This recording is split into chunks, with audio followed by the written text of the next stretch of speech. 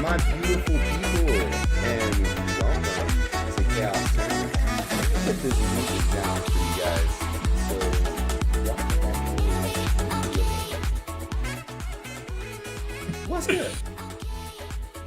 What's happening, Jacoby? I see there's a nice chair in the background. You were chilling out just earlier with some peeps. Oh yeah, you know me. We vibing, we chilling. I typically got people that join me during my stream time and stuff like that to help me stay occupied and make sure I'm catching everything that's going on in the background. But yeah, dude. It's so strange being back in the booth. It's so strange. I'm sure they missed you, man. Look at that. You got the total hipster vibes going on. You're like the try and true, the Cheech and Chongs. You got that vibe, right? For sure. But yeah, I just want to say good morning to everybody. My name is Jacoby, and I'm here with my boy Drac Paladin. As you guys have heard him in the booth with me. We're here to bring you guys a good time. It's Ka0s Treasure Series X, the 10th one in the edition. Man, with some history, right? Definitely some history here. Yeah, like what were you looking at? Like we're typically seeing, if we want to talk about the scene, right? Like we're seeing so many different things always evolve, right? Even with just the Ka0s series, right? We've gone from turbo to mid-range, even having a small time with stacks in the earlier bits. So it's like it went straight from turbo stacks and then immediately over to mid-range, right? It's always changing up. Everything is always coming, newer things are coming out. Me and you were just talking about a spoiler just moments ago, right there, Jacoby? Yes. There's some interesting things that can happen. What was, to me, when we were taking a look at it, I think it was Delaney Streetwise Lookout. Mm-hmm. I think it might get too much hype. I do think there's a lot that can go wrong with this type of card, but I like and also hate the idea behind it, right? If you want to just read out the card real quick, just so that we can familiarize everybody with it before I go off on, kind of a rant on what you can do. Oh man, this card is absolutely bonkers. So for those that don't know, this card is a new card out of MKM. Murder at Call Up Manor, and it says white and 2 for the cost. I don't believe it's legendary, but it says creatures that you control with power 2 or less cannot be blocked by your opponent's creatures with power 3 or greater. Yeah, so we already have a Sidar Kondo of Jamura kind of effect in the 99, but it gets better. So it says, whenever a creature you control with power 2 or less has a triggered ability that would trigger, it triggers an additional time. And it is also a 2/3. So, if we can give it abilities, it starts triggering it again. Timna triggers twice. One that I know that you were kind of busting over was Esper Sentinel triggers twice. Dockside triggers twice. Like, bruh. Karlov Manor going wild. Yeah, honestly, and also the fact that Dockside triggers twice. Like, they already had a card that made it trigger twice. Why do they need another? Right? Mm-hmm. Why are we making more cards that are triggering things like 2 times, right? It looks like we're going to be getting into a game soon here as well. Pods will be posted. We will be hopping into those just a moment. We're just going to give them a little bit of time, figure out which one we're going to want to watch, which decks we might be able to see. Maybe me and Jacoby can guess the 4 decks right off the back before we even see it, right? Yeah, which we have so many good people that are actually playing in this tournament today. Filled out to 107 players. Damn. Man, you gotta love seeing the community come together, just have a good day of Magic the Gathering. It's such a grand time. But let's see. 100%. Who do we have? Who do we want to watch today, chat? Yeah, start throwing up some names. I'm always in favor of, I always like to watch like the big dogs. We've got Temujin. We also got, somebody who's, one of my favorite people to also cast with as well is Nova Commander as well. He's going to be playing with Tuca. Always got to represent, other Chaos staff around here. We've got quite a few other names. Like I know Espen as well. I know comedians playing today with Wounded. Man, this is hard. I like this. I like this pod in pod 3 though. Looks like we got one really familiar face with Artix, but 3 people that I've not seen before. What you think? Seems spicy? It looks like the chat. We've got a couple people. So we had Wounded? Cake. Yeah, Cake Kelly mentioned comedian Wooden. They're talking. Wise asking about a Rocco pod. So far we've had one person. Oh no, I just noticed that. Thanks for the subbing for 2 months there. I'm gonna mess this name up. Yours a Chumman. Yours a Schumann. Schumann. I have no idea. Correct me. Here's Schumann. That's that. Hey, that's what it looks like to me too. But regardless, we apologize if we butcher your name. But thanks for the prime. Pigeon talking about Prod 13 is spice. Before we hop into a pod, because I know that they're doing their thing, right? Before we go and hop in a pod, I do want to blast some news out to the chat. We have merch. Exclamation point merch in the chat, and you'll get the link so that way you guys can check out our merch and rep some Chaos Tournaments brands while you're, out at your LGS, or if you're going to an in-person tournament in your local area. You can show them who the best online community is around and support us a little bit on the back end to help keep things running around here. 100%. Like I forgot that we had merch, dude. What kind of stuff is there? Look, you forgot, bro. My dogs, but we have some crazy stuff in there. We got shirts. I think we got a hoodie or 2 in there. We're gonna be adding a lot more stuff. Hopefully, we can bring our playmats back onto the merch scene. That is a whole fiasco that we'll get into maybe a little bit later. But yeah, check it out. There's a bunch of really nice clothing and stuff in there that you can check. That you can get for yourself and your friends. It's pretty sweet. But yeah, I hope everyone's ready for, good action, Commander Magic, right? We're here, we're at the top level, we're looking to see lots of good plays, we're going to watch, maybe some suboptimal plays, but remember at the end of the day, if you're not playing, you're never going to see those suboptimal plays until you look back, right? We get a top overview, so we can't wait for this. We can't wait to have a good time. We have quite a few different suggestions. I wonder which one we're going to end on, Jacoby, there. We got a few different ideas here. I know all of these pods. It's so hard to pick. There's so many good pods.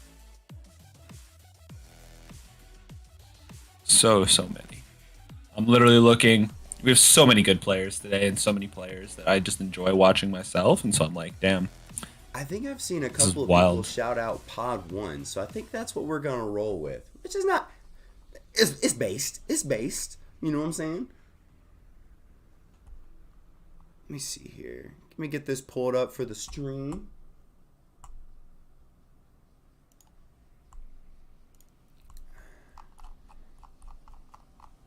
Oh, brother. So for the people So for the people that are in this pod, just to give you guys a little bit of clarity, so we got Base Bread. Base Bread is going to be playing Clark Silas. Oof. We got Timogen in the pod. Timogen's going to be playing some Zerta, which is interesting. Oh. We got Jacob Wynn on Narset Enlightened Master, taking some extra turns. And then we got Twang playing some good old-fashioned Kennen flips. It's gonna be sweet. Kennen flips. Let's be honest, guys. I'm a bit of a hot take here. What are we doing, Temujin? I'm not Temujin. I see Temujin's name. It's just immediately respond. But no, I'm really curious about what do y'all think about Kennen? I am kind of on the fence. I think it's a good deck.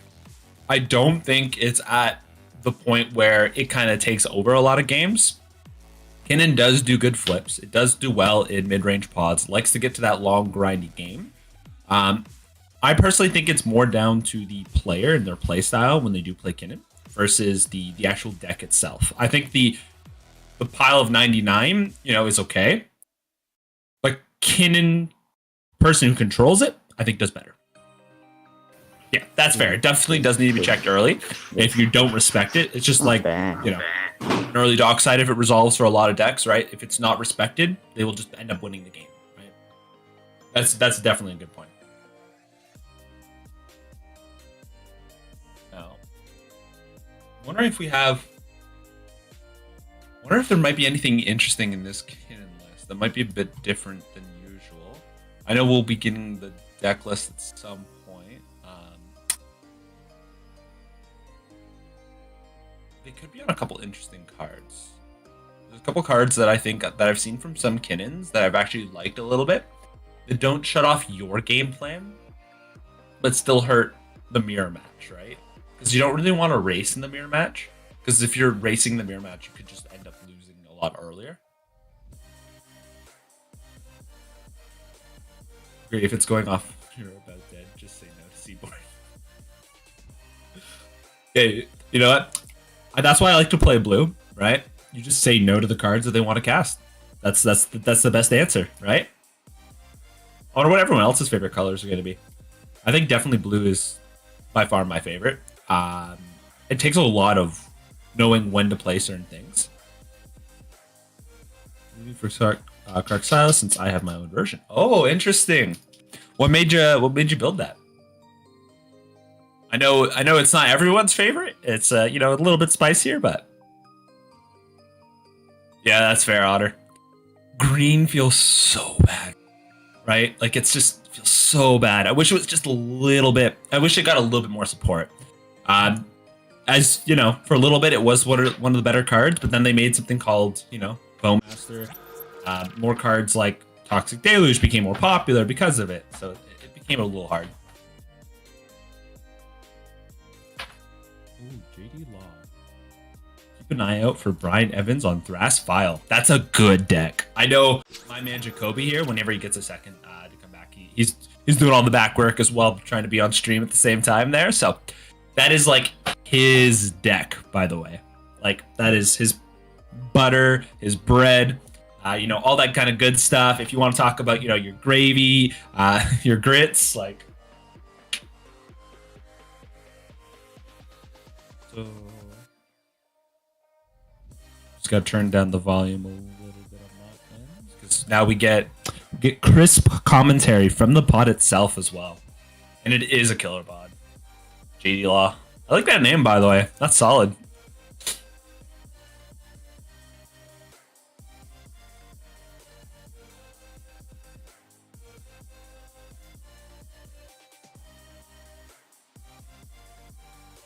Ikra Pigeon. That's blasphemy, my guy. Or girl. Or they, that such them. Whatever you want to go by, Pigeon.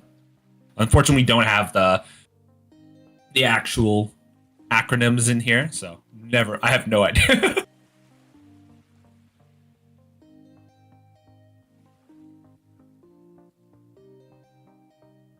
Oh, Dargo?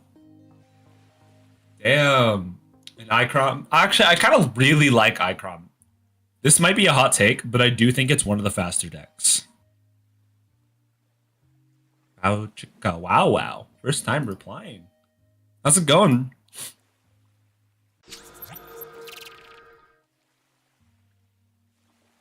People feel about Hulk decks these days. I know Samwise helps streamline the cat combo. Yes. I do have a bit of an issue with Hulk. It's just so slow, right? Sure, we're in a mid-range game. The deck itself that's usually centerized, Hulk has so many dead pieces for one, and for two, it's just so slow compared to a lot of other options you could be doing at mid-range, right? Oh. So yeah, we're gonna be hopping into this game here. We have Rapids playing the Ka0s. Look, you got what you wanted. Getting a turn one fish. Like that's kind of nuts. Dude, that's too powerful. How are you getting turn one fish going first? That's just broken. absolutely the nutty. No. I'm getting these deck lists to you here shortly, my guy. No worries, thanks, mate. I know you're a little busy there, so thank you for hopping on with me. So I'm not, I'm not feeling a little alone, right? All left by my lonesome. The cheese stands alone. The cheese stands alone. All right, I'll see myself out. Yeah, I'm wondering what Zerta could have here. It's a really interesting deck. I know they have a lot of options thanks to Ballista, Triskelion, Basalt combos, as well as just with Rim Monolith as well because it reduces it by 2. But like, it's such an interesting choice, like to go with Boros. Like, I feel like I'm losing if I go with anything less than 5 colors.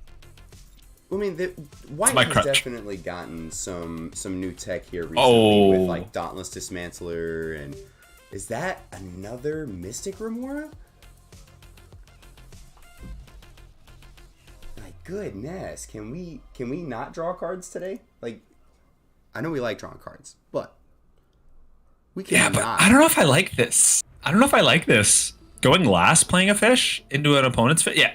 Okay, I thought they just had the mental misstep. I was like, damn. Somebody had to. That would have been hot. But I actually don't know if I like the art better. Sorry, Rapids. You're playing a basic fish. I'm sorry. This is a proxy friendly. Pick the best art you like. But if you like the classics, don't buy my comment. I personally like the Secret Lair foiled version of the Mystic Remora. So gorgeous. I like the whole thematic. Yeah, that's my favorite one, and I actually bought 10 copies of that Secret Lair, all in foil, so I could collect the Mystic Remoras. Because I was like, oh, this is the first foil printing. It's going to the moon. And then what happened? A year and a half later, just like the stock market, we're sitting exactly where we were at release, maybe a little lower. Poor Jacoby. Poor Jacoby. You were spending $30, $40 for the Mystic Remora, which is like $30-$40. And getting a whole bunch of other cards. Like you got a sick-ass Utopia Sprawl. We got a cool-looking Burgeoning in that Secret Lair. And then we're not going to talk about the 4th card because no one plays it in any format. It was returned to Coralheim. I know, it's so bad. So bad. A Magda from Zerta, that's interesting. I really like Magda in the deck too, because it's able to help utilize your dockside, right? Just being able to find your combo from a just 2 mana drop creature. I think that's more than valid enough. It also doesn't feed these Remoras that are just gonna, want to eat today. I know Kinnan is able to play around a little bit, but a lot of lists have been cutting a lot of the dorks. So they've been more reliant on rock mana.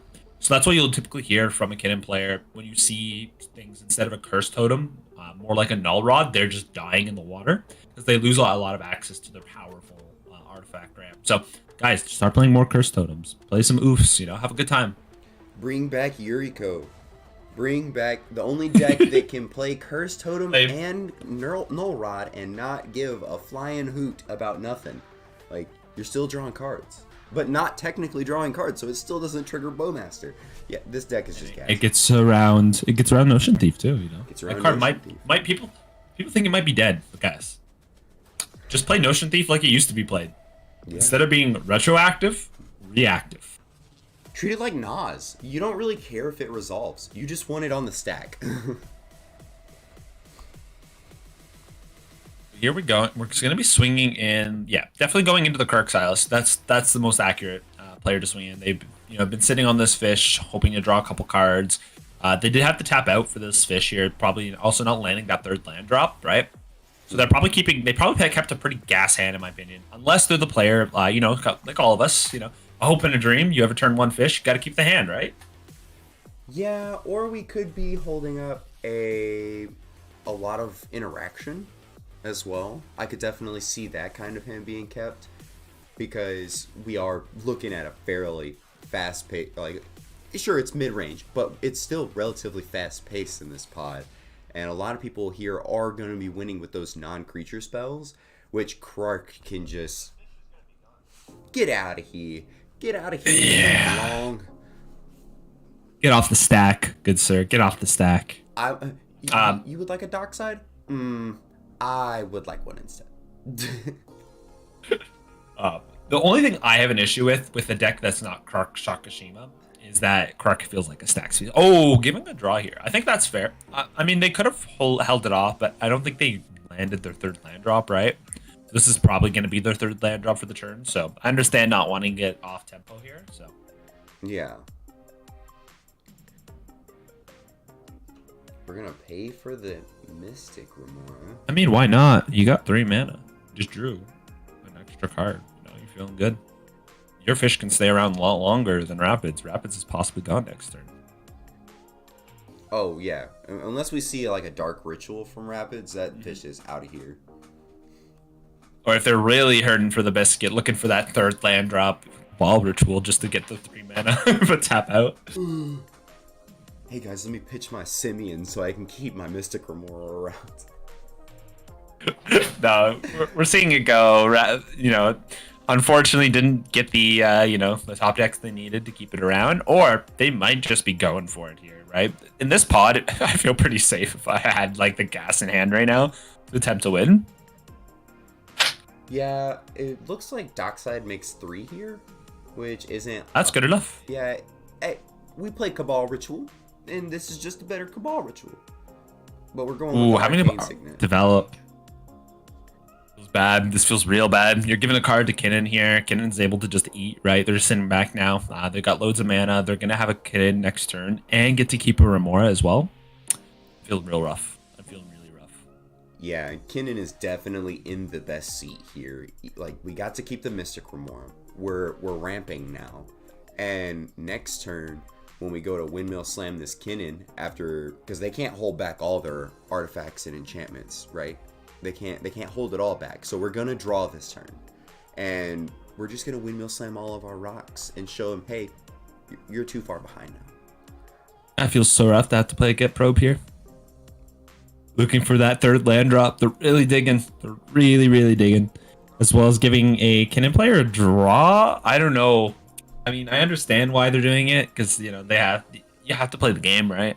Mm-hmm. But like, you are playing the game.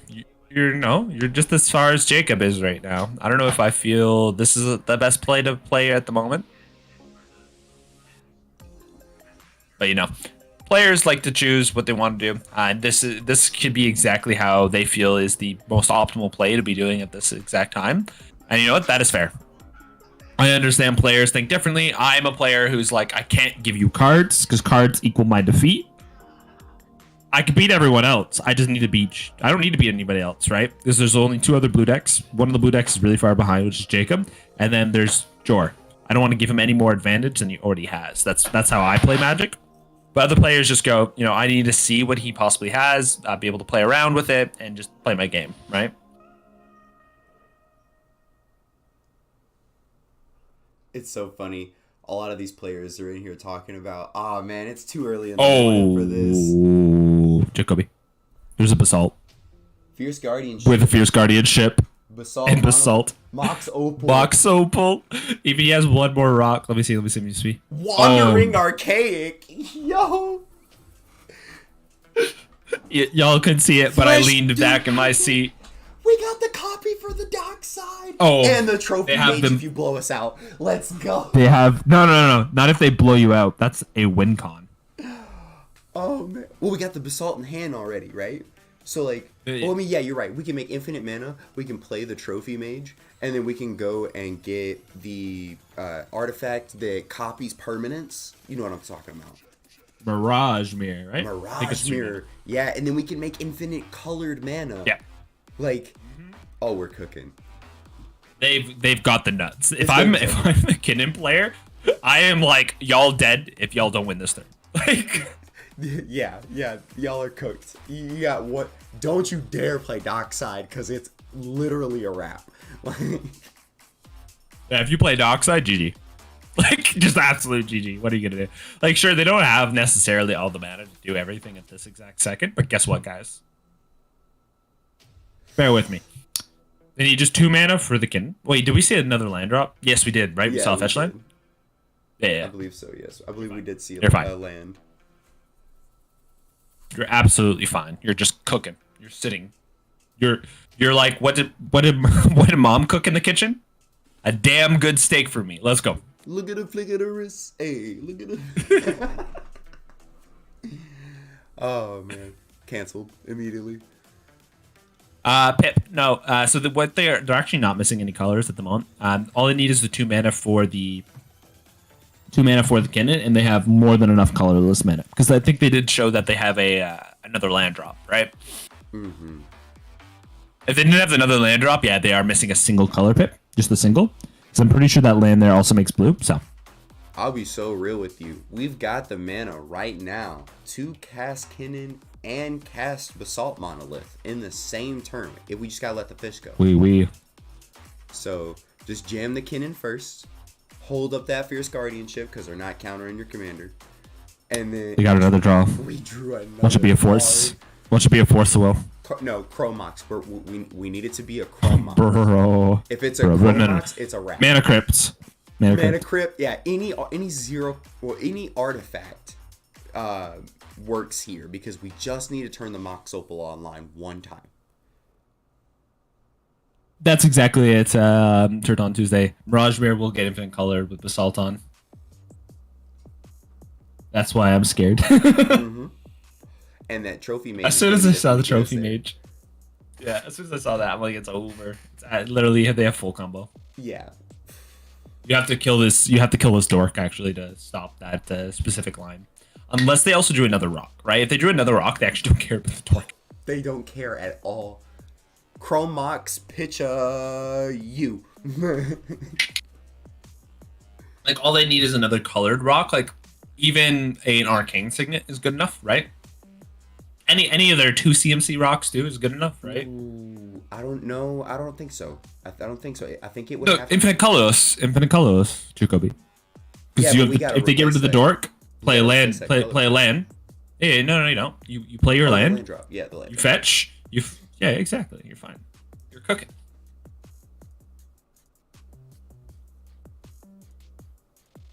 Which, while we're at a low point in the game, real quick, I did mention this earlier, but I know we got a whole bunch of new people in the chat. We have merch now. Check out our merch, and we're only 96 people away from being at 1,000 followers.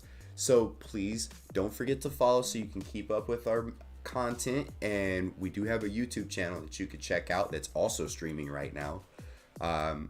We put all of our old games up there, so you guys can go and check out all that other stuff and enjoy our beautiful voices and faces in other ways as well. Exactly. Like you guys know, I'm an Najila stan here, right? They've got Najila BBU t-shirt, in multiple different colors. Honestly, I think I'd go pink. I'm not usually a pink guy myself. Like I don't usually like the color pink, but you know, Najila pretty much being a pink card because that red is a little faded. I'm down. It's so beautiful. And we've got Ka0s shirts in there. We've got thematic shirts that we've had people contribute from our staff to go onto the website. You guys should definitely check it out. We're going to be having more pop up there too, so you better stay tuned in. Stay plugged into the merch store. You never know. We might get more playmats. We might get some custom card sleeves, some dice. I'm sorry. I'm speaking. Bro, they paid for Remora. Bro, they paid for the Remora. What are we doing? No, I'm playing. I think they're just feeling not safe because they see mana open. I'm a player who goes for the risky biscuit because I'm like, I have a counter. I just need to resolve this kitten. I don't care about this fish. Goodbye, fish. Fish, you done your job. Well, right? 100% sure. For me too. If I've got A plus B plus C, I've got the mana, I've got the way, and I've got the backup. Oh, we're jamming it in your jaw. Like, but I can understand wanting to play it safe. Like, we did just watch us then. And then they just go mana crypt, cannon, and you're just like, there's still a GG, and you still get a fish in play. I'd be like, bro. Yeah, we're looking at 5 blue mana untapped right now, and if we I don't fight care. about it, I don't care. Magda could put some stuff into play at instant speed to like screw us. A Trinosphere would feel real bad right now. Well, they need 5 mana to do that. They only got the 2. So I could choose not to draw. That is fair. That is fair. We already have the, like I said earlier, we have the backup in hand. We don't need to draw. Oh, they're holding priority on the Kinnan here. Kinnan. Jordan, hey, I'm not going for it right here. Let this resolve. Remember how I have that Fierce Guardianship in hand, and you knew I had Basalt in hand? Yeah. Let this Kinnan resolve, please. Yeah, that's exactly what Jordan's begging. Leave the mana drain in your hand. Don't worry about it.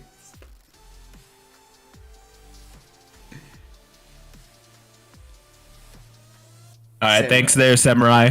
Calling us out, I see. Yeah. Hey, bud. We'll make you do the same thing. Hello, Ketzel. I'm playing.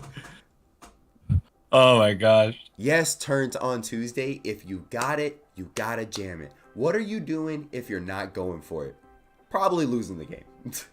I mean, it happened to Jacoby, you know? Oh, man. I'll tell you about it. Look, I'll tell you about something that happened to me yesterday. So, I was playing in a pod with one of my new decks that I've taken out of the closet and decided to get some confidence with, play test it, see how it does in the meta. And I'm playing... Did you get bodied? Oh? Did you get bodied? I did. But I technically won, but it went to time because I was taking infinite turns. And I'm in Timna Bruce Taro. Yeah, there's not any blue in there and I'm taking infinite turns. So, I should have played my Bruce Taro 1 turn earlier. And because I had an Orcish Bowmaster with an Orc token on 4. And Bruce Taro says you get double strike lifelink. And I could have made that an 8/8 much sooner and started deleting players. But I did the full thing. Samurai, I did the thing. Oh, Pyroblasting the Kinnan here. Or Elemental Blasting, because they look like the exact same art, not going to lie. But so we're definitely going to draw. That feels rough. That feels kind of bad, actually. Feels really rough. Here comes the Mox Opal being deployed. Just to get it out of your hand, right? You never know. There could be a wheel. There could be a whole bunch of other things, right? You always want to get it deployed as early as possible with the rocks. Yeah. Dockside doesn't make that. You get to keep. Exactly. Hey guys, you get to keep her more. Playing it safe seems to be the best bet. They didn't really have an answer for exactly Pyroblast. Unfortunately, Kinnan being blue, you do lose to a lot of more niche cards. I like to say, like Red Elemental Blast and Pyroblast. I think when you're adding it to your deck, you definitely need to think of it instead of as a defensive spell. It's a reactive spell, right? You're trying to protect your combo. You're trying to keep yourself in the game. You're trying to propel yourself forward, right? So I don't consider it a counter spell. I always considered it as risk take removal, interaction for a counter spell, things like that, right? Rapids, end step, probably tutoring. Oh, they messed up because they went to discard. Ooh. So they're gonna have to wait till the cleanup. They're just explaining what's happening. So technically, the cards were already shown. The player messed, so they're gonna cast the Entomb here. Okay, let's see. Normally, you would technically be able to ask for a judge call here because the cards were revealed. Players are just choosing to just say, forget it. It's a mistake. It's cool. Don't worry about it. Yeah, there's that slim area where you have to really make sure you're offering priority to your opponents when you're trying to pass through phases. If you just say go to instep and then start slamming some cards down, you might not be given all the information that you need, and then just like this, well, now you drew an extra card, so you just showed them information that you might not want to discard anymore. So always just a food for thought. Exactly. It's hard to keep remembering. It's a 4-player format. You got to remember that every player will get an interaction. Oh no.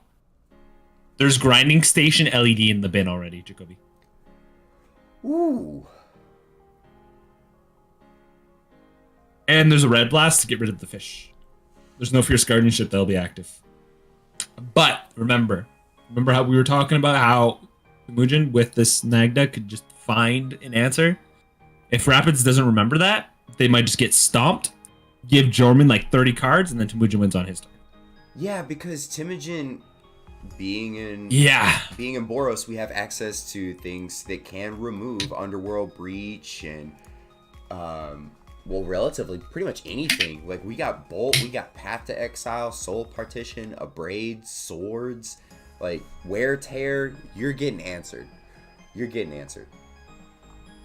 Like, being able to also just find a 3-ball Sphere with Magda here at this point, right? Mm-hmm. Would just shut that whole breach plan off. The entire breach plan off. Because you're not making any mana off your LED. Yep. How are you winning? Cost 3. Right? Congrats, LED is neutral. Cry about it.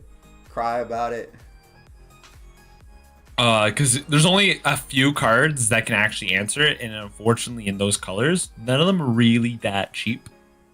There's Otawara, there's Chain of Vapor, there's a couple other cards, right? And it just feels bad. Now they're having a think quick discussion. They have a Magda with 5 treasures, right? So Temujin can win on their turn.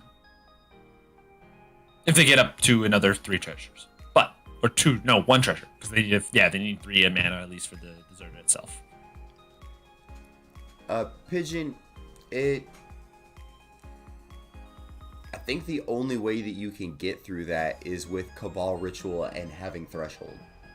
And you can't maintain Threshold long enough to, quote, unquote, make infinite mana. Because we know you don't really make infinite. You're just going to make an egregious amount that you will never be able to use. And you will definitely combo off before it's all gone. Yeah, here's Dockside first. That is powerful here, right? Because it might force Temujin to interact now, right? Versus if there's already a breach in play, and therefore Rapids will have the ability to interact, right? Yeah, if we crack our 5 treasures, it reduces Dockside to 1, 2, 3, 4. 4 treasures here. Still feels bad. Yeah, and you're under a Trinisphere? Yikes. Let's go ahead and fact check that real quick. I believe we do play that. It would make sense in my mind, right? Because you don't care about the Trinisphere.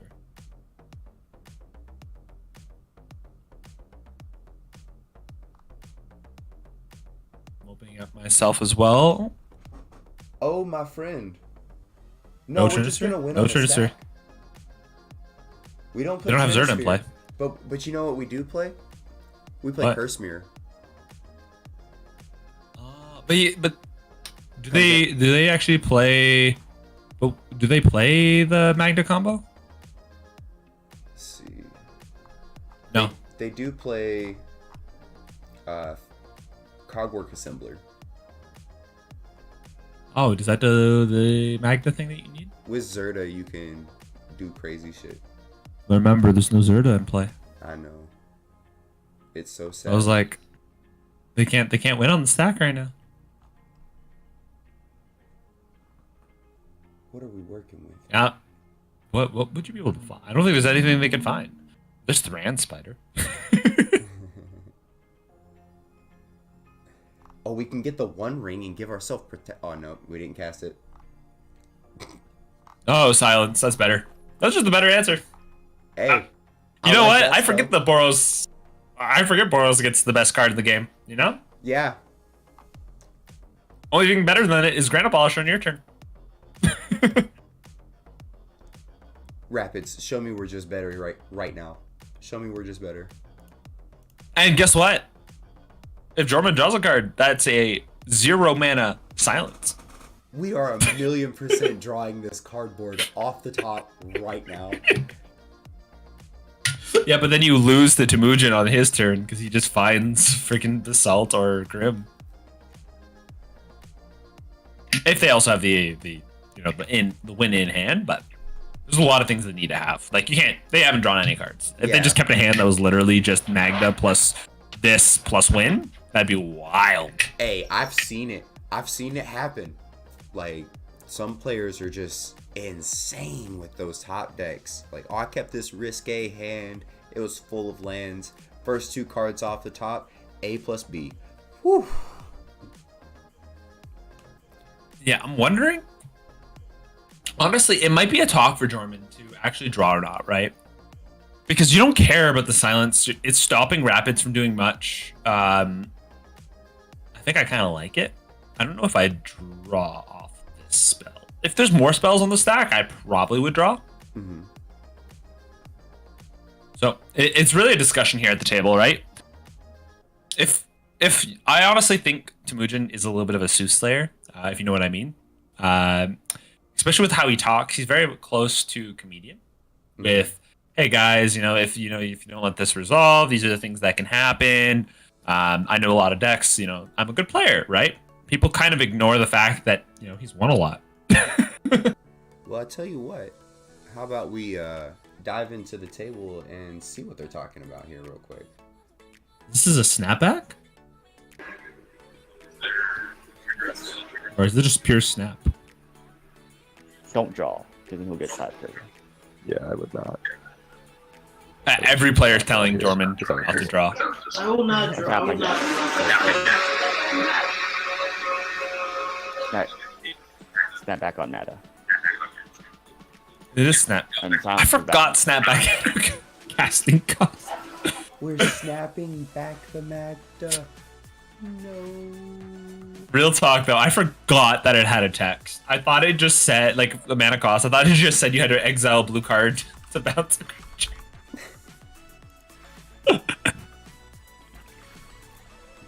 Yes, it is only 2 mana, but we can cast this spell.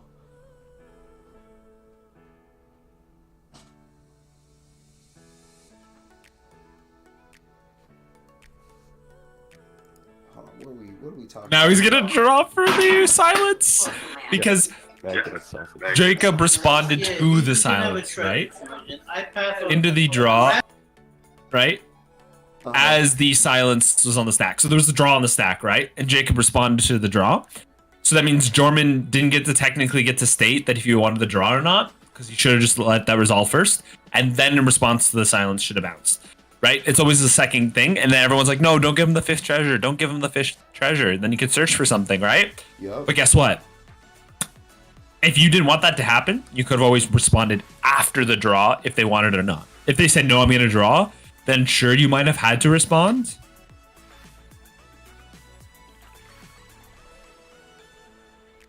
So, Hey, 2, 5, 6. Oh my gosh. That's a fat dockside. Yeah, not... See, because they could have definitely given them Temujin the opportunity to just, like, crack the treasures. But do you want a Magda going off, though? Do you really want them searching? If we had the snapback, I mean, it only happens one time. I mean, I feel a lot more comfortable with that. But like you said, there's a curse totem in the list. They would have just gotten a curse totem, and then they have a dockside in play.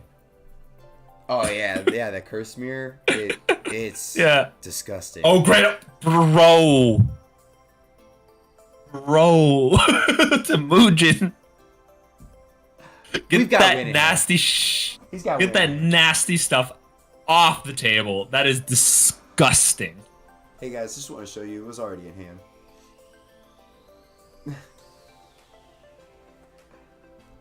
Oh, that's so gas. Well, we gotta force a will on that Grand Abolisher pitching copy artifact. It had to happen. Had to happen, but I hope you have more backup. Remember, Jamar did say he still got the Fierce Guardianship as well. But also, what's interesting is the Command Tower still makes Kitten 2 mana. So Kitten's in a really good position here to still win. Oh, you talking about the beacon? Yeah, Command Beacon. Did I say Command Tower? You did. It's good, though. I knew what you was talking about. I knew the effect. Do I remember the name of the card? Hell no. Hey, that's all that matters. I need the card art and what it does. Oh, and the cost. You better make sure you know the cost. The name. It's fine. It's fine. let's see what happens here. I'm really curious if Temujin feels safe or not, still doing it. I love Oh. I love the real-time dockside count. So what are we jamming on the board here? I'm really curious. It's a heat streamer here. Trying to copy the dockside.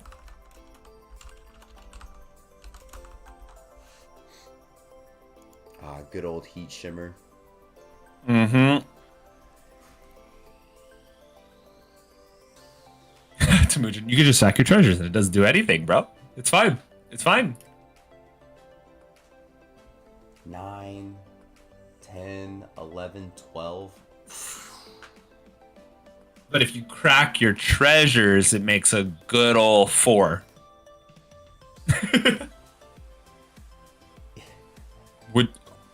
Jacoby, what are you doing here? What are you doing here?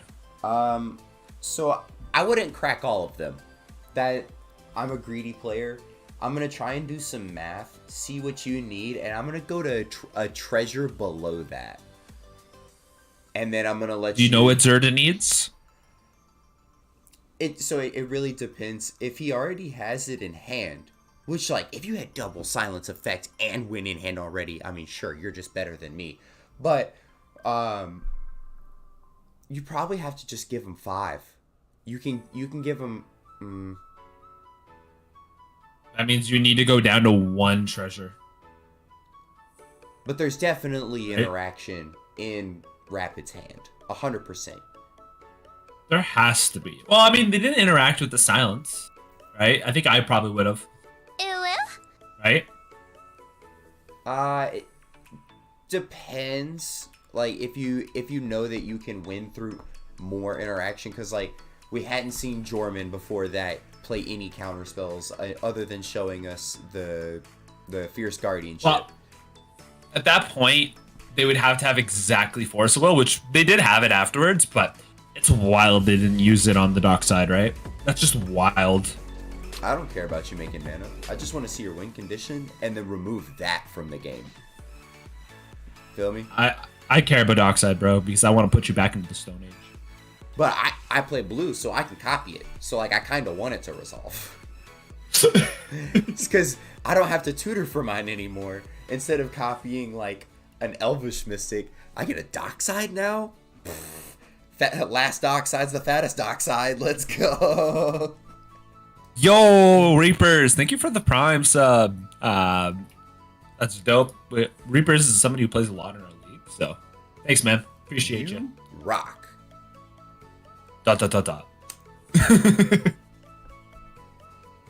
Let's see. So it looks like they are cracking some treasures. Right? Yeah. Or no?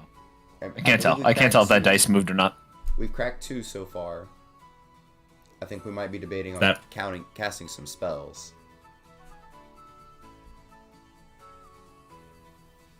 Y'all forgetting Jorman has duplicate in hand? Did we see duplicate? Duplicate got discarded to hand size. Yeah. Yeah, That's what I figured. Because I know, yeah, Flush Duplicate got discarded. I believe also Wandering Archaic got discarded, right? I believe so. I don't believe I saw... I think we saw the Wandering Archaic, but it's still a possibility it's in the hand. Chat's saying yeah, because discarded. Okay, because, yeah, I remember he discarded at one point when he accidentally passed priority too quickly. That was the one point I remember it, but I don't remember about the second time. So we'll find out soon enough, I think.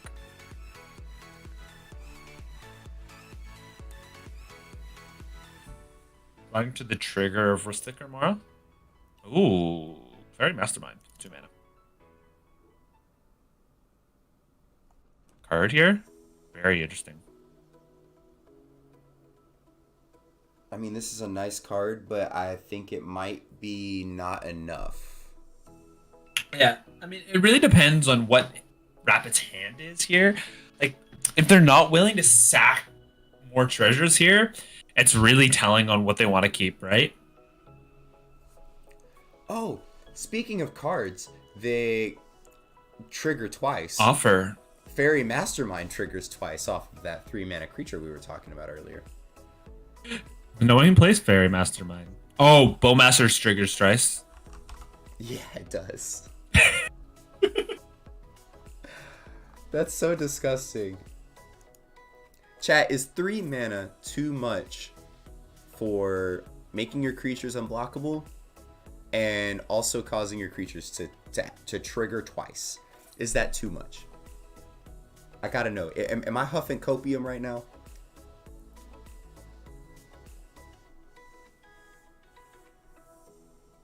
Damn. Master Uguay is my lord. After top decking the board wipe for Najila, what board wipe was it? Just so I can feel the pain myself as a Najila player. It's always Supreme Verdict. It's oh, I'm playing. It's always toxic, bro. Like, why? Specifically, your stuff doesn't hit anybody else's. They've done this to me where they do 2, right? They pay the 2 life to wipe everything that was 2. Well, a player had a 3 power creature in play. I was like, well, 3 toughness creature. I was like, bro, why? Why would you not just wipe the whole board? It supposedly mattered, and it was a ranger captain. I was like, bro.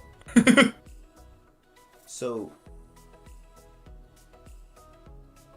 we got Dockside, and we replayed Magda? Delayed blast fireball. Did I see that right? We And only made 5 tries. I got countered. Offer. I don't know if you saw it there, Jacoby. I An offer appreciate countered. you. Oh, Wheel of Fortune. Yuck.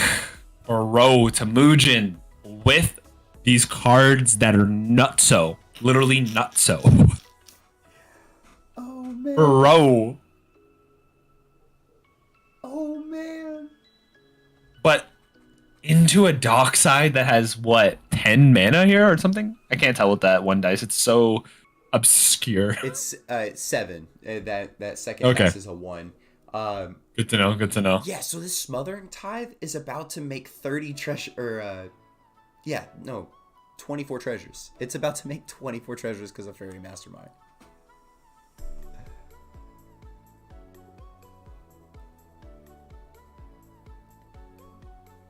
Everyone's like, watch out, boys. But Mindbreak Trap here on the Wheel of Fortune. I knew it. Wow. I knew it. We were tapped down, but Bro. we were out. Bro, the amount of interaction from the players on the Boros deck, y'all. Like, Temujin is casting the spell. Sure, they have a Smothering Tithe in play, but it's really to get rid of the win in Jorman's hand, right? 100%. 100%. Like, but they also have Magda in play, so I understand why. Like, it's also a win, so this is wild. Pyro on the Mindbreak Trap. What is this game, my dude? What is this game? Y'all, we need some Boros hype in the chat. Like, holy crap. As long as it's not Winota, I'm cool with that. No hype for Winota. Y'all. No hype for Winota. I love... Yo, I made an Agila list that was just secret Winota. The deck was ballin', my guy. Oh, wait. That's hot. My brain just thought of something that I can throw in. More interaction? What is this, y'all? Come on, show us the backup. Yo, real talk. What is this? We're peeking. Look So, at this target player's hand draw card. It's super gas. So it's just get probe at instant speed but cost the mana? So sad. So sad. Could have been broken, but it's not. Well, I mean, especially in Krark, like, it's basically a second Gitaxian probe. Or it is a pay 1 mana to do nothing card. that too. If it's not Karksaka, it's not guaranteed to get at least 1. Oh my goodness, and we're feeding the Smothering Tithe the whole way? Because Yo! Jorman has to draw cards here. Touch. Yo! What is this? We drew all of the removal in our deck. That's what we did. Temujin drew all of the removal in their deck except for Swords to Plowshares and and Path to Exile. That's what it is. That's insane. Also, Jacoby, I don't know how you feel about this, but Joe says, I wish Jacoby was playing so I could get some free wins. Hey. J-Dog there. Catch Oh, me Joe, tomorrow. Joe, not J-Dog. Catch me tomorrow. Oh. I'll be in the league. Okay. Damn. What is this game? Y'all, what is this game? It's some wildness. Whew. This is wild. The good thing is that there's no more counter magic from the Boros player, right? So if we can just show one more. Oh, yes! hard cast fierce. Had to. We had to. Wow. But then the Cannon players is winning here, right? Like what everyone's used every little bit of interaction they have. They have win in hand. Like, oh, this feels so bad. We do have an Narset player taking another turn though. We get to untap. We get to draw a few cards. I believe they still have. Yeah, they have a full grip still. So they could just. But remember, Jacoby. Remember, they haven't drawn this whole game. They had to use 2 pieces of interaction. Sure, I think they have 7. No, I think they would have more closer to 6 cards, right? Because they've had to cast 2 cards. I don't think they've updated the total number of cards in hand. But like, that's fair. they're not. I don't think they could just have it, but like it is so slim of a chance, right? Because if we get into Dorman's turn, he's drawn. Is that 10 cards in hand? Definitely more. 11, 12, maybe 13. Like they're gaming. Like they're fine. Oh yeah, they have such a loaded hand right now. They definitely have more ramp. Like all you need to do with this specific interaction is, oh wait, can touch hit an artifact? Touch can hit a non-land permanent. And No, it can't hit enchantments. It can't hit enchantments. It's creature and something else. let me check. Get touched. That's so funny. Exile up to one target artifact or creature until it leaves the battlefield, and then if you channel it flickers. That is an answer to Kinnan, so that is fair. I forgot that it can hit an artifact too, because I thought it just hits a creature and then something else other than an artifact, right? I knew it couldn't hit an enchantment, but Oh yeah, no. I think we fire off the lightning bolt first in response to whatever the win attempt is to hit the Kinnan one more time, because if we touch it and it comes back on their next turn untapped, they could just try to put their boards or their deck into play at instant speed, right? actually, Jacoby, how it works is you tap Basalt, right? You attempt to untap Basalt. If you do not have things on the stack, you can exile it while it's tapped and it comes into play tapped. Ooh, Yeah. disgusting. Yeah, it's kind of gross, right? Unfortunately, Kinnan doesn't get access to, deflecting SWAT, which would make the deck absolutely great. Broken. But, we'll see where we're going here. They are still holding up that Fierce Guardianship. We haven't seen the Fierce Guardianship from Kinnan yet. They Stop a touch. Doesn't stop a touch. It doesn't. It doesn't. Oh. Dockside, dockside, dockside. All I do is dockside.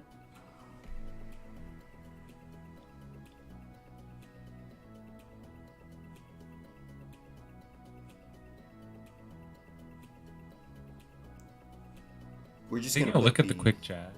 We're just gonna put the infinity symbol on dockside right now. It is huge. Because they need to keep a certain number of treasures here, otherwise they can't interact with Kinnan on their turn. So Temujin cannot crack any treasures here. Yep, and I don't think really Rapid can crack that many either. Maybe 2, 3 at most, just so we have the double blue. Yeah, there's a bit of there's a really weird stance here because You might need players to draw, so you might want to keep some treasures open and active with the a little flyer there because they can pay 4 mana and stuff. So one thing that can be kind of hot that German could have is a whole bunch of fast mana. Like you play your Kinnan, you play a piece of fast mana. If they don't remove the Kinnan at that point, you could then just try the Cyclonic Rift and get rid of all the treasures.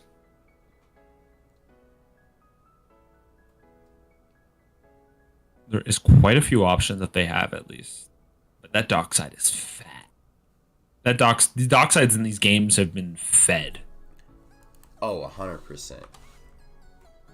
Which, speaking of being fed, if you guys would like to be fed more games with these people, and even the staff like me and Drac, you guys can definitely join our Discord and be able to participate in these tournaments, as well as our league. After the tournament, the league will be free. Is it till midnight? Is it for a whole 24 hours? I believe it's 24. I think it's a full 24. Yeah. Yeah. So you guys will be able to hop in our league, jam out some games, enjoy yourself, and then if you like what you experienced, you can actually join our Patreon, and you'll be able to jam in our league all month long and get exclusive prizes. So, food for thought. And I'll say one thing, right, Jacoby, is games are always playing, are always going on usually. Like, it's usually not dead at all. Like, I took off the ping because for a little bit I wasn't playing, right? I took like, I think a few days off there from playing, and I was getting spam pinged. I was like, all right, let me just take off that roll real quick. It's super easy, super quick to do, but like there's games firing at all times in the night. Yeah, so if you're a night person, if you're like a 2 a.m. person Eastern, and that's when the time you like to play Magic, yeah, there's gonna be games firing. You don't have to worry about that.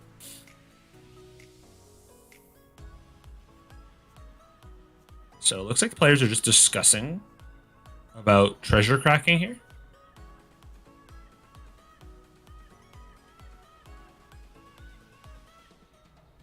Yeah, activating the mastermind here to make everyone draw cards here.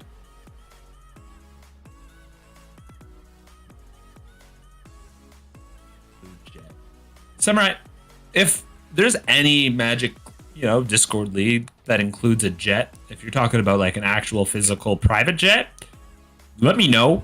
I will sign up. But also, you don't want a jet because the upkeep costs on it is insane.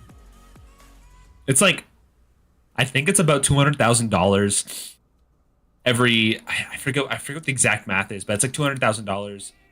I don't know if it's per week, per month, just for upkeep costs.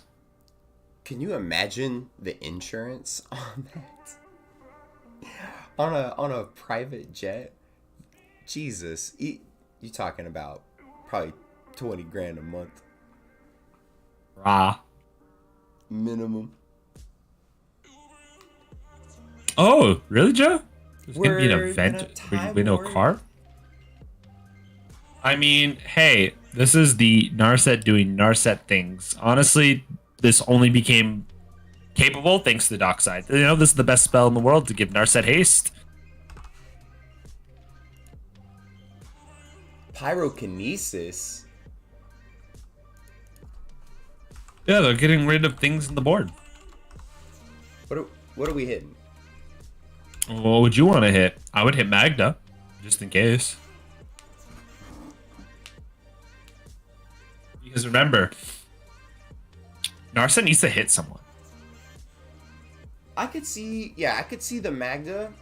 I could also see... And I could see, for real talk here, like, they don't need to hit someone. It just needs to survive, right? Because it has first strike.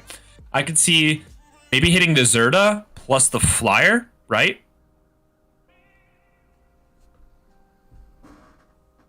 Or even just hitting Magda plus the Flyer, because it deals 4, right? The Magda plus the Flyer, and then also the Dockside. Or if the Zerda needs 1 more damage on it, hit the Zerda and then hit everything else.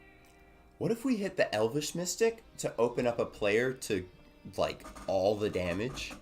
And because we know Jorman has win in hand. Because it just needs to swing. Sorry, it doesn't need to deal damage, but that's how usually Narset wins, right? Is killing everyone. Yeah, so we can open up one player so that we can keep hitting them and taking those extra turns. We don't have to worry about no shenanigans. Our commander has hexproof, so we don't have to worry about lightning bolt or touch the spirit realm. Yeah, and then the rest of the damage can go to, I believe the Zerda and maybe like Fairy Mastermind.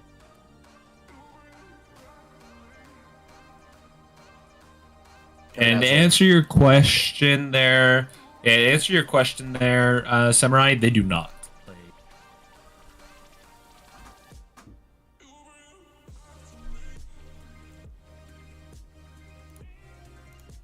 There was a couple spicy includes that we thought they might be on, but we were all wrong at the end of the day. It is so really curious what they find here. Like, there's a lot of things that they could possibly get. Like, nothing feels good from what I'm seeing. Oh, I'm just taking a look at the list, and if this Narset swings one time, we are hitting a board wipe. Delayed Blast Fireball. We played Brother's End, Anger of the Gods, Blasphemous Act. We play it all. The board is going away. Boyd, since this is not a dedicated Magda list, they do not play Portal, if that's what you're right? The one that makes everybody sack stuff? Yeah, I'm not seeing it. So it's just not a dedicated Magna list, right? Like, it's in the 99, the Commander is Zerda, so they don't really got a lot of options. They do have...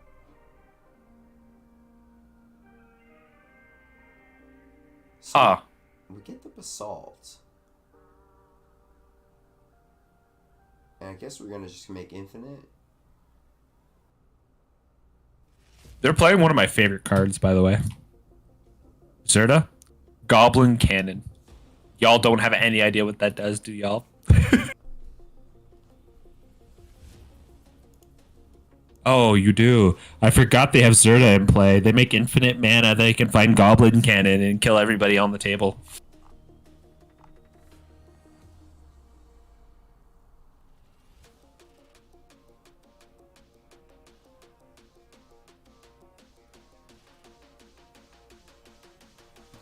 That's so funny.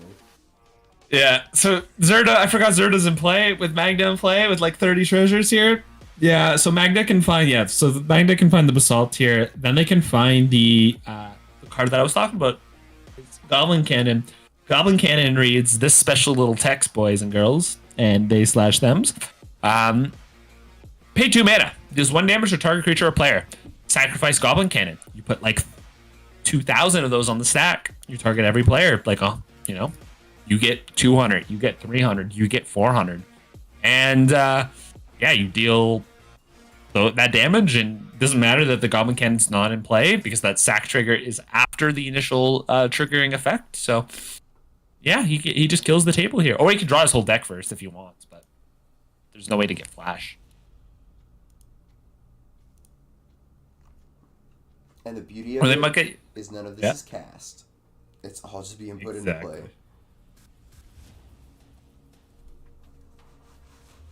Your fancy little counter don't help here. I literally called it, y'all. Infinite blasts on the stack. 17 trillion? Just 1,000. Come on, Temujin. Just 1,000. That's all you need.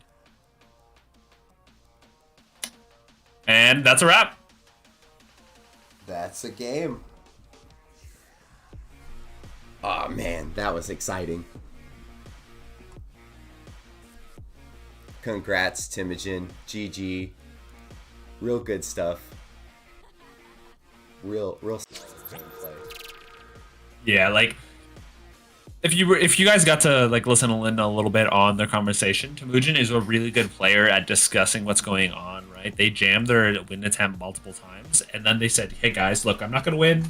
Just casting Zerda. You used all your interaction on me, and then I have 11 mana. I'm gonna wait till someone tries to win. I don't even use my interaction, right? They went from 3 mana to 11.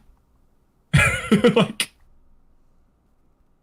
I don't know if I like the Fairy Mastermind activation there. I understand why the player did it. They probably just forgot something a little bit about it, but it's an easy mistake to make. But that was an insane game, y'all. Absolutely bonkers. So I see a lot of people requesting pod 8. That pod is finished, so we'd have to try and get a different suggestion for our next pod.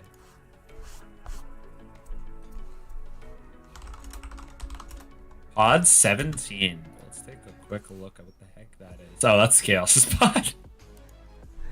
Ka0s's pod. Oh, look.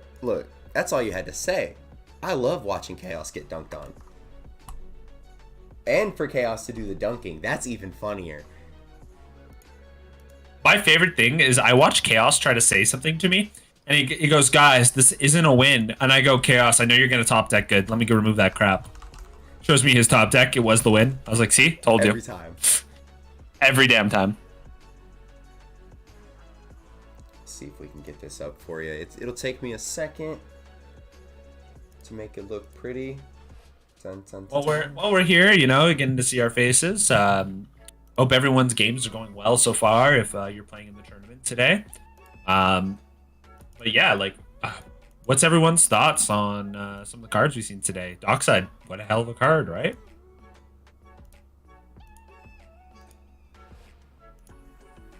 Dockside is so gross. Oof. Mauling to 3 going black. That is the most disgusting thing I've heard. That is so bad. Did you at least win? Possibly? Could have gotten the God 3. I don't know. The God 3. Sadness on the stack. Thanks for this prime. You rock. Hey, look, if your opponents ramp out and you play a draw engine in the command zone and you see Mana Crypt, land, Dockside, is that enough? It is if you talk to Gadness. But like, the player in third won turn 2. That is fair. Sweet. Yo, Joe. Playing Granite Polisher 3 turns in a row. I've done that. I've cast Granite Polisher.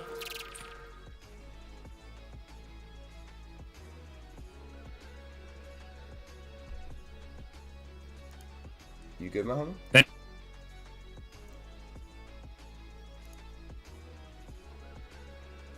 Ranger Nas.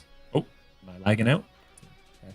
Just a bit. Good back. Am I back? Okay. I think my whole internet just died there for half a second. Like, literally half a second. Hey, look, chat. Monocolored commanders are still good. Just because it's not 5-color doesn't mean it can't be gas. There's a kid in Dockside on board. With an oof. Wowzers. Ka0s is losing his noodle. Something crazy. Oh, yeah, we got a Dockside Ruthless Technomancer over here. We got a Teferi. Oh, no, that's not. My brain was looking at it, the Hermit. I thought it was a kid in there. Because I was like, oh, yeah, that's kid, you know? But no, I'm completely wrong. Ka0s got everybody under a collector oof.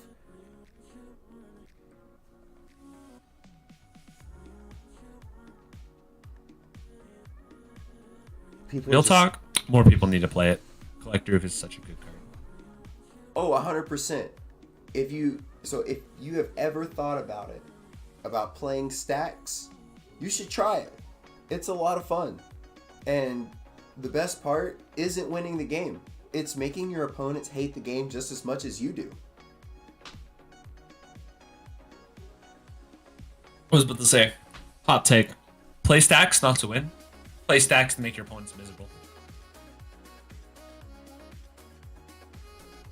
That's the strat. It really is. I've really found that players tend to make the most mistakes the more that they think. When people get into the groove and they're just like, all right, yeah, A plus B equals C, C plus D equals F, and passing out Fs to the pod. Like, Samurai saying, "You guys focused on the wrong card. He has the Shroud Boy with oof."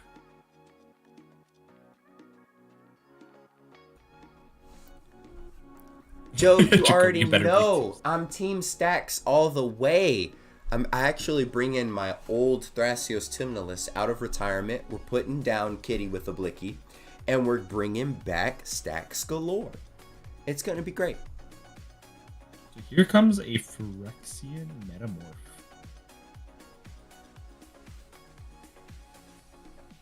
What do they call it? It's definitely not Dockside. I know that for a fact.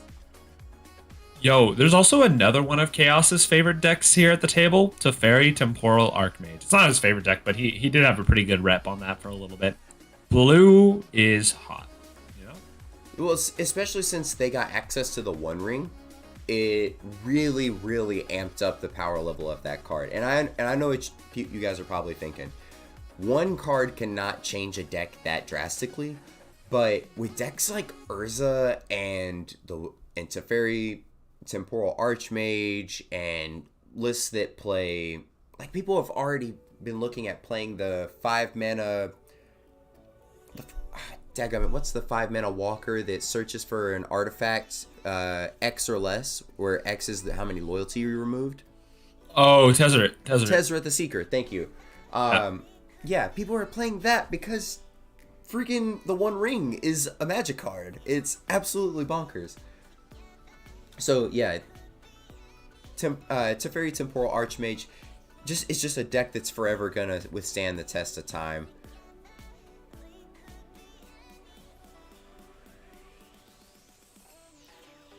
Because that oof is going nowhere. No, it's not. When I say nowhere, unless you got specifically toxic, it is going absolutely nowhere. It's staying in play.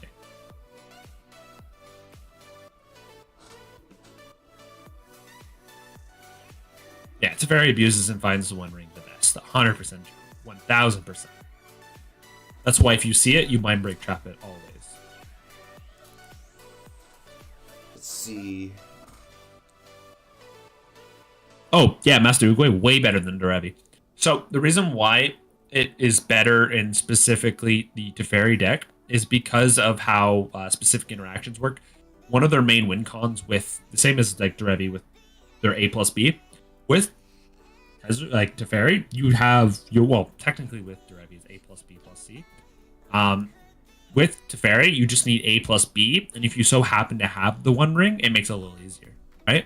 Mm-hmm. Yeah, because it doesn't take much to be able to win the game with Teferi. A lot of what they used to do is they used to have to focus like super heavy on being able to untap and make a shit ton of mana, and then with the Chain Veil, and then also be able to start ticking up Teferi Temporal Archmage to start getting. Here's the toxic, boy. Oh. Y'all, here's the toxic. Look at what I said. I said. Oh, it had to come. It had to come. This board needs to get cleared up. We got to be able to blow up this Teferi, and we got to kill this. Oh, we got to kill both Teferis.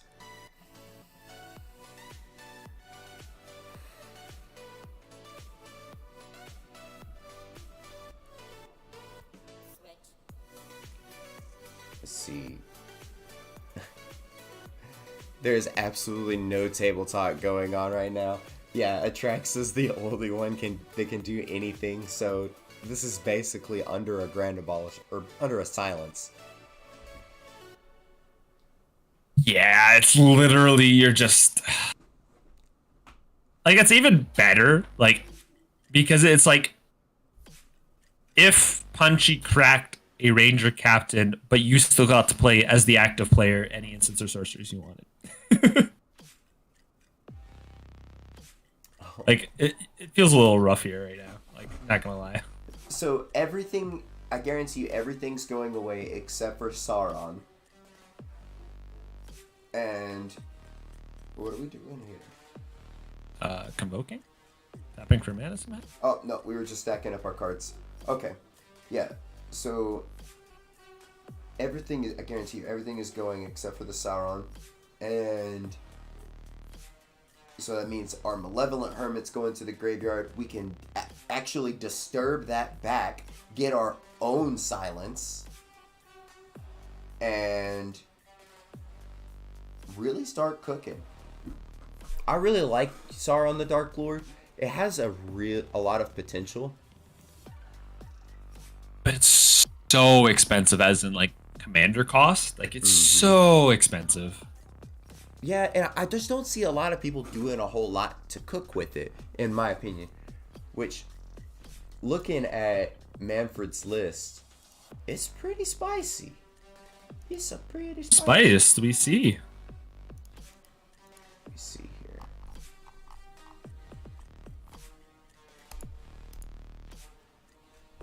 Oh. Can I not be denied access?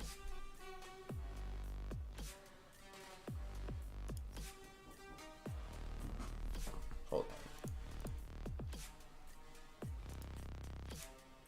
Oh, I guess I got denied on the deck list. Hold on. I'm gonna see what I can cook with to get it back. Here, give me a second.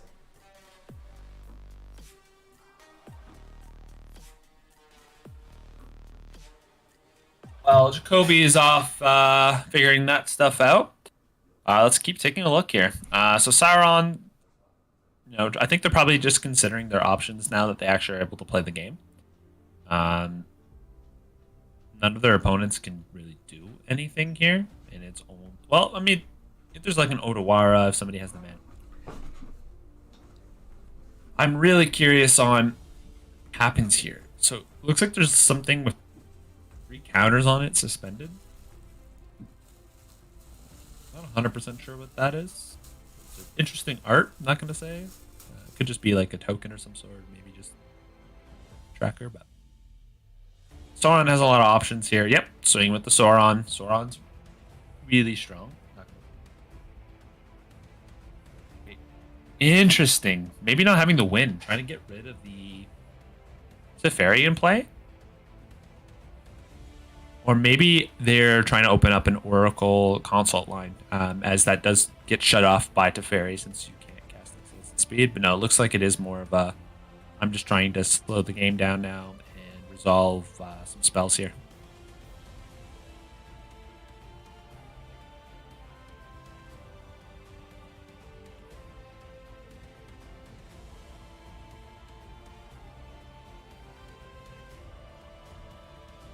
Samurai, what do you mean by nah?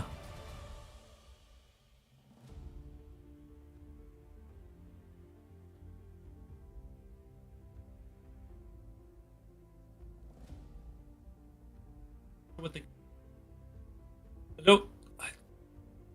they don't have an answer in hand for things in play. I don't know what Sauron can. Oh, I think it's their masks every time they cast the spell, right? Oh no, whenever an opponent plays a spell. I always forgot about that. Got tempted. So I come back with information. So the card on Manfred's board in the top right, that is a 1 ring. And we are currently working through a technical issue on that deck list. So if you're interested, you can definitely stay tuned, and all the deck lists will be released after the tournament, but hopefully we'll get to see them a little later and talk more about their deck lists afterwards. Is it bad that I want Ka0s to just get absolutely bodied? Oh, it was so funny. So I hopped into the pod and I was like, hey guys, try and figure this out, talk to you about a couple things. And Ka0s's first reaction is, oh no, please don't tell me this is on camera. He's like, we just got deluged. I was like, yeah, we watched it in real time. It was great. Oh man, this is hilarious to me. I love watching Ka0s get bodied in Magic, It's always nice when you see your, the owner of the tournaments, who likes to play a lot of Magic, likes to talk a lot of, likes to spit a lot of things, that we can't necessarily say on stream, as in, obscenities, But let's just say, love Ka0s. Hate when I play against them. Hey, like I said earlier, it's so much fun to watch Ka0s body people, or well, get bodied, and then it's even funnier to watch him body people. Oh, 100%. Because it's always Because- a deck that you just don't expect someone to be playing. Like, why are we playing Isan in 2024? Why are we playing Teferi Temporal Archmage in 2024? Somebody They're won good. with it in 2022, right? Samurai with the OX drop in the chat. OX drop for the boss. I'm wondering what will happen here. Like, this game state is so weird. 'Cause I think Atraxa can come out next turn, right? 'Cause 1, 2, 5, 6. I'm not too sure what's under. Is that an arcane signet? Yeah. If they see That's the land 7? drop, yeah, they should be able to get the Atraxa out if it hasn't been cast yet. But this game, with only having 8 minutes in time, it is it's a high likelihood that they've already tried to do some stuff with their commander. I've always been a big fan of, if I've cast my commander, just throwing a dice on it. Just so I remember how many times I've cast it, because it becomes like a long game stay, right, where you can just forget about it. And trust me, I've forgotten about it. Oh, me too. For sure. Like, I remember I was playing your list there, Jacoby, for Vile Thrasios. Mm-hmm. And let's just say, I cast Vile at one point. Forgot I cast Vile. Went to go cast Vile again. Player was like, "Oh, you're gonna pay the 5?" I was like, "Wait, when did I cast Vile?" They're like, "Turn 2." I was like, "Oh yeah, this is like turn 25." Yeah, sorry, my bad. I'll just throw it back.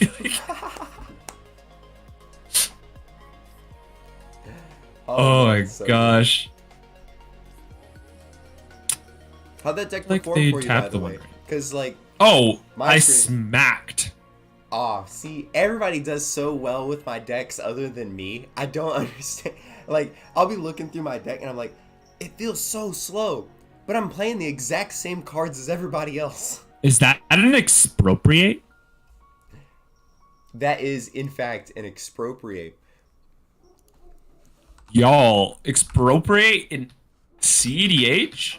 Look, don't be Whoa. hating. I remember when this card came out, and yes, I'm dating myself, but when this card came out, if you were playing blue, you windmill slammed this into your deck because you're minimum getting an extra turn, right?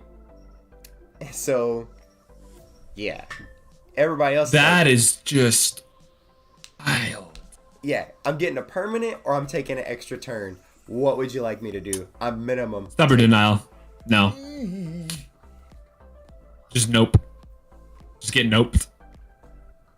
Yep. If y'all have ever played Exploding Kitten, there's a card called Nope. Blue is Nope. No, not the stern.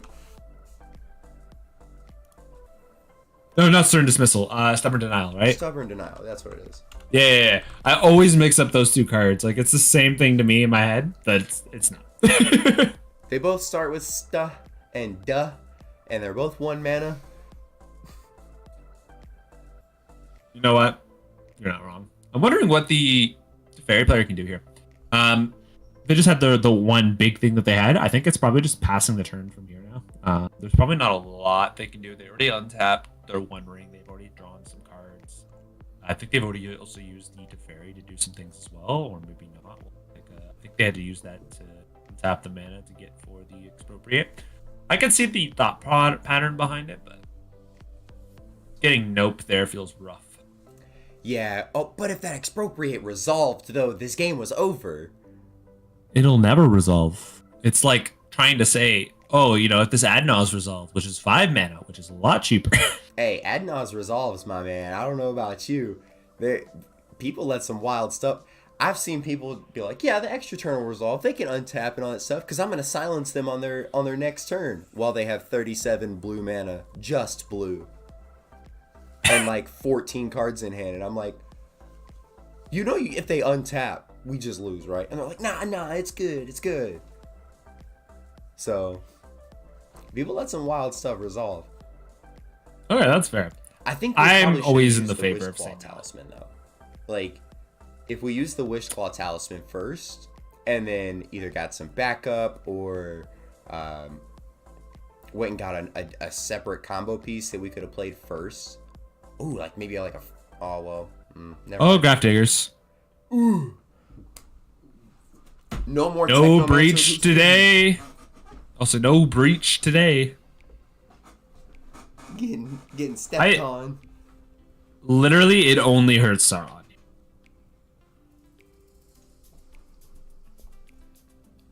Like, only hurts Sauron. Yeah. I don't think there's any. Well, I mean, it hurts Chaos, but like Chaos is out of the game anyway, so don't look at it. What do Basically. you mean? Chaos can play Yisan next turn and then untap and on the turn after and then activate Yisan for a 1-drop that does nothing. Well, you can't. There's Graph Diggers in Cage. Exactly. play. So he's just useless. He's just sitting there.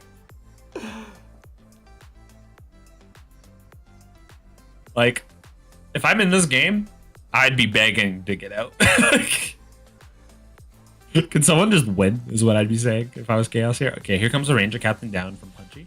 Hey, look, I already know for a fact Chaos is saying that. He's like, can somebody please just end this game so I can go and do anything else for the next 10 minutes? Actually, 3 minutes. I mean, 3 minutes left in the honestly, Pact? Oh my gosh. Look at the Sauron player with all this interaction, y'all. Why can't my Sauron players have all this interaction? This is unfair.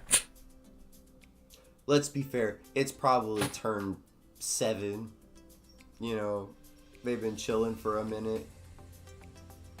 And if you look, Green has not even the most lands in play.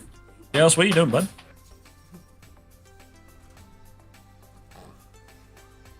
Hit you And with see. this food chain. Yeah. The Pact on the Ranger Captain's kind of hot. Not gonna lie. I'm gonna guess that they possibly have a win in hand if they're like just countering everything or just looking to go to a draw. I think that's probably the most probable cause if they don't have the win in hand, right? I don't think they do. I think, They're trying to go for the draw is what I'm saying if they don't have the win. Right? yeah, 100%. I think they're just trying to cook for the draw. Manfred is going to be getting that one last turn. So I think that's what they're fighting for. So they have an opportunity to try to win the game. And then, because we could still toss a consult out of this, right? The consult is just broken card, but yeah. Yeah, we could still just toss a consult out of this. And then if that fails, then we can push for that draw. Everybody will get 1 point. And Hard casting Mind Break Trap. No, I'm gonna get this Ranger Captain. You're getting silenced on your turn. We're getting the draw. That's how this is going. This is exactly the words coming out of Punchy's mouth. I guarantee it. I stand by it. What would you fight off the Ranger Captain? Just an Esper Sentinel? And then just pass? Don't even cast it? Just pretend you have also counter magic up at the same time? I'm gonna get...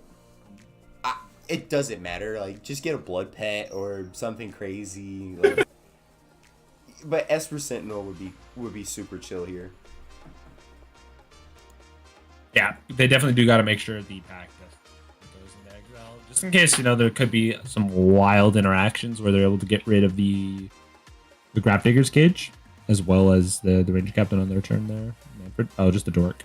In casting the Dork. But it's just fair. I actually do think that's the most reasonable play here. If somehow it gets back to your turn before time, but Ogre is just showing this is my hand, this is my hand. I think it's just over. I think that's time. Yeah, that is time in route. That is Players are all agreeing. Yeah, so we're One's just scooping up. enjoying. Yeah. Look at Chaos just saying, I got toxic, bro. Bullshit. You mean Chaos say, thank God that game is over. Oh my goodness, I'm done. That's so funny. Super good guy though. He's really good at Magic, even though we dog on him. Oh yeah, I love the guy. Super great guy. Love the guy. Fantastic. Now, we're already seeing. So just kind of do some recap on the round. We've been seeing some real spice in this tournament so far. We've seen 2 monocolor decks. We've seen Boros, Zerda, of all things, that just won a pod. And we're seeing Sauron the Dark Lord. We got our usual specs, Atraxa, Kinnan. We don't give a shit about that. But the spice. This is what I live for. This is what I love to see in a tournament. Yeah, like honestly, we're getting to see your typical commanders, right? We're getting to see our consistent, either top range, mid. Oh,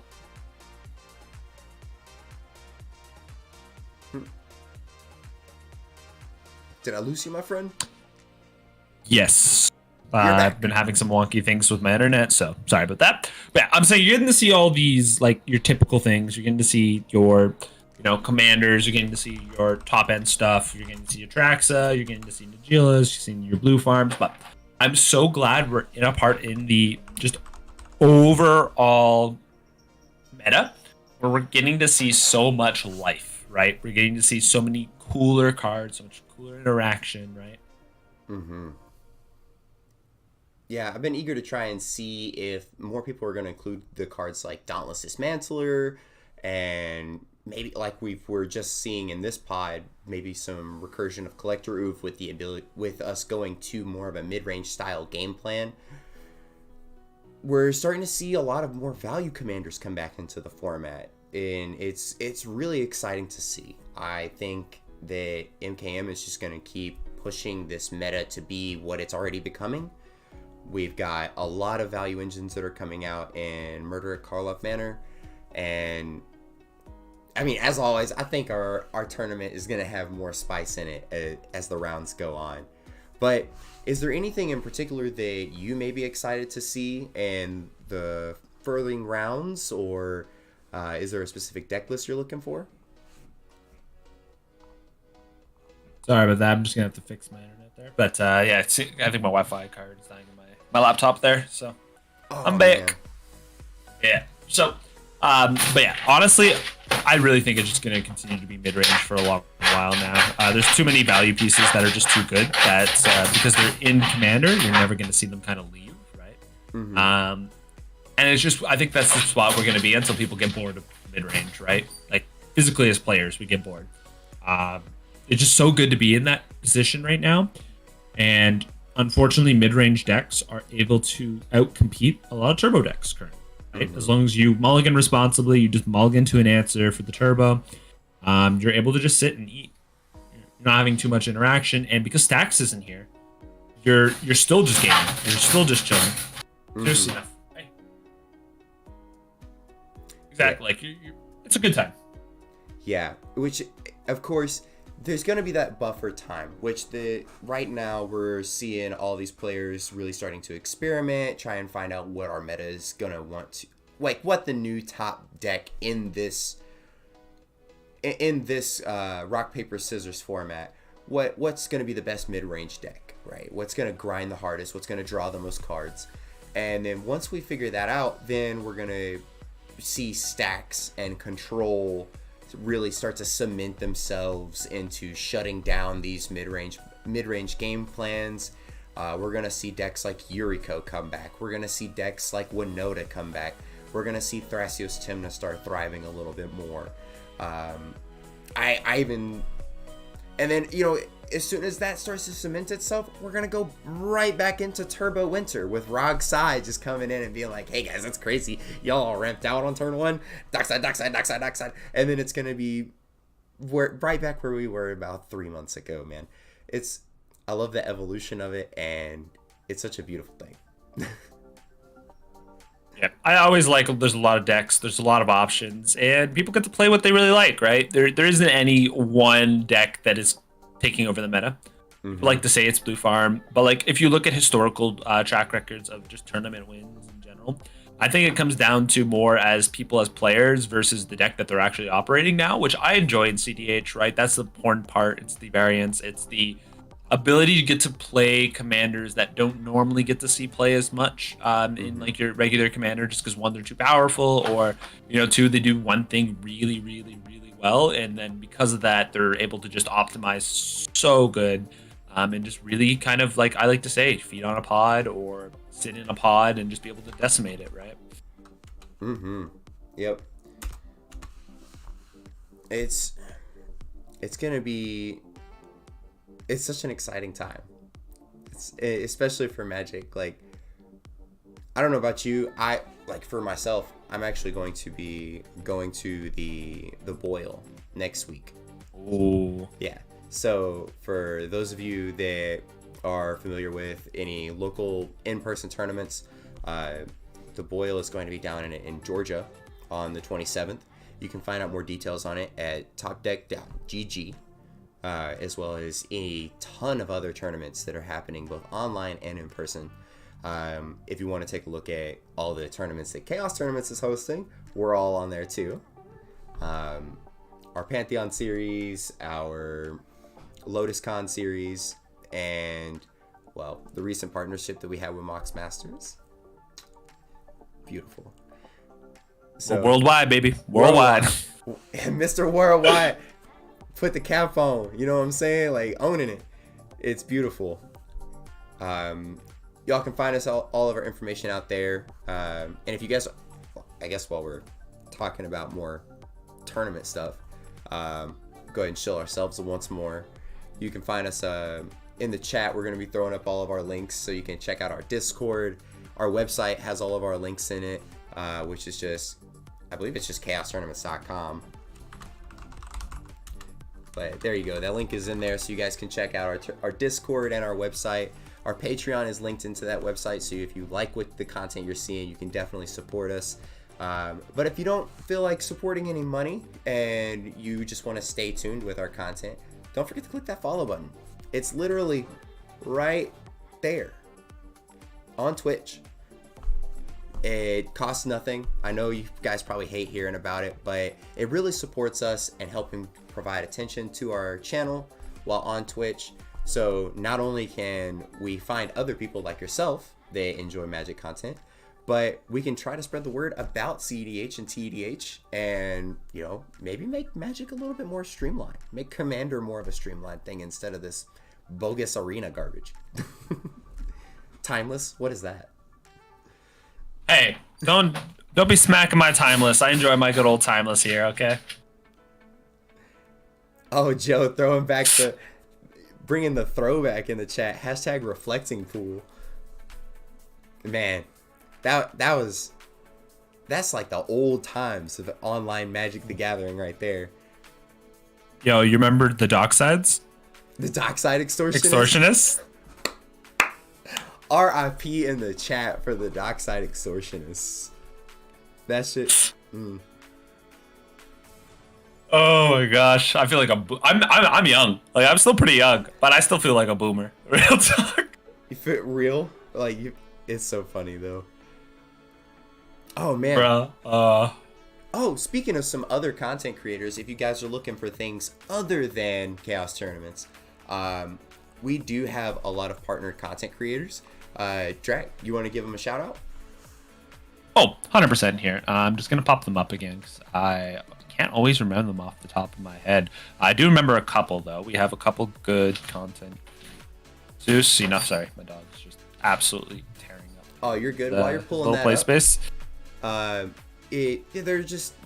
Just to talk a little bit about the content that they produce. They've got YouTube channels and they've got Twitch channels themselves.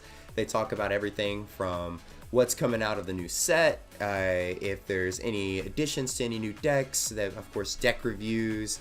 They do live content of like gameplay and stuff like that. Anything that you could think of that you might want out of some Magic content, they've got it. So, Drac, take it away, my guy.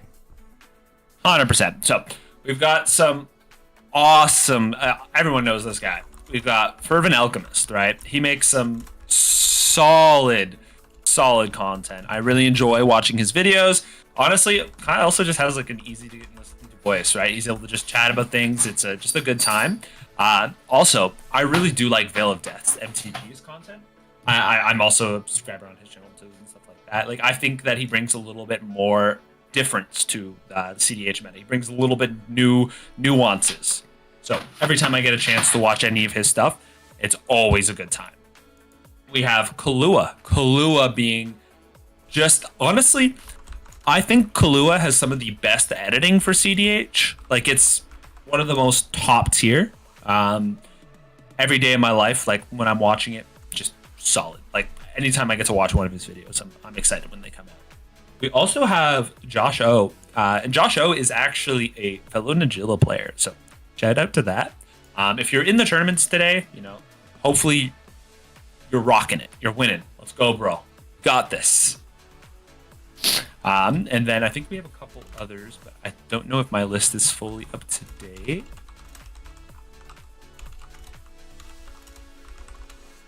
Jacoby, if you remember any off the top of your head as well, because I don't know if mine is. Hey, it's all good. I'll go ahead and shout out one of the coolest people I know in chat, and that is actually our friends over at Double Sleep MTG.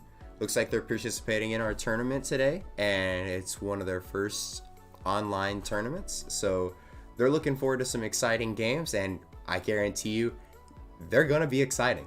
You might not be excited about them, but they're gonna be exciting. But speaking of exciting, I do have one of our fellow friends that is in the waiting room to join into the booth. It's our lovely friend, Samurai Dancer. So they're going to be queued up for the next block for round 2 of this Ka0s Tournament Series X. So let me go ahead and get them hopped in, get y'all introduced. And I mean, Drac, I know you know him, you love him. But chat, welcome in my boy, Samurai Dancer. Why, hello chat and welcome. This is Samurai Dancer joining the Ka0s crew to cast this next 2 rounds. Looking forward to it. Gameplay has been top tier so far. What do you guys think, Drac? Honestly, it's been absolutely just solid. Like, we've gotten to see some really good games. We've gotten to see some really interesting plays. We've gotten to see some interesting decks at the same time, too. Just earlier today, we got to see Zerda win on top of the stack, right? That is just bonkers. Like, getting to see decks that just you don't normally get to see at all in CDH has been solid. Yeah, it seems like when you're playing this game right now and you're gonna go to a fist fight on the stack, never hurts to bring a cannon. In my opinion, though, the Zerda game, it really felt like the Kinnan player got really selfish by drawing cards. That allowed Zerda to gain treasures, gain advantage. They had a Magda out. This is the problem with a lot of CDH players, is they underestimate Magda for some reason. I don't understand it. The deck is good enough, the card's good enough to be on its own. It doesn't necessarily need another creature to go with it. In the chat, a goblin cannon, perhaps? There, Samurai? That's exactly what I would bring to a fist fight, man. Like, they're fighting on the stack, and it's like the Boros deck won. You guys have no excuse for this. Like, Boros deck beat out the blue decks for this. the Boros deck beat an opponent on their turn, and they had the option not to let them. Just pathetic. Right? But more importantly, that speaks to pilot skill. In all honesty, I would love to just rag on people for allowing that, but it's Timushin. He's a really skilled pilot. He's playing a deck that a lot of people have forgotten about and maybe don't know the lines. And in all honesty, when people see non-blue, they go, "Oh, I don't have to worry about them." Wrong. You especially have to worry about them because they're not interacting. They're going for the kill. Foreplay, though. CDH players and ignoring face-up win cons on board. Name a more iconic duo. Exactly. You know what? In CDH, it's Dockside, Grand Abolisher. Like, that is... Or, like, if you're not in white, Dockside, Defense Grid. Right? In my mind, those are pretty iconic duos with just win, or Dockside Adnos, right? Like, name a more iconic duo than the blue players ignoring the mono. ignoring the non-blue player and losing to it on the stack. I mean, I remember going into a CDH tournament and losing. I had that Brazilian guy. I can never remember his name, but he was known for playing Corval. I was playing blue farm. We had another guy on a blue deck, and we're like, yeah, we got this. And then the Yeva deck won it. I remember that. Do you remember that whole tournament where the Yeva won the entire tournament because of it? I was like, God damn, man, what the heck happened here? You just ignored green, and this is what happens, right? When you ignore a player, just lose. Like, remember, folks, it's CDH. No one's bringing like a paring knife. Everybody's bringing a machete. So you better be ready with a cannon. Looks like our players are shuffling up here. Let's see who we got going into this pod. Are they shuffling up? Those life totals don't look correct. Is this like... Oh, this is a leftover game. We're looking at one right now. I don't know if the stream's looking at it. But, I don't... Ooh, tell me the Malcolm Timna deck one. It looks like they did. They're showing a tainted deck. I probably I'll not. have to... I bet. It's a Malcolm deck. I'm sorry. Oh, No. yeah, you're right. Malcolm decks never win. Ka0s decks win. Wee. Yeah. Sometimes you Unless you're playing against me, Samurai. Unless you're playing against me. If I enter a tournament and we're matched up first round against each other, people will listen to me more than you since they don't know me that well when it comes to playing CDH. They'll go, I can't listen to the Malcolm Ka0s player. I'm going to listen to this guy that seems to have a good head on his shoulder as I'm don't counter my dock side while playing Najila. Straight up tell them the facts. I'm winning this game. I will see you in the lower pods if I see you ever again, Pet Drac. You got to be able to go to the top. You got to get a win first to see me in a tournament, Drac. Like unless it's round one. I always won get the round one. Whenever I used to play in the Ka0s tournaments, I would get just either right before the top 16, like with like 2 wins, and then the third round somebody wanted to play it out, and I lose out on the the top end. But those are the games I got to play back in the day, and I decided to become a caster after that. Having more time, more fun. A lot of people when their heydays behind them go to casting. Me, I went reverse.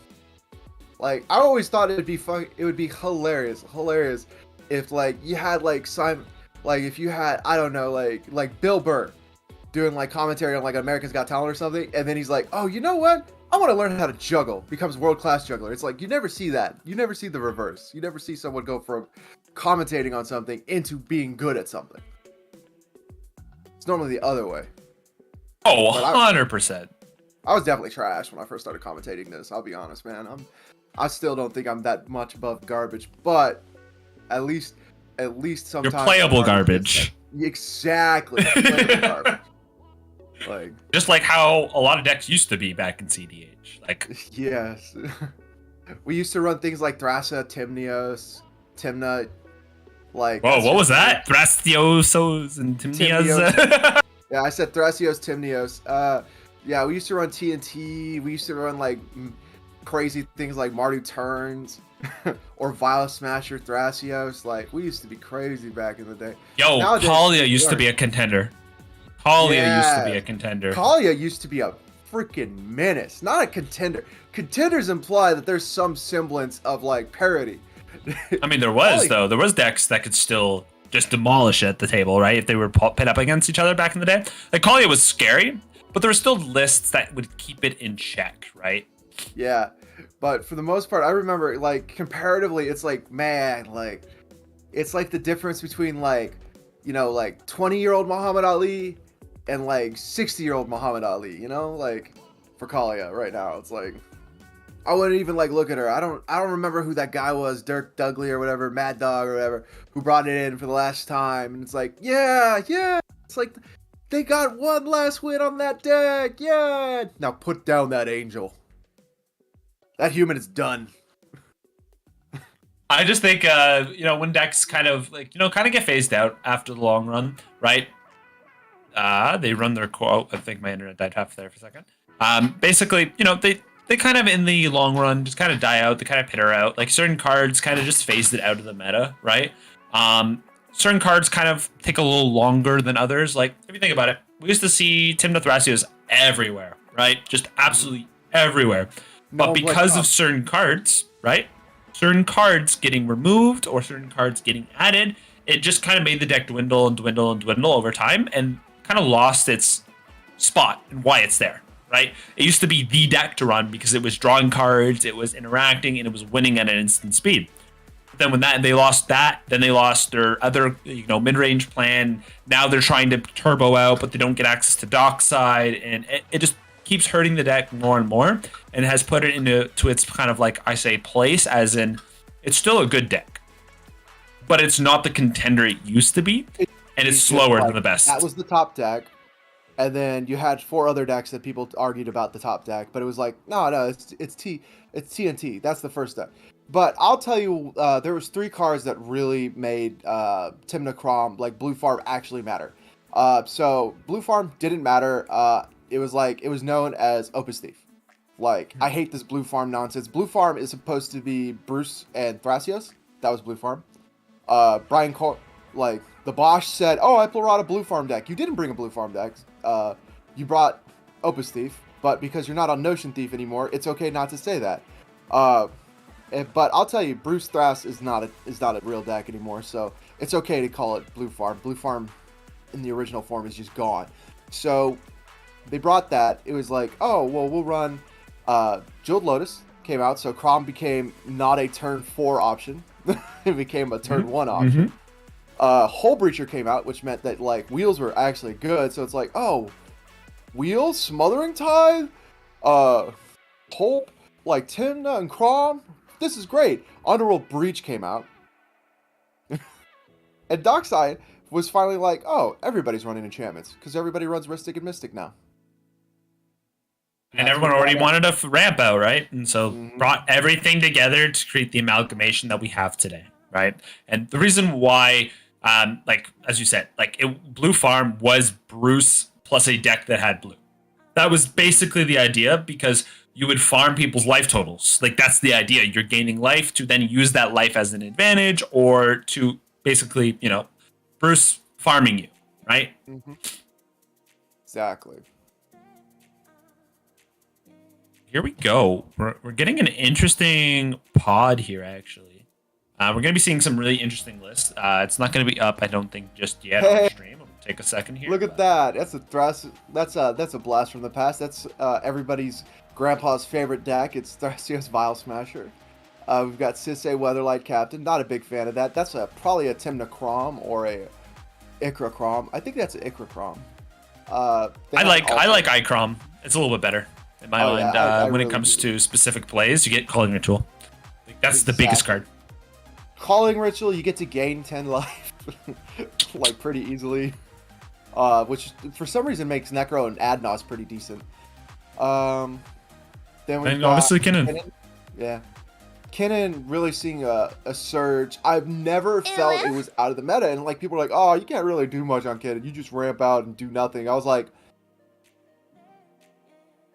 you ramp out to do everything, man. That's how this deck works. Oh yeah, JD Law. I miss the days when there were a bunch of monocolor decks. Yeah. I remember, though, during that era, the issue is that Savala was so good. That's why you heard the term Brostorm. Exactly. Like, it was so good. Now it's like, you're bringing Brostorm? Really? It still works. There's 3 people that brought Brostorm. 3 content creators that brought Brostorm into the meta. Casually competitive. They used to play it a lot. The Spike Feeders played it a lot. And the Mystic Remoras played it a lot. And that's a throwback. What do you mean throwback? They still play. I play on their stream all the time. I miss it. I play it on there too. That's why I'm just messing. And they really made Brostorm a thing, but it was like Mono Blue was strangely enough not the most competitive of the colors.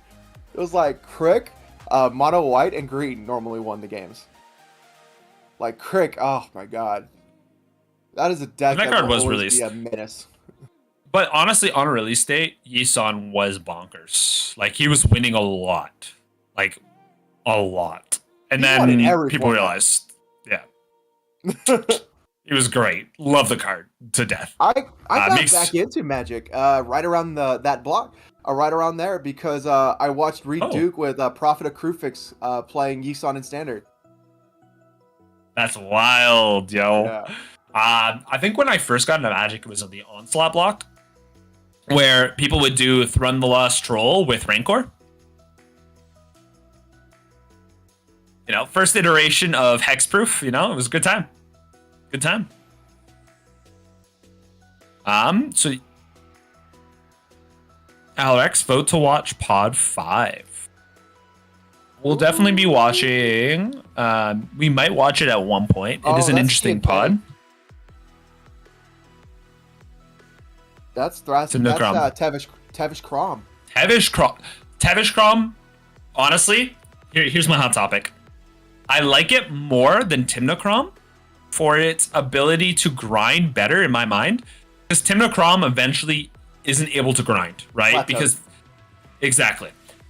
Tevesh Crom has a much higher ceiling where they can grind, but they have a much lower protective window that they can actually win the game in. Whereas Timnacrom, they get access to Grand Abolisher, Silence, Ranger Captain. They also get access to playing the defense grid as well if they want to. And so they have a lot more options to keep their wins protected. But Tevesh Crom has a higher ceiling in the long games. It's kind of a paradox with those decks. Timna Crom will seem worse and worse as the game goes. Tevish Crom will seem better and better as the game goes longer. But Timna Crom is more easily able to close out the game as it goes longer. Whereas Tevish Crom has a harder time closing it out. So it's like, yeah, they're doing more as the game goes by. Can they win? No. They're going to do a whole lot. They're going to do a whole lot. Trust me. They're going to do a whole lot. If they ever seen a Tevesh alt, it's rough. Dude, I was running Rograk Tevesh. That was my favorite thing in the world. I'll go cast this Obliterate and Tevesh will ult. I'll take your commanders. We're just going to go beat down plan, man. Some of you guys got creatures. Imagine playing Red Ghosts. Yeah, I know, right? It's a crazy meta that we're in. But in Honestly, my opinion, Ob is my favorite Red Ghost deck. yes, I would say Ob has no, I'm still Rograk Tevish, but I don't think it's the more competitive deck. I think Ob is the more competitive deck. But I'm a Poly Rakdos dude. I won on turn 1. I played a potting with Max P, Ducky, and Salty, and I won on turn 1. Max P knows that my deck is the faster Rakdos deck. It just is. Because it's just all or nothing. But I think that's why it's not a good competitive deck. I don't think it's a good tournament deck. I think it's a good league deck. Because all or nothing in a league, that's fine. You can have multiple losses and grind out points as you win 30, 40% of the time. In a tournament, you win 40% of the time, but you go all out. That means you lost 3 of your matches. So you're not in the Fair. top. That's 100%. That's fair. Yeah. In my opinion, though, I like to break down when I go into a pod what's the win turn for them. Sisei is a turn 4 deck. Thrasios Vile Smasher, I feel like, is a turn 4 as well. Kinnon's a turn 5, turn 6, and Tevish Crom is a turn 5. That's when they start really going for it. It really so if we're doing averages average turns, right? But if we're doing the reason why you play this style of list and the possibilities and what you want to get, right? Thrasios Vile can win turn 1, a lot of decks can win turn 2, turn 3, turn 4. They're looking most optimally, actually, in how I play my Thrasios Vile is turn 2 to 3. Because turn 1 is developed. They're going turn 5 or 6. I just look. Are they doing a little slower? Are they doing the slower version of it, the slower variant, where they're playing more of the? They're Seedborn Kitten. They're doing the slower version, which is fair. That's fine to play, especially with our mid-range tournament. I'm in favor of Turbo Kitty as a proprietor of Jacoby, who also plays that. I really like that style of list. Kitty with the blicky. Gotta bling, bling, bling. Gotta bounce, bounce, bounce. Flicker, flicker, flicker. Flicker, flicker, son.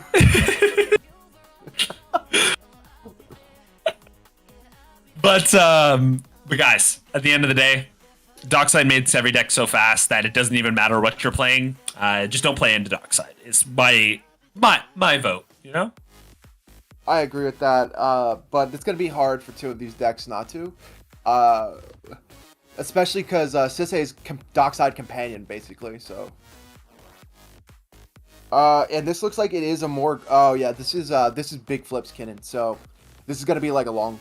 This is going to be like turn 5 for most of these decks. I think the fastest deck on the table is Sisei at the moment. Oh, 100%. Which, that's where they want to be. Like, Sisei is the deck in a mid-range game because they just go, oh, you didn't kill Sisei? GG. End step, fine to fairy, goodbye. You lose the game. The good news is there is a lot of... This is a heavy creature. Oh, that's nice. That's a real good card, actually, to see early. It turns your Sisei immediately into a 2/2. A 3/3. 3/3. My brain. You can find a 2-drop. My brain. Yeah, exactly. No, dude, I get you on that. Like, Sisei math messes me up because I'm like, is it or less? No, it's equal. It's less than, not even equal. I'm like, oh, so like, yeah, it's a 3/3, but it can only get a 2/2. Mm-hmm. My brain goes, oh, it goes to 2/2, but it can find a 2-drop, you know? Sisei math. Now, I would just like to say, Max, there is wet Rakdos in this match. That's what I feel like Kitty with the Blicky is. Like, honestly, seeing that turn 1 from Sisei here, that's kind of cracked. Yeah. Oh, is this a no lander from... Yeah! This is a no lander! This guy's crazy, man! Like, oh my god! Yo! Well, we're going, we don't need land. Demonic, dude. I thought this was gonna be a Necro. What is this guy doing? They have 1 black mana floating here? What did they find? What do you think they find? I'd go Ancient Tomb. Or, Ancient Tomb.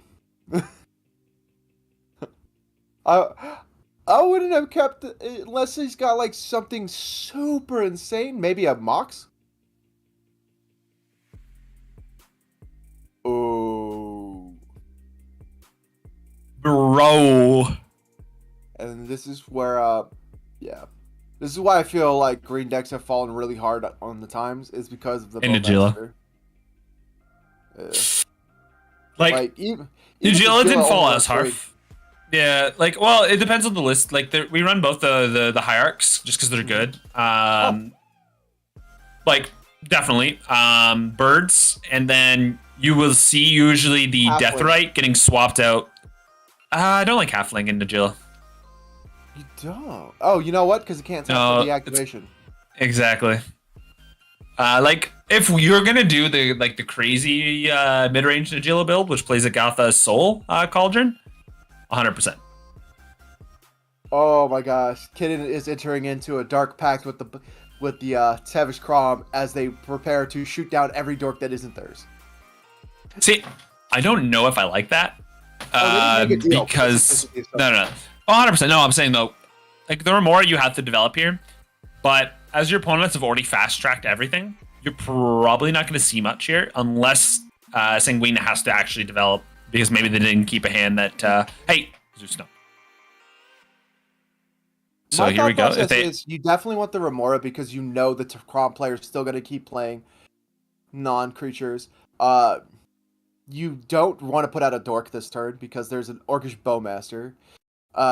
You don't mind. You know that those shots are going to come towards you as long as you don't have a Dork. They're going to go towards the other black player who plays Naus. 100%. Actually, do they play Naus in this list? Actually, that's a good point. I don't think you would, right? Yeah, no, you don't. Yeah, you don't. Like, you should never play Naus if you're on Hullbreaker. But, absolutely not. But people have done... Oh, is that a Ristic study? Damn, Ristic study from Sisei, that's hot. They kept a hand that was relying on finding that land off the Oath of Nissa. That is the hand they kept. Wow. Oh, man. Yo. Oh, these people be wilding out in here, man. Like this is the wild, wild west. This is chaos. This is Treasure Series. These are the quality games you get. You won't get these in other formats. I honestly believe they kept a hand that was land, Mox Diamond, Oath of Nissa, land, Ristic Study. I think that is the 6 they kept. I think they were at 6, right? That tracks. So I think that's definitely what they did. 6, 7. You're 100% on 7. that. No, 6. It was 6 because they drawn 2 cards. Yeah. Yep. Oh my gosh. Man, that's wild. Solid. They did have a land in hand already, but they definitely wanted that third mana source. In my opinion, so do you play Crom here or do you play Tevish? I'd play Tevish. It depends on what your mana is, right? Because you're in a weird position here. Oh. Oh no, I'd play that. Yeah. It's like, oh, they're gonna play their command. No, they're gonna go for body shots here. People are dying. They are going for body, like they're gonna be punching somebody so hard with that orc. Oh my god. I don't think you decline draws. You want to actually counter this, so I would draw. No, I mean, If I was- if others are stick, sure. But like, a Sissy player doesn't want their pieces in the grave, right? They'd rather it in their hand. So they're choosing not to draw because there's a chance they might pitch a dockside, right? And the Tevesh Crom gets to play a lot of pieces that they could just, oh, you have a dockside engrave? Thank you. GG. Mm-hmm. That's a good point. And in all honesty, Tevish Crom is known as the little reanimator abuser. So also maybe just greet it out, be like, I'm not losing my stuff. What's happening? There's gonna be 18 pings. You know how Thrasios looked kind of safe at a 3 toughness? Actually, there's 7 cards is the highest amount. So everyone's gonna draw 7 cards, 21 pings. So 21 pings, and then that's gonna be a 24. 24. Orc. So my question is, I ping out Thrasios here, and then I shoot at probably actually at the Sisei's face. Yeah, and then I punch him. Yeah, that's literally what I would do. Yeah, that's my same thought process here. It's like That's you literally die, the exact same. you're out of this game dead. And then I started blasting, right? Then I just started blasting him, man. Like this is some Danny DeVito level shenanigans here. Right, because it's 21 pings, and then that's if you just target a single player, you could just outkill him. Because 21 plus the 24 plus the 1/1. So that's 25. Yeah. Your total of 25 damage on board now, plus the other damage. I think I just target all the face now after the minus the 3, so that goes down to 17. 18. Yeah. Oh, but then they're a little short, right? No, they're fine. 16. Yeah. So I just target. No, he split it around. Oh, why, bro? choice. You could have killed the player. I would have killed the Sisei, man. Like, highest on mana, less likely to be interacted by your plan. Might as well kill them. And you get to see your hand, right? So you know which player you can deal with. Mm-hmm.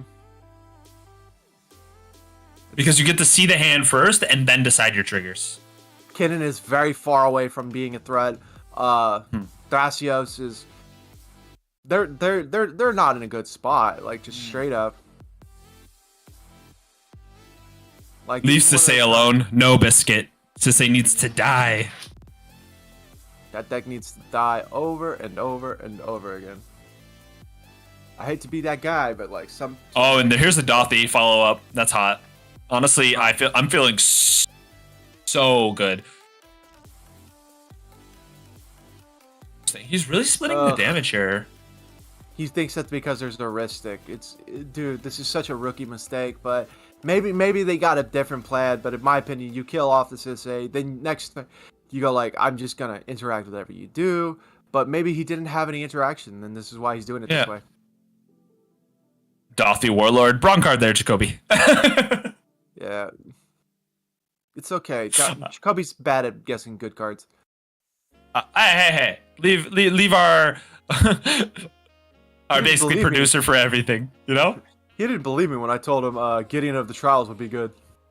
Yeah, I agree. Wild West, this should have died. I think that is the most correct way of playing. But at the end of the day, we're not in the game, right? We don't see the hand. We don't understand like the thought process behind certain players. So we always have to kind of sit back and kind of decide on that. Not the line of thought that I would have gone with on it. Mm-hmm. Exactly. Right. Like there's so much nuances to the game. You're not sure what can go on. Like me as a player, I would want to just nuke Sisse. That's just because I know how it wins. I know how it operates. I understand the list a lot, right? It can just win if they literally just get specific pieces. And this is mana where I'm getting at, right? This is a really pivotal point that they're at. Master. So they have the response here. Oh, they're not going to choose to use it.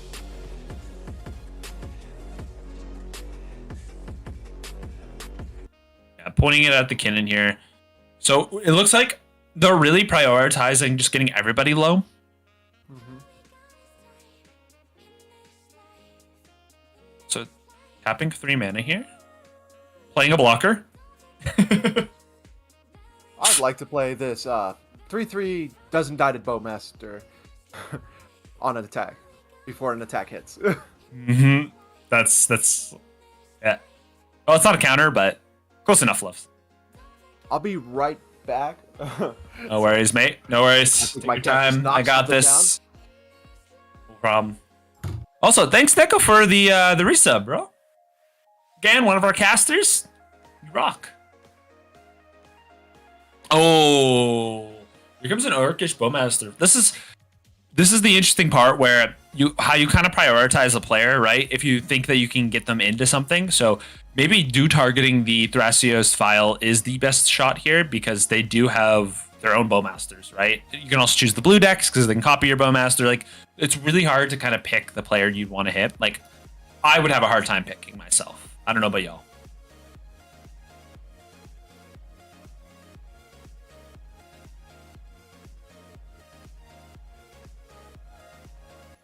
So yeah, we're going into strictly worst players. I love that name, by the way. They do have quite a bit in play, which is kind of rough. Do you have an unblockable 3/2 if they wish to swing at any point? They're probably trying to decide on what they want to advance. There's going to be a more heuristic.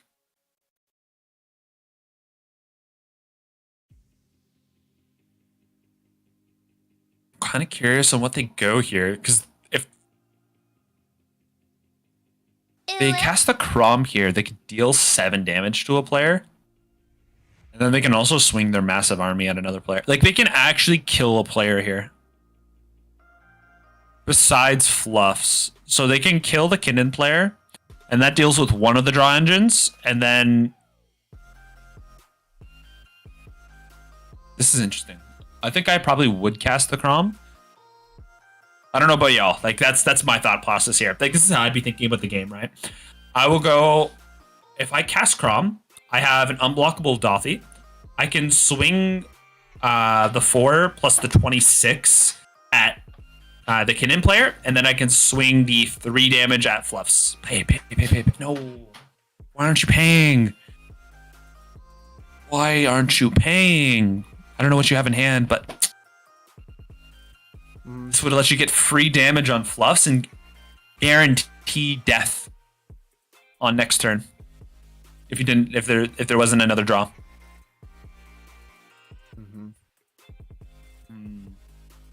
This is a player who I think this. See, this is what I'm noticing here. He's the kind of player that doesn't like killing a player. He is prioritizing keeping players alive for possible interaction. Is what I'm noticing, which is totally fair. Like, don't get me wrong. Cautious. Exactly. I am not a me big as a fan of player. to play. Exactly, because if they would have paid the one there on the Ristic study for their Crom, what could have happened was they could have swung the Crom plus the army into the Kinnan player, just kill the Kinnan. They're just dead because that's 26 plus 4. That's 30 damage right there.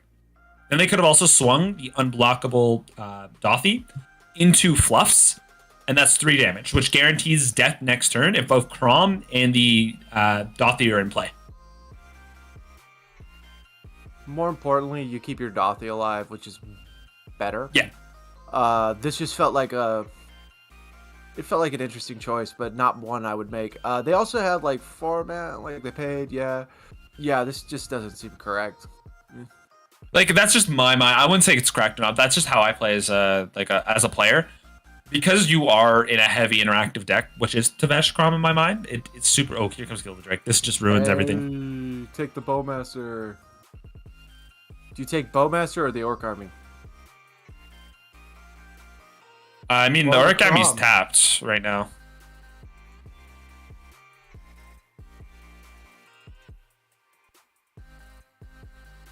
Wow. They can almost just kill the Gildrake outright. Nah, he's targeting Crom. Nah, dude, don't ever say what they should take if you don't want.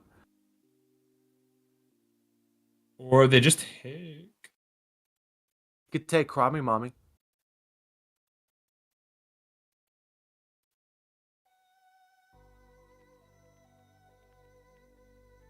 Take the Bowmaster, kitten. You will have no agency in this game until you take Bowmaster. Like, their fate will be in other people's hand as long as someone else has the Bowmaster. Targeting the Orc Army.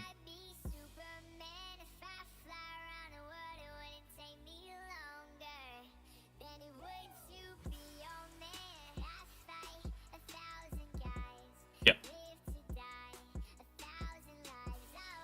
26 Orc Army. Man, you gotta pay your Orcs better. See, this is why I said they could have killed the Kitten player here, right? Yeah. Should have killed the kitten player. Hey guys, if you're ever in a game, just remember this simple philosophy. Kill the Simic player. You don't have to overthink it, just kill the Simic player. Yeah, exactly, Captain. Yeah, they're taking the Orc Army. The reason why is so they don't just die, because there was death on board for them, unfortunately. Because even if they remove the Crom, if Crom gets a 1, 2, 3, 4, 5, 6, another land drop, it's another Crom down, they swing again, they kill him. So they kind of have to take it. Yeah, exactly, JD Lop. They could have killed both of those players. It happens.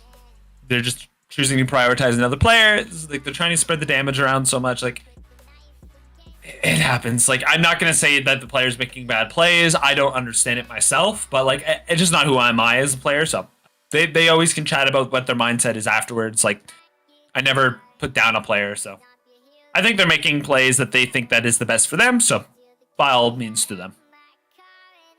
Yeah, so here's my thought process on this. When it comes to elimination players, you eliminate players so that way you have less variables, especially if you're in a dominating position. You have more control over the game if there's a 1v1 and you're in an already advantageous support setup. That's just simple math. Less players means less people that can interact with you. Less ways this game can change. So, here's the thought. Now you have an enemy with a Bowmaster, a Sisei player with 7 mana, basically. You have a Kitten player with the 26 Orc Army. You went from the most advantageous position to probably under threat of death. Yep. Then you have blockers. For now, but there's a Bowmaster on the field. With the Rhystic Study in play. And yeah, and it's not under your control either, so you don't even get to choose if the draws happen. No agency. So the issue, know what I'm thinking? This is the reason why players aren't willing to kill a player. This is a very real philosophy. It is the Jeskai Malcolm. No, not Jeskai Malcolm. Jessica Ishai. Right? Jessica plus Ishai. Where they kill the player and they lose the game because of it. I really think that's where the ideology comes from with not killing a player when they could.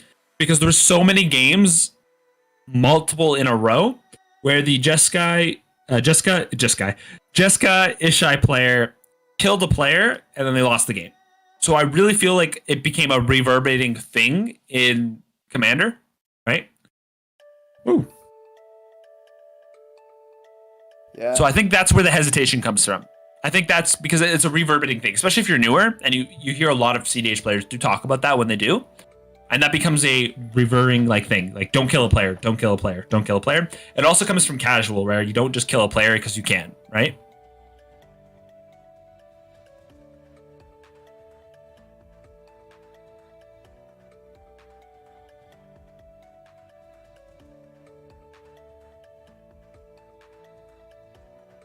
Okay, so the functionality between 8 and 7 isn't even a thing. Like, 8 and 7 is still a barren loop if they need to be. But also, BBO1 underscore gaming, thanks for subscribing to the tier 1 for 8 months. Holy crap. You more than rock. You're dope. Like, damn, thanks, mate.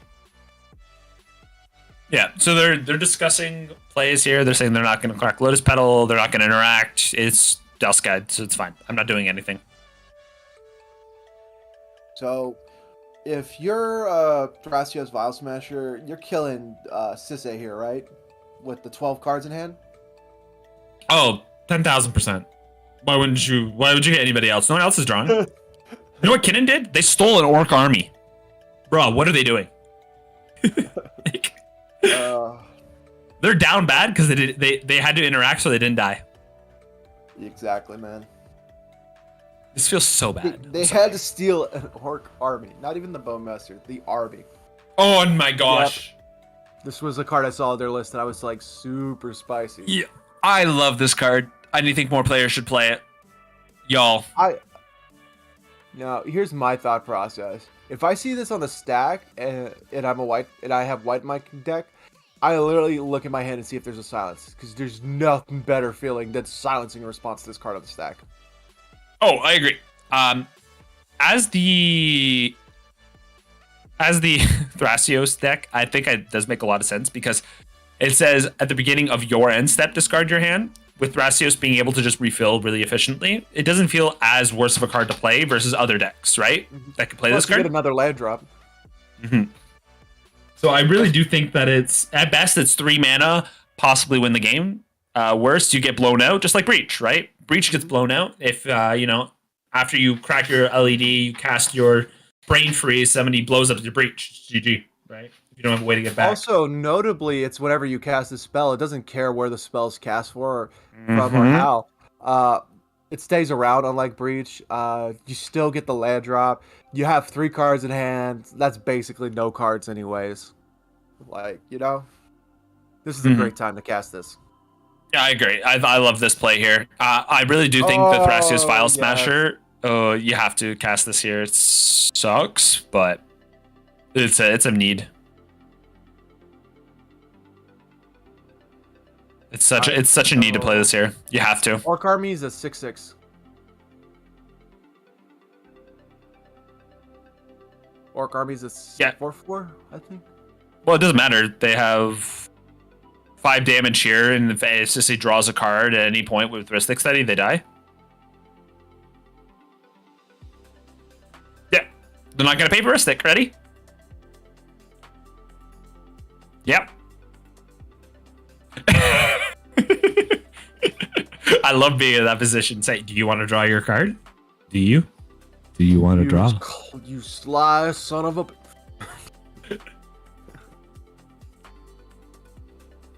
This is why I kind of almost don't counter the Song of Creation here, in all honesty.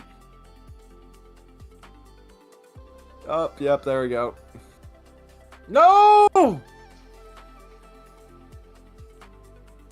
Another player that doesn't want to kill a player. Got 12.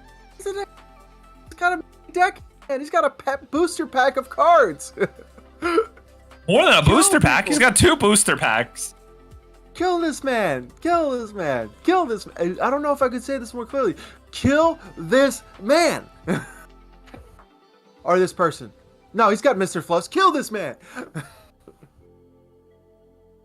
Yeah, y'all, this is wild, yo. I low key, if Jacoby was in this chat, Jacoby would have so much to say because he plays like a style of list like this. Oh man, this would have been so funny. Man, these are these boomer pilots thinking that this is like back in 2022 or something, and you don't have to kill people. Guess what? Games gotta end. People gotta die. That's just the way of life. There's Dockside still available, and Dockside's massive now.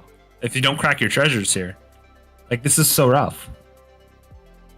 Size massive without the treasure cracks. Yeah, Four. and also keeping the Still four. Sisei around also makes Strictly's like Dockside way better.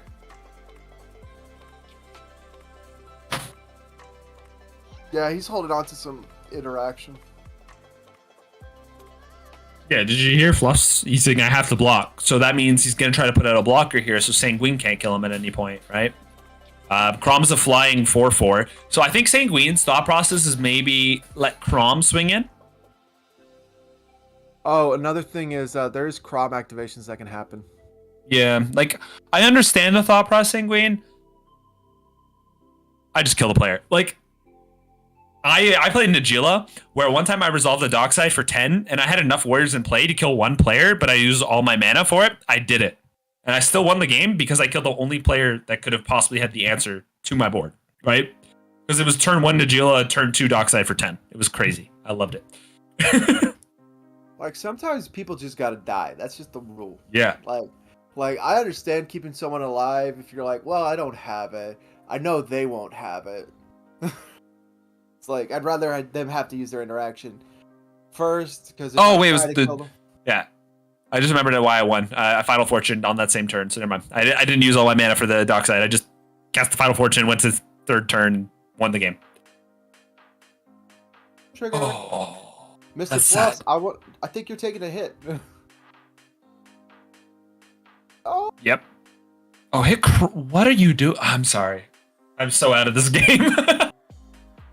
no. Okay, Fluffs. Okay. Yeah, he Good. hit flips. It was like hit Crom. I was like, what? I was, What? you know that meme? That exact face you were making there, where it's like the guy's eyes, with Sullivan's eyes pop out from Monsters Inc., right? I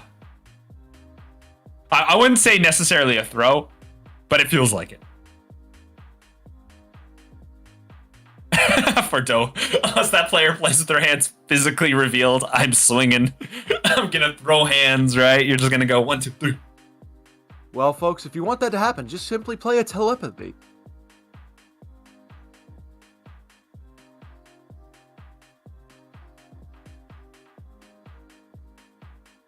Man, if he survives this again, this round of play again, And to play with the birds. I understand Fluff's plot process. Like birds to block Crom, Bloom Tender to possibly block the Orc army coming into them, but they still die to unblockable Dothy here. So I'm not too sure what the player might be thinking. Importantly, that's a Gilded Drake and a Crom. Yeah, like, I mean, you're not going to swing both, to be honest. Because... Oh, because you're going to play Tevish Zot. You're going to make your little 1/1s. Yeah. Your Owens. So you're probably going to swing the 4/4 going into Sanguine because they don't have a flying blocker, and then the 3/3 going into the Kinnan, and then make the 2 tokens with... No. You swing both at Mr. Fluff. Strictly? Yeah, thank you.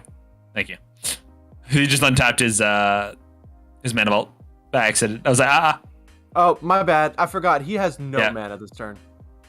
So you only swing the Crom and you keep the Gilded Drake back. Yep.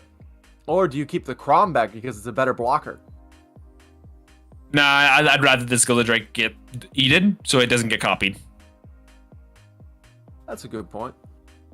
I'd rather it get bodied. My life total is at 33. The Orc Army's only at 26. I'm fine. Ooh. Yo. Mystic Trigger. Why isn't Crom untapping? Probably because they forgot. That's fair. Oh.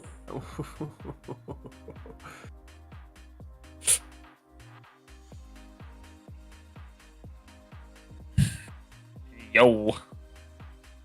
I love that card, by the way. I really do It think doesn't require to have an activation cost. I really love Curse Totem. It's so good. It's one of my favorite cards. I hated to see it against me, but I love the card. Curse Totem has it worded that abilities of creatures that require an activation cost can't be activated. That's because they used to have triggered abilities and activated abilities didn't used to have the same. Used to have like the same text basically. So it's like had that little word. It's just activated abilities of creatures can't be activated now. Yep. What? Kennen doesn't want that card to touch down? I wonder why. Their gameplay this game has been a mystery. Like they killed a Drake with an orc army? Why? Why would they do that? Why? To possibly stay alive? Go for the long game? But everybody knows death is pain. And life is worse pain. Oh my gosh. These people like Kennen has no option. They cannot let that card stay on the field. Mm-hmm. See, the issue is though, Dothy now has access to all these cards. Yep. That is the biggest issue here, right?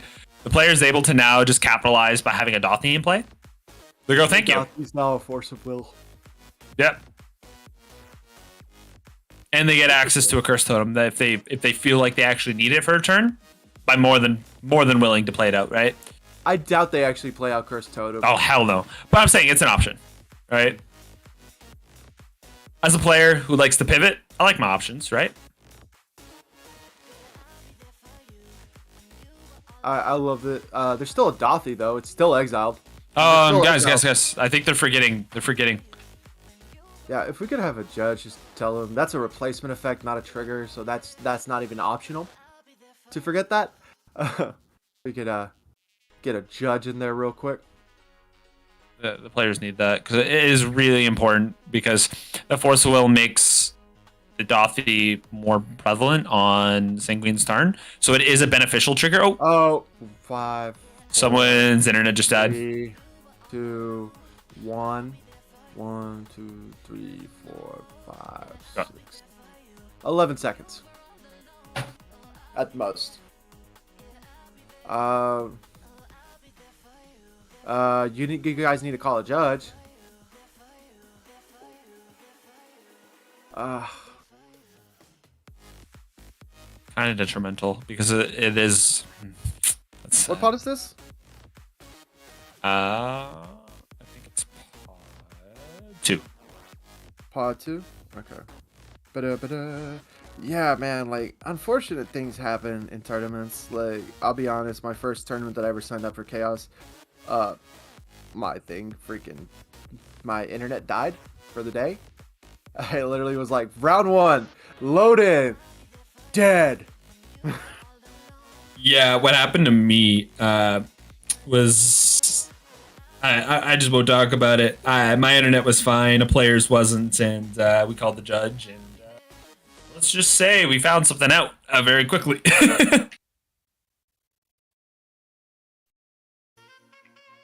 Force of Will.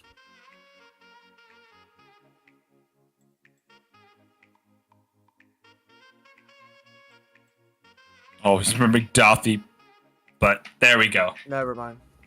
There we go. We're good.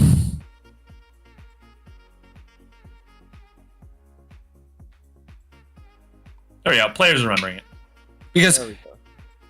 Because of how Dothy works, even though Sanguine is the active player with the Dothy, it is also the responsibility of the board to remember to a certain extent, right? Because at the end of the day, it goes down to Sanguine because they are the active controller of that said effect. It's like rest in peace, right? You can lose the game because you get too many violations if you forget with the card, right? In all honesty, it's a game warning to all of the players when that happens. It's a failure to maintain game state. It's one of those fun little things. If you do something you're not supposed to in a game, I forget so much though. I forget so much, not gonna lie. Like, I will hard forget so many times, and then I'll be like looking at it, I'm like, I need to remember the Dothy, right? Goes to my turn, completely forgot about Dothy. You know what the best part about this kitten is? It's a blocker. I mean, it dies pretty easily. Yeah. But that wasn't gonna change. When the second Bowmaster resolved, the Kin was in a tough spot. Not gonna lie. Kinnan was in a tough spot when the first one resolved. It was in a bad spot when that second one hit. It's like, oh, the other bow. It's like, the Bowmaster's going away for another Bowmaster. Okay, Kinnan, we're digging deep on this one. We're gonna go for the land drops. Who did the Crom swung at Sanguine, right? Yeah. No, Crom swung. Yeah, it's Sanguine. Yeah. Ugh. Man, I'm sorry, Sanguine, because I see your name. Where's your bond? You know. Well, they're playing alone. That's why they don't have one. Aw. They could play a companion, right? You know, keep someone next to you. Who plays companions? Man, I remember when they were good. I'm so sad they made that rules change. I'm super happy. That was a dumbass rule change. Excuse you. It was so much fun. So much fun. Nah. I loved how people were like, well, Loot Tree doesn't have to be banned now that they're like, dude, it's a free card. Like, I need you to understand, it's a free extra card in hand for Izzet always. Players. I'm an Izzet player. I would be ecstatic if it got unbanned. It shouldn't be. I'm an Izzet player. Dockside should probably be banned. I'll be honest. You just gotten to that point in this format. Real talk though, let's talk about telepathy. That card makes people hate each other.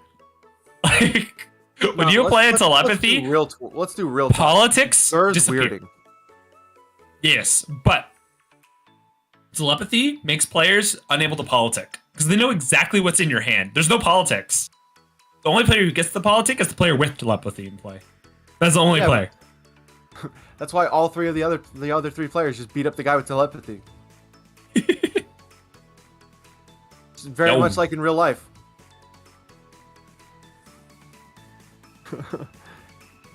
I have a question. Why does not the bigger Sanguine eat the littler Mr. Fluffs? Like, could he not? Yo, Gilded Drake coming down. Taking that Kinnan. You know what my favorite advantage piece is in Izzet deck with Dockside? It's Kinnan. Yeah. Dockside.deck, I love a Kinnan. You'll note who plays Gilded Drake and who doesn't. Decks that need their commander really shouldn't be playing Gilded Drake. Decks that don't need their commanders should play Gilded Drake. I 100% agree. Yeah. Or decks that know the meta enough that Gilded Drake makes sense should just play copies, right? Those are the cards that do better. Yeah. If your deck relies on your commander, you don't play it because you can just run clones instead, and that way you're not increasing the chance of a Gilded Drake touching down and taking your commander. That's why in Nagila I don't play Bowmaster because I don't want my Bowmaster copied. Says don't play Oppo. Yeah. Little tips and tricks, folks. If you really hate a card, don't play it just because you could use it. Because guess what? Your use it too. Nomadic Magic. Thank you for the 4 months. You rock, dude. Woo.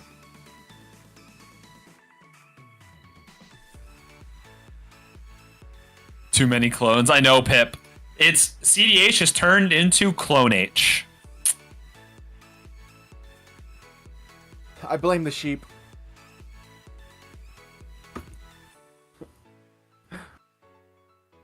We have a little bit of politics going on here. I love how the Kinnan play. I love how Mr. Strictly Worse loves to state, "I will pass on you taking that." I think that was Fluffs, right? First player that said it? Yeah. Yeah, it was Fluffs who said it. I love this. I love when a player goes like, "Yes, I will not react to you taking my opponent's commander." That sounds good to me. But Chain of Vapor targeting the Kinnan, though.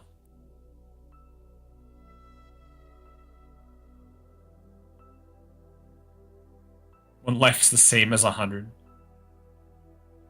I don't know. Mr. Fluffs is getting pretty close to that one life mattering more than 100. Mental misstep. Yo. Hey, that's the second spell. That's a Crom trigger. You know what that also is? That's a bowmaster. That's a Num num num num num num num num num.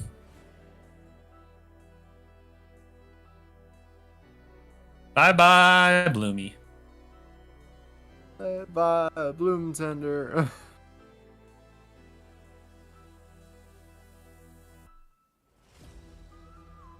I'm trying Yeah, to think. They're really wanting this Kinnan. Like, they really want the Kinnan. Yeah, dude, they got 3 treasures. But I mean, like, they are They run really wanting. I know. But they really want the skin. Yeah, see, this is what I mean, right? You've shown your kind of cards, you've shown your hand.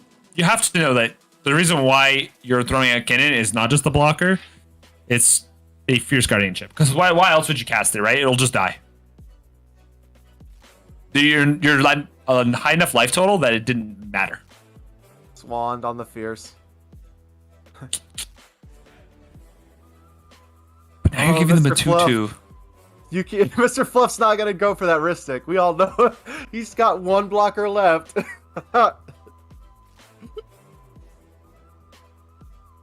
Wrist stick trigger on the stat. You know what? No, I'm not even gonna draw. He's got a 0/1 blocker left. Yeah, Fluff has to pass, so they're just dead, right? Bowmaster is a stacks piece, y'all.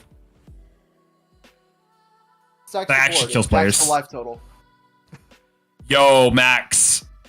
Clone Troll Winter. That You know what's also really good at stacks in the life total and not the board? Talion. but also Pip. It's not the mid-range Winter, it is the Clone Wars. Y'all. I believe the Clone Wars had begun around when I won Mox Masters and I was running 3. Yeah, because I think most of us were running at least 1 at that point, but then 2. They were running 2, and then, and then like they started upping it to 3. I mean, plus it was second. at. Oh yeah, but I think 1 was like the most predominant until the One Ring came out. Is when 2 came out, and then players started fiddling around with 3 with the Imposter Mech. 3 with the Imposter Mech, and then Flesh Duplicate came out, and it's like, well, I can run this instead of Fimage, and they're like, well, I could also run Fimage with this. Too many clones. Stop making clones, Magic. Why make math hard? Why make having to think hard? You know.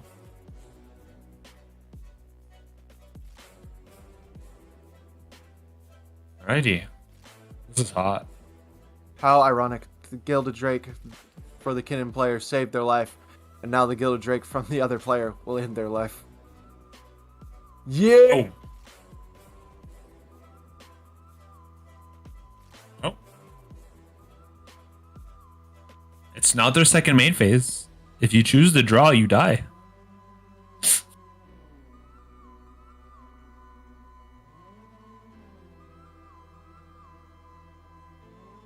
That's just cost 4 mana. Yeah. Tap the relic for 2. Tap the relic for 2. There you go. There we go. Relic's so good. I don't think Relic is activated ability No. works. It doesn't work. So it doesn't make the additional mana with Kinnan, just due to it tapping the creature instead of the creature tapping itself. So if the rock so the physical card has to tap itself for Kinnan to see it. That's what I figured. It's the same with it's the same with Wild Growth. Same with Wild Growth, because Wild Growth they have makes 6 the mana as the card taps, right? You let him live again! How do you guys keep letting this person live? It happens, you know. I don't know why, but it happens. So we'll just have to move on from it. Attack them. They didn't even attack him, man. Mr. Fluffs, you're lucky you're cute, because this... Your number should have been wrong on turn 2. Turn 3, man. Like, easy. Yo, Captain, that's a hot take.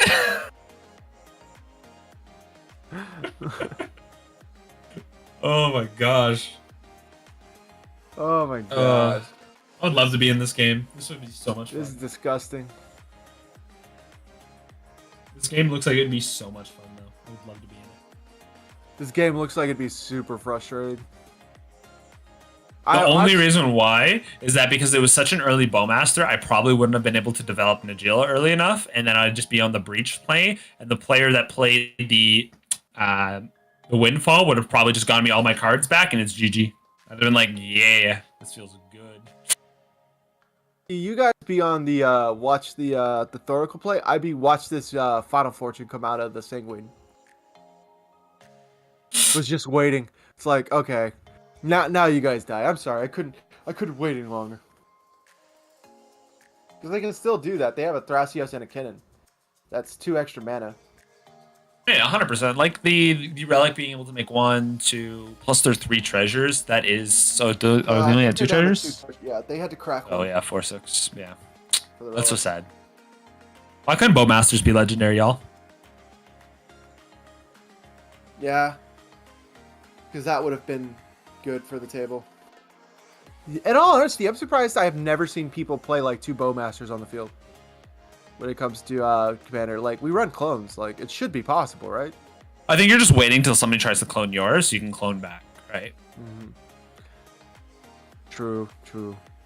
Still, Because otherwise, like a player, so if you run into the issue of you're the active player, somebody casts a spell, your opponent's Bowmaster goes off first, and they kill your Bowmasters, right? Like it's so rough. Like, I understand. But if you imposter mech a Bowmaster, you will always have a Bowmaster until somebody has artifact kill. I'm gonna imposter mech, copy your Bowmaster, kill your Bowmaster. They're gonna play Machine God's Effigy. Nah, you did that wrong, bro. You gotta imposter mech, make a Bowmaster, hit them, then you Machine God's Effigy and hit their Bowmaster. Now you have 2 non-creature Bowmasters. Get ready to go through that. Oh my gosh. I'm really curious on what the Sissy player might do here. Because they have a lot of options available to them here. They have a lot of mana.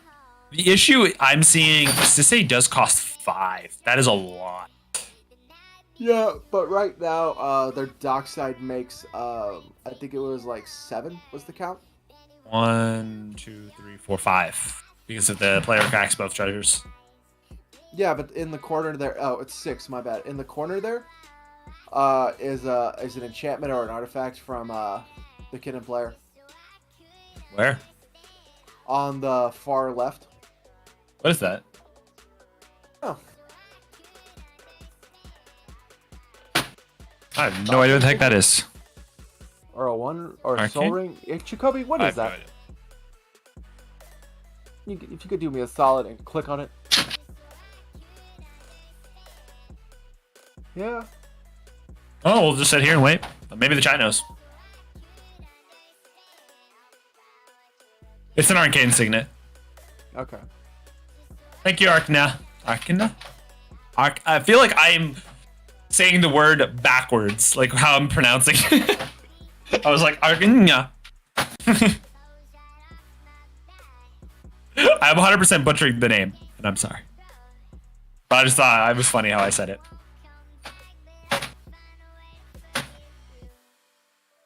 So recasting this to say here. I think they're all out of answers for the most part. I think maybe Tavish Crom has something left. I mean, they're tapped out. They already used their pack. There was a Force of Will played by Kinnan. There's a Bowmaster trigger, but that's the only one that's going to happen this turn. Because Mr. Fluffs doesn't need to draw anymore. Yeah, see? Yeah, there we go. GG's. Sanguine has to interact here. They have to draw first. They already drew their card. They have no more. It's over. All right, it's over.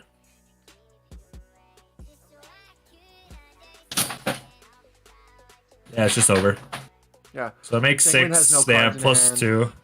So I'm gonna double check something. I want to see if they have it, because if they have this card, it makes the Sisei mana like math so much easier. Because Sisei here is only a 3/3, right?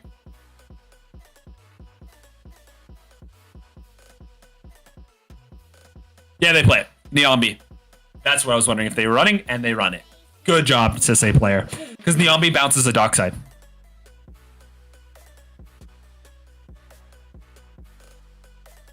and it gives him the extra 2 colors to win the game. And you also gain life.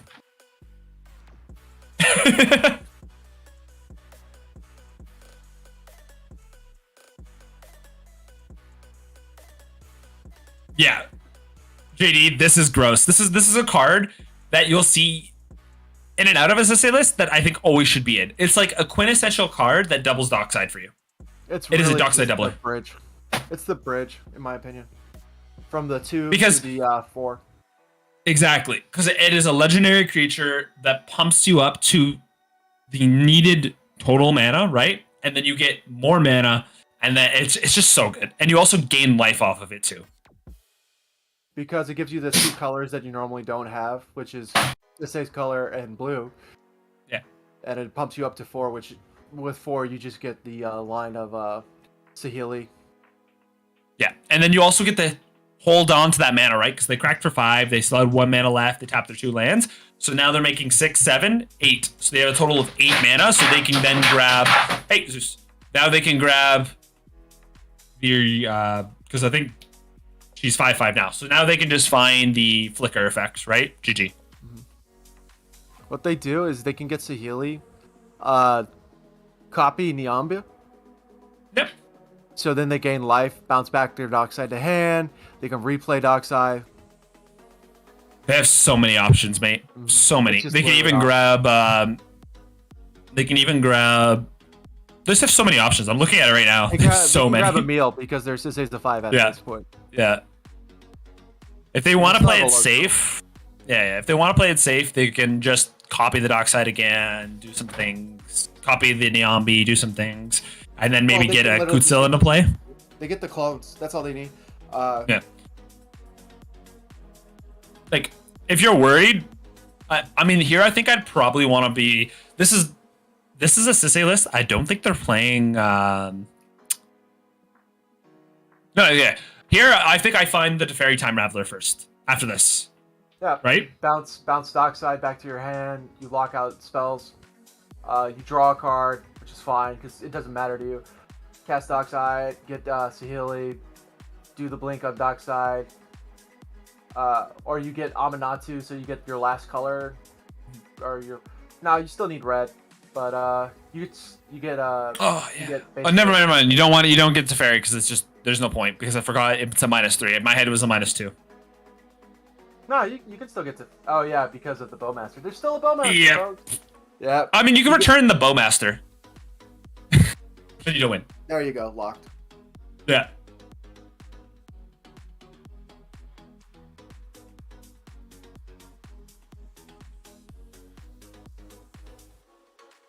Yeah, this one's over. They should lock it down from here. Imagine that. I want to see how the cards close off the Ristic. Because now they can find the clone effect. They find Amanatu here. Or they find Saheeli. Yeah. Yep. There we go. Finding the Amanatu is just the safer play.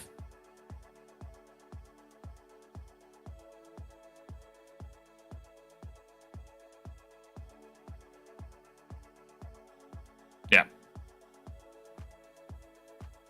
GG, guys. That's a solid place. Sisay takes it here. Sisay takes it.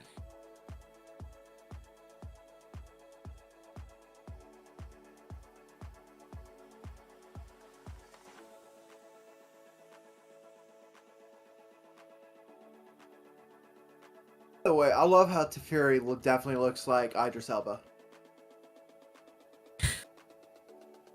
Idris Elba, isn't it? Yep. Idris. All I know is I loved him on The Wire. Oh, he's also a phenomenal rapper. Rapper.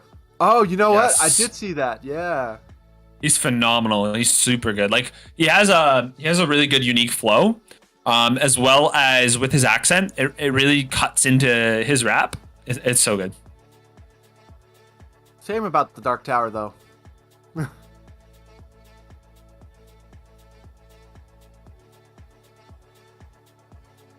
They're gonna play it out for them. So So they go to Amanatu, flicker Dockside. Once they flicker the Dockside, gives them enough mana, they can then find Saheeli find Oath first, exile something, get another access of Amanatu. They get to flicker the Dockside again.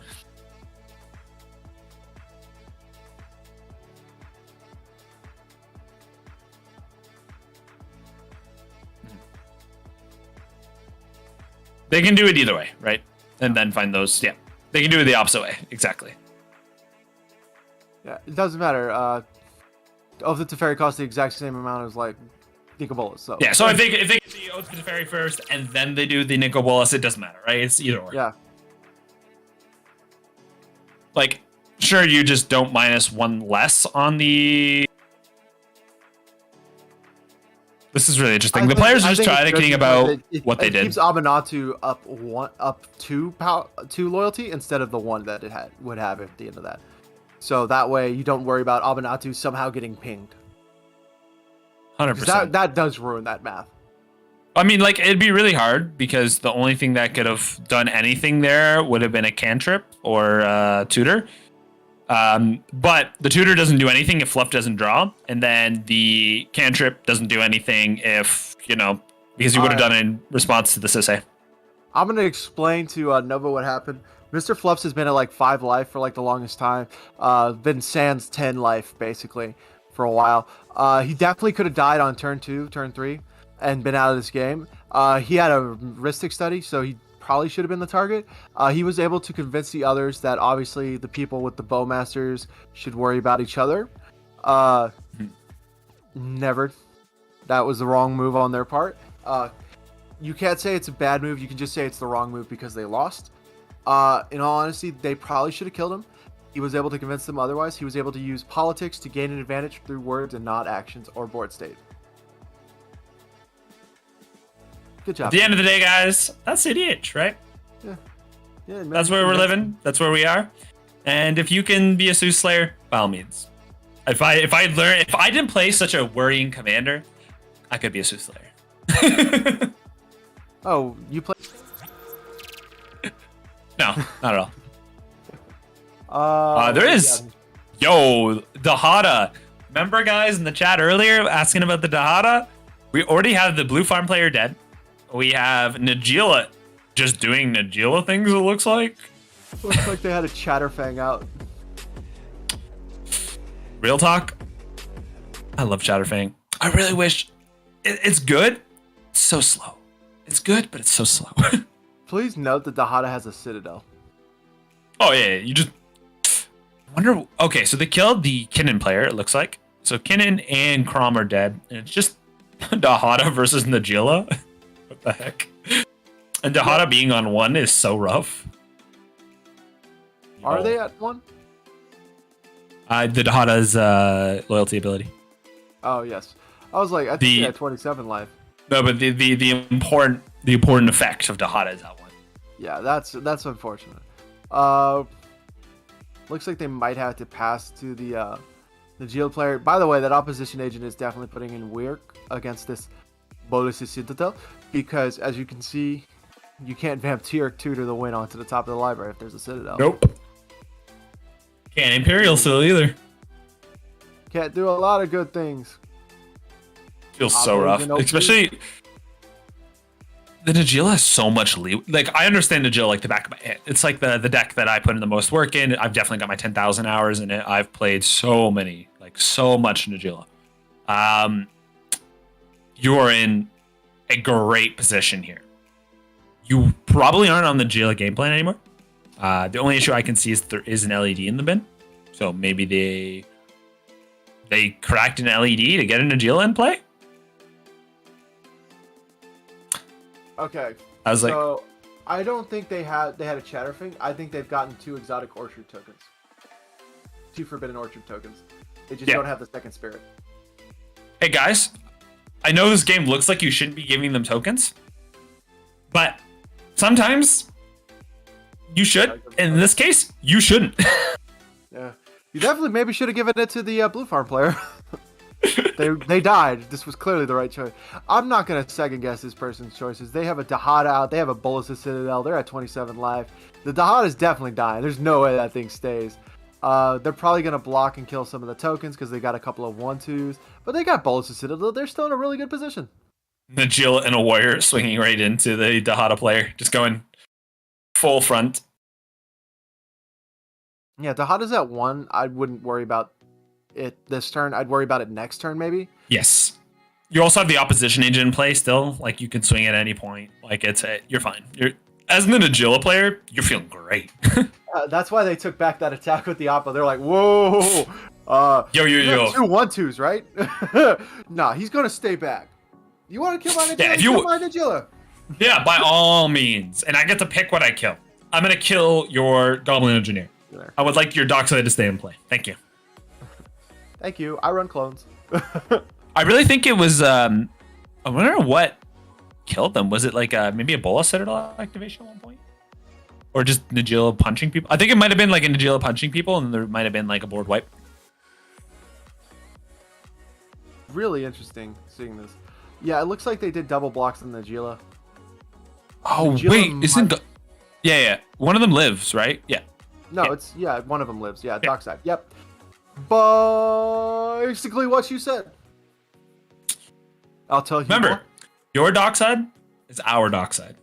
And I also don't want it in your bin because you have reanimator list. So.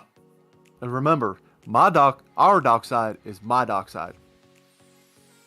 So please, respect your Docksides and tip them this evening. Remember, guys, Dockside MVP. Dockside lives matter. And now, Footy, the first thing you do is take your mana crypt damage. Yeah. Yeah, lose that life total, and I still got a warrior in play. Next turn, I'm just slamming that Najila again. There you go. There's some discipline. It's like watch it be a land. It's great. He's got a land drop. But it's a fetch land. Watch it be a Blightsteel. No one expects that shit. And lose 13 life. Lose the game next turn. I didn't say it would be a good play. I just said it could be. Looks like they're tapping mana, floating a Ka0s here. Maybe a Cabal Ritual to get Underworld Breach. That is hot. I think they might just win it. That's a good pun, man. There's a path, I think, in the graveyard. There is in fact a path in the graveyard. There's a sword in the graveyard. But more importantly, I think there's a Rite of Flame in the graveyard and a Lotus Petal in the graveyard. And I think a tutor. No, there's Cabal Ritual in the graveyard. I see it now. So right now, did they blink it? Oh, they upticked. No, upticked it. Yeah. Honestly, guys, Dahada is my favorite Mardu commander. She does so much work. She's the best Mardu Breach deck. Hands down. She is the hottest working girl in Commander, in my opinion. I don't care if you think about Najila. I don't care about Timna. Dahada. She does everything. She puts in work. Like, you think Najila puts in work? No. Najila swings once and then lets all of her minions do the work. Dahada puts in the work turn after turn after turn. And even in loop after loop after loop. That girl is working. She is digging for gold. I ain't saying she's a gold digger. But Breach is definitely going Underworld. Oh man, I love Dahada. One of the players that actually brought Dahada and did really well on it is Ka0s from back in the day in the Nexus there. Yes, I remember Ka0s. He's in the old folks' home now, right? Like I saw him in the Turbo on CDH Nexus. Excuse you. It's so nice for Grandpa Ka0s to be talking about the good old days. Hey, Samurai. How old are you? Yeah, I know, right? Yeah, I see him at the old folks' home all the time. We play Parcheesi. Samurai Kanye. Oh, 100%. Please no. I love my Jewish peeps. I go to temple. Now, that's good. Facts, that's good. So it looks like that breach did not last. As You know, Najila just showing, what Najila does best. And you gave them a beautiful. Is there a tangle wire in play or something? Why does Najila keep tapping crap? No, they untapped their Oh, that is scary. Yeah. I don't I'm know. like, why is that land staying permanently tapped? Is what I'm saying, because that's all. I always see it tapped. Why would you do that? Tell me though? what happened to the breach. Oh, it's because Najila. I think they just realized they couldn't do anything with it, and had to let it go. That's weird. Yeah, because I don't see any interactive pieces, because I think they just see Najila, Oppo, and stuff like that. So I think what happened was, oh wait, they could just, this would be hot, right? So maybe they played the breach, right? Fuel up the graveyard a little bit because they're doing a Dahada activation on their next turn, and then they have a reanimation spell, not the reanimation spell, like Savine's in hand.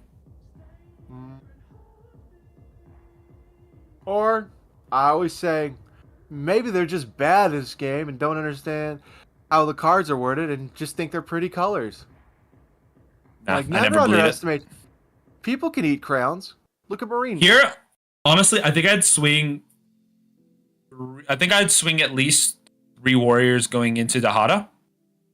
And then, well, not 3 warriors, but 3 tokens going into Dahada, and then 1 going into face.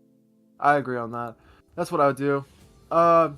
Real talk, it looks like Dahada might be like just bricking at the moment. That just happens with Citadel sometimes. Yeah. There is a lot of work being done by this opposition agent. Opposition agent can do work. Most of the time he's a lazy ass and just sits around. But I believe at this moment he's doing pretty good. Yeah, killed good one job. of the warriors. That was a very, very accurate play. No, killed one of the. Wait, they killed the spirit token? I would just kill the warrior. They killed a warrior. I love this. Dockside's like, please release me into the grave. Not yet. You will die. And if you want to tap your mana, by all means. Give me another token. Honestly, this game, Najila is just eating. And 100% they cracked the LED to play the Najila, by the way. There. Yes. This is my kind of game, y'all. This is how I love this kind of game. This is my favorite kind of game. I love this. This is a sludge match. Free falling 50,000 miles from to the ground. Free falling. Who's gonna land on who first? You're trying to cut the other person's parachute to get it. Did they brick on Citadel? Oh. No. Oh. It looks like a Oh. land. Wait. Oh no, they had to do Oh. their roll again. They forgot. They keep forgetting that. Yeah, Yo. Orum's shit. You quiet. Just for the turn. Just for the turn. Just for this turn. Hey, Oh, land. Doesn't get Check the top. Check the top. Check the top. No, but just check the top because then you can shuffle because your opponent takes you know control. what? You can always crack and shuffle. You don't care about giving them a land, right? This is your point to win. Yeah. It's not like they don't have all the mana in the world now, anyways. Yeah, matter. he's thinking about it. They're thinking Just about do it. Come on. Do it. Footy. I believe in you. Just do it. I know you want to. Just do it. They can do Do this. it. Do it. Do it. Now, let's see. They got the Wooded Foothills in their hand. I bet they're sitting on like a land in hand. Probably another fetch land. Or actually, no. I think they might have a Red Blast in hand. Oh. Ooh. Yeah. Yeah? I think that's what. I think Foodie. That was their top card. Was actually a Red Blast, not a Pyroblast, but like Foodie. a Red Blast. Mm. So like in their hand right now, they have a Red Blast. That's probably why they couldn't play it, because it only hits blue, doesn't hit Well, ifs. if it was a Pyroblast, they could just cast it. Yeah. So it's a Red Blast. They are taking the land. Good job, Foodie. That is the best play you can do right now. This is your only opportunity to win. Footy, you got to show them your hand. That's how It is not a Oppo May. works. Not a They May. get to look at your hand, Footy. Fun fact, actually, because even though you control the player only while they're searching, it's technically an illegal play to show the hand. It's illegal to show the Technically. hand. You have to Technically. look at the hand. Yes. Because you get to look at their hand, but technically you only control them while searching, and you can't hold your hand at the same time you're searching, technically, by rules magic. So you wouldn't be allowed to show it. I was looking it up. There's like a specific rules. I was like, oh, that's actually kind of interesting now. Because it's like, there's too many things that could happen. So I even don't though know. you control the player while searching, I'm pretty dexterous. but you can also slip a card into your deck, you know? Yeah, that is true. You're not allowed. You have to set your hand down when you search. That's actually a rule. So how interesting is that? You can't technically show your hand, well, with an Oppo agent. So when you hear somebody say, just like a Get Taxi Probe, y'all, if you're playing tournament Magic, do not let the player say show the hand. They're not allowed to. You have to show the person individually. Always just say, man, that's a nice Stasis consult you got going on there. Yeah, because the player, also, if you're the one who's casting it, don't say that. You want to hold all the information. No, I just say it regardless of what they're playing. Yeah. Oh, LED from the top. Come on. I still don't think it's good enough. I still don't think it's Not. good enough. But maybe they have the Savines. Maybe I was right. This was all a bait. Savines would be hot. Tapping mana. Watch this be the top deck tutor to hopefully shuffle their deck again. I'm gonna cast an Enlightened Tutor. Yeah. You want a Necro? Or is that that a Dark Ritual? Dark Ritual? Yeah, I think so. I think it's the old art. Yeah, it's the old Alpha Beta art. Yeah. Making 3 black mana, just making sure they present them. I'll let you guys know something. I'm very good at recognizing cards from like the smallest of details. But we couldn't figure out what that arcane signet was. Yeah, because I've never actually seen that one, but I thought it was a Signet or a Soul Ring. Yeah, same. I thought it was like the Witch King Signet from the Sauron, from like the Secret Lair or whatever, or like the Structure deck or whatever. But I don't think it was. I think it was just a Signet. Ooh, that's why there's a Yogg's Will. This is why they've been debating this. Yeah, Crack, you got to hold priority in Crack, man. Let's go. What did you get rid of? Deflecting Swat, and what's that? An Entomb. Ah, that's Yogg's Will feels a little bit. Honestly, though, Yogg Wills feels a little bit counterintuitive here currently unless because they've got a everything. Final Fortune.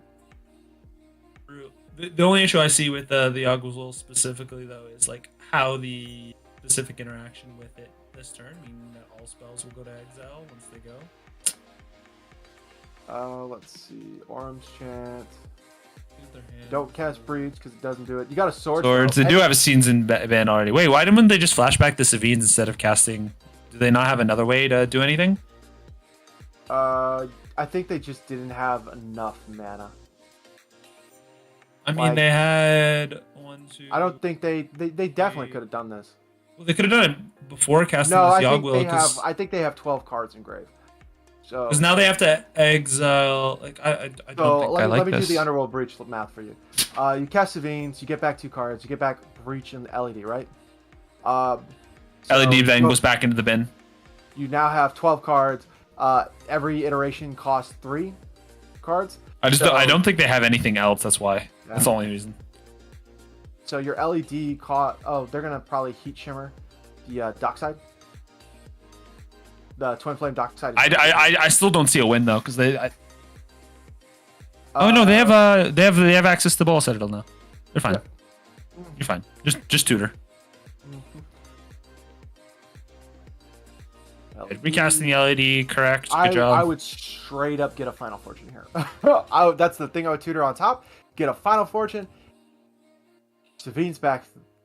Breach. And then Vamp Tutor. Just cast your Vamp Tutor here. You're fine. cast your Vamp. You're literally fine. Or recast Dark Ritual if you want. Go up to more black. Yo, real talk. Vamp Tutor? They have PETA.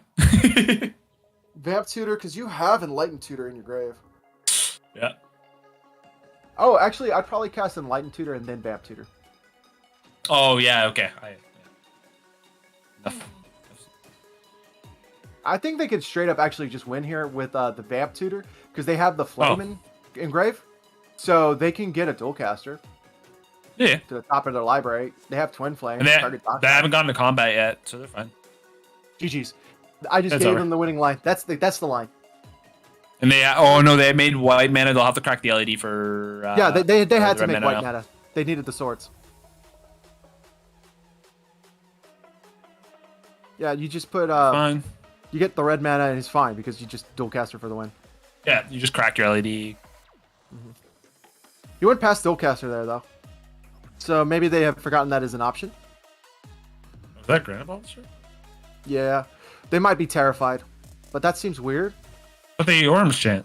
I don't know what that was. Yeah. It was a white card. That's all I know. Oh wait, is it a flicker for the hot? No, but that doesn't make sense because now the cards go to the graveyard because of. Yeah, that doesn't track. Why would you do this?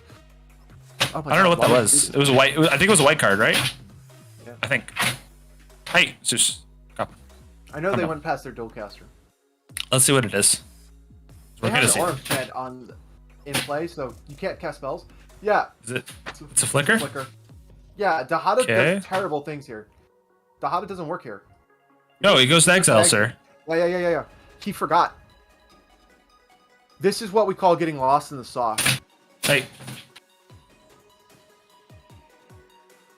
And you especially don't want a Dahada because they get exiled now. Yeah, he got lost in the sauce here. yeah, that's unfortunate. It happens though. I do this all the time. Like I punt so much. It's just what happens. I'm not even gonna make a joke about that. I punt just as much as you. Yeah, like it just happens. It feels bad, but it happens. Like Sometimes you're Lucy, sometimes you're Charlie Brown. Sometimes the football doesn't get kicked. it just feels so rough. I knew they grabbed a white card, so I was like, oof.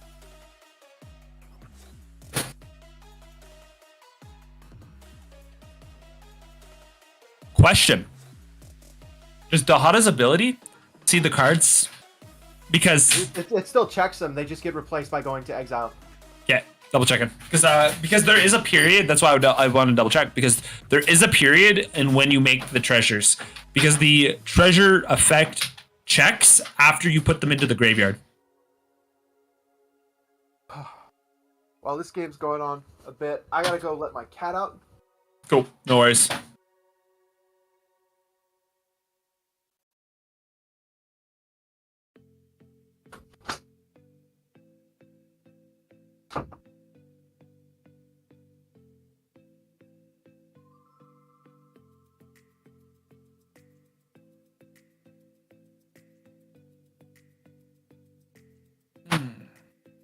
Yeah, laying tutor, grabbing it. Yeah, that definitely that checks.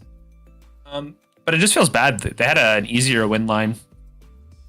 Because now they have to rely on the Aetherflux doing stuff here. If they play it, let me double check. I don't think they do.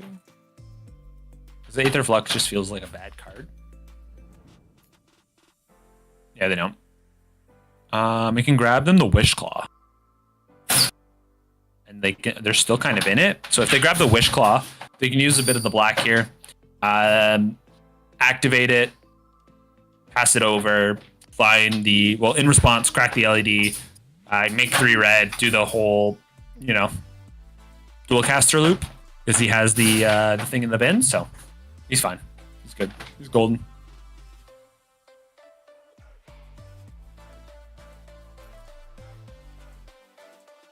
Max. Tell me when an Aetherflux has ever won. Check me.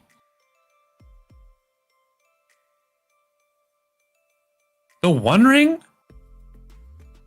Bro. What is going on? I'm sorry.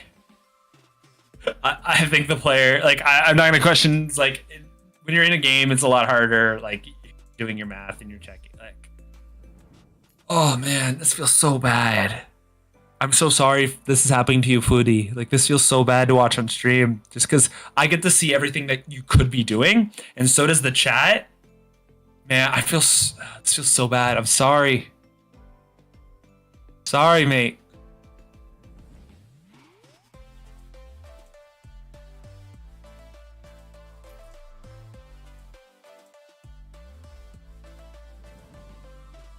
Yeah, I'll be honest. It's a lot easier to see wins when Yeah. you don't really care about the outcome that much. Yeah, You got like nothing I to feel ride on this. so rough for them, especially because they're on stream, right? So we get to Oh. see we have top deck view, right? So the whole chat is like, how could they be doing this? How could they be doing that? It's like it's so easy to do this because when you have a specific line in head and then you realize it doesn't work, you get so flustered and you're not sure what to do, right? You also And lose track. exactly, and it hurts. Like I know this player is good.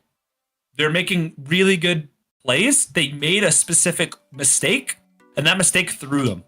Like they just got thrown off their mindset, their track, and it's kind of hurt them in the long run. Maybe they just top decked the win con. Look, they're looking at it right now. So when they cast the inline tutor, they could have found the wish claw, which would have still saved them. Because they cast the wish claw from the top, activate the wish claw, finding the dual caster hand while holding priority and cracking the LED for 3 red, obviously. And then doing the whole line. And you're fine. Chromox is okay Yeah. here. I mean, it's not great. I mean, like, what do they got in hand? If it's a colored thing, I would just get rid of it under the Chromox. Like, That way you have I- no loss from the LED. I have no idea what they could do from here now, honestly.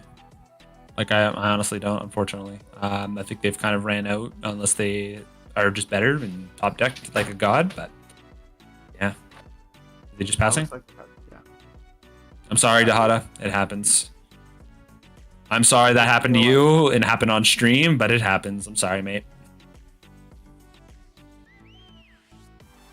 Don't get all zoomed in on what you need on one line, man. You got to have broad mind and just go like, what wins? What are win lines I run when you do a tutor? And you just kind of go through the win lines and go like, does this work? What is Yeah, take your time next time. I think you were too focused on one line, and then you forgot about the like. Maybe you're just not used to playing with the Auguswell. That does happen. Like, not a lot of times you resolve it, right? Most of the time you're just doing the breach things, and then you get to the Ogwill plus breach, and you're like, oh crap, right? And that does happen. Don't beat yourself up over that. Like it happens. So I think they also forgot that there was a silence on board already. oh no. That was just on the top after they did the one ring. No. They had the Orms chanted at the beginning of the turn. I think they forgot. So they went for the Grand Abolisher because they're like, I need to protect this line. No. They didn't go for the Grand Abolisher. They went for what we saw already. Oh, the Flicker, right? Flicker plus the one ring with the inline tutor. Yeah. They just got too focused on one thing.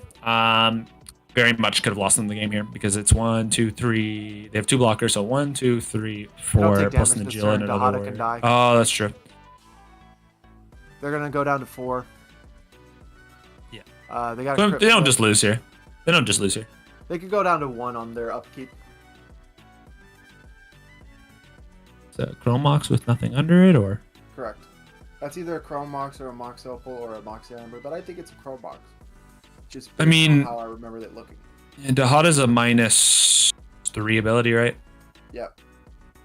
So you don't even care about it. Gone. Bolus Citadel is not going to work on this anymore because you have no life. And you're gonna lose 1 to the ring and possibly 3 to the crypt. Functional one. I don't know if I'd run the Najila out here at this point, unless my hand is cracked somehow off the 2 cards in the top of my hand. If I'm Footsie, I let the Dahada die to the attack right here. I'm super cool with that. No, I don't think you attack. You just sit back. Yeah, that's how I would be if I was Derek. I'd be like, let's see how you die. Either me or you. See, they're talking about it now. They drew it. And they couldn't crack the LED in time and they forgot. Oh no. They forgot to look at the top with Bolus and they just immediately drew. They had the win in hand. Samurai. Ugh. They had the win in hand. I still do. It's not No, over yet. I think they just scooped, right? Or is it time?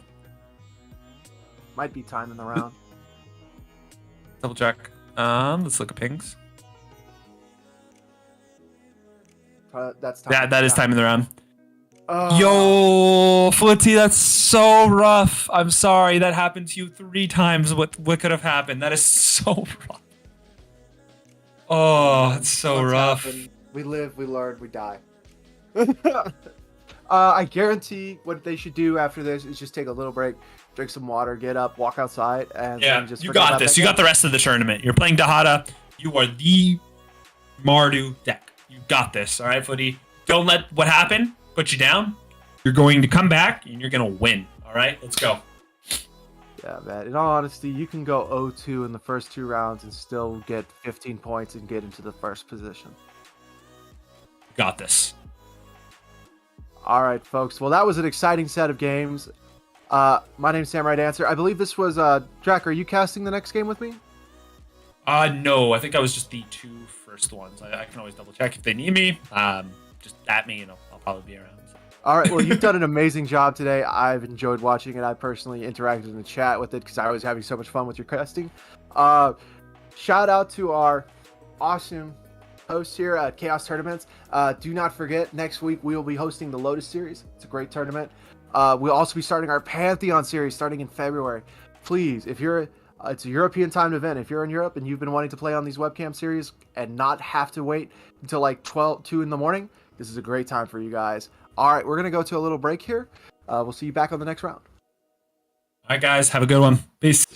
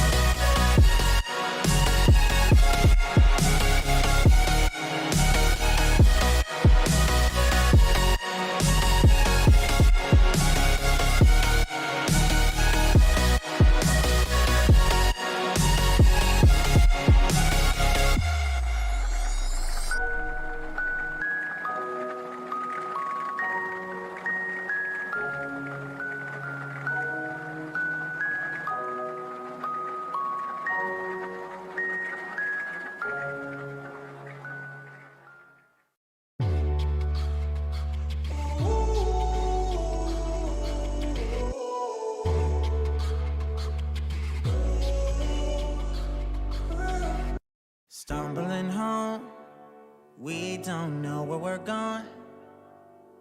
Should've turned back hours ago. Out of our minds, I guess we're sleeping outside. You're still a good time, even in the cold. Get out the road, I told you. A car's coming, I stop you. You know I always got you. You know I always got you. Push it to the side, even if it means that I die. I wouldn't hesitate about it, wouldn't even think about it. I know I really love you. Push it to the side, even if it means that I die. Wouldn't hesitate about it, wouldn't even think about it. I know I really love you. Wheels in your hands, I guess we need a new plan. There's a motel a mile down the road. Finally can stand, back then still looking for dry land. Jump on my back, I'll take you home. You know I always got you. You know I always got you. Push it to the side, even if it means that I die. I wouldn't hesitate about it, wouldn't even think about it. I know I really love you. Push it to the side.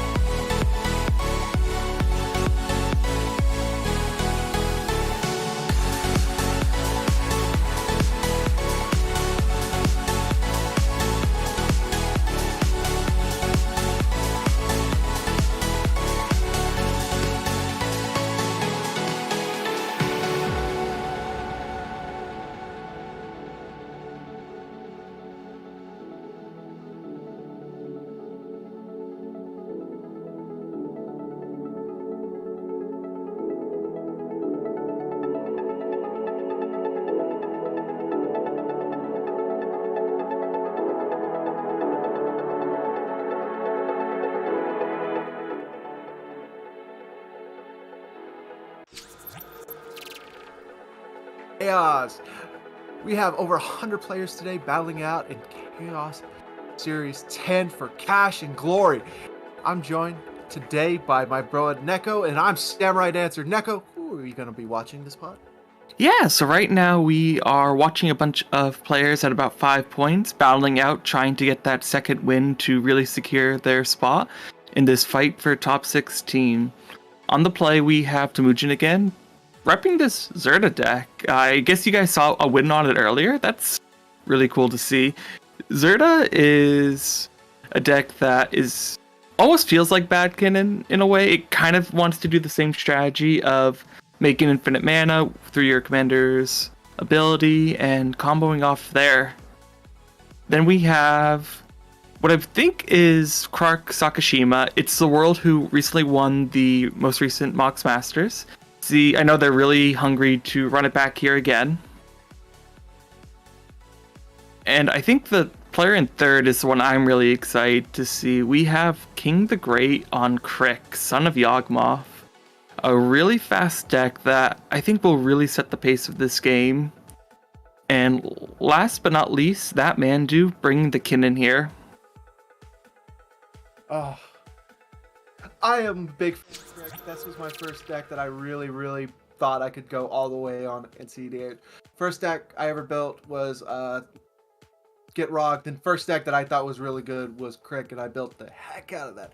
I'm so excited to see it pop.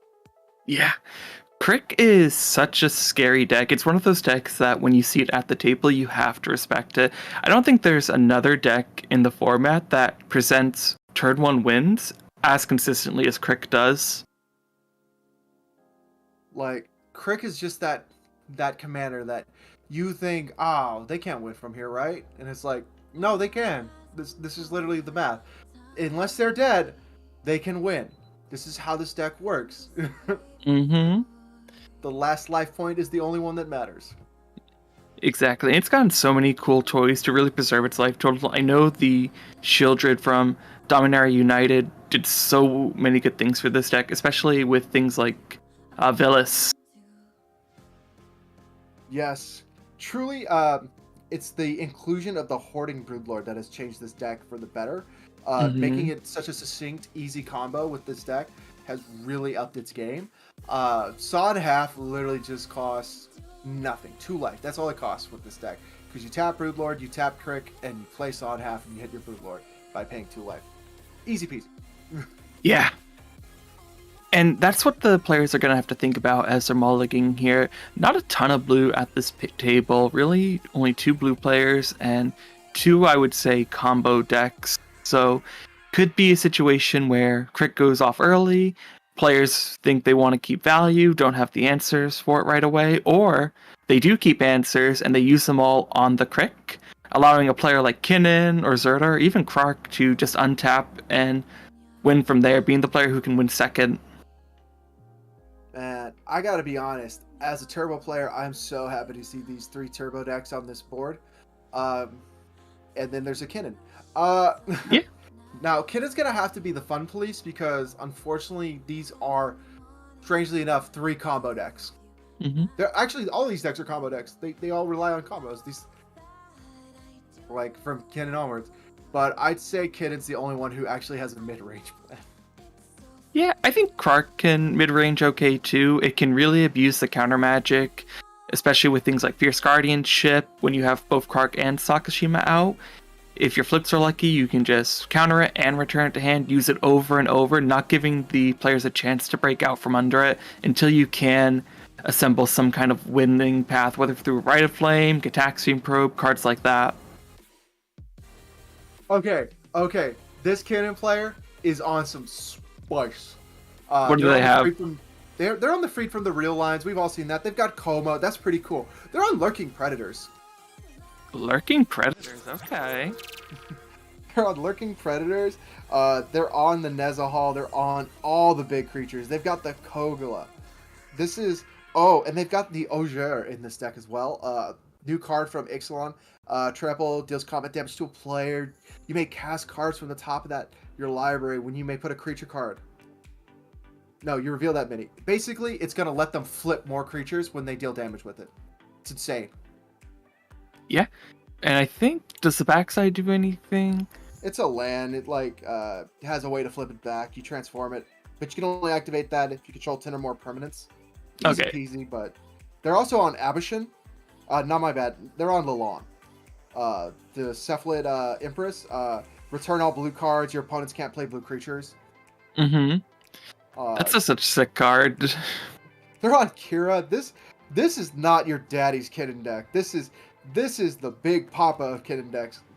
Like, eat your heart out. This Yeah, I is mean, insane. they definitely run some cool tech. I like that they are on the classics too, the Glenalendra, the Hull, Breaker Horror. Really relying on those flips though. And then are they on... They aren't on the One Ring, most interestingly. They are on the Trinisphere. Don't see the One Ring, so might hurt a little bit for that card advantage. Yeah, I'm looking at Temujin's list right now. Nothing too insane. They're running Diviner's Wand so they can draw when they have infinite mana. They're running Goblin Ken so they can kill with infinite mana. They're running Staff so they can win with infinite mana. And then they're running Thran Spider. I don't know if you've ever even seen that card. I don't think I have. It's a 3-drop with Reach, because it's a spider. It's a 2/4. When it enters the battlefield, you and target opponent each create a tapped Power Stone token. Power Stones can only be tapped to cast artifact spells or pay for artifact abilities, I think. But it has 7. Look at the top 4 of your library, and you may reveal an artifact and add it to your hand. Okay. The rest on the bottom. So just going through your entire deck, get your artifact win cons. I like that. Mm-hmm. But it's a 2/4 with Reach, so good luck hitting it with a flyer. Mm-hmm. And then also on the Staff of Domination here, the One Ring, of course. Okay. It's a very typical Zerd Alliance, but there's some new flavor spice. I'm really digging this. This pod is going to be interesting. We don't really need to look at the Worlds list. The only thing that they're running different from most Kark players is they're on Niv Mizzet, which I think was a great addition. I'm a big fan of Niv Mizzet. Decks that can really can actually hard cast it pretty easily. Yeah. And looks like Temujin's already off to a blazing start into a City of Traders, Grim Monolith, following up with one of the untapping keys, I think Voltaic, which lets them just immediately untap that Grim Monolith to reuse that mana. Following up, we see a crack from Kark and into the Mana Vault. Okay. Ooh, Soul Ring. Not a bad start for a Krieg. But I think that the Krieg kept a more conservative hand. I think they mulled down to, it looks like they mulled to 5. Yeah. Soul Ring is good for a lot of decks. It's usually such a good turn 1 play, but a deck like Krieg, just not that really blazing start that you like to see. It's like, cool, Soul Ring, and what else? Mm-hmm. It's like, no, dude, it's a fine play, but like, I was expecting more. Yeah. It's like if you see like LeBron James like shoot a 2-pointer like over someone, and you're like, yeah, that's cool, man, but I'm kind of expecting you to dunk it. Yeah, what else you got for me? Like, we want to see the turn 1 win attempt. I mean, their hand still might be sick. They can still get a pretty early crick, I think. Yeah, turn 2 Krieg's pretty good. Yeah. If they have something to follow up with, it could still be so quick. There's no Ristic studies right now or fishes that you have to worry about. Just people developing. We see the Kinnan come down here into the Springleaf Drum. So that Mandu just getting so much mana in this 4th seat. They're going to have 7 mana on turn 2. They're almost up to Temujin levels. Yeah. I mean, that's what this Kinnan deck really seems to want to do. It's really reliant on these flips, just getting these high power creatures down that are just going to shape the board through their abilities or their power.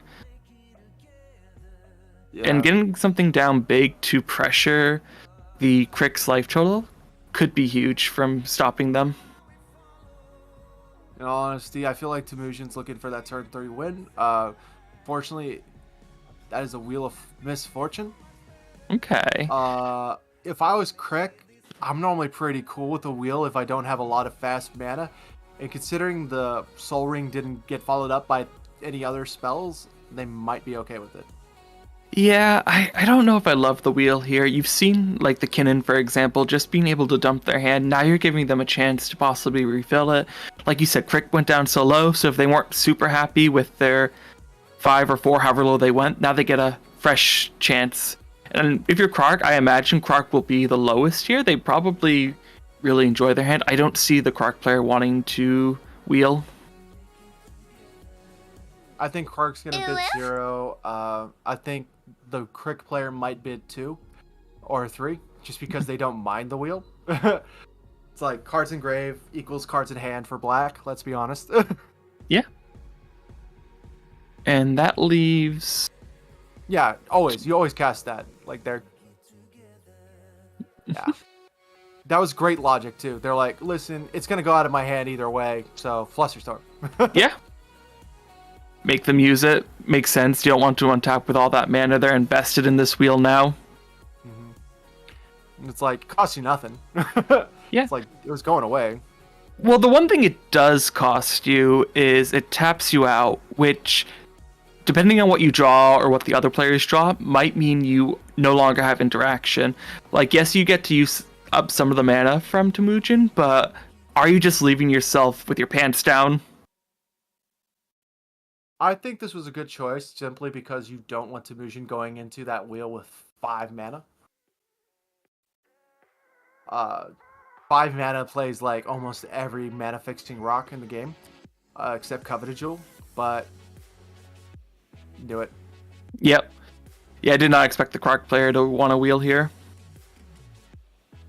Looks like all the other 3 will be wheeling, and it's just so scary, right? Like, you're giving Crick acceleration potentially. Like, I don't see this going well for Temujin. Yeah, and now the Grey Merchant going into the bin for Crick. They can reanimate that so easily and just combo off with just letting that Grey Merchant ETB over and over, just draining the opponents and winning you the game. In all honesty, this wheel was not as dynamic as I would have hoped. I think Temujin's just going to use that mana to untap their Monolith. Mm-hmm. Unless they got a Soul Ring here, which would be crazy. Now, as far as Crick goes, that was a very mediocre keep, but again, they had to mull down kind of low, so I understand it. Yeah, Soul Ring. Yeah. And I don't think Krark is really interested in wheeling if they kept a 7 or a 6, which they did. Mm-hmm.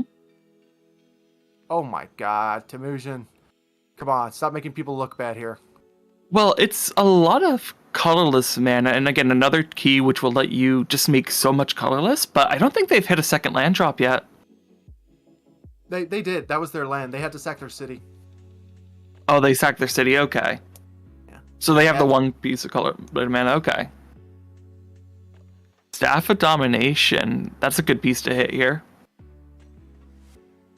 Solid card. Yeah. One of the OG infinite loops in the game for CDH. This and what was it? The little 2-drop Metal Worker. There we go. Oh, Metal Worker, yeah. That brings it back. 5, you can tap, draw a card. You could also just leave open like 3 mana. Mm-hmm.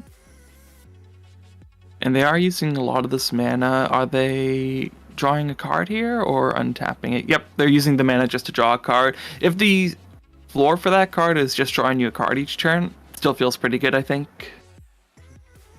Well, they're going to go into their next turn with 2 keys, a Soul Ring, and a land. So, in all honesty, they just need to make sure they hit that last land to play Zerda so they can go off. Yeah. We do see the second land coming out of the Krark Sakashima into a Dockside, which was just fed by Temujin and the Kinnan player. And the Kinnan player too. The Kinnan, the Crick, everybody fed this Dockside. This Dockside eaten.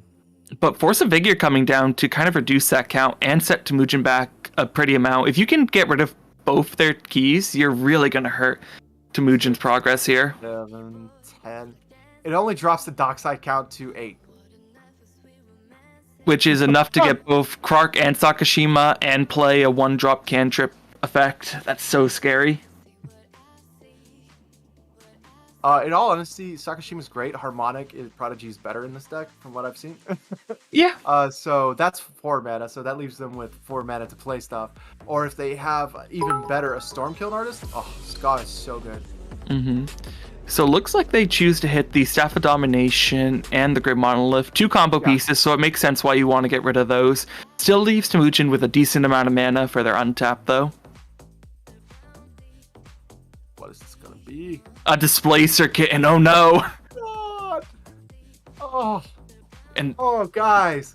I I see would why... love to say you guys misplayed this, but the wheel didn't even affect them.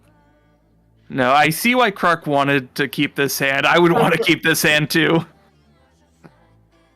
Kitty with the blinky.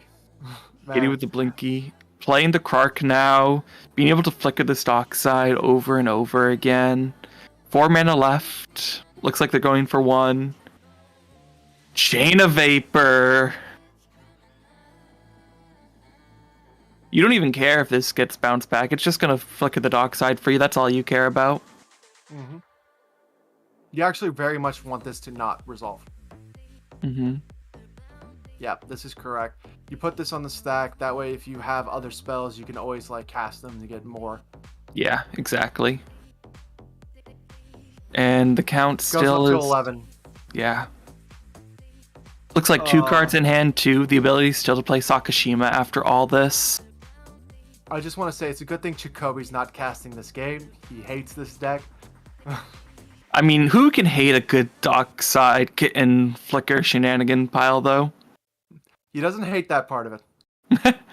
Here comes the Sakashima, leaving them with, I believe, 7 treasures and Mm-hmm. Sakashima on the stack. Let's see. Everyone's tapped out. I don't think they can remove the Krark here. They're tapped down, man. If they were going to interact, they were going to kill. They were going to stop something else. And there's the Git Probe. Now they'll be able to just get all the mana and draw a card if this keeps going back to their hand. And this is what I was saying earlier, like, Kinnan be the only other blue player being tapped out here now. Even if they had an answer in hand, they may not be able to use it right now.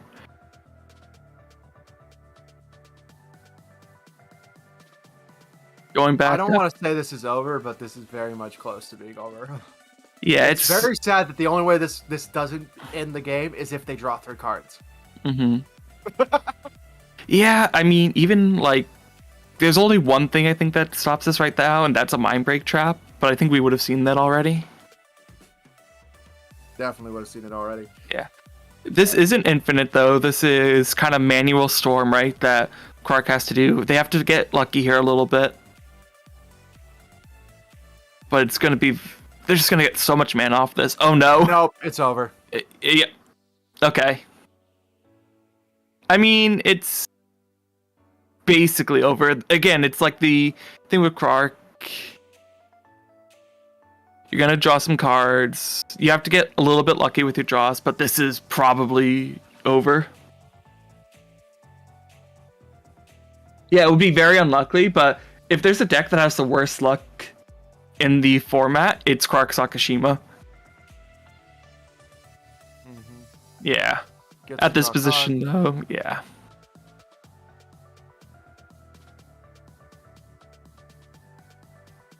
No, no, son. You always just keep targeting the mana vault. You target the mana vault because you could fizzle that first one. Yeah. Dockside. So, yeah, with this and the Gikaxian Probe, you're going to be able to draw so many cards. It's very unlikely that you fizzle here. Ugh. This is this turbo just feeding into the dockside, which feeds into the mid-range. Mm-hmm. Oh, and now the Ponder too? Or is that preordained? One of the cantrip effects. Yeah. Guys, it's over. It's so over. It's so over. I'm not even joking. You guys, please just scoop. You're not... This is done. Mm-hmm. Krark has so many ways to draw cards right now. So many cards in hand that he can just play over and over to keep flickering the stock side. There's nothing you can do here. Yeah. And he's drawing a card every time, irregardless. Mm-hmm. There's the Scoundrel too. More mana here. All right. I think players are kind of recognizing that it's over. They are going to probably scoop. I don't know if they want to play this out at this point. Succeed.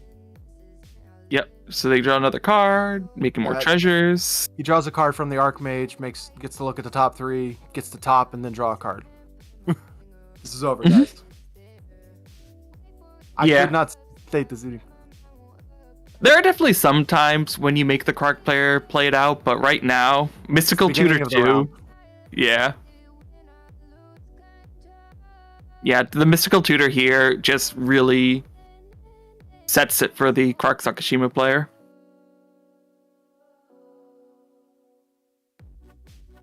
Yeah. Players saying they have nothing. Okay, so he had the Force of Will in hand. Looks like no blue cards pitched to it. Okay. That's unfortunate. Alright.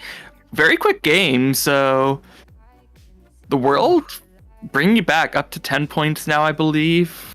Real shot at... That's why he's a champion. Yeah. I'll tell you right now, a skilled pilot wins over a skilled pilot in a decent deck wins over a great deck in an unskilled hand, or even in a good hand. Yeah. A Fed Dockside also helps. No. It's irrelevant. Irrelevant. He had that Irrelevant. either way. Yeah. I don't know All what right. you're talking about. Stop mentioning Dockside. I don't want it to get banned. I don't think Dockside is going to be banned. From what I've heard, it's not really on their radar right now. From what I hear, first off, they don't care about us on the competitive scene. Second off, competitive doesn't really care to ban a lot of things because we like the option of just adjusting the meta as we go. Mm-hmm. And in all honesty, Dockside has only become a real problem because people are jamming so hard at the moment in this tournament. We were very responsible with Dockside for a while. Yeah. And it's like, it's not a big deal in casual. I play it in casual, and you know what I realized? I don't like playing it in casual, so I took it out. Yeah. Doesn't have the same effect in casual for sure. But we are on to another pod with a lot of people at 5 or 6 points. We have Josh Show, 1 Mana Floating on YouTube, one of our partner content creators, by the way, on the Najila. We got our boy, Ignacy, playing Timnacrom, Ludovic's Opus. Another could be anyone playing Sisse. Love to see the deck with a Dranith and Lotho on field right now. And then... Peekaboo, guess who? Thrasios, Trident Hero, and Dargo the Shipwrecker. We got Shipwrecked Mermaids. Let's go. Oh, it looks like Josh is away from keyboard at the moment. Either that or he has frustratingly put down his headset. Yeah, it looks like we're in a little bit of a break, guys. Yeah, looking at the board state right now, don't feel good for the Thrasios Dargo player. There's a Dranith. You don't have a ton of things on board right now. Najila, though, in a very good spot. A ton of mana with a Wishclaw Talisman. We have Timnacrom, some lands in LED. Not a great board. Looks like we're still pretty early into this. We might be... This might actually be turn 2 finishing up here for Peekaboo. Yeah, it looks like it's turn 2. We got 2 gemstones out. It looks like we got 3 gemstones out. Mm-hmm. That's crazy. Josh being like, I thought I was going first. Yeah. I mean, Josh, for being first, still had a very impressive opening couple of turns, right? Yeah, Josh's field looks really solid. Looks like he definitely tried to do a win. That's a Thassa's Engrave. Now, here's my thought process, man.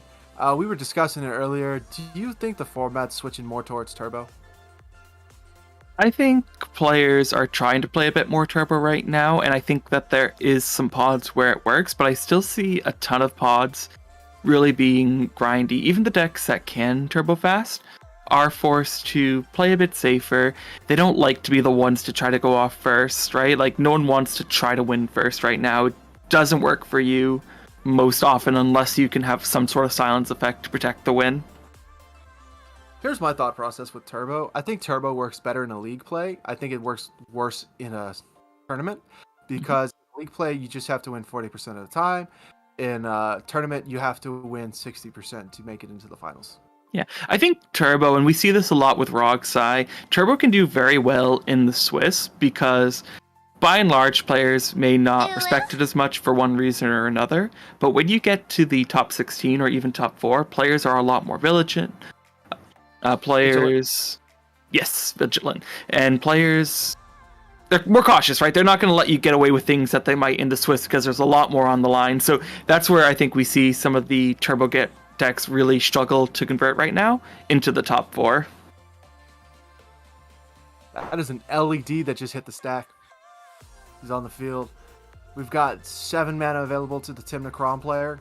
Mm-hmm. This is the mana amounts that I start getting nervous when I look at Tim Necrom players. Is 7 and like it's 6 onwards. Because 5, I know they're just gonna play the Crom if the Crom's not out. At higher manas, yep. Looks like they're gonna get a Lotho here, or a Drana. Janeth wouldn't be bad. It looks like, honestly, I know you mentioned there might have been a win attempt earlier. I think there actually might have been a wheel. Looking at players' graveyards right now, looking at people's graves, I think there is a wheel. I think this wasn't a win attempt. I think this was a, man. Yeah, and we see Sisse not having the land, like, being pushed back a little bit. Okay, so players may have to pivot. Things might have gotten slowed down. Looks like the GL may have been the only one to really benefit from the wheel. It might not even have been a wheel. It looks like Peekaboo has no cards in hand. It's so weird. What happened? This has to be a wheel. There's no way. This is turn 3. There's 12 cards in people's graves right now. Yeah, I don't know. Unless it was like a windfall. I don't know. Because doesn't look like anyone has like a ton of cards in hand outside of maybe the Tim Necrom. Everyone looks like they're at 2, maybe 3 cards in hand right now. It looks like resources are definitely getting pared down. The Tim Necrom is under a lot of duress because there's a Drannith out, meaning they haven't been able to accrue as much advantage. But it looks like they've been playing very cautiously and steadily. It looks like Josh has a lot of stuff deployed to the field, so that's why his hand is low. And I imagine Sisse mulled down pretty low. Yeah, I mean, Sisse's not in a bad spot, though, right? The Drannith, I think, can slow down a lot of what... Beans exiled. There's his Beans. That might have been to the Gemstone. The Gemstone also could have been to the Death Right. Yeah, could have been to the Death Right. I think it's the Gemstone. Yeah. So this Sisse list may be a bit more focused on the Breach plan. If we're seeing the Savines here. I feel like there's better 5-color Breach decks than Sisse, in all honesty. Sisse is actually surprisingly a pretty decent Breach deck because it still gives you that tutor potential in the command zone, which lets you get a Science effect like Cutsil or Taveri to really protect your win con. 11, 12, 13, 14, 15, 16, 17, 18, 19, 20. All right, looks like they're back. But they had no cards in hand. Yeah. So it's like, guys, I have no cards in hand. Is it okay if I just shuffle to show that this didn't get stacked? Yeah. Clearly, this guy has cracked how to not be penalized. I mean, one way to avoid it, right? Just no cards in hand. Like, the only way this could have been better is they had no library. It's like, listen, guys, I have no library of cards. Can I just die? Yeah. Oh, man. So we got Relic of Legends, one of my favorite artifacts coming down. I run that in Sauron. I love that card. Super good, super convenient, super utilitarian. Let's see if Thrasios Triton Hero can actually get some lands out. They have 2 mana now. Yes. No cards in hand, so they're really top decking. Can't even get out Thrasios here because, again, that Drannith Magistrate. And looks like they might just be passing. Passing into the grave. Mm-hmm.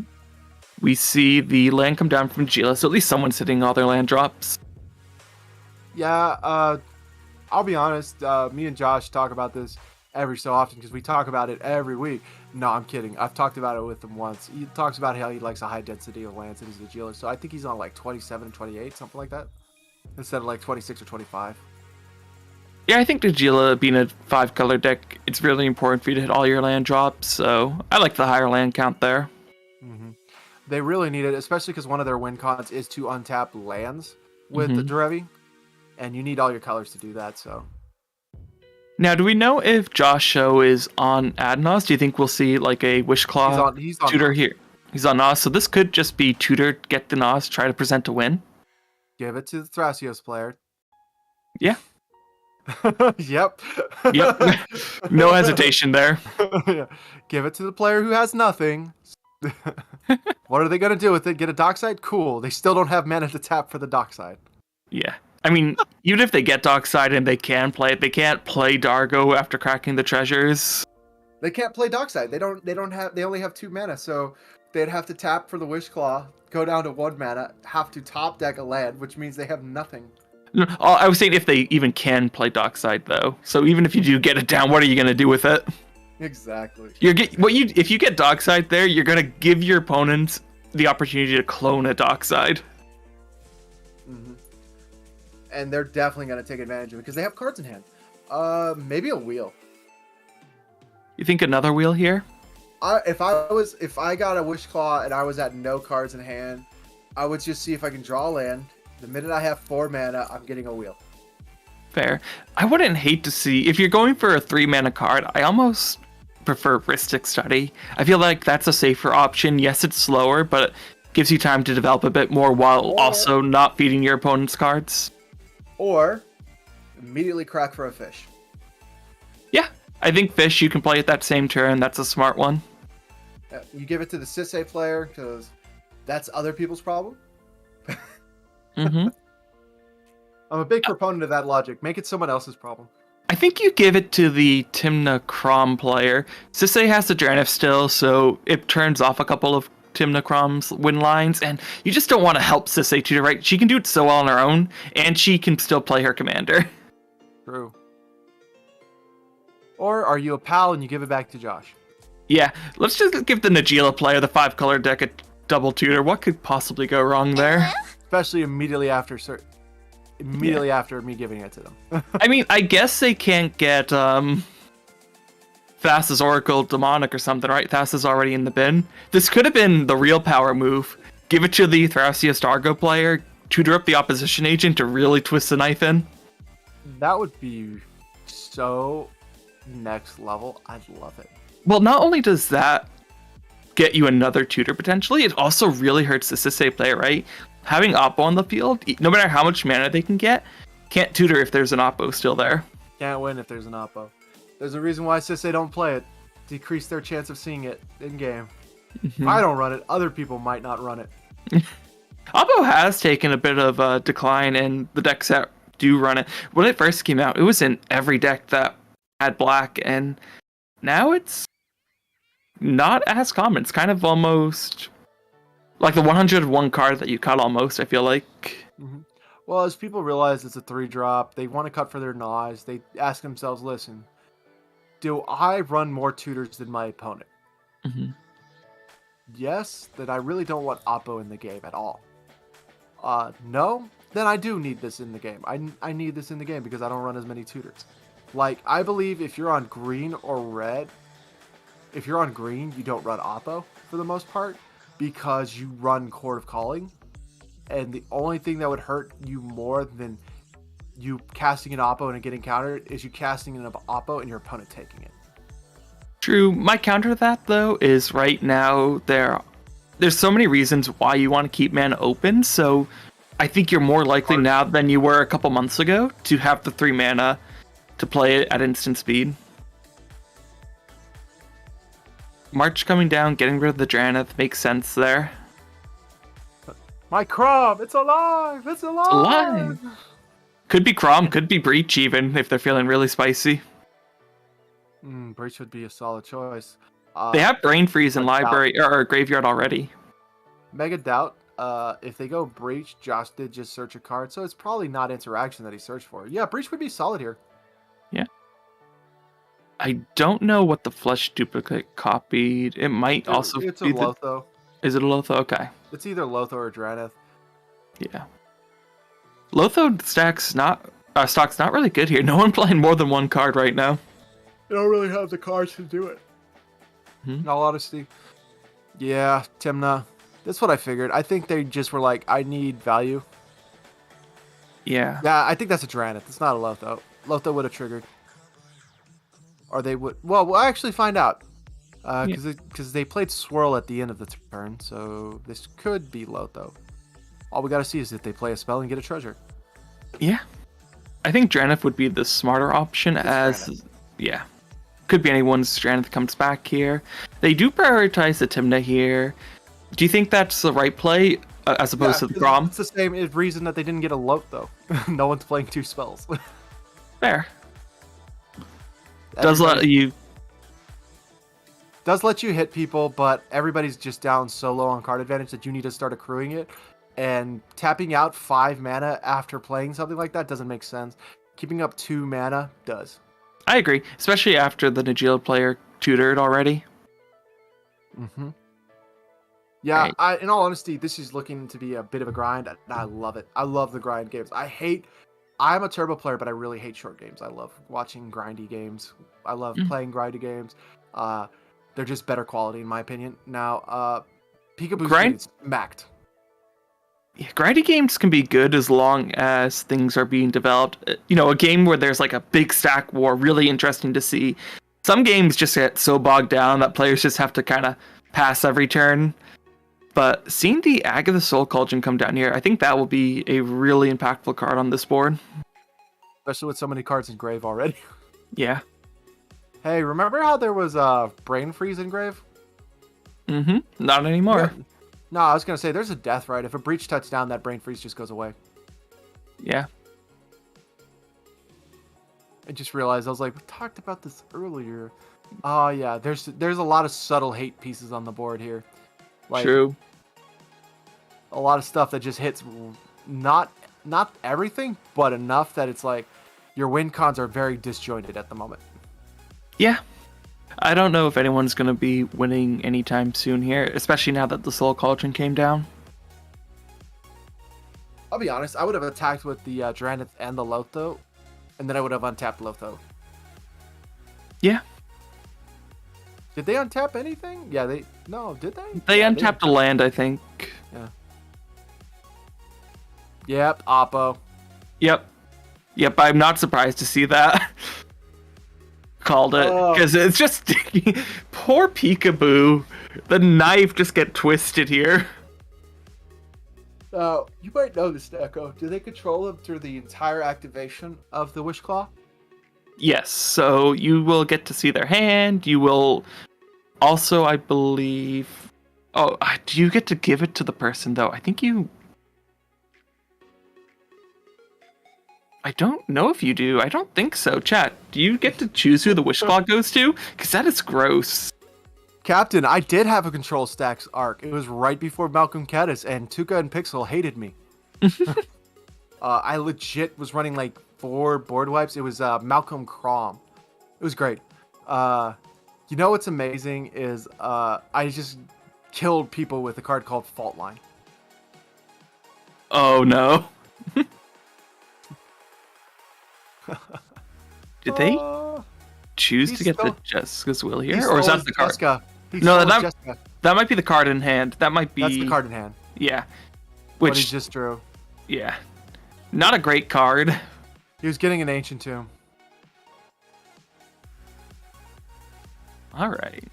That's 100% what he was going to search for, was an Ancient Tomb or a Mana Crypt. Yeah.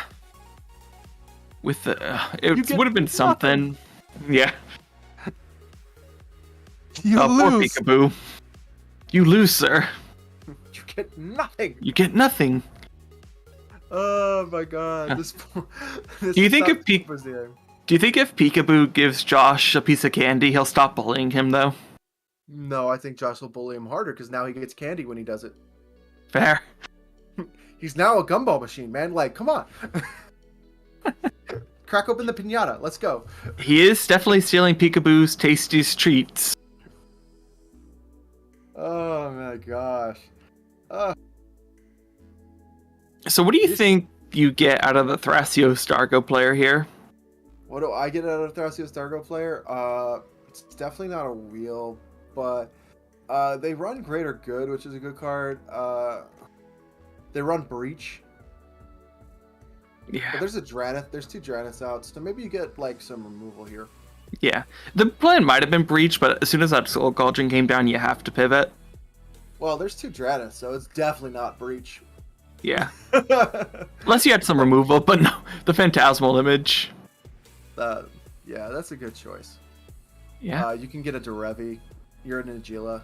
This seems solid. Yeah, I mean, you still can't play Nagila, and it is a bit fragile because anything targets it, it just dies.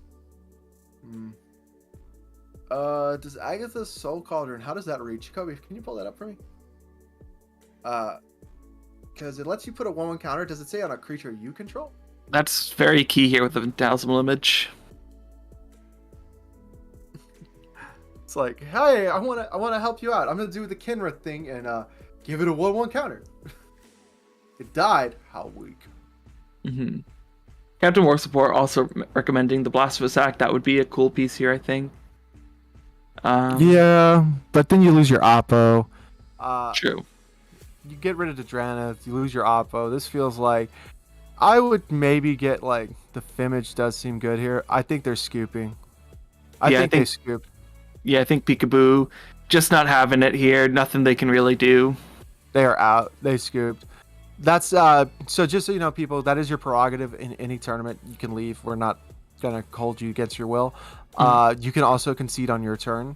It's not the most like bueno thing, but at the same point in time, we're not gonna bully you into staying. If you're not enjoying the game, you're not enjoying the game. We understand, man. Yeah. Peekaboo, better luck next time. Just sucks sometimes. That's just how the beats go. GG's. Now, as for Josh, Yeah. he I got mean, back his Talisman. I think the Tim Necron player has it. Aw, if only he had something magical that makes that not matter. Yeah. I mean, yeah. At least in this spot too, we see Peekaboo scooping up here. Could be good for the mental health going into the next round, but at least there's not like a Tivit or a Malcolm deck here that is really hurt by losing a player. Foreplayed. He had on field a Mox Amber, 2 lands, and someone else's Wishclaw Talisman.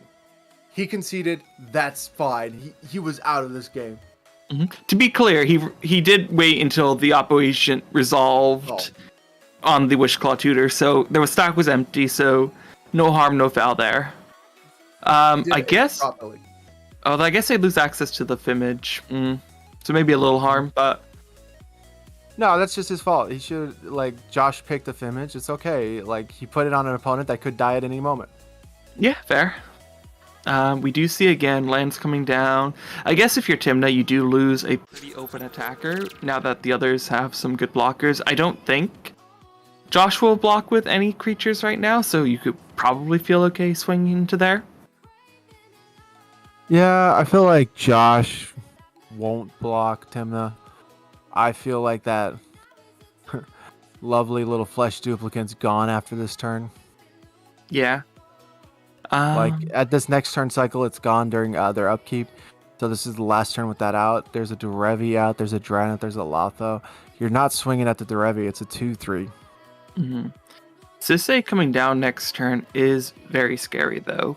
With all the mana that could be anyone has, plus the Derevi, plus the Relic of Legends, plus the Soul Cauldron too to boost it even higher. And Sisei's going to come down as a 6/6 already without any counters from the Soul Cauldron. Yep, 6/6 without counters.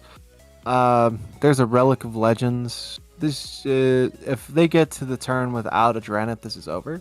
Yeah. So we'll see what they can do here too. They have so much mana to play with right now. They did finally make a treasure off the Lotho, it looks like too. Finally, someone played 2 spells. Yeah. Looks like 4 cards in hand for them. Man, this is unfortunate. The One Ring. So remember how we were talking about Timna might attack? Yeah. Because, you know, Timna needs life gain and all that stuff. You know who's definitely going to attack? Yep. The Derevi player with the One Ring out. Yep. And a way to boost it. Yeah, how would you like to draw 3 cards this turn, plus the card you already drew in your draw step? Yeah, if you double block, you get hit by 2. That's 2 One Ring triggers. And that's 2 Derevi triggers on tapping the One Ring, drawing them 5 cards. If you block everything, you lose a creature, and they lose none. Well, yeah, they could lose the Lotho. If I'm the Sisei player, I'm just gonna swing in with the Derevi. I don't need to swing in with more than that. Derevi already has flying. That's a guaranteed safe attack for you right now. So don't need to be too greedy with it. I'll be honest, I'm a greedy dragon. I'd smash with everything. But that's why I'm not playing today. Now, Fair. Derevi makes sense. Drawing 2 cards. You were at most just going to draw 3 more cards, but in all likelihood, that would result in a creature dying. So, not the best decision. No, they are swinging with the Lotho. Okay, it is a 3/3, so you do feel pretty safe swinging it in here. Players will have to sacrifice a lot. And even if it is blocked, you probably swing into Josh. You get rid of the Oppo, which will feel so good. But is there going to be a Bowmasters here? No, a Snap. Okay. Snapping, obviously, the Derevi. Yep. Yeah. Guess Don't what you have get now. enough mana currently to replay it either. You do have protection for this turn. So, let me ask you, what do you get now? Nothing. I mean, you still have a Lotho, you still have a One Ring, you still have a Soul Cauldron, you still get a decent amount of things here. But not the main ones. But here's what I'm looking at right now. With Velotho out, that's pretty solid. They're probably got 1 interaction spell. Yeah. Yeah, Swan Song. Makes sense to why they want to fight over this. I would too. It's 5 cards. Timna has so much open mana, though. A decently sized hand. I would be surprised if they don't have anything for this. I could almost hear Josh saying, come on, dude. Come on. Come on. They're going to draw 5 cards because I can't block. That's a 3/3 that can become a 4/4. It will kill my field. Yeah. Even if it's like a good answer here, not the best answer, but a solid one would be a Bowmaster, because that could at least punish the Sisei player for drawing so much and kill a lot of the value pieces that they have. I could see them having the Tim Necron player having a Swords to Plowshares and been holding it for the Draneth. And being like, Looks like we see a Flusterstorm. Great answer here. Not enough mana to pay for all the copies. I believe there's been 4 spells cast this turn. Yeah. And yeah, looks like that is resolving. Snap targeting the Derevi here now. 5. There might have been 5 spells because the Lotha didn't trigger. Now there was the One Ring, there was Snap, there was Swan Song. So I think there were 4 copies in total. I think they might have. I think they're now remembering they have a Lotha trigger. There we go. There we go. Okay. Not an optional trigger. Does cost life. You are required to remember it. But oh, they have a Spell Sky engrave. Ooh, that's a good choice. It is. You can bounce it back to the Lotho if you really want to. Put it on the Derevi. Yeah. Like, now both your creatures have that. Mm-hmm. It does tap down your Soul Cauldron right now, though, which isn't great. And there's also the Death right here that can respond to it. I think they're doing that to make the Death Right respond to it, which is a weird choice. I agree. Yeah. Definitely not how I would do it, but again, not in this tournament right now. Yeah, and you've put down so many of your resources into this. You have 2 mana, which is still good, but... Oh, you know what? They were doing it in response to the snap. Yeah. To bounce it onto their Lotho. That's smart. Yeah, but there was still the Derevi open, or not the Derevi, the Deathray open to stop it. Mm-hmm. But at least it will make them have to do it. It's not like they couldn't do it before. Yeah. If they have something to follow up with this now, 3 mana, they could just replay Derevi, untap the One Ring also. They have a reanimation. This would be a good choice. Yeah. Because if they play Derevi, they have 3 mana, they untap the One Ring. Derevi will be a dork because of the relic, so you aren't completely tapped out if you draw into some interaction. Yeah, basically you can just recast Revi here, which is Mhm. great. The Lotho really comes in clutch a lot of times. Yeah. I wonder what the time in the round is. It 50 is minutes at the 142. 36 minutes. That's correct. So plenty of round left to be played here, and I think the players will definitely need that time. Yeah, looks like we are tapping 3 right away just to put this bird back on the stack. Mm-hmm.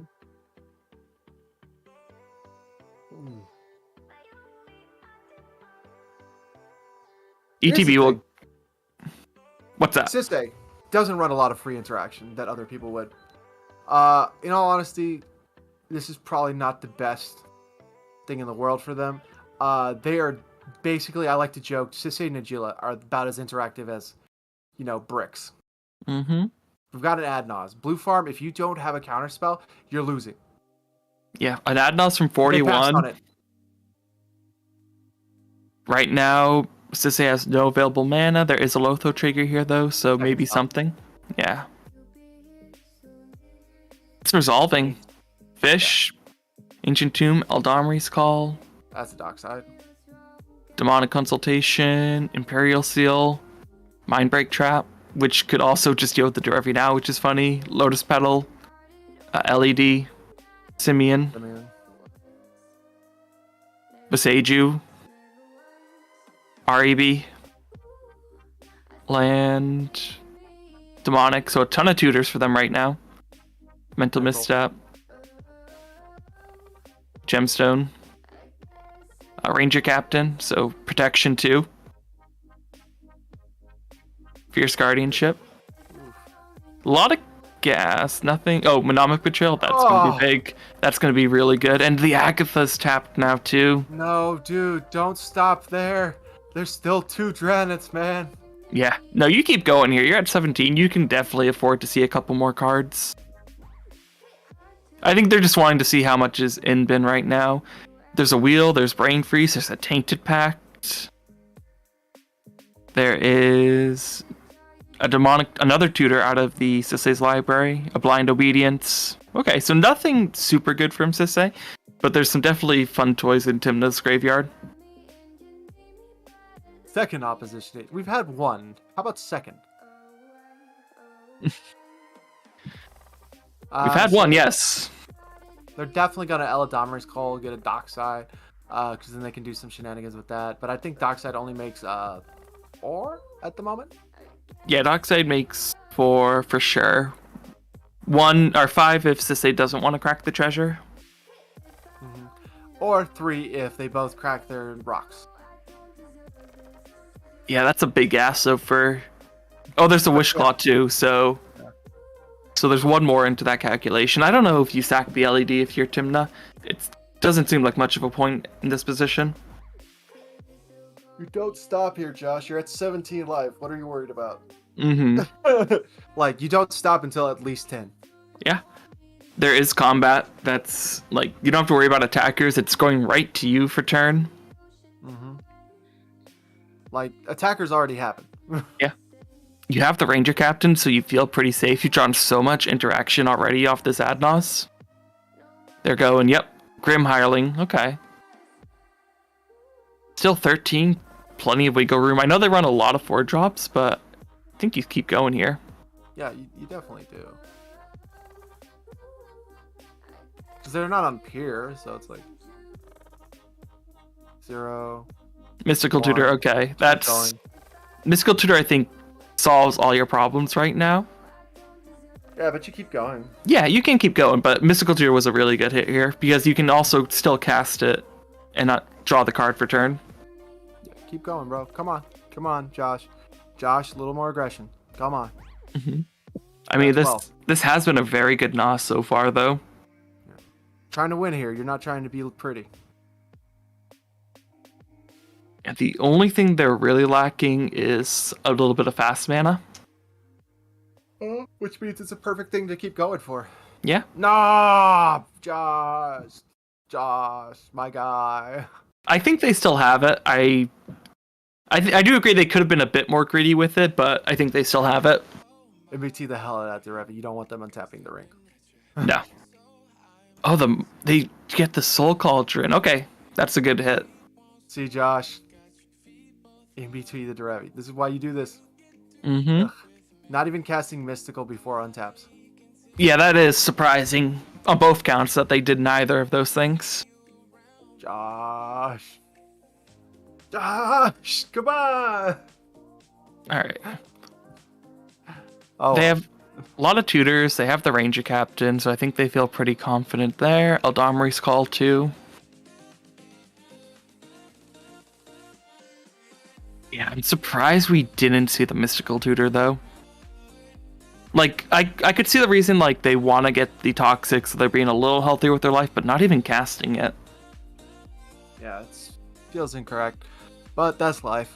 Yeah. So if they get Toxic Deluge, they get rid of the Dranis. Mhm. They had a Mean Betrayal. Yeah. So there was a wheel at the beginning of the game. Yeah, the Wheel of Fortune, it looks like.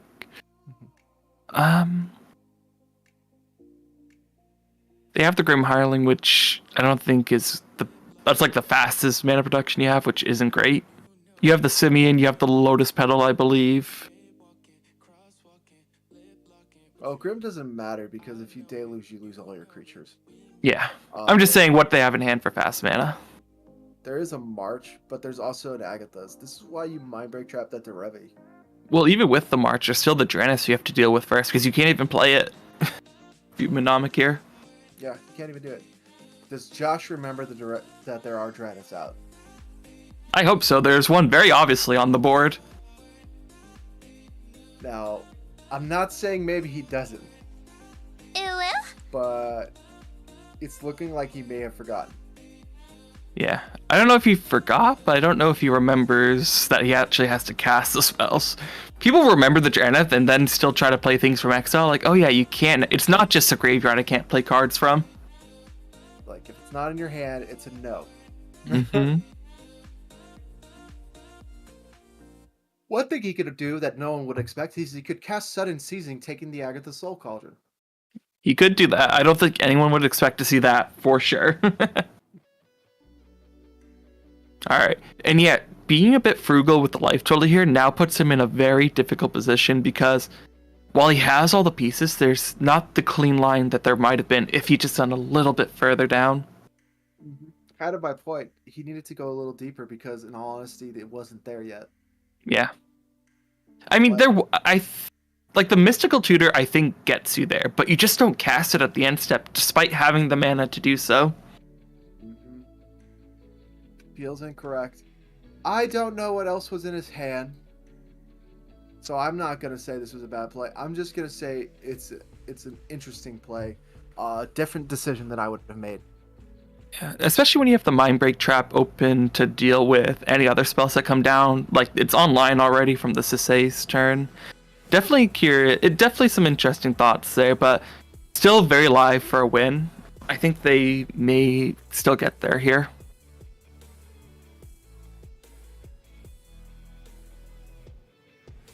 Oh no, they're starting with the Mnemonic. Yeah, he forgot. I mean, there is some strategy to maybe starting with the Mnemonic because it gives you a better frame of reference to what you have access to, right? You force the Agatha's use here, and then you can kind of come up with your plan after that if you need to. No, I don't think he forgot. I think he's got a March in his hand. He's going to cast it for one. And then he's got Dark Ritual, which, remember, with Mnemonic, lets you play anything for that. Mm-hmm. So he just taps down the Mox Diamond, exiles a blue card to pay for 2, gets rid of both Tranets. Then he can use the colorless from the Soul Ring for a Dark Ritual. He can cast Brain Freeze or he can Tainted Pact, either or. He's got it all. Yeah. Definitely does. Just see what they have here to go with. Mnemonic on the stack. Looks like it is... No, it's resolved. It's resolving. Yeah. Their stuff is in exile. Okay. So Sisei choosing to hold up the Agathas. I think that makes sense. There's nothing there that I really want to hit in any of the graveyards. Better to hold it in case Nagila goes for a Breach Plan or something. Ancient Tomb. Mhm. All right. So we're gonna take some odds here. If he forgot about the Dranniths, or if he remembered them. I feel like he put too much thought into this turn to just forget about them. Alright. Okay, Red REB, get the... What does that hit? It can't hit the flesh duplicate. It is not blue. No. Is REB the one that reads you can target it, just won't destroy it? No. Pyroblast is the one that if. Pyroblast does that, okay. So this is the second spell. Lothar gets a trigger. If our great producer... Yeah, kill Derevi. I got you. Whatever. Okay. Interesting you do that after. Yeah. Mnemonic. Curious. Yeah, why would you do that there of all times? Normally, I would imagine you would do it before the mnemonic, so that way you could... You could play it. Yeah, it's like... I feel Or like you keep it so you can clone it. Mhm. So, now taking odds if he remembered Drannith. Yeah. Chat, do you think you remember Drannith Magistrate? I say he does, because he hasn't tried to play anything from Exile yet. He's just kind of emptying his hand, getting the fast mana out there. Now, chat, while you are sitting here watching this fascinating game, let me ask you, have you been interested in the games today? Are you fascinated in getting better at CDH? Well, why don't you hit that follow button, find some more of our wonderful games, and see if you can't grow a little bit as a player. Yeah, the league's so fun. We've had so many players repping games this past month. New league is starting tonight at midnight, so make sure you get on, get some games in, get going early, and get some cool prizes. Anyone who makes, I think it's the top 4, gets some payout, which is just so cool. Mm-hmm. And our top 16 will have free access to the league for the following month, so you'll get some good quality games with some very skilled players. For example, Smalls, who has had some great success on Heliod, plays a lot. Samurai has repped some games, and Samurai has been known to win a tournament or two.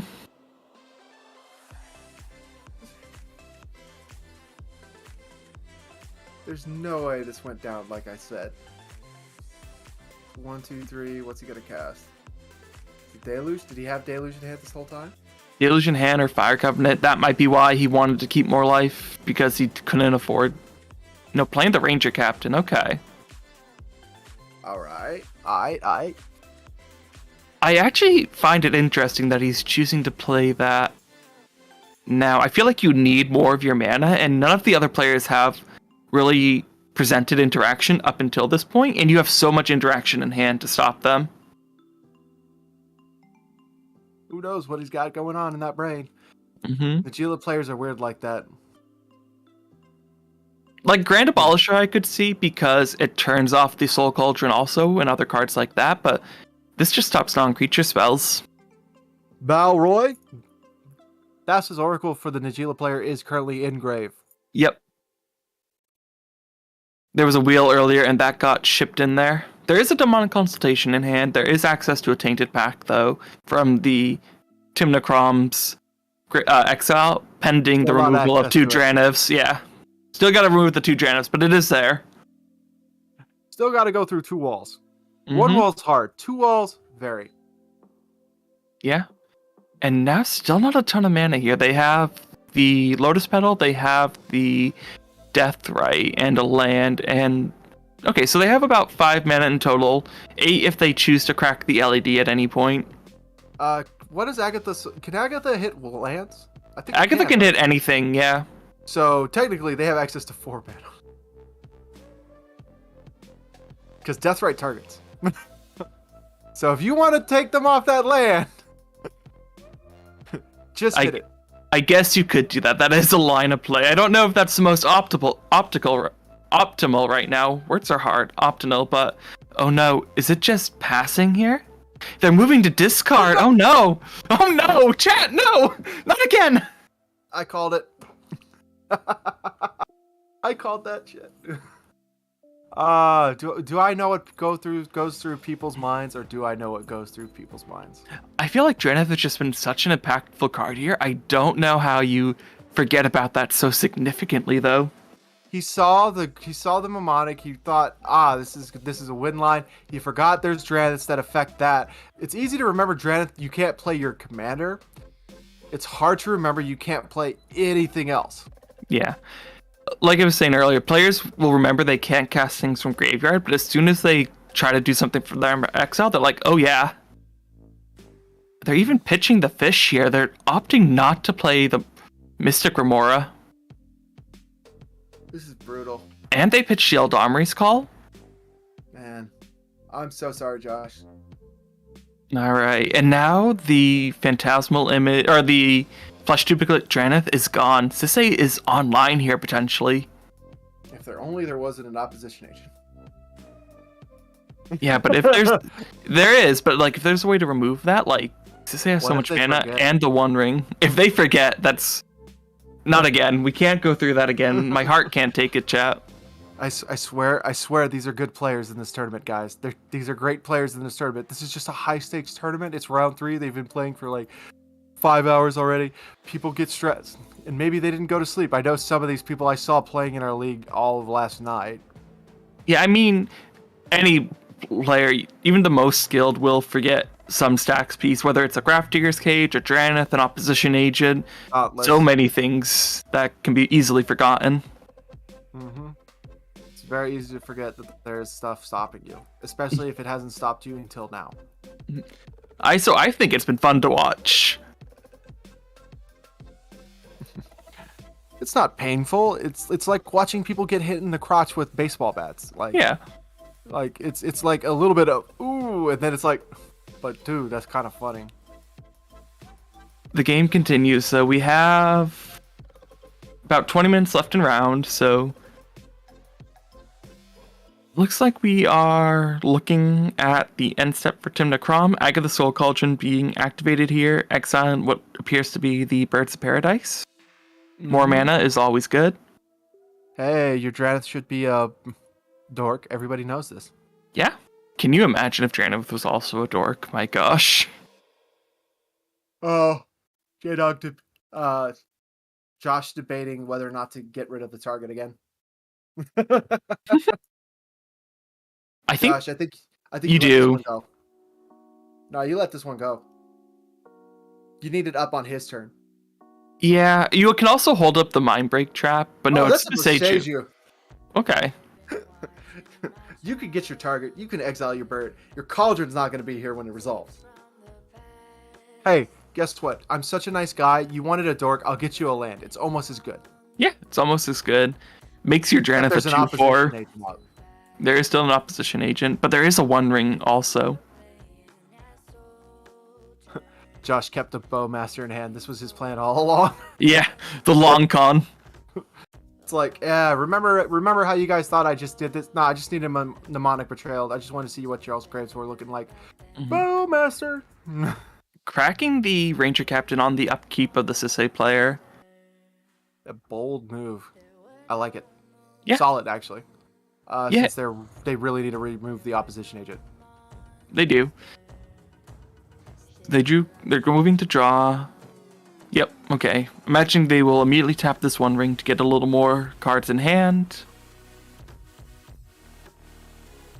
There we go, and this might just be Sisay Pass. Man, imagine if they still had a Derevi.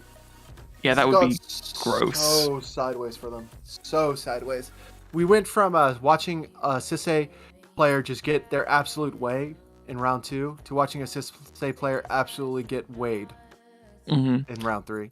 Despite that, they're still in a very good spot. So much mana with the One Ring that you can just sit back on. They have like a minimum of like 12 mana right now, right? Like 2, 4, 3, and then that's 7, 10. They got 10 mana going up to 11. Oof. Yeah. Ton of mana. Can just play all these creature spells right now.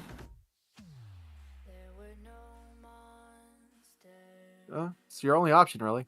Yeah. Yep, playing Sisay makes sense. Lotho trigger here, more mana for them. Sisay right now being a 4/4 is also relevant because that can get them some good pieces. More importantly, it can actually just hit Josh in the face over and over and over again. He's Yep. got 9 life. This is 9 the new life. win con. Yeah, though does hurt that the Timnacron player is also still at 34, so... Yeah, but once Josh is gone, the Oppo's gone.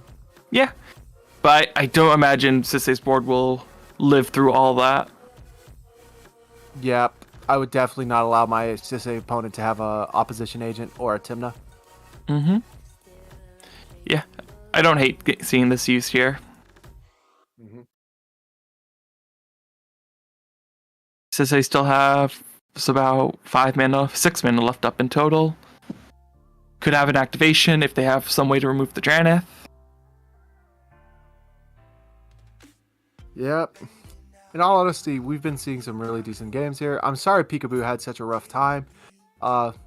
That's just how variance works. I hope you do better next tournament. But I'm not sad to see the way this game is playing out. It's pretty interesting. Mm-hmm. Looks like we will be seeing the tutor here. Is that an Enlightened tutor? That's a Vampiric. Vampiric. I'm going to have so much fun ribbing on Josh for this Mnemonic Betrayal. Mm-hmm.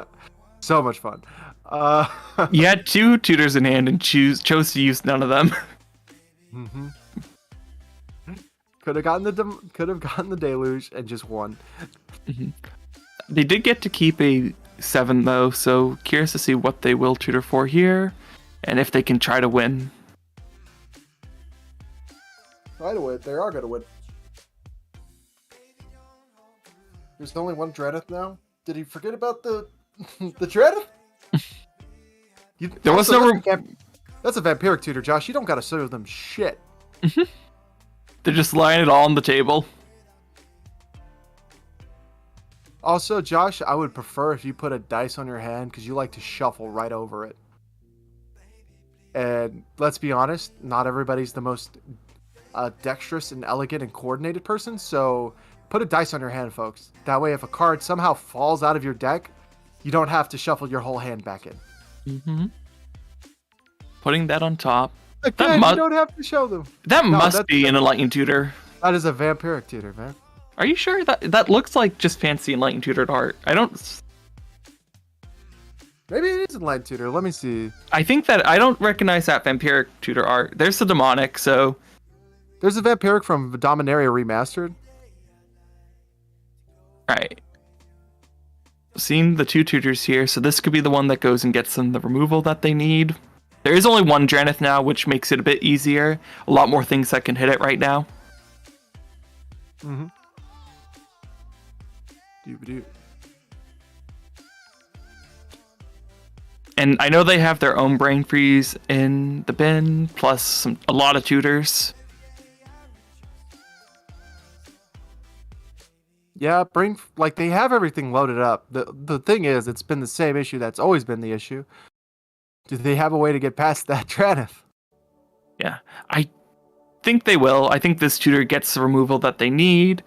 Don't know if anyone will have interaction. We haven't seen anything come out yet for them, and there's just a mental misstep for sure, at least in Josh's hand.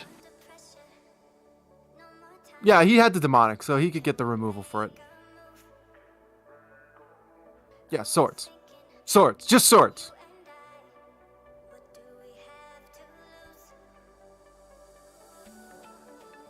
Are you really looking up? I was like, for a second there, I thought could be anyone was looking it up, and then I remembered our producer controls our spell table. Yes. I was like, really searching that up? Mm-hmm. So we see the Lotho trigger here. See if there's anything anyone can do for this. Cry. Yeah. This is only 2 cards in hand right now. Timna not even really picking up the hand there. Doesn't seem like they have anything for this. Except regrets. Yeah.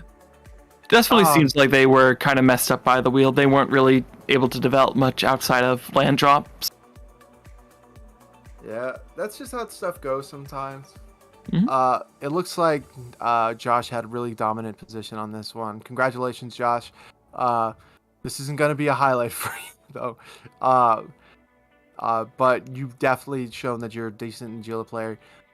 This has been really solid play, except for that misplay on forgetting that there was double Draneth. I think what happens is a lot of times you go like, I'm going to get removal for it. And then you're like, okay, so what's the next step? And you go all the way down the line of what you need to do. But then you forgot that the first thing you needed to do was kill those. There is also another thing that you might have to consider. And do they actually run a board wipe? Like, did they forget there were 2 Draenevs and just didn't have a piece that could hit both of them? And just had to develop and pass? That's very possible. But you had the option to tutor twice. Yeah. Yep, Draenei is by the wayside here. Breach will come down. And with the Lotus Petal in bin, this should be game. Because he is an LED. Oh yeah, the LED is actually on field too. So they have both. Yeah. Both pieces. Every which way to Sunday. Yeah. Yeah. Tim does like, yep, still don't have redirection. Nope. My hand is 3 lands. Yeah. And again, we know there's interaction in Najila's hand, so even if you have 1 piece, Josh can just stop it here. Even if you have 1 piece, there's other animes you can watch. Yeah. I mean, 1 piece is the best though, so. Yeah, but not everybody has a decade and a half. Well, just get good, I guess. If you watch like 3 episodes a night, you can probably finish it in a year.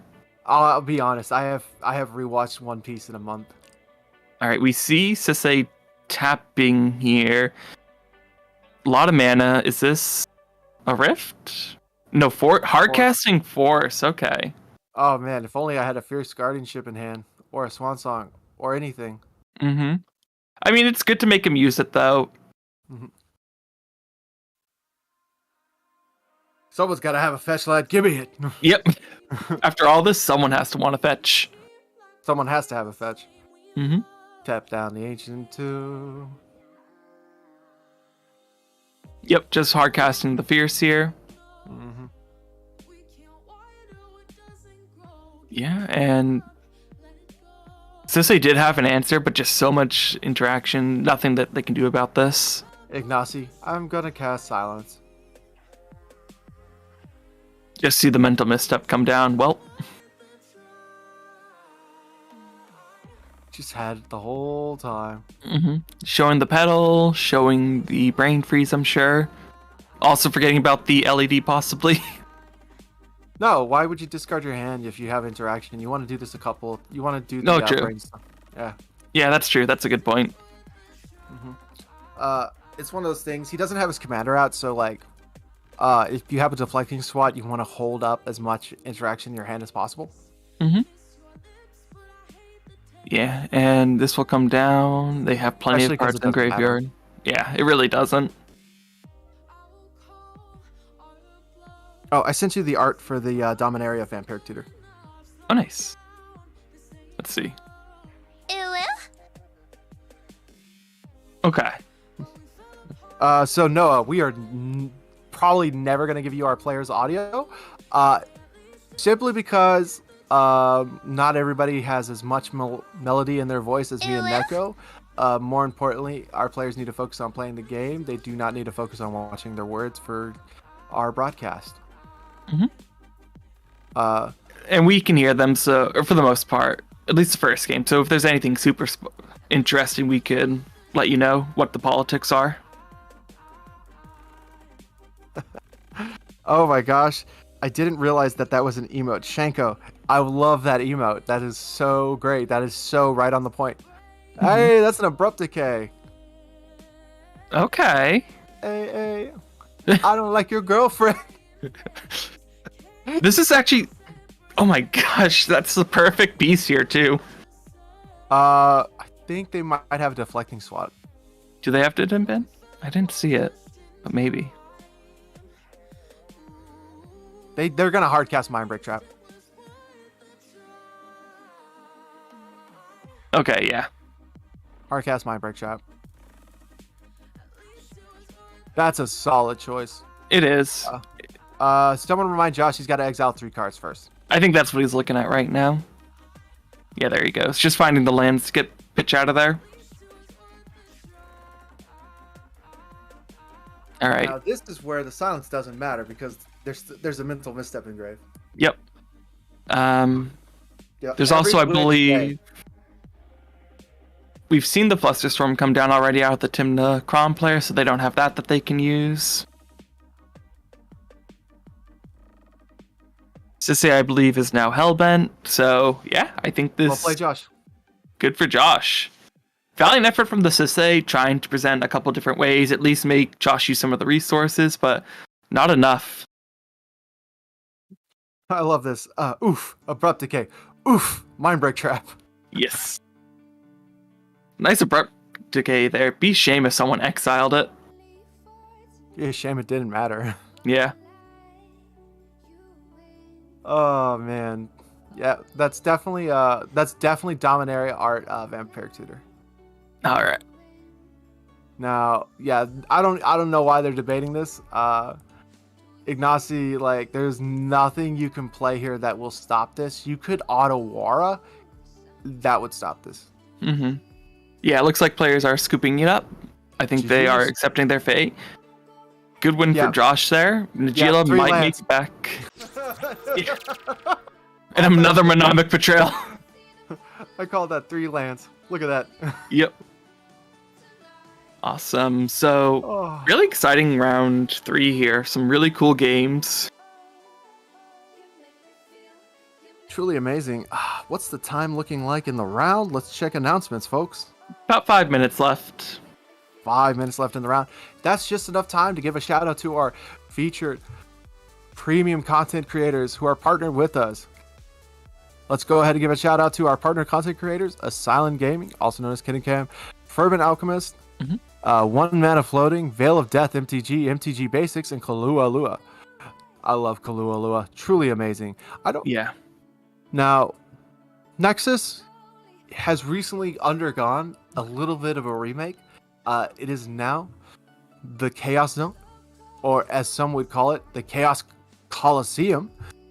Please head on over and pick your team, whether it be stack/mid-range, stack/control, or mid-range and turbo. Which one will reign supreme? Find out in our team games later this month. Yes, and real quick, Silent Gaming has rebranded as Combat Step, so that's where you can find them on YouTube. And if you have some FOMO about missing out today, you know, the Ka0s Treasure Series 10, Treasure Series X, Super Extreme. Next week, we will have the Lotus Series 3 on January 27th, which you can still sign up for. Awesome games there as well. Really high quality players. Worth checking out. Highest paying webcam tournament. That is monthly. Yeah. And all of these count as Emerald level events, so if you want to get a chance to get into the Invitational coming up, make sure you get it now. Better to try to win early. Give yourself plenty of time. Now remember, if you enjoyed gameplay today but didn't get enough of your fill, please head on over to our league. First place on through 4th do get prizes. Every month we have just the most fun in league, and every month we have so many people who just get better at this game. Now remember, at midnight tonight, it'll be free for 24 hours. So if you're not sure if you will like it, head on over and try it out. It'll be fun, I guarantee. And that is midnight EST time. And also, if you enjoy watching the stream, enjoy seeing games like this, please give us a follow. We are so close to hitting our 1,000 follower goal. I think we're like 75 short, so it doesn't cost you anything, just a click of the button. We would really appreciate if you can follow us, and you get updates on all the amazing things that Chaos Tournaments are doing, when our next streams are, when the next tournaments are. Don't want to miss those updates. Don't forget to check out our Patreon at patreon.com Ka0s Tournaments, our YouTube at youtube.com/@Ka0s Tournaments, and podcast on YouTube or Spotify. Episodes every other week. Now, I just want to give a quick thank you to all of the players, judge, and staff, and of course our Patreon members. You make this all so possible, and we love hanging out and chilling with you and talking to you guys and bringing you some great content. Now, we're going to look forward to this next round that's coming right up. We actually have a game up right now. Looks like we are in the midst of a Sisse win attempt. Sisse bringing out the Nico Bolas, which can copy the Tyvar's ability to untap the Bloom Tender and just present a win here with the Planeswalker package. The Planeswalker package. Truly the greatest of packages. Look at it bulge. Yes, look at it. Look at that dragon. That's a bad dragon. It is. Now there's an obelisk spawn out here, so that's why they didn't go dockside loop. Mhm. There's an obelisk. There's 2 elks, so there's no Kennen. Nope. It's just elks. Just Elks. Oko's been putting in work this game, it looks like, for sure. Not looks just like a pretty face. No. And yeah, with Bloom Tender, you don't even need the dockside lines. This will just let you recur the Bloom Tender, get so many interactions. This will probably get the Aminat 2, or maybe the Oath of Teferi. And we'll be able to win from there. Probably Oath of Teferi. It'll let you reactivate the bolus, get that, then you get Aminatu, and then Yeah. basically just win. Pretty Either easy. way does it, yeah. Whichever piece you get first still gets you there. It's just a matter of which one you probably find first. True. Though That's I do think, sometimes how that decides that loop. It's like, Yeah. What did I hit first in the deck? to your point, I think the Oath of Teferi is technically safer, all things considered. Because then you can also uptick Tyvar again for another activation. Exactly. In all honesty, pretty solid. I love Sisei decks. I'm not a fan of playing the deck myself. I don't have that brain space. But it is one of those decks that I just love because it's just such a non-linear strategy comparatively to every other CDH deck. It's very much this is going to get to this, to this, to this, and then like somehow loop around to the backstage. Yeah. And this is the classic Sisalis doing its thing. Oh no, is Aminatu in the graveyard? That makes things more difficult. It truly does. So, can't win the traditional way, instead going for Saheeli first. It's a Healy. Can copy the Bloom Tender. In all honesty, they could just get out. So they make a copy of Bloom Tender. They tap that. Mhm. Now you get Oath of Teferi here, and then you can get a meal, and that should That'll do it with Derevi. That will give you infinite mana, and you just need a way to end the game. Well, with infinite mana, you just get out. What's it called? The land. Oh, Yeah, Mount Doom. Mount Doom. Yeah, you can get Mount Doom. Yep. You could even get the One Ring. Yeah, One Ring would do it. You still need a finisher, but I think Mount Doom will do it for sure here. Unless, again, there's just another piece in bin that they don't have access to. Because the way they're searching makes me think they are scrambling. Oh, was that Where did not their their grave graveyard? go? Yeah, that's their grave. They almost flipped it over. That is their grave. And Oath of Teferi was in there They too. picked it up and set it down, and they're like, wait. Where's my grave? Yeah, Oath of Teferi's in there, Are so you this seeing is just really feels bad. F to the A. There's the Emil, but you need a way to recur. You've already attacked with the Revi. Mm-hmm. Oh no, boys. I Okay, think they not just getting the realized- Emil. What could save them here? All right, this I don't is know. King of Ka0s Treasure line. You could. Oh man, like this is effed. It will. It definitely makes things more difficult. Because what does Abathlis Song do? It's only the ETB, right? Oh, they Yeah, get the One One Ring. Ring. Okay. Yeah, they're screwed. They know it. I mean, they are still probably in the best position here after everything, though. And they have Nope, protection because now. it's going to go to a draw. And they don't have protection. Oh, that's right. They didn't cast it. And yeah, we're already over time, so just a draw here. Unfortunate. Yeah, well, hey, just a draw from them as well, because they're about to tap that ring. Mm-hmm. Yeah, they're effed in the A. Yeah, no All the mana. way to the help. Looks like... Looks like the math was wrong. Mm-hmm. Just the pieces weren't there, unfortunately. They I need don't a know how... Ken. Yeah. Well, you still have to tutor for the Kinnan, which makes it all the more difficult. Like, I don't think there was anything the traditional Sisei deck could do in this With all situation. those things engraved, they're done. Yeah. The Oath of Teferi was a nail in the coffin scene at that there. Draw. I guess the only thing I could see them potentially getting is like, but that's an Ottawara, so I don't even have the mana anymore. I'd just like Yeah. to point out that there was two Nagila decks in this game. There was, and one of them died somehow. Probably 2 warriors, if I had to guess. Mm-hmm. Do they have a time extension? Just so you know, that Seedborn Muse does not untap your vault in your turn. I don't believe. It does not. So this either needs to be a draw or they need to tap that vault. Mm-hmm. Luckily, they don't seem to need it. They have so much mana already. Josh! There we go. They remember. All right, they realized. Yep, good. Mox Amber.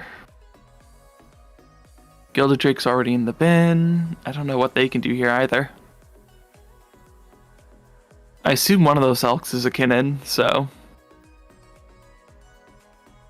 Yeah, one guess... of our players pointed out, unfortunately, the Aboleth spawn also messes with the Derevi line. True. They can keep untapping their stuff. Or tapping down their things. Yeah. Stop it!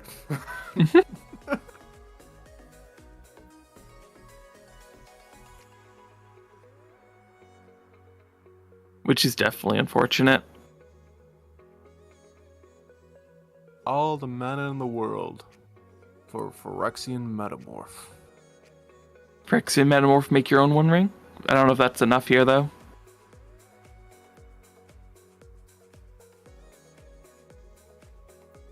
Make your own ring. Play your next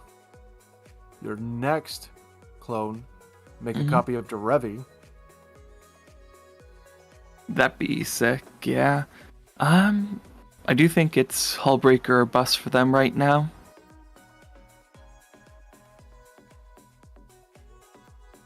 Players wondering about Phyrexian Metamorph. Yes, it does work exactly like that. It does, even giving you the protection if you cast it.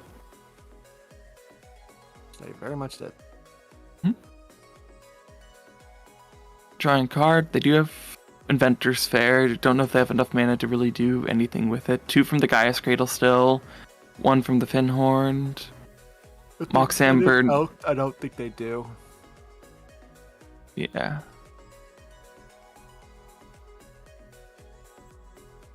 And I don't see a line for them right now either, unfortunately. And they're not going to get enough turns to really take advantage of this Seedborn. Oh, okay. Colossus Sky Curdle, that does it. I'm gonna turtle my elk back to my hand. Assumingly that's the Kinnan, yep. 3 after 1,000 years. Mm-hmm. Kidding. Now does this get you the Basalt? And do you have an outlet for it?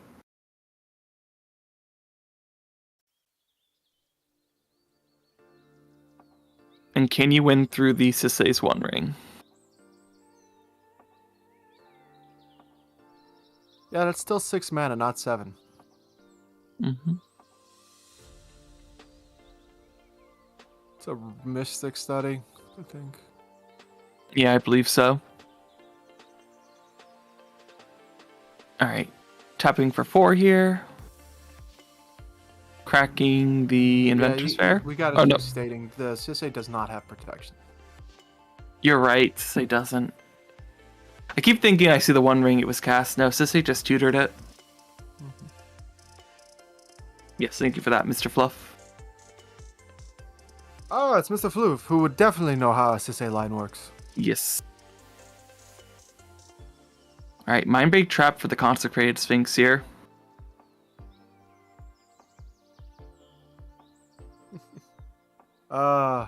MBT.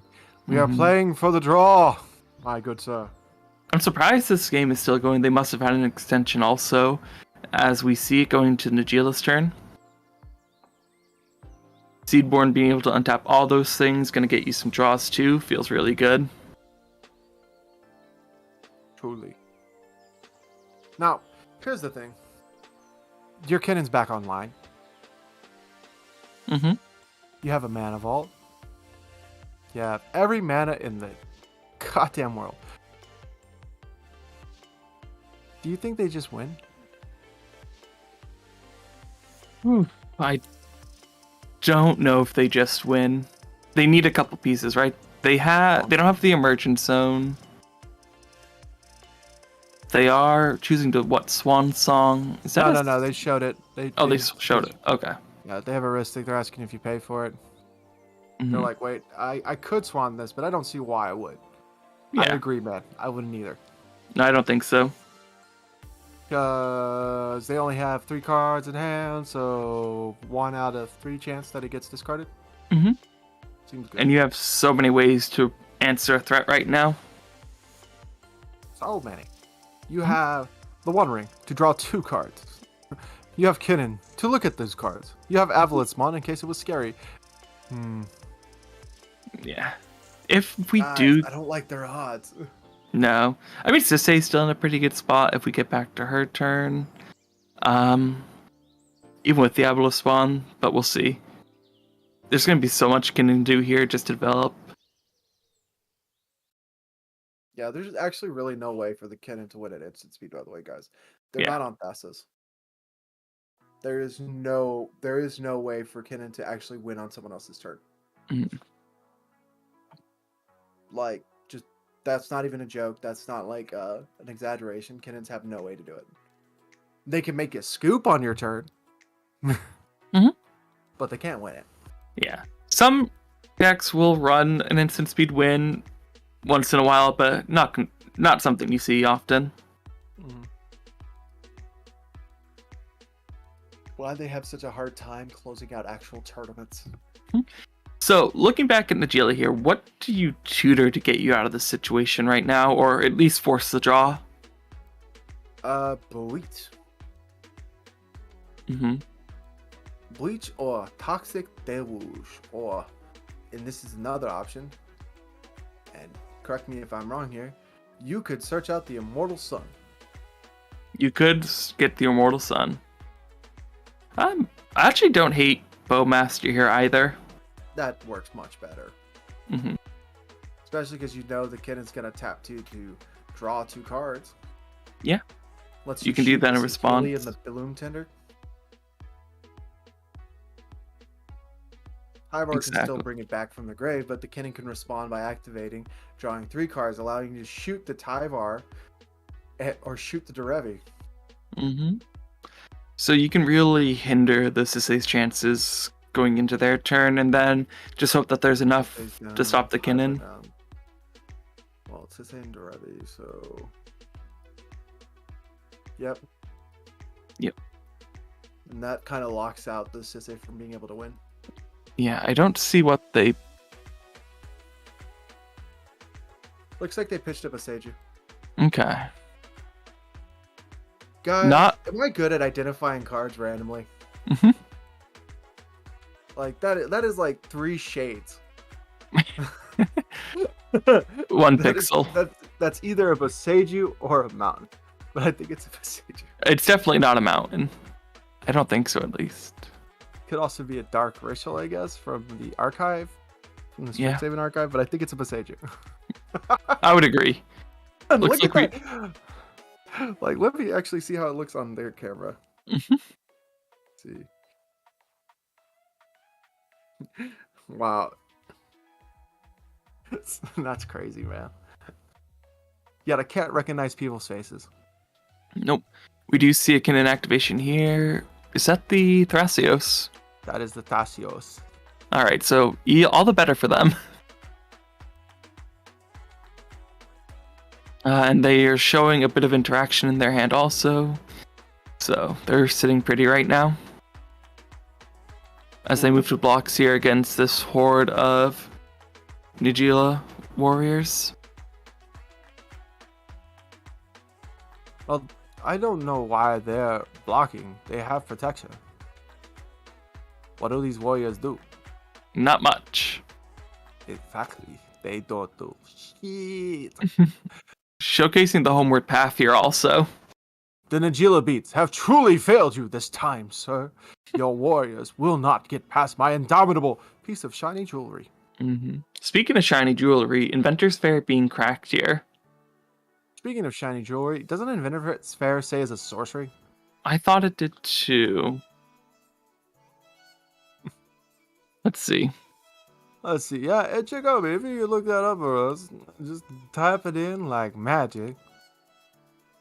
Yeah, get it. Oh no, Play. activate only if you control 3 or more artifacts. Oh, That's well, they the definitely contingency on them. beat Yeah. Okay. I think Samurai's been here a little too long. They've devolved into references. I have never devolved into references. My whole life is one. No. Getting a little Christopher, what is it? Christopher Walken up in here, it sounds like. No. No. Christopher Walken. More like Christopher talking. Now we're on to like what I like to call the grindy. I wish this game was over phase. If I was playing this, I hope they did not get Bowmaster. They would have definitely played it on that One Ring activation. I don't know what they got. Looks like they're scooping it up. It's a draw. Yep. Nothing that can be done here. We move on. Okay.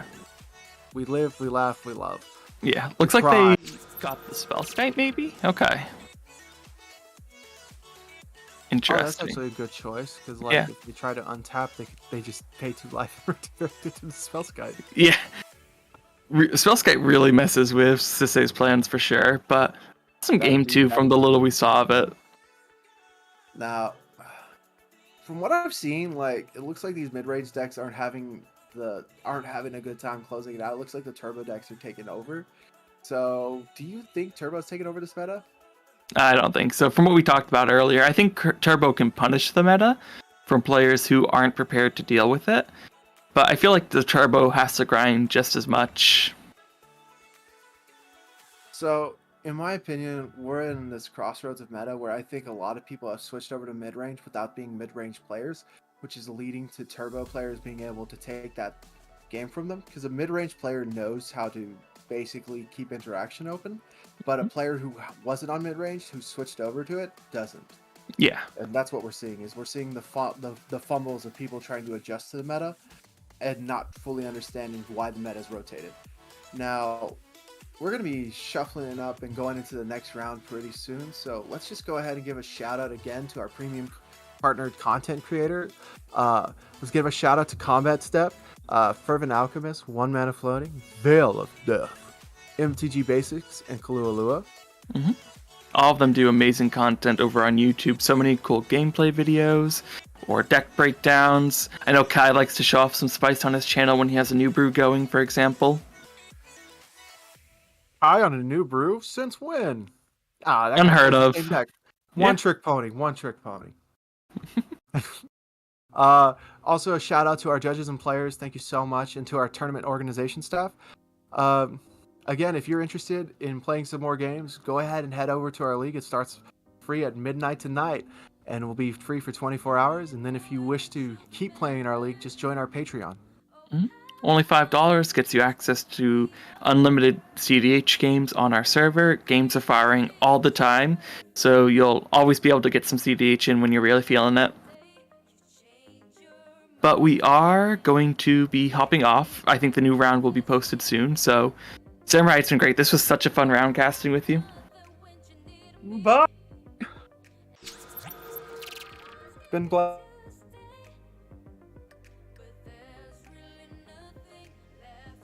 Say you couldn't lie when it comes to me.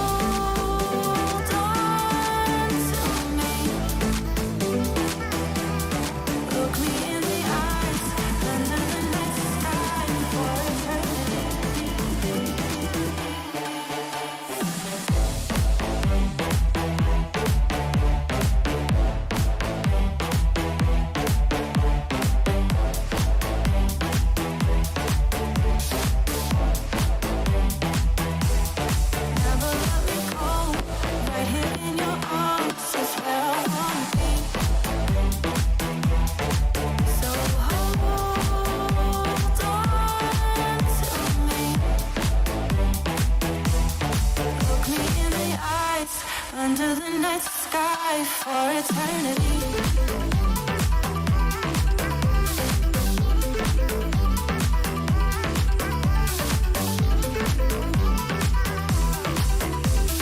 Close your eyes, only got one night. Just put your trust in me. Give me everything. I need your love tonight. So baby, please don't fight it. Put your trust in me.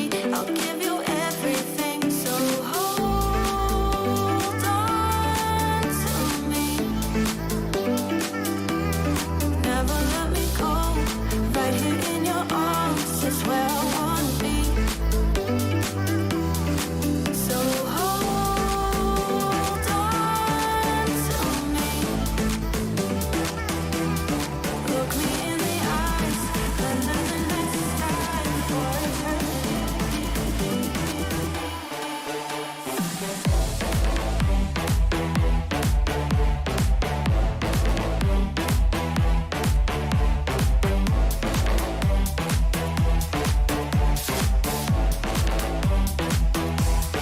Never let me go. Right here in your arms is where I wanna be. So hold on to me. Look me in the eyes, under the night sky for eternity.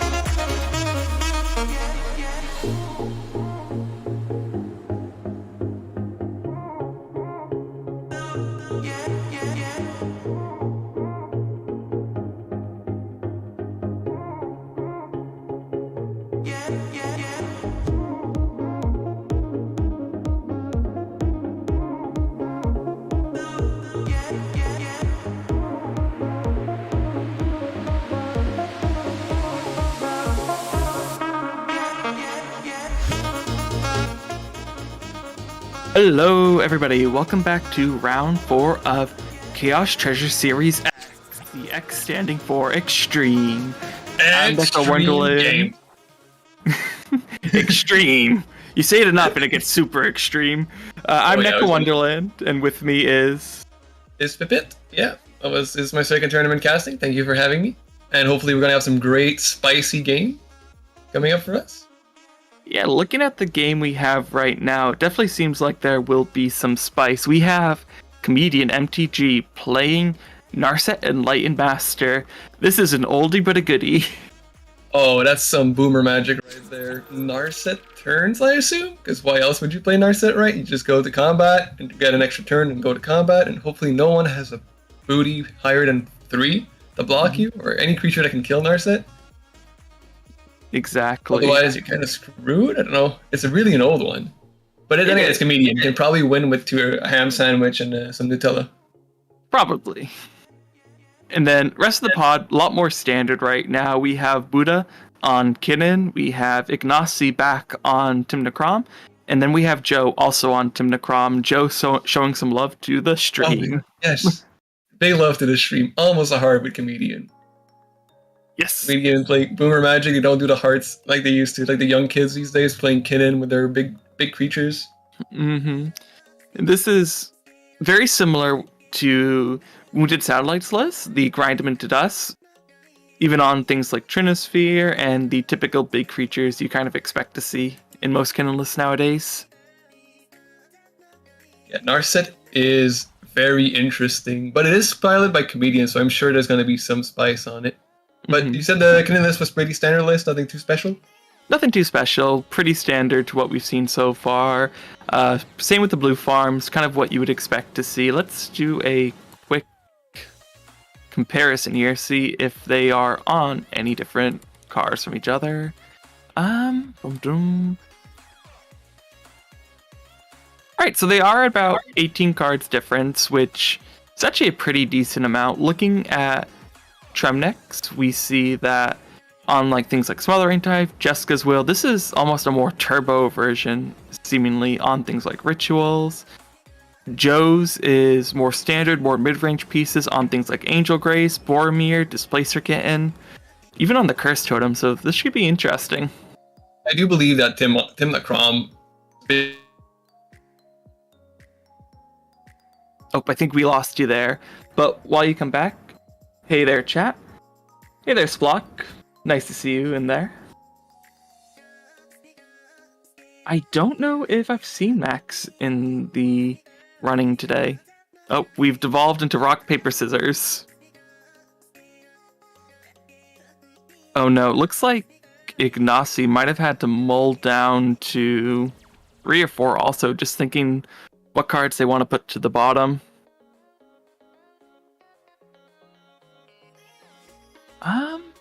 Let me see. Did pod 2 take a draw? Looks like our top pods have taken draws, our pod 1 and 2. This being a pod of mainly 5-pointers. They are pretty live, but they have to get in a couple more wins to really feel secure. And for those who are not to know, this is round 4 out of 5, so there's going to be this round and the next one afterwards. Exactly. And after that, you cut the top 16 and then to the final pod. So yeah, at 5 points, you kind of need to win 2 games in a row, right? In order to get in, you have a 6 spot. I don't think you can have any draws anymore. You might be able to get 11 in and maybe squeak in, but there won't be many 11 points to get in. Maybe 1 or 2. I think last tournament, there was only 12 pointers I got in. For a similar amount of players, so maybe you need that 12. And if you are currently at 5 points, that means you need to go to 50 and win all of the games remaining. 2 W's. I think this is very possible for these players, though. A lot of them are really skilled, some names that we recognize. We do see Kinnan starting out with a Gemstone, pitching the Chord of Calling here. And also, Ignacy doing it, pitching... Is that a Alchemist Retrieval, it looks like, almost? Ooh, I don't recognize the art from that one. Okay, it looks like a blue instant. Oh no, for the Ignacy.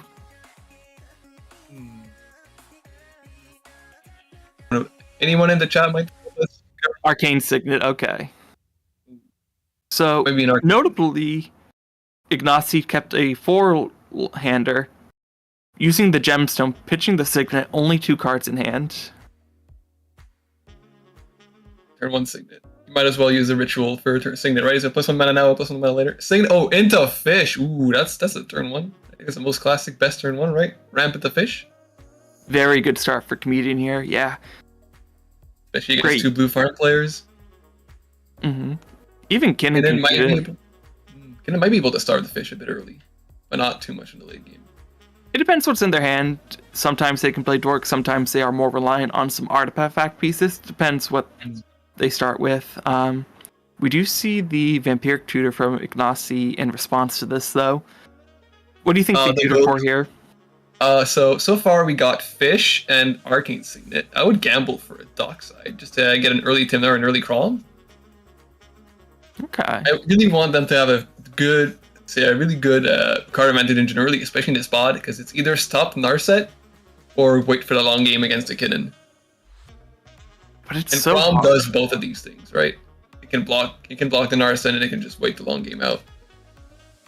Bit, but if Narset has open attackers, it's so easy to just get your engine going. And Narset having hexproof means it's such a beast to try to stop. You almost want Narset to stop herself, right? Like, it is a little bit luck dependent. And if Narset gets down and can untap and swing in, it usually comes down to luck. So the good old Kargashima problem. Well, you can interact with him, or I can hope he just fizzles himself into Karg being a stacks piece, right? Basically. Like, you would love to see Comedian just whiff and hit like 4 rocks off the top, right? If you're these other players. It can happen. It can. But my guess is that Narset is not the only plan that this deck can do. At turn 2 Kinnan, very simple, very good. Not feeding the fish, keeping those fishes starved. Here at Ka0s, we don't want to feed the fish too much because that's just winning the game. Exactly. And that kind of tells me that there might be more artifacts in hand than Dorks. I would imagine that if there was like a elf in there, he would want to get that down sooner before the Kinnan. But probably just playing Kinnan, like you said, starving the fish until he can go off. Ignacy, not showing that restraint, needing to get the mana crypt down early. Turn 1 Timna. Yep, that's the turn 1 Timna to probably turn 2 Crom. That's a solid start from Blue Farm. Just play your commanders. They're the great card advantage engines. Exactly. And that will fill up your hand a little bit since you mulled so low. It does feel unfortunate that you do have to feed the fish, but when you mull down to 4 like that, you have no other choice. And if you're Comedian, you're happy to let them get their commanders out and just keep drawing cards like this. Yeah, especially if it's down. He was down on a multi 4 and he still got a crazy opener like this. Yeah, you got Timna Crom turn 1-2. You're good. You're back in this game. Turn 1 Imseal though from Joe. Not the strongest start. Nearly not flashy, especially compared to every other player at the table so far. Yeah, you're already in 4th, and now you're kind of setting yourself back a turn with this tutor. It has to be really worth it what you're tutoring here. But the rest of the hand has to be pretty much gas, right? Mhm. Can't just be Imseal into nothingness. Yeah. I would expect maybe turn 2 win attempt. If it's not a win attempt, then a turn 2 Ristic Study. That's a very classic start. Yeah, I think Ristic Study would be really good here, especially with how many cards Comedian is going to be casting. They are probably just wanting to sandbag a bit. We saw Freedom Waffle do that a lot in our last tournament. Just being more responsible and waiting to play everything out when you have the opportunity to actually present a win. Yeah, taking your time, especially with 2 great card advantage engines of the commands. With this round, I think everybody's looking at Comedian going first with the Narset being the most aggressive deck, I think, at the table right now. Mm-hmm. Everyone's just making sure they're slowing down, making sure they have something for Comedian whenever he tries to go off. I think he has the biggest target on his back, especially going first with a fish and extra mana. Yeah, you definitely have to be aware of what Narset's going to do here and be ready to try to stop it. But on the other hand, Kinnan already with 3 mana. All those colorless lands, I mean, with the 1 colorless land, is that for green at least? No blue! Oh no! Oh yeah, you have blue, you have gemstones. Gemstones, yeah. Yeah, thank God. But Kinnan and nothing to do with it doesn't really feel that great. Even Comedian, though, just playing a land and passing. Yeah, they are choosing to play an artifact here, giving in to feed the fish a card. I think you were spot on, just trying to maybe bear the fish. Hopefully he doesn't pay for it all on his turn. And now you get to another turn, like, can I really afford to sit back and just hold these rocks and not develop? I'm just going to fall so behind, even these blue farm players, if I don't do something. Because they can just play their commanders and they're fine. Feed the fish 1 or 2. Mm-hmm. So we're 1, 2, 3, 4, 5 mana on Kinnons. So we're not close to a Kinnon flip just yet. It's 7 to activate, if I'm correct. Yes, exactly. So maybe next turn we can get something, but they are keeping mana open. They have some options here. As we go to Timna's turn, they do have a couple open attacks as well, which feels great. If to get some card draw, like you said, they could have the turn to Crom here if they make a land drop. The great blue farm hand, turn 1 Timna, turn 2 Crom, I believe. It's good, but it does leave you pretty tapped out, which doesn't feel great. Hopefully you can maybe draw into some free interaction at that point, but... I think in this spot, in this moment, it is pretty okay to tap out turn 2. I don't think on Comedians going for a win on his turn, or Kinnon. Kinnon could with Assault Monolith, but I don't think he would, knowing this spot and how little interaction has been dealt, especially with a fish on board, and now a Timna Crumpler playing 2 cards. But instead, are seeing something that I can't recognize. Is that a Soul Ring? Or, no, it must be a free artifact rock, because nothing was tapped there. Okay. Drawing 3 cards again. Drain cards. Mhm. 1 mana. You know why we banned Ancestral Recall? And for Commander, but we're allowing fish. Isn't that crazy? Basically the same thing, maybe a bit better sometimes. So it actually looks like it was a ritual, playing the Crom here, able to keep 1 mana open, which is good. They do feed Comedian a card here, but Comedian's not on a ton of cards anymore. At like maybe 3. A lot of people are starting. It's We do see the crypt come down into the turn 2 wall. 1 ring. See, that's a reasonable hit. Yeah. Coming from Joe. Okay, so we got ring protection. Can Kinnon win through a ring protection? I'm not sure. They can set up a win and basically bounce all of the Timna Crom players' permanents so that they can't do anything on their turn and then just untap and win. It would be funny though if, even though he bounced all of his permanents, could still replay the 1 ring in protection again and again and again and again. Oh, it was a But I- J-Lo. Thank you, Void. Oh, you Void. Very appreciated. All right. Now we're officially going turn 2. So far, everybody, typical mid-range game, right? Everyone started setting up turn 1, 2, and all the draw engines are on board. Everyone very has everything deployed except for Comedian. Is he gonna pay for fish? I think he paid for fish. I think it's very not safe to go for it here. Well, I think one thing you have to remember with Narset is that it does have hexproof, but you do have to wait a turn before you can really take advantage of it, unless you can play a piece like Lightning Greaves, for example. So, no matter how quickly Comedian can develop, it's gonna kind of take a backseat and just hope he can untap here. And now the 2 blue farm players, like you said, are just in a very advantageous spot, and the Kitten and Narset players have almost fallen behind, it looks like. Also, in Narset, there's a few ways. There's not only one way to give haste. Torch Courier, there's Generator Servant. Mm-hmm. Oh my god, that's a ram spell for sure. And oh my god, looking at the list of spells, Rise of the Eldrazi as a spell. Oh yeah, that's a cute piece in there. That's not a cute piece. I have to read it. Kind of spell if it ever resolves for a bunch of times. Mm-hmm. Not only do you take an extra turn, you can remove a Henderson piece on your opponent's board and just untap again and go in for some more damage. We do see the Mox Diamond coming out for Comedian here. So it looks like they will be able to play Narset next turn at the very least, if they have nothing else going on. And they need to hit a land, right? Narset is 6? Yeah, it's 6. 1, 2, 3, 4, 5. But then again, with a fish against 2 blue pods and a kitten, you should at least draw 1 or 2 cards a turn, on average. And the way Comedian's looking at his hand definitely makes me feel like he has something else going on there.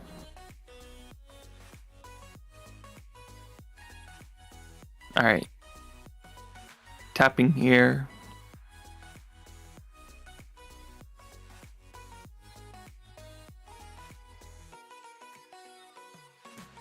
So right now, just thinking how much he wants to develop here, what can he do to develop?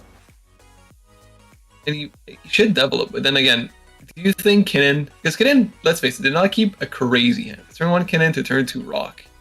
Do you think he kept his hand because he had a win in hand? He's just not deploying it right now.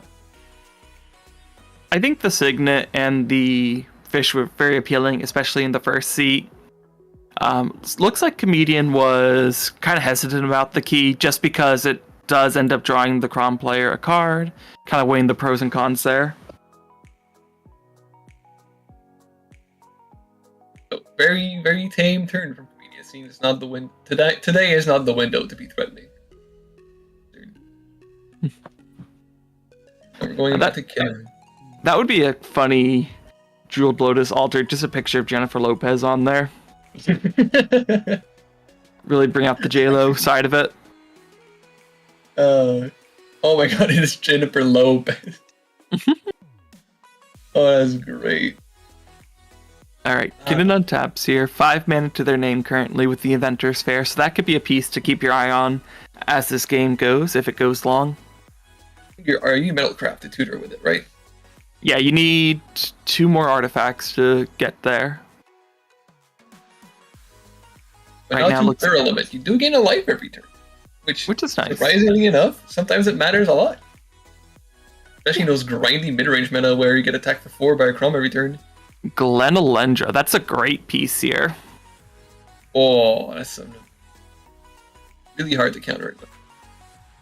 Yeah, being able to just say no to a non-creature spell and so few answers to deal with a creature activated ability right now, that might stop a lot of what these players want to do.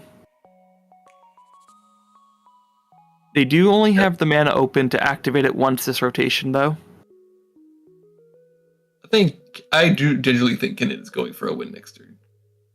I've seen crazy. It's not a Kinnan game, right, where you go like crazy mana and flip Kinnan until you get there, but I do believe it's a Basalt Monolith next turn kind of deal, and he's just playing it for protection to slow the board down. With this list, you definitely want to play a more grindy game plan, right? This is the grind it into dust deck list, so you're kind of more rewarded for sitting back, developing where you can, and then looking for the window. I don't think you want to jam it here. But then, even if you have the Glenalendra, because then you still need the outlet. I don't think you're quite there yet if you're the Kinnan player. But if you played a Glenalendra, right, you basically need to have 1 blue floating, otherwise people are just going to instantly remove it as they see it as a window. Mm-hmm. So yeah, you have 1, 2, 3, 4, 5 mana. You didn't hit the 7th land drop, so you can't activate Kinnan. You can only defend yourself by activating Glenalendra. You're not in a great spot unless you got a combo hand, right? It depends if you keep up interaction, right? Like, I'll be curious to see how their hand develops, because I think it could go either way. I just don't think this is the game where you want to go first, where there's a Crom, a One Ring, and a Fish, and no one's presented any interaction yet, and people are keeping mana open. So on Ignacy's turn, he plays a Yolotho. Very strong, very, very good card. No, they especially, but I don't think he's going to draw or put any treasures onto the battlefield. It feels like people are just playing one spell, holding up mana, making sure they're very cautious about their turn. I don't think people are going to go too crazy until the last turn and a half, where people are going to try to go off and there's going to be a bajillion counter spells on the stack. Narset, being Jeskai, does like to play multiple spells a turn, and they might want to play a couple out, so you may get some value there. It is kind of a deterrent between that and Crom. Like, a lot of players won't respect those pieces when you really should.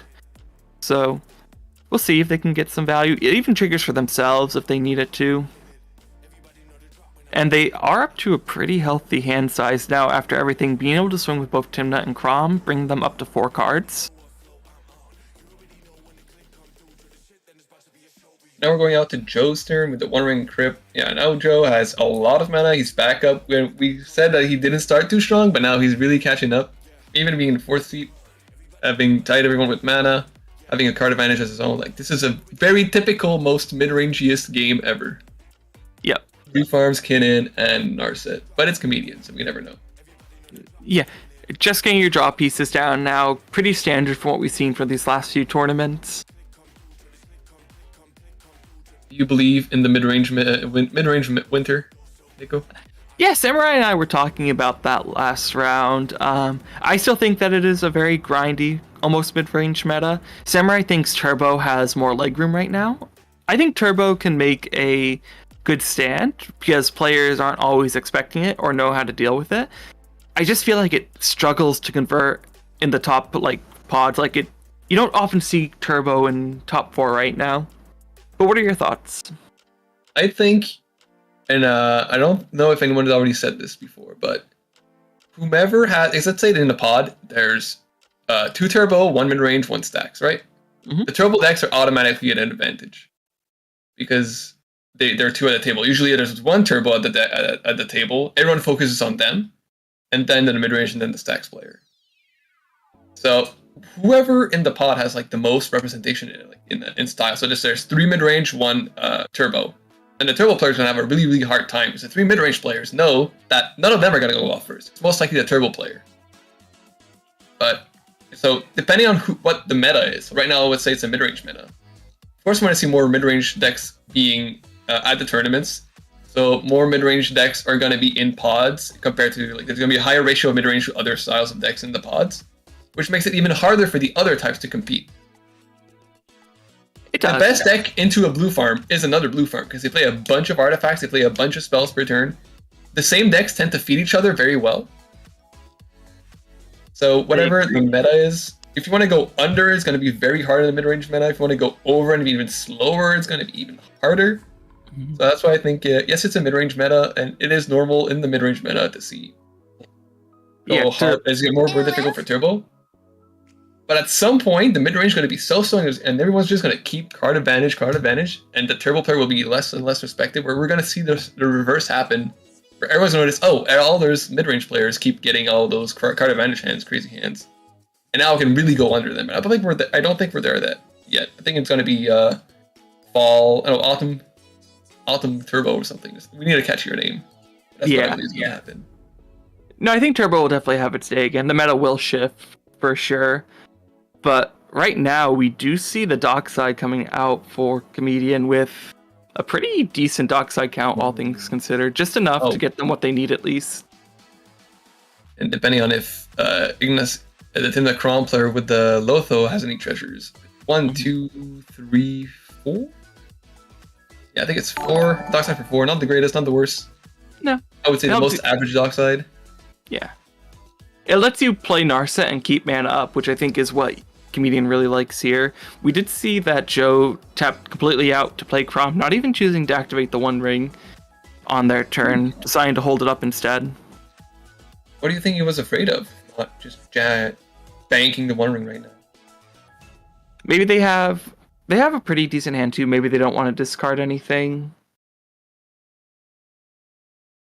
I feel like 4 is the Spocketeer. I think 4 is the most average dockside. Don't you see them having like 6 or 7 all the time and they're a crazy amount? 4 is pretty reasonable. Yeah.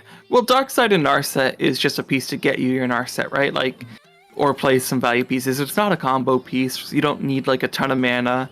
It's just there to do what you're seeing right now. You get your Narset out, and now you're not tapped out, right? You're not shields down. You still have a chance to interact. You still can be an active player at the table when you pass. And then we're going to really see... I feel like the creature on the Kinnon's board is really going to be staxing him because he has now to keep the 1 blue open unless he risks just losing the game, right? And everyone at the table knows that he can interact at all times, so he's going to be forced to interact first, most likely. Looks like Wounded is playing today. Bring back the Op. He did just top 4 the Mox Masters with the Op. It was him and I think Florian in the top 4. So seen a little bit of some turbo representation. Is Op good? I think Op feeds on the mid-range meta right now, no? It can do both pretty well. I think that's what makes a good turbo deck, a deck that can pivot when needed, but it can also just go really fast if it gets some lucky hits off of it, off the pings. So my head, I don't play against a lot of Omnics, so please correct me, chat, or Nico if I'm wrong. But I thought it was a deck that just preys on people playing Ristic and drawing a bunch of cards, because whenever they draw a card, they get pinged, and then Ob gets a counter and draws a card, essentially. I figured that was the type of deck it was. It was like preying on the mid-range meta. I really didn't think it was turbo. I know it's Rakdos, but I thought like it was the turbo out the game plan of like grinding out. It can, like, if it's again, it can do both. You're in the good colors to do it too. Yeah, Like, if you get ob down and if there's an engine on board, even if you just get a couple pings, it is pretty... It's not unlikely that you just say GG. It can do both, though. So we'll see. A Cataract. That's only if you have a Cataract, Parasite, or Bowmaster, or Mr. Flubs. Well, there's only 2 cards that do that. I thought it was like a few cards that did that on the draw steps, but if it's only 2, then maybe that's not the game. That was led astray from me, my lack of knowledge on the matchup.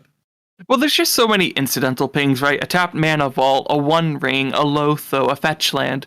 Like, even if you don't have a ton of pieces on field yourself, there are gonna be incidental pings that just happen, and you're gonna look at several cards a turn. Now we went through the Kinnan turn where you played a Signet, pass the turn, nothing too crazy, nothing too spooky, and now we're going straight to Tim the Crom's third. Really not a crazy hand from the Kinnan. I wonder why he kept it. It's like a decent hand, don't get me wrong, but I don't think it's the kind of explosive hand I would have expected out of it. I think it's a hand that's going to keep him going, right? Like, I don't think... We were talking about, he's not here to present an early win, he's here to grind. The Glenlendra is going to let you grind, you know? So I think maybe respecting the Narset a bit, knowing that the blue farm most likely won't go early, and they're just going to grind too. Looking at life totals, Ignacy already got 25, even though no one really attacked him this round. It just pings from the crypt, from his lands, from the Lotho, start to really add up. Yeah.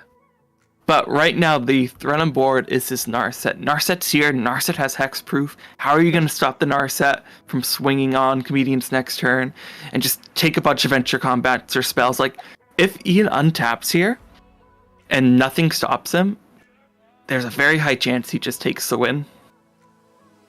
Also, he has the key, right? Is it the key that lets him be unblockable? Right? Is it because Argue Tree is unblockable until the end of turn? I don't know if it does that. I know it untaps an artifact. Yeah, it's Manifold Key, I believe, which is 3 and a tap, the target creature can't be blocked this turn. So you're not even safe from blockers. No? Yeah, so that's even more value. That's awesome. Either untaps a 1 ringer makes Narset unblockable. Mm-hmm. Ooh. Tim the Crom. Probably making deals. Oh no, not even need to make. Tim can go at Joe and Crom at Comedian to draw those 2 cards. Yeah. No, you're not sure on people you can attack right now, which is the dream for Timna. The Tim the Crom players just feeding each other, letting Timnas go through. Mm-hmm. But yes. Yeah, put your seatbelt on, folks. This one might not go fast, but at some point we're just gonna have 10 spells on the stack. No one's gonna really know what's happening anymore, but hopefully we'll be there, and with your help, we'll be able to decipher what's going on. Yeah, so far, many people playing safe, really respecting the Narset, right? I mean, the thing is, it doesn't matter how much you respect a Narset, because it just flips 4 cards. If it hits 4 bombs, like, you need 4 counter spells to deal with it. God, it's gonna be tricky. A silence would be amazing, and then fight over the silence maybe. We'll see. Ristic Study's a good draw, or a good play for the Timna Crom player. You do draw the cards if you don't play the 1, right? Also. Yeah. At least there's that. You also have 2 activation of the Glenlendra, another Kinnan, and all their mana open. Mm-hmm. Which is good, so you could top 2 things. I think everyone's pretty much bracing for impact on a Narset swing at the table. Mm-hmm.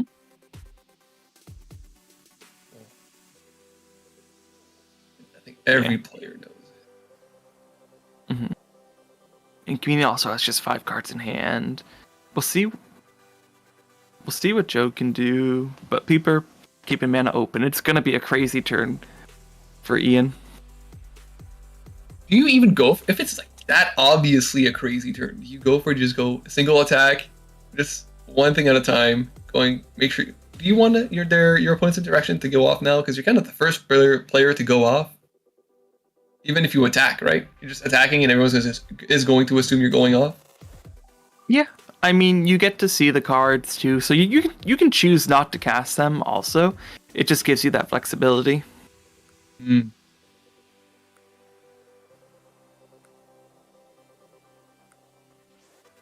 What's going on through my mind as I'm trying to Jedi Mind read everyone. I do think Joe is just trying to get back into the game. He's trying his best. I do believe he's the farthest behind there. He will stand by all directions. He has a bunch of cards in hand, but I don't think they do too much. Ooh, never mind. We're seeing a flesh duplicant entering the field for the Tim the Crumpler going third. Mm-hmm. That copies the Dockside, right? It's the number 1 copy, number 0 copy, actually. No. This is going to be either a Narset or a Glenlundra. Really? But a Dockside's so big. It makes so many treasures. Yeah, but you're Blue Farm. You don't necessarily care about the treasures right now. Do we know what it copied? It's on the stack right now. We're seeing if it resolves. 1 ring was tapped in response. And I believe if I'm the player, I'm not interacting here, right? This is not threatening. It's threatening, yes, but it's not game ending. Yeah. It'll be very telling to see what he picks here, too. Knowing blindly what's in anyone's hand, I think I go for the Glenlundra. Or if you can't use a mana with Dockside, I would use the Glenlundra. Yeah. When they sack the Glen copy, it can come back as a Dockside to get both? Can it do that? How does Persist work on a clone effect? It is a Glenlundra. Okay, so choosing to be responsible, choosing to present more interaction on the board. I like that call a lot from the Blue Farm player. Yeah, especially like Willie said, if you can sack it to counter a spell and then it comes back as a Dockside, that would be crazy. Get everything out of it.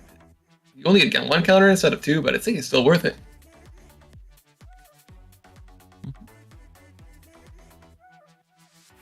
No, I like that play a lot for the Blue Farm player. Very responsible, because there were a lot more tempting options on board that you could have done and be a bit greedy with. Choosing to play it safe, choosing to keep this game going long just to grind more. I think with Lotho, Timna, Krom, now you have a Glenlundra, and you have a Ristic Study. You're the player who wants the game to go long. Definitely. The Kinnan still can't activate. Well, if you're Kinnan, you love to see the Glenlundra too, right? Because now you can priority bully. Now you can say, I'm going to pass on this. Here you go. Ka0s, you deal with it. Friend. Buddy friend guy. And just a ton of mana. And keep in mind, Ka0s mulled down to 4. This is all from a hand of 4. And look how much she's developed here. That's way too many. For a multi 4? Yeah, they're like going off. They're fine. Mm-hmm. They're more than fine. Imagine them in the turn to 1 ring and not even the player with the crazy start.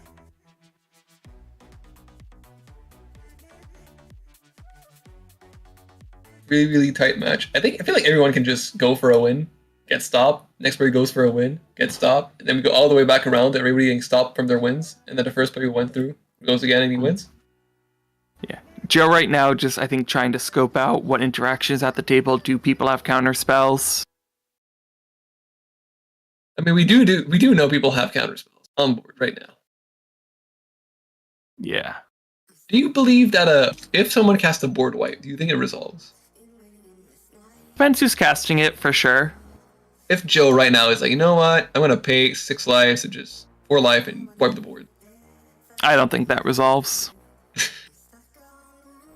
I think it's bad enough for everyone that I would let it resolve. No? Maybe. I If don't know. you can just recast it and it's not too big of a deal. Still have Glenlundra as a backup. The Narset player is so far behind. I think Tim the Crom is also really, really behind. Ka0s Totem. A Ka0s Totem. Why? In this board state, right here and now. That means I'm going for a win, guys. Have fun. And we're seeing a Kinnan. Oh, not even a priority bullying. Oh yeah, because I guess he's the most affected by it.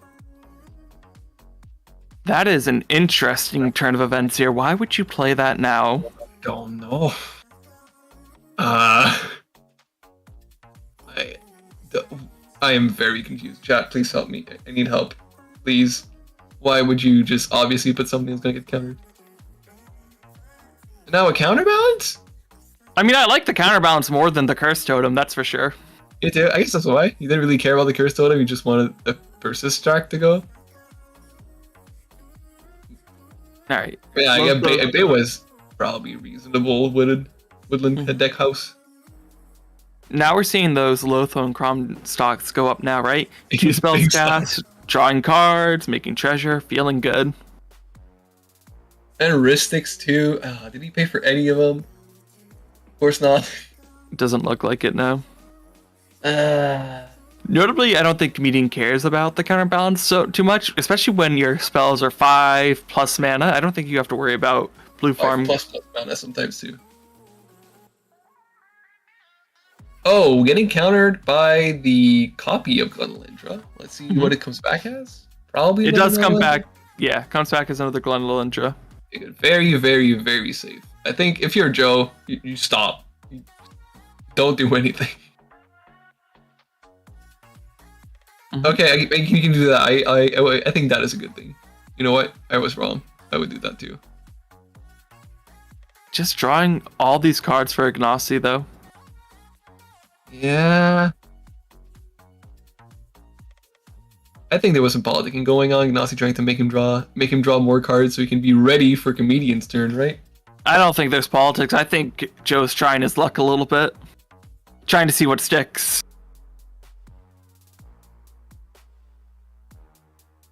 I would not go for. Then again, if you're Joe, do you think you get another turn? Another turn after this one?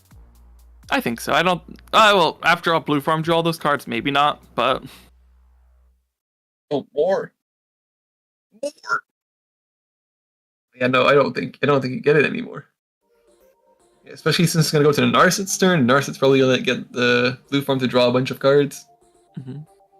So if the goal for Joe was to feed the blue farm player cards, they definitely achieved that goal. Yeah, definitely. They definitely accomplished that. They were great on that end. No notes. Remember when there was a good old time when the blue farm player only had 4 cards in hand? Now is this a Grand Abolisher? Because that would be crazy. Nope, doesn't look like it. Cursed Totem of his own. Well, you said no to the first one. What about the second one? Ever heard of second Cursed Totem? I mean, you can't let this one resolve, right? But now who's gonna let it resolve or not resolve? I think Ignacy's right now saying, I don't care about Cursed Totem. Yeah. But yeah, no. Joe, why'd you go for it? I disagree. Because now, obviously, Buddha, the Kinnan player, has to sacrifice it because his whole deck doesn't work if he has not his whole deck, but a big chunk of his deck doesn't work. I mean, this could just be the bait, though. This could be followed by a silence just to use up all this interaction here. I don't think silence is that great. It's only Grand Abolisher, I feel, is a big enough threat to be worth it.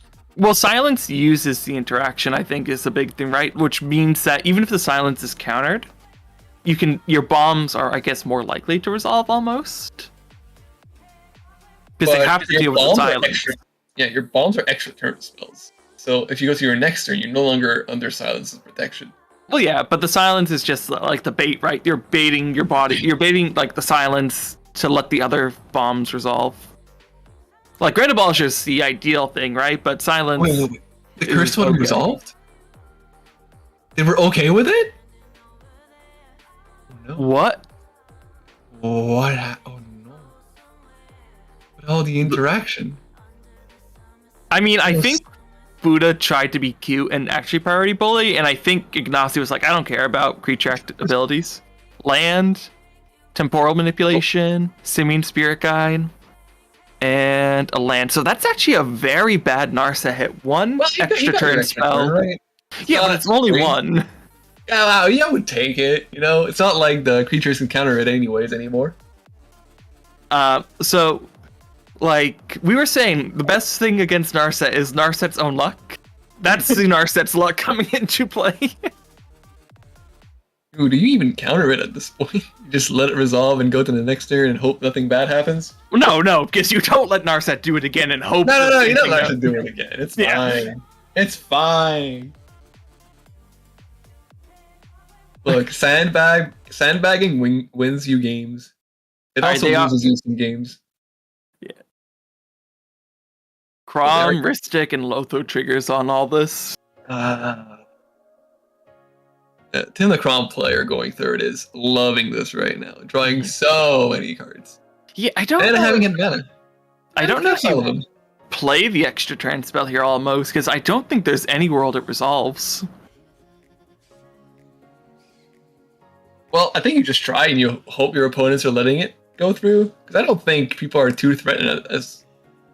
If people They aren't already- if people aren't threatened here, then they need to wake up, because you don't give Narset an inch. This was a gift from the gods with that pull from the top 4. You don't test those odds again. I would. Oh my god, I'm such a greedy player. I would test those odds again any day. So you get, what's the worst that can happen? Okay, he whiffs on the next turn, easy peasy. Also, if you're the Tim the Crown player on the bottom right, do you care? You're just gonna draw more cards and have more treasures next turn. You don't give the Narset deck an inch. You don't give it an inch. Oh yes, they're greeding. Ah, no, Joe, let them greed. I mean, like, I'm not winning. Oh, master politicking. Oh, extra turn number 1. Should we get a counter in chat? They gave him the extra turn. They're My green. What is this, chat? Chat. Asking you, would you have let the extra turn resolve if you could counter it? Come on, be greedy. Be greedy. It's not that bad. It's not that bad. You're just gonna attack again, and you're gonna be fine. Ian's gonna slam the Grand Abolisher, and we're all gonna be. Okay, we're moving to combat. Fierce. Dispel, I Force think. See, Act. see, all 4 counter spells. We're fine. That's told not a you. count. Is that an Wait, extra that's not- combat? What does that look like? I think it's a red extra combat spell with now 4 pieces of backup, or 3 pieces of backup. Wait, is it Fury of the Horde? No. I thought it looked like a SWAT.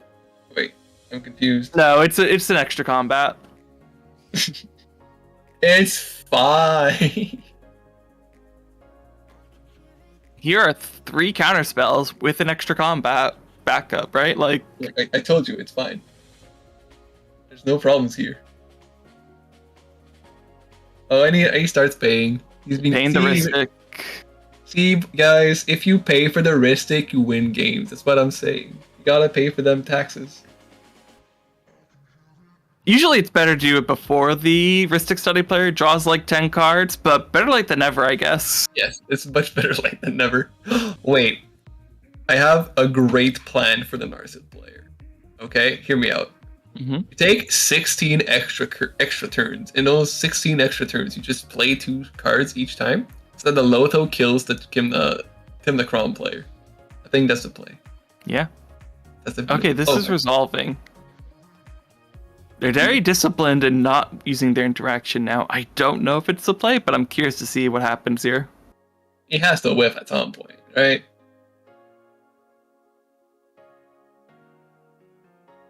City of Traders, Nexus of Fate, Chain of Vapor, and Karn's Temporal Sundering. So now 2 Yeah. extra turn spells. Fine. What do you mean whiff?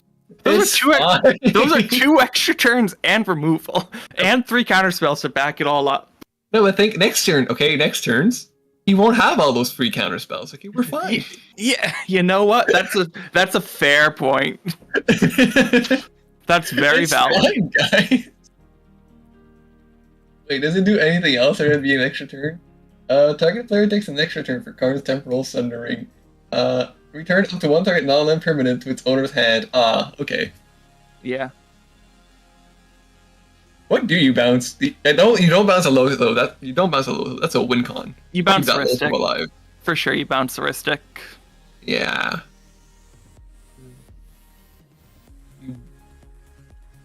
Alright, players are drawing from the Karn here. Oh, Joe is interaction. responding. Joe? Being responsible? Bowmasters. Bowmasters. Oh. Okay. Not the worst thing. Yeah, you're just fine with it if you're a comedian. Yeah, Narset X proof, notably. Yeah, that's a big thumbs up for me too, comedian. Yep, choosing to ping comedian's face here. Yeah, I mean, I don't think you get there with 32 life. It gets removed beforehand. I mean, you take enough turns, maybe. All right. God, this. Karn for Ignazi resolves. Karn's Temporal Sundering back on the stack. Agreed. I love it. This is exactly what I wanted to see. Is that what you were saying? You just wanted to see comedian win? Yes. Agreed. If he's not interacting, I don't need to interact, right? Because he knows what he's doing. Yeah. It's not the moment. It's when he has 15 extra turns on the stack, then that's when you enter. The last moment. Breathe it out. So, players.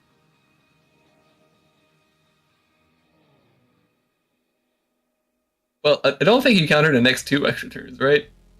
Well, 2 protected. now we see Ignazi here. Priority on them. See if they have anything here. Oh. There's happened mana? Maybe. They're thinking about it. Does it get worse from here? It's definitely not getting better. No, it's getting better from now on. Okay, next turn he won't have like 5 counter spells to defend whatever's going on. There, but there are 2 extra turn spells right there to worry about, so that's 2 turns. It's fine. It's probably fine. Especially if your Ristic Study gets bounced here, that feels so bad. Ooh, also, who's getting attacked by all these Narsets attacks? Looks like Joe and Ignazi have been taking a fair amount of beats each, given their life totals. Ooh. Wait. But why aren't they blocking? I know, crazy question, but feels like you can just block the Narset? Question mark? Yeah, I mean, Joe probably can block it, but I don't know. Asking how many cards Comedian has in hand. Okay, it's fine. It's absolutely fine. It's Players now barely realizing they may be dead here, surprisingly. No. You greedy even more. Okay, Yeah. that's the plan. At least for me, that's what I would do.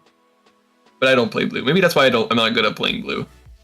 Joe is actively campaigning that this is not the point you interact with, and I heartily disagree. But let's see if the players, like, they have so many cards in hand, they must be able to pull through together, right? I don't know. I mean, I think the Tindakram going third is definitely can pull through. He just wants to have the win on his turn, right? It resolves? It resolved. Ristic Study bounds? Like, greed. I feel like you even try to counter that just to draw more cards. Like, I don't know. Losing Ristic Study here hurts. Extra turn number 2, guys. Let's go. Wait, I need to keep track of this. I need a notepad up. Gosh, I don't even know.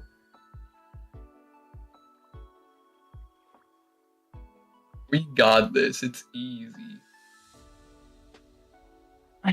I know Narset's an older deck, but... Alright, I got it written on a piece of paper now. This is extra turn number 2. Mm-hmm. Chain of Vapor. Picking up the dockside here. Playing the dockside. Yes, exactly. It's all part of the plan. Yeah. 4 for Joe alone. Will Ignazi crack things here? No, they don't crack. They've been greeting it from the start. They continue to greed. They have to, right? If at least pick a lane and stick with it. Either greed all the way. Does it matter even at this point if the Narset player draws has a few more treasures? I go once again to that extra turn spell, the first one that was could have easily been countered or at least attempted. Yeah, I mean, probably, but you could also greed that it's gonna be even worse on the next one. It's fine. It's fine. It's fine. Narset's gonna whiff. No counters have been played. Ian has Comedian has revealed 3 counters off of Narset to back everything out, but none of the other players have fought over anything. There have been Calandras that have been used, but now there's a Curse Totem, which means they don't work. And Ignacy cracks nothing. 11 treasures for Comedian. Yes, let's go. This is irresponsible magic at its finest. It's beautiful. Mm-hmm. There's silence. Silence. Ooh. You even interact at this point. He's going on to an extra turn. What's the problem, right? Please tell me that's 11 treasures and not 56. It is 11 treasures, yes. Thank God. The D6 are just harder to move around. They're more safe to use than a D20, for example. Fair enough. So now players have to interact. Oh, now we see interaction, huh? Now we got to do something here. On the silent. And that's what I was talking about earlier, right? The silence is just a bait. If it doesn't resolve, then you're fine. Because now you use up their interaction. Yeah, foreplay though, of course, there was a time before. It was so early. Alright. The Sage is actually a very good piece here. Gets out the Curse Totem. Yeah, also very much over-tapping for that Beseiju. You control a Kinnan. It's 1 green. Well, they don't have other green mana, I don't think. You have the Yavimaya, so you just tap the Yavimaya and you have a green for the Beseiju, right? I think the Yavimaya was tapped already. Oh, that's fair. Nexus of Fate in response to this, because, it's an instant. Why not? Oh yeah, obviously you pass on this, right? It's not threatening. Oh, it resolved. Okay, we got three extra turn spells now being cast and resolving. Mm-hmm. I'm keeping track, folks. Don't worry about it. Alright, so Glenlundra's back online. Very scary for Glenlundra from Ignacy. Still a silence on the stack. Still silence on the stack. Still very much safe. Mm-hmm. It was fine. Nothing wrong's gonna happen. You know what? If it works out for these other players, I give them all the kudos in the world for this. See, now they even have the Glenelendras. But now, because he tapped his Signet instead of his Inventor's Fair, he doesn't have blue to activate the Glenelendra. He has 1 blue floating. I guess. I would still rather have, the whole Signet available. That's fair, yeah. Because you have to use it now. Now, I guess we are in second main, so we have to cast all the things right now. Or he's going to use it to counter the silence. Yeah. Well, I mean, I don't know if there anything... There must be something in hand Comedian wants to cast if they're using the silence now. Also, just for the fun, the blue farm player in the bottom left, third player, has all the cards in the world, has most of the mana. The only player who did not interact so far. Mm-hmm. The most greed. The outrageous greed.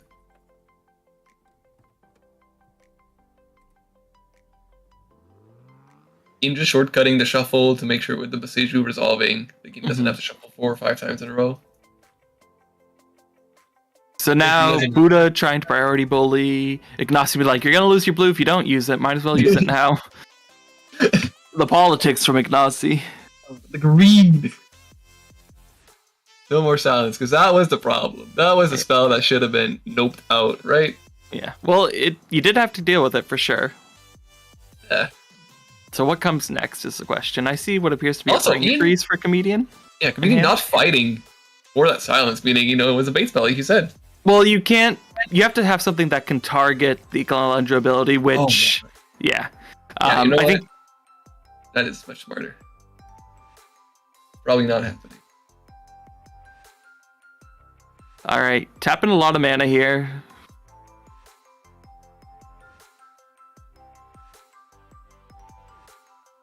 Four mana. A lot of mana.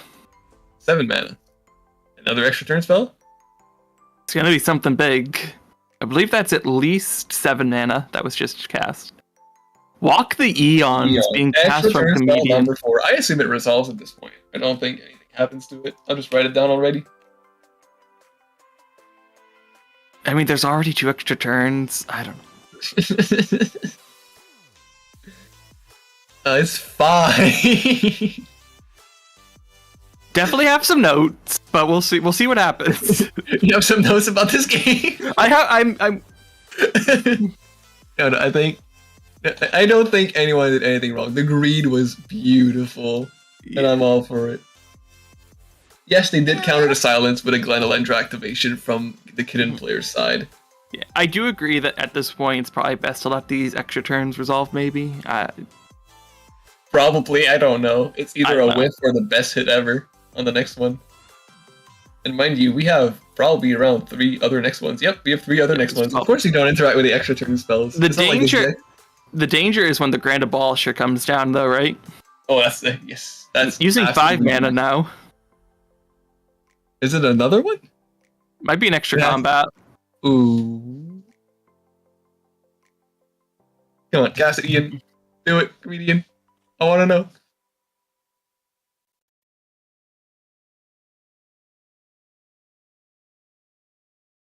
Ooh.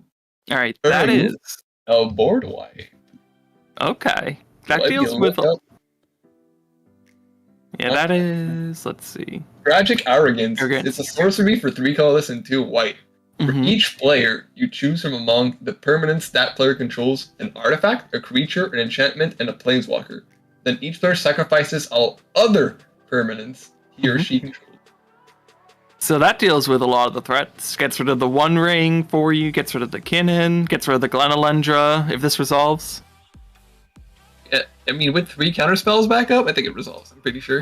I don't know. Players have a lot of cards in hand. And also a Glenalendra on the field. Mm-hmm.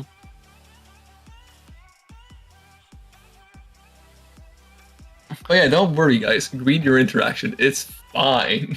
All right. Looks like they might not actually have that much to begin with. Choosing to crack the Glenalendra here, no other options available to them. Well, you use the interaction that's being shown, right? You don't Yeah. start with the ones that's hidden in your hand. All right, that's countered at least, guys. Yeah, let's go. I think they use the counter spells that are right targets. Not the first. I think you were right. Maybe greeting, not always the best option. Well, this is what Narset does, right? Like,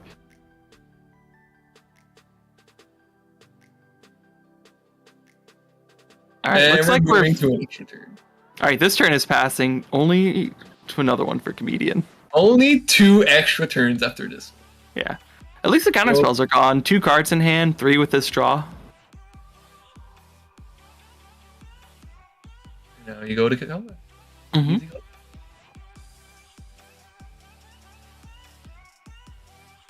But Choosing to swing at Ignazi here, Tremnek. why is no one blocking? I don't get it. I'm so confused. Blind Obedience. See, and- it was fine. I mean, that's fair, but that is only one of the extra turns. There are still 2 more. And he's getting blocked. You see, no problem. Finally deciding to block the players. The greed has stopped. Mm-hmm. All right. Blocking with Lotho at least. Oh. Maybe have the Bowmasters in hand if he wants to swing again. Oh, big is Never mind. Creatures will enter tapped. Isn't Narset trade with Lotho? Isn't Lotho a 2-1? No, Narset's like a 3/4. No, Narset's a 3-2.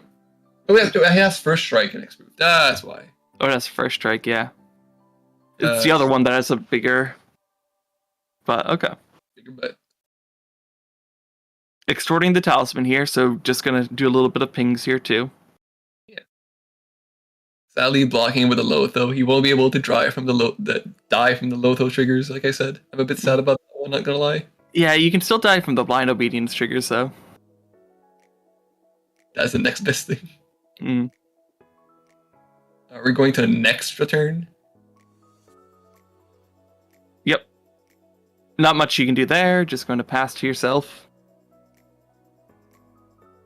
At the very least, I think you can kill Ignazi here. I think that's the goal. You're right. Narset attack. We're going back at it. Spell Snare, Mana Vault, Ragavan, Mind See, Break Trap. it's fine. Oh no.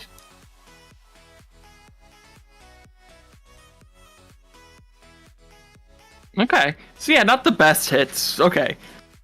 Maybe Ian's luck just can't be that bad. It's fine, guys.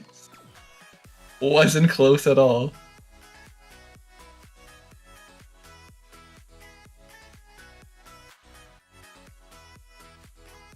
It did go down. Robboy? Oh. Move into damage here. Might as well. Cast a Will vault. they extort the Mana Vault?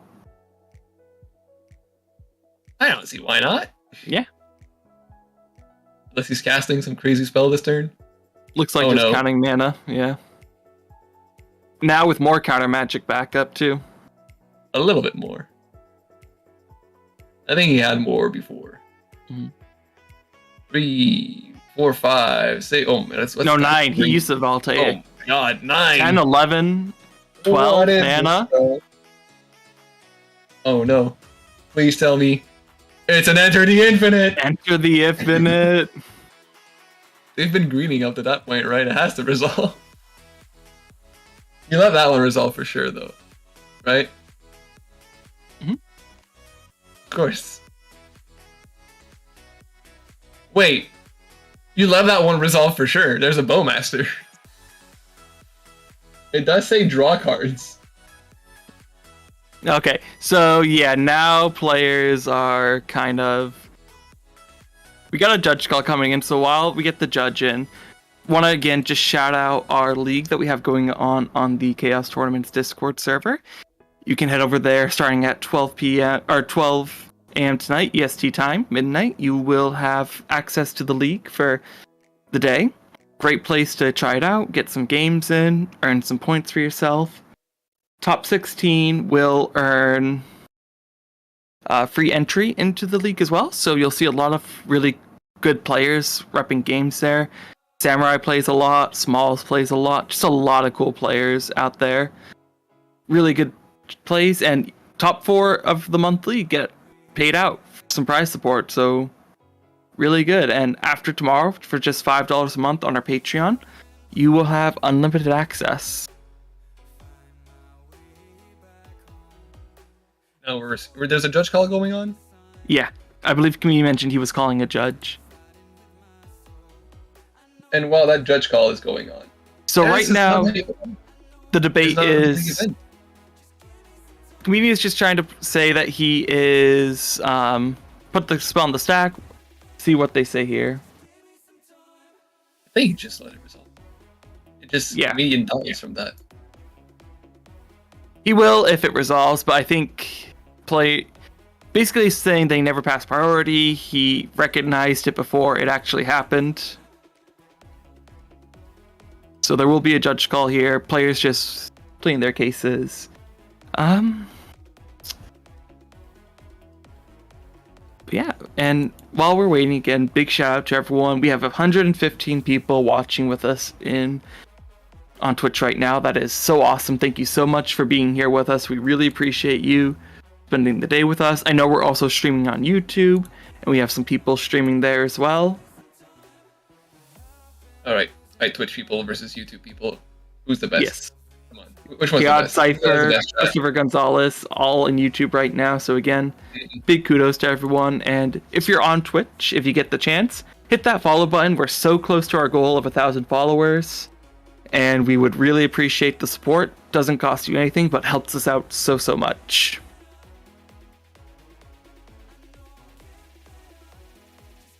Alright, let's try to peek in with the ears to see what's going on up in there. Mm-hmm. Yeah, it is a tricky piece by. So the judge call here will really be relevant because if this does resolve, and priority was passed, comedian's in a lot of trouble. I think he just, forgot there was a Bowmaster in play. Yeah, it hasn't been relevant in some time, but I actually think there might have been Bowmaster triggers missed on the Crom activations even, so. Oh. When we got judges at events for complicated cases like these, I don't know what's the right thing to do. Yeah, we'll wait for the judge call, the official ruling. They have great experience in this. Our judge staff is amazing, all very talented, knowledgeable, friendly people. We got them working hard for us today, so shout out to them as well. And shout out to Jacoby, who's running the stream. Pigeon, who is TOing for us today. They've been doing a lot of great work. So just big kudos to everyone on the staff. I think it's Pigeon's first TO experience, and the tournament has been going very smoothly so far. No big delays or anything. Oh yeah, no, it's been going great. Very well done. Notably, Ka0s. No love for Ka0s. Ka0s is actually competing today, so we just have to root against him. He is the villain of the story. Yes, he is the villain of this story. Everyone, make sure that you root against Ka0s. He is our boss, and we still can say we can root against him. If you see a little mono green player just going crazy with it, you go, no, bad man. Big bad cat man. You don't like this. This is, unfortunately, a very tricky situation because it does come down to a lot of what they said. The players are giving a different story, comedians giving a story. If there is a recording that they can look to, maybe get some extra wiggle room there. Also, people playing in the tournaments or any future tournaments, record your games for not only situations like this, or if you want to review your game, see what you did wrong, get better at the game, or just simply want to hear my voice all over again in the recording. You can do that if you want, but please record your game. It's a great way to get better at the game, or just resolve any silly issues like this one. Not a silly issue, but and resolve any issues the best way possible. Online has its problem, but it also has its solution, and recording is one of them. You can't record in real life as easily as you can online. So use a tool that's offered. To answer the question in chat, Comedian is not unborn upon a wind. He could counter the spell, but players have been holding up interaction supposedly. There could be a fight there where it still resolves.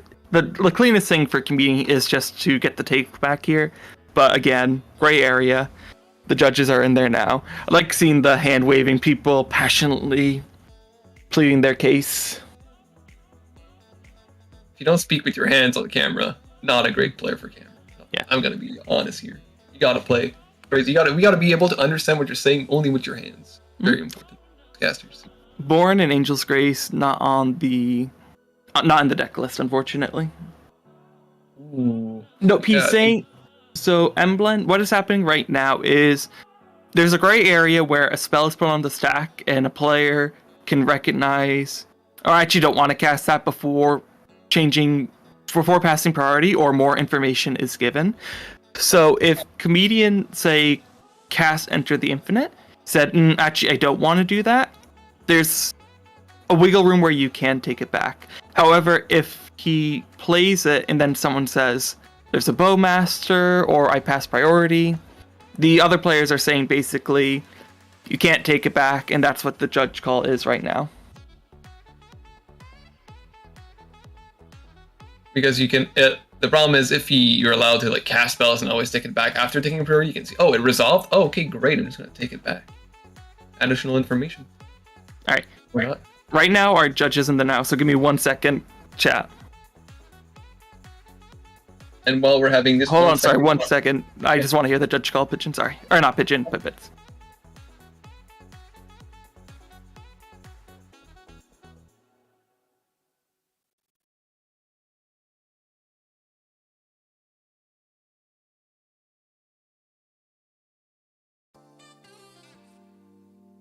So right now, it's from what I'm hearing, just from my rough interpretation, it sounds like the floor judge is in favor of Ying, saying that the spell can be taken back. There is still the possibility that players can try to get the head judge in and reverse the decision. The head judge's decision will, of course, be final.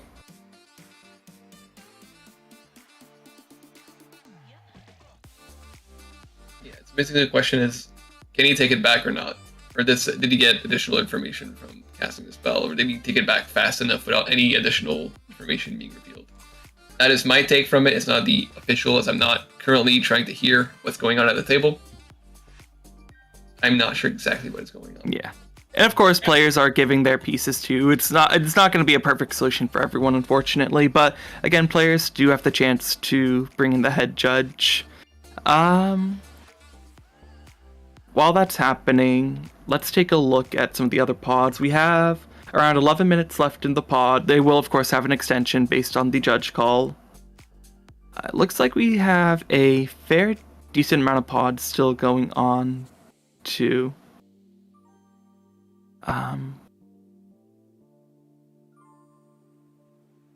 Actually, only a couple left, so not a ton. A couple? How much time is left in a round? Seems to be a pretty quick pod so far.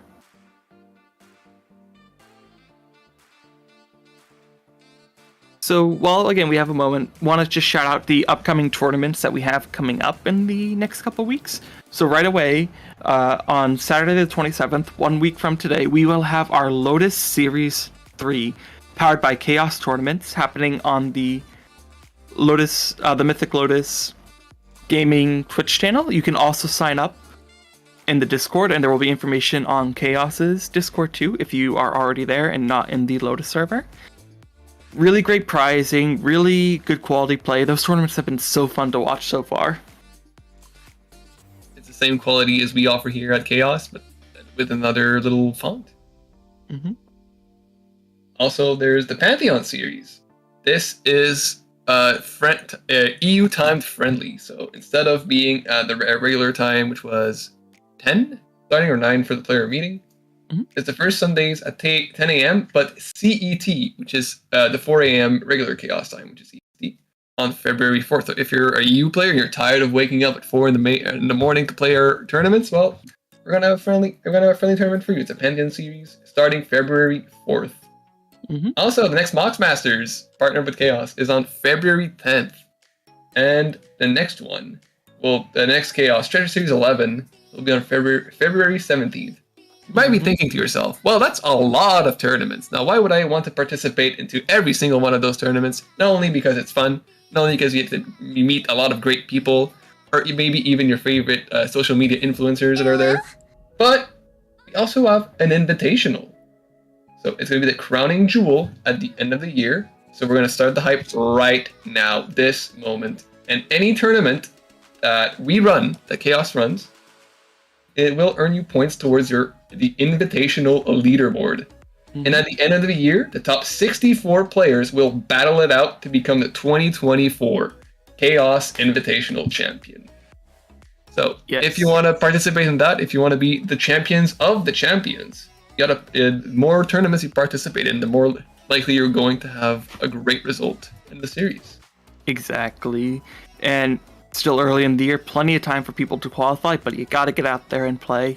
Also, our online tournaments are part of the Mox Masters Invitational happening. We are at the Emerald level, so if you want to get some points that way, so many chances for you to just really compete, get some high quality games, really earn some clout for yourself, and some awesome prizes to boot.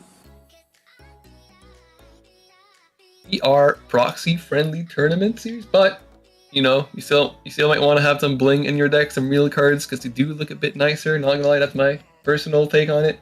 But if you want to buy some cards, then you can go to mythiclotusgaming.com and enter the code Ka0s, which is Ka0s, for 7% off.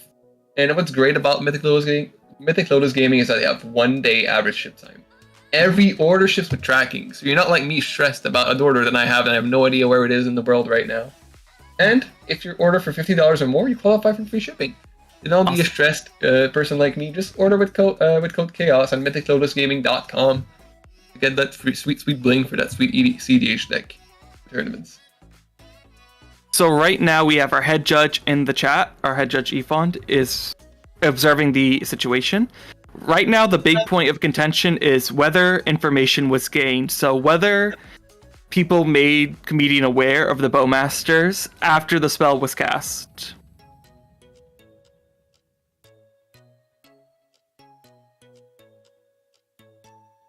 So Very comedian. very difficult. So what the judge rule is, from what I'm hearing, is that recognizing the bowmasters isn't getting the information.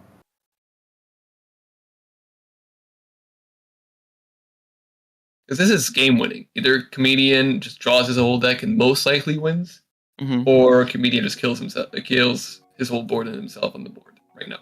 Because there's a bonus. So what the distinction that Efond is giving is because the bowmaster was already on the field, he could recognize it without new information getting gained. If the bowmasters was flashed in response to the Enter the Infinite, that would be new information and it wouldn't count.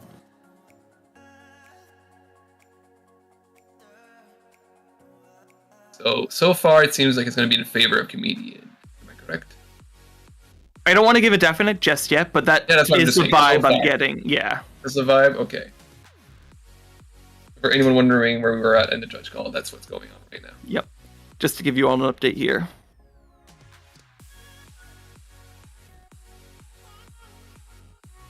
Other than that, so this is all starting at a point where comedian has taken 4 extra. This is his 3rd extra turn. Cast 4th extra turn spell. He has 1 more in the bank, and it's putting it back in hand. Yep, so it Seems looks like- like because the card was already on the field, no new information gained, the take back is allowed. Right, and guys, The now if you're- rule is that he can untap his mana from this as well. So we are set back to before the Enter the Infinite was put on the stack. Mana is untapped, and the game, in theory, can progress. Again, that is the ruling of our head judge, Efon, so that is the final ruling on the situation.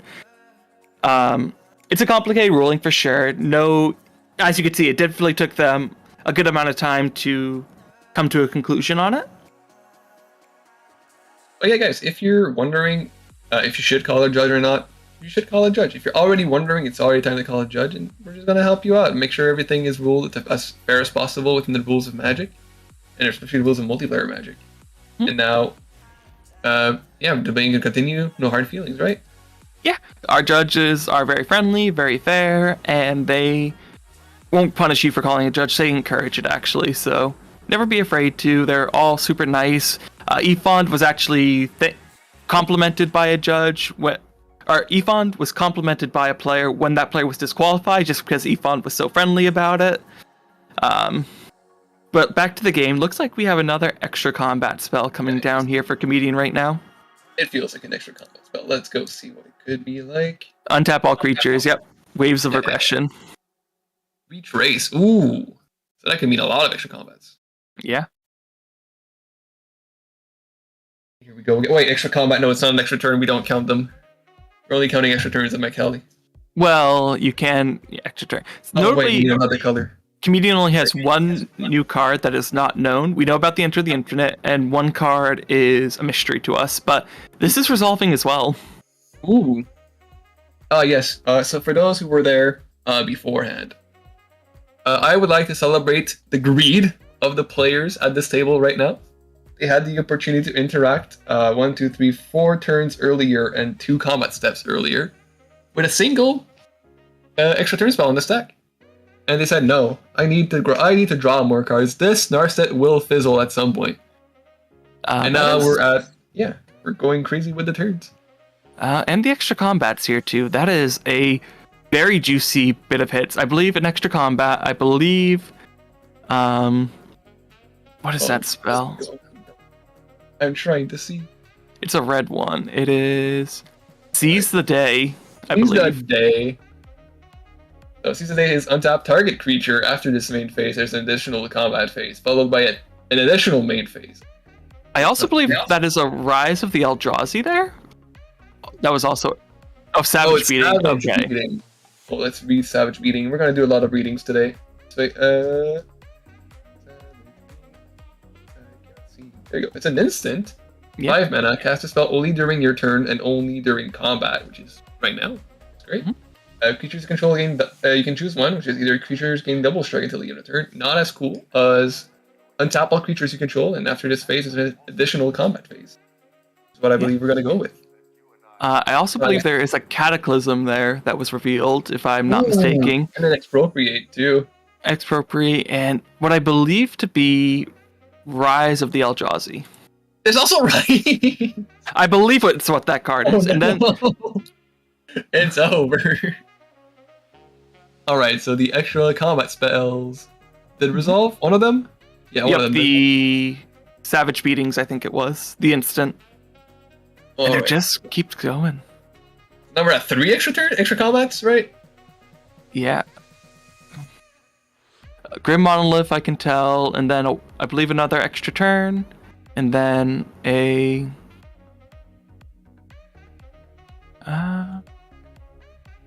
So many weird spells. Is that Captain Forget Marvel, Lost? yes, they Yeah, did I let think- it be and take it back. Yeah. So right now So- we're seeing the aftermath of that.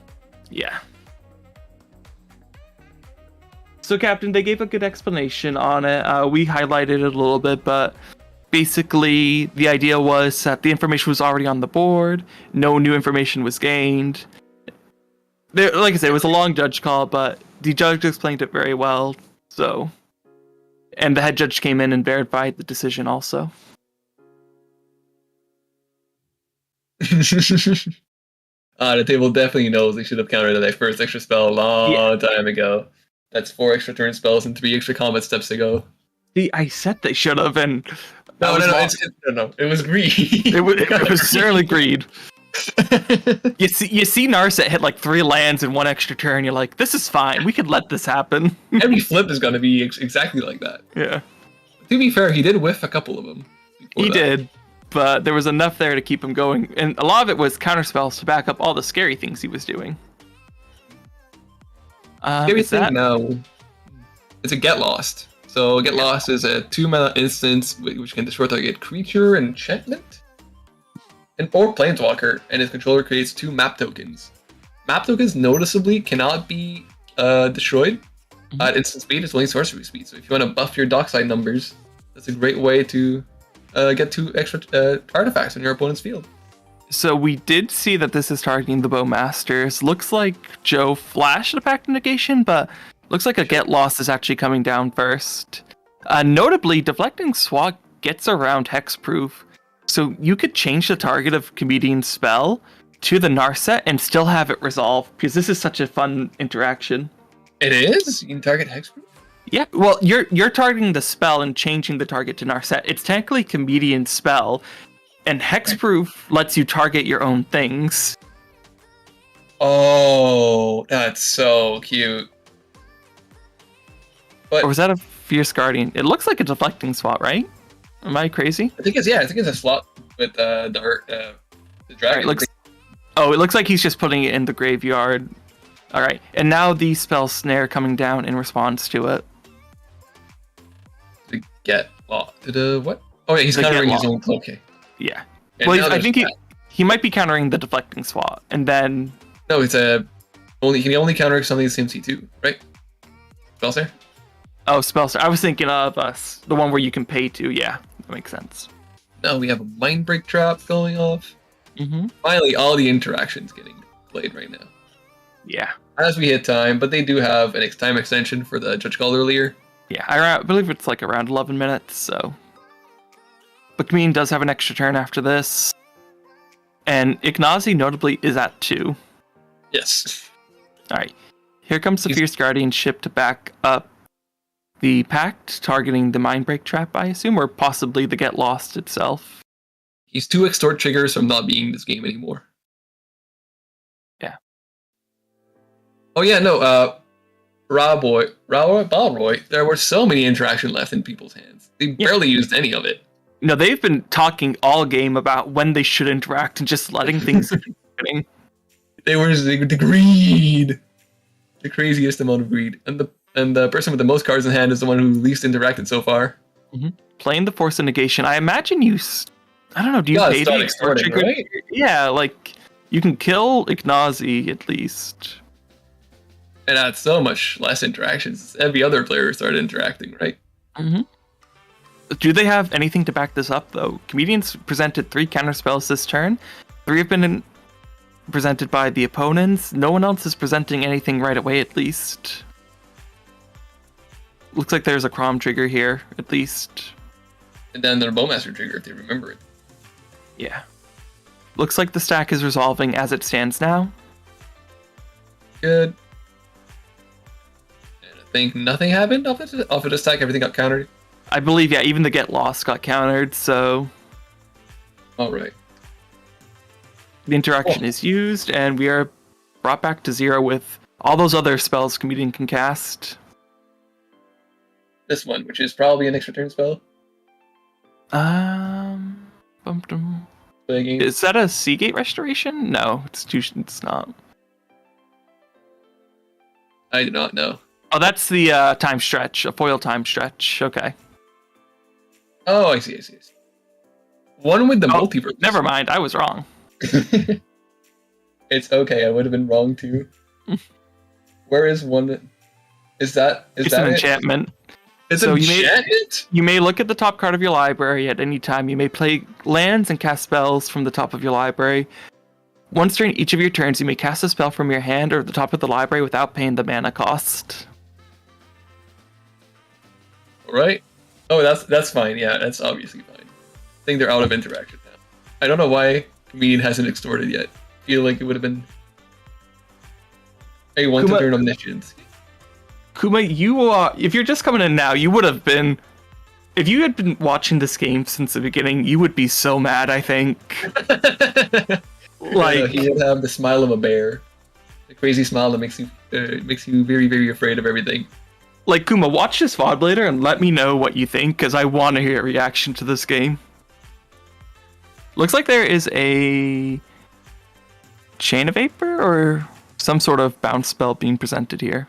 Too many new arts for spells. I can't keep up. Yeah, I believe that's... Extra turn spell. All right, we're going at the counter. So that's extra turn spell number 5. Yep, already up to 2 extra turns here. Gosh. I know. It's all coming. There's also a cataclysm, right? Notably, Comedian does have to find a way to both remove the Bowmasters and close out the game. Well, Yes, you you can do that, right? If everyone doesn't vote for an extra turn. Oh yeah, also another extra turn spell. Well, you just vote for extra turns, right? And then it's on Comedian to find an answer before time in the round is up. Is it worse to give him or better to give him extra turns? I'm not sure. Well, if you're Joe, you definitely don't give him. You definitely give him the extra turn. Otherwise, you just get the Bowmaster. And then now after the Bowmaster, it's game over. Mm-hmm. Like if you're Buddha or Ignazi, I think there's an argument to be made that you can give him a permanent and just hope Yeah, you for can the give him draw. Treasure.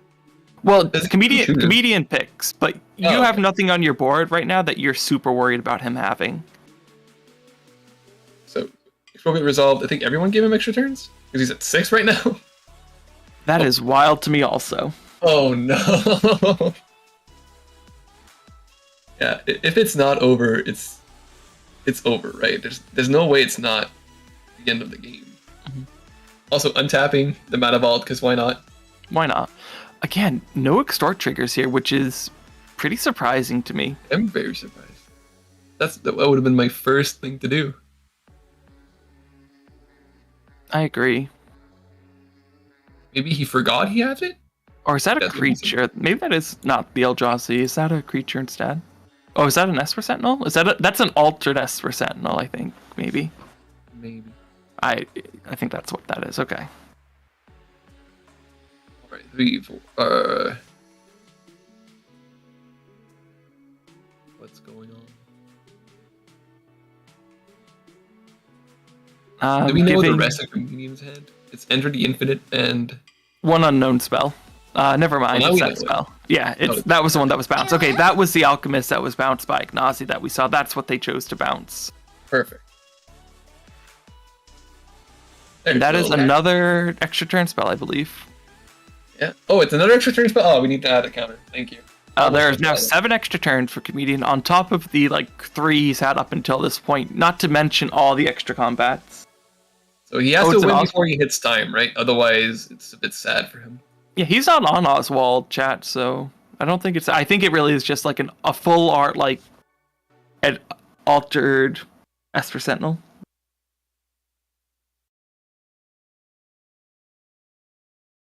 All right. Only 6 extra turns to go. But we are 7 minutes over time. Like, he has to find an answer sooner rather than later. Which is what sucks about having extra turns in a tournament. You only once you hit time, you end your turn, and that's over. It doesn't matter if you presented a win. Now we're playing it to Fairy, which That will bounce the Orcish Bowmaster and no mana to replay it. That's the thing you need. Okay. yeah, that's pretty much it, right? Yeah. Your 3 Fairy, you have 3 Fairy protection. It's over, right? So if this resolves and there's no other response, like, yeah, this bounces Bowmasters, Comedian enters the Infinite and just wins here. Yeah, it is 7 extra turns. Would Yeah, there's yes. 7 extra turns. No, those are 6. Yeah, higher. That's fine. How are you doing, Higher? You are walking into a crazy game. Ina's been, for reference, Ina's been doing the thing for the last 30 40 minutes? At least 40, I feel like, of this. Yeah, it was like 15 minutes of these were like a judge call. So, you know, it is. It is what it is. Mm-hmm. So remember when I said don't give Narset an inch? This is why you don't give Narset an inch. But think about it. What if he whiffs again? What if he What if he whiffs again? He would have wasted an interaction. Also, wait, is that an extra turn spell? I can't tell. It's all pretty and sparkly. Expropriate Ball and a couple other extra turns to boot. Yeah, and I think players are good to scoop it up here. I think, would or be we're good to getting to that play. point. Yeah, But playing the this extra. tournament, you might try to play for time. Ian has the win here now. He has a definite win. He needed to find it. He got there, and yeah, Yep, that's players scooping it up. yeah. GG. So Greed did not pay for once. It did not. It did not pay. Oh well. Maybe next time the greed's gonna pay off. Yeah, it won't. Don't be greedy. It won't work out for you. It won't. That was a long while game, Tyler. Yeah, it was a crazy fun game though. Like seeing Narset deck that historically has not been seen at this level for a fair bit of time, just popping off is so good. Also, noticeably, Comedian MT choosing to name his deck Bad Winota with Hexproof. So maybe it's just a Winota deck with blue. Maybe that's what Winota needs. Well, Comedian recently brought Winota to since the Star City Games event in Cincinnati and did not have a good showing with the deck. Just got a lot of hate and just not able to get there. I think he went like 1-3 before he dropped, he said. Oh, that's not great. And now he's playing another Winota kind of pile. Wild Pod, yes. Very Wild Pod. Yeah. Is that our last pod of this round? No, we actually do have a couple still going, so... There's a couple still going. We're gonna switch? Yeah. Alright. Yes, the ham sandwich. A very beautiful reference. Lobo over on YouTube. We heart you, Lobo. But yeah, big thanks again to everyone on Twitch, everyone on YouTube who are hanging out with us. This is again round 4, just finishing up as we go into round 5, and after that it will be top 16. And I expect a pretty crazy top 16 this time, I think. Ooh. Let's look at the standings. Do I have the standings? I do not have the standings open. Some big... Alright. So we will be heading to a break, and we will be back again to bring you round 5. Thank you so much again, and I will be signing off. You'll still be here, right, for the next round? Yeah, I'm still off for the next round. I'm doing the 5th round. The most important rounds. The most online. Yeah, of course. So you'll be in good hands, chat. Enjoy yourselves. Thank you again, and don't go far. We'll be back. Bye.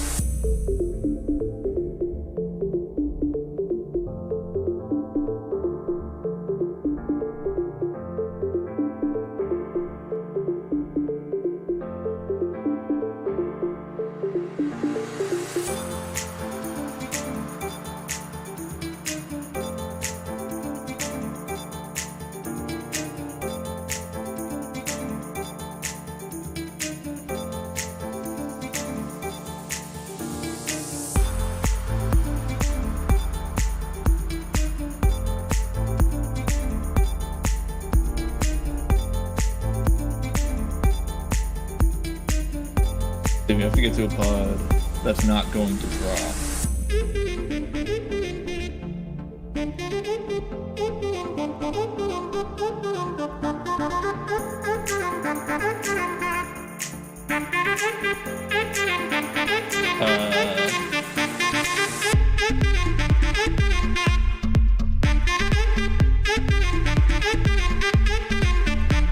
Ka0s might also play it out.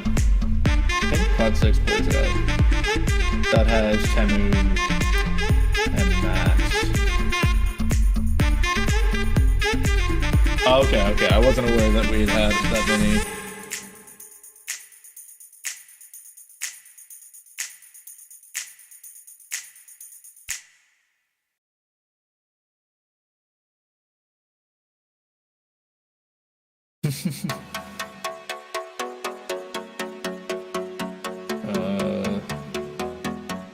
Maybe.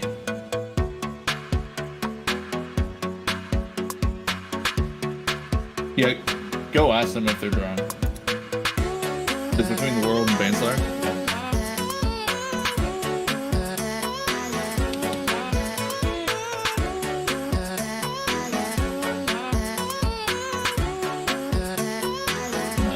I'm pulling up in first right now. We got Francisco Crom, Wheeliod, unsurprisingly Clark Takashima. I'm guessing, yeah, unsurprisingly Sasa.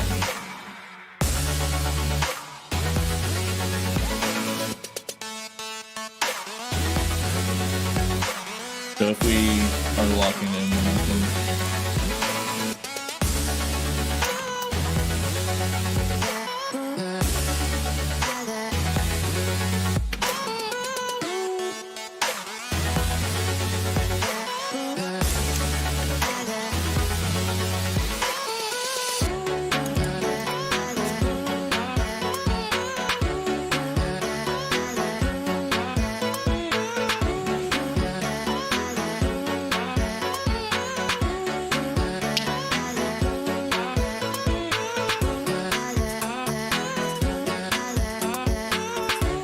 I can, here, I've got the decks.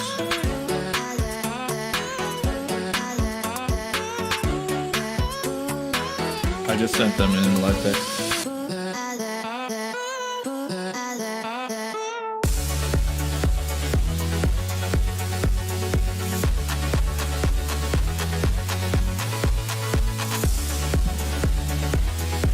Yeah, really up.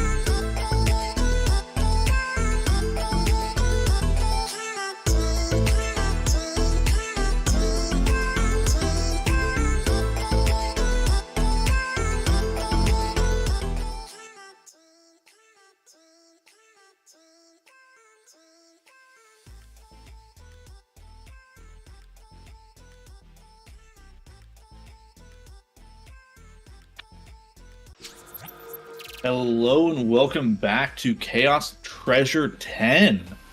We've been doing this for a while, but we're going into round 5 here. I'm Fetch. With me is Pip. Hi, I'm Pipitas, Pipit, Pip, Pipi, however you want to call me. It's okay, it's a French name, it's difficult to pronounce in English. I get it. I just was doing this it's for a the long easiest.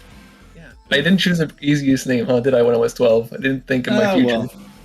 Well. Not a lot of happens. people think about what they're doing. I mean, I chose my name not knowing that I would be going into computer programming and CEDH, both of which Fetch is a term used very commonly. So...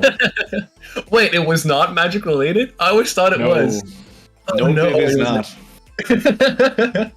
Either way, though, we've got a pretty fun pod that we're looking at getting into, as we're going to be having double Obnix, as well as Atraxa and Thada Adele. Oh no, double Obnix? And Thada Adele, the Turbo One Ring? But, okay, Thada has the Atraxa. So, you know, they have an attacker for the One Ring. At least guaranteed. Thank God. Thank God for them. That's not usually Honestly, a problem you get into. Thada is actually such a cool deck right now, but looks like the players are already getting ready to go here, and we're starting off with turn 1, cracking a land, and we'll see what happens next. Obviously shortcutting to not hit time for no reason. Oh, and a turn 1 Soul Ring? Is that a Soul Ring? Looks like a turn 1 Soul Ring. I think that's the whatever black staple. I forget the name of those things. I don't know I believe either, that's a Soul Ring. I'm an old man and I'll be angry at all the new printings of the Soul Ring. And turn 1, oh, my favorite turn 1. Turn 1, Birds of Paradise. As a Rocco player, this makes my heart feel warm. Turn 1, Dork and Birds Pass. is a classic in so many formats, and it's good in CEDH too. Mana fixing is great. Ooh. Turn 1, City. Petal. We're ramping. Oh, gee. Oh, that's a start. It's turn 1, Tada Adele. At least. At the very least, if not I know. more. I mean, it's a pretty explosive start. To be fair, it's not like you're gonna see free blue counter spells from your opponents right now. Ooh, into what? What? Ooh, what is this? What Weird is art that? that I don't see. Let's play a game of That what is is this not card? It's not an Abelet spawn. Frozen? Is it a Oh! Artifacts, Artifact? creatures, and lands your opponent's control come into play tapped. Opting for the turn 1 crazy stack speed. That is not a card that I am very experienced with. I don't think I've ever seen that played. But man, does it come down hard turn 1. It's gonna shut down everyone who didn't agree to fetch. Oh no. Well, going 3rd is not the end of the world. Just Master Uwe in 4th, probably not having a great day right now. No. Well, and even though you're going in 3rd, and so that's kind of a downside, you still... None of the players had crazy explosive starts. I mean, turn 1, land, mana accelerator. But beyond that, it's still going to be huge. Especially getting rid of that fetch early from Mr. Skeletal, probably your big relief right now. Hopefully no one has too many fetches left, because those are really, really punishing. But yeah, if it was me, I would have been turn 1, Tada Adele, always. Gotta get that 1 ring turn 2. Has to feel good. Turn 2 One Ring is definitely terrifying, but also getting... I mean, if they have a land in hand, getting that turn 3 One Ring isn't that bad, and the Frozen Ether coming out this early is really impactful. Yes, it does protect you from those faster, not Grixis, but Rakdos decks off the case. Well, I mean, look at it. Yeah, it was supposed to be a turn 1. Yeah, so it's supposed to be a turn 1 up from Master Uwe here, but not today. Turn 2 it is. Shut down by Frozen Ether. And it looks like we're having a turn 2 up shut down as well. That's pretty serious work being put in by that card already. Getting a lot of tempo. Yeah, and then the trackside just line and pass, I guess? Yeah, line and pass.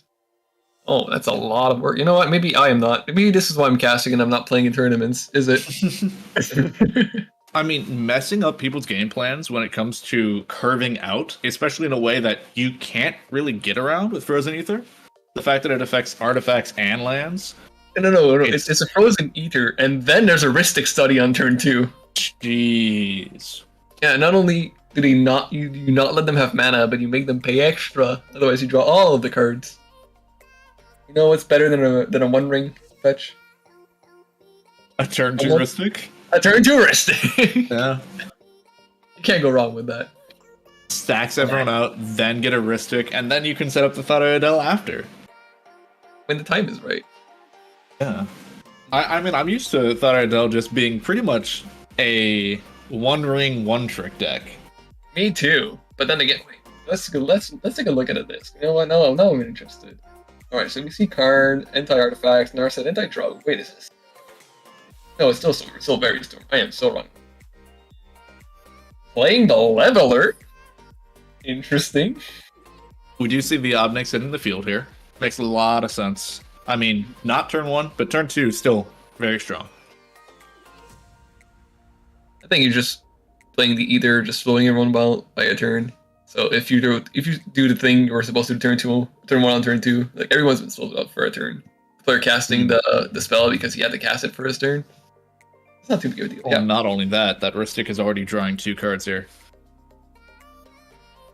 That too. And then keep drawing more. So we got Obnix Elix back, and then next turn Obnix Elix. And now we're gonna Atraxa, right? That's his turn. And then we're gonna all the commanders in one turn. I believe. That'd be pretty insane. If we see an Atraxa in the field here, that is definitely not bad for them. Wait, no silly removal spells. Thinking through whether they want to cast something at instant speed here. Maybe a removal for the Ristic? That's all I can see. Ew, going for a tutor. Okay. Do you do the classic move of tutor for a tutor? I mean, you jest, but it's actually pretty good most of the time. I know. So what do you tutor for a tutor for? That's a question I'm asking for some reason. If you're tutoring for a tutor, it's because either you have food chain stuff ready to go, or you're needing to get a creature of some kind. Right. I want to stop you right there. There's a Ristic study on the battlefield. That's fair. That's a very food chain. Did you go for early food chain? That's not the moment to go for early food chain. Against that's a mono very solid point there. And we do see something. Assassin's Trophy, I assume. Yes, that is an Assassin's Trophy, and I am guessing it will be pointed at that Ristic in not too long. Would it be at that Aether thing, though? Or do you not care if it's Atraxa? So, at this point, you're kind of in a tough situation with that Assassin's Trophy. It's really nice to have that interaction, but you've got double Obnix on the field, and the Ristic, and then the Frozen Ether as well. So every single other player has a value engine on board. And then there's a stacks piece as well. Yeah, I don't think it's the right moment to tutor for a removal space from the Ristic. Maybe I am showing from my last round where I just said everyone should be greeting out. Just greed. I was watching that game, and they definitely should have interacted with that very first turn spell. I don't know what you were on, but...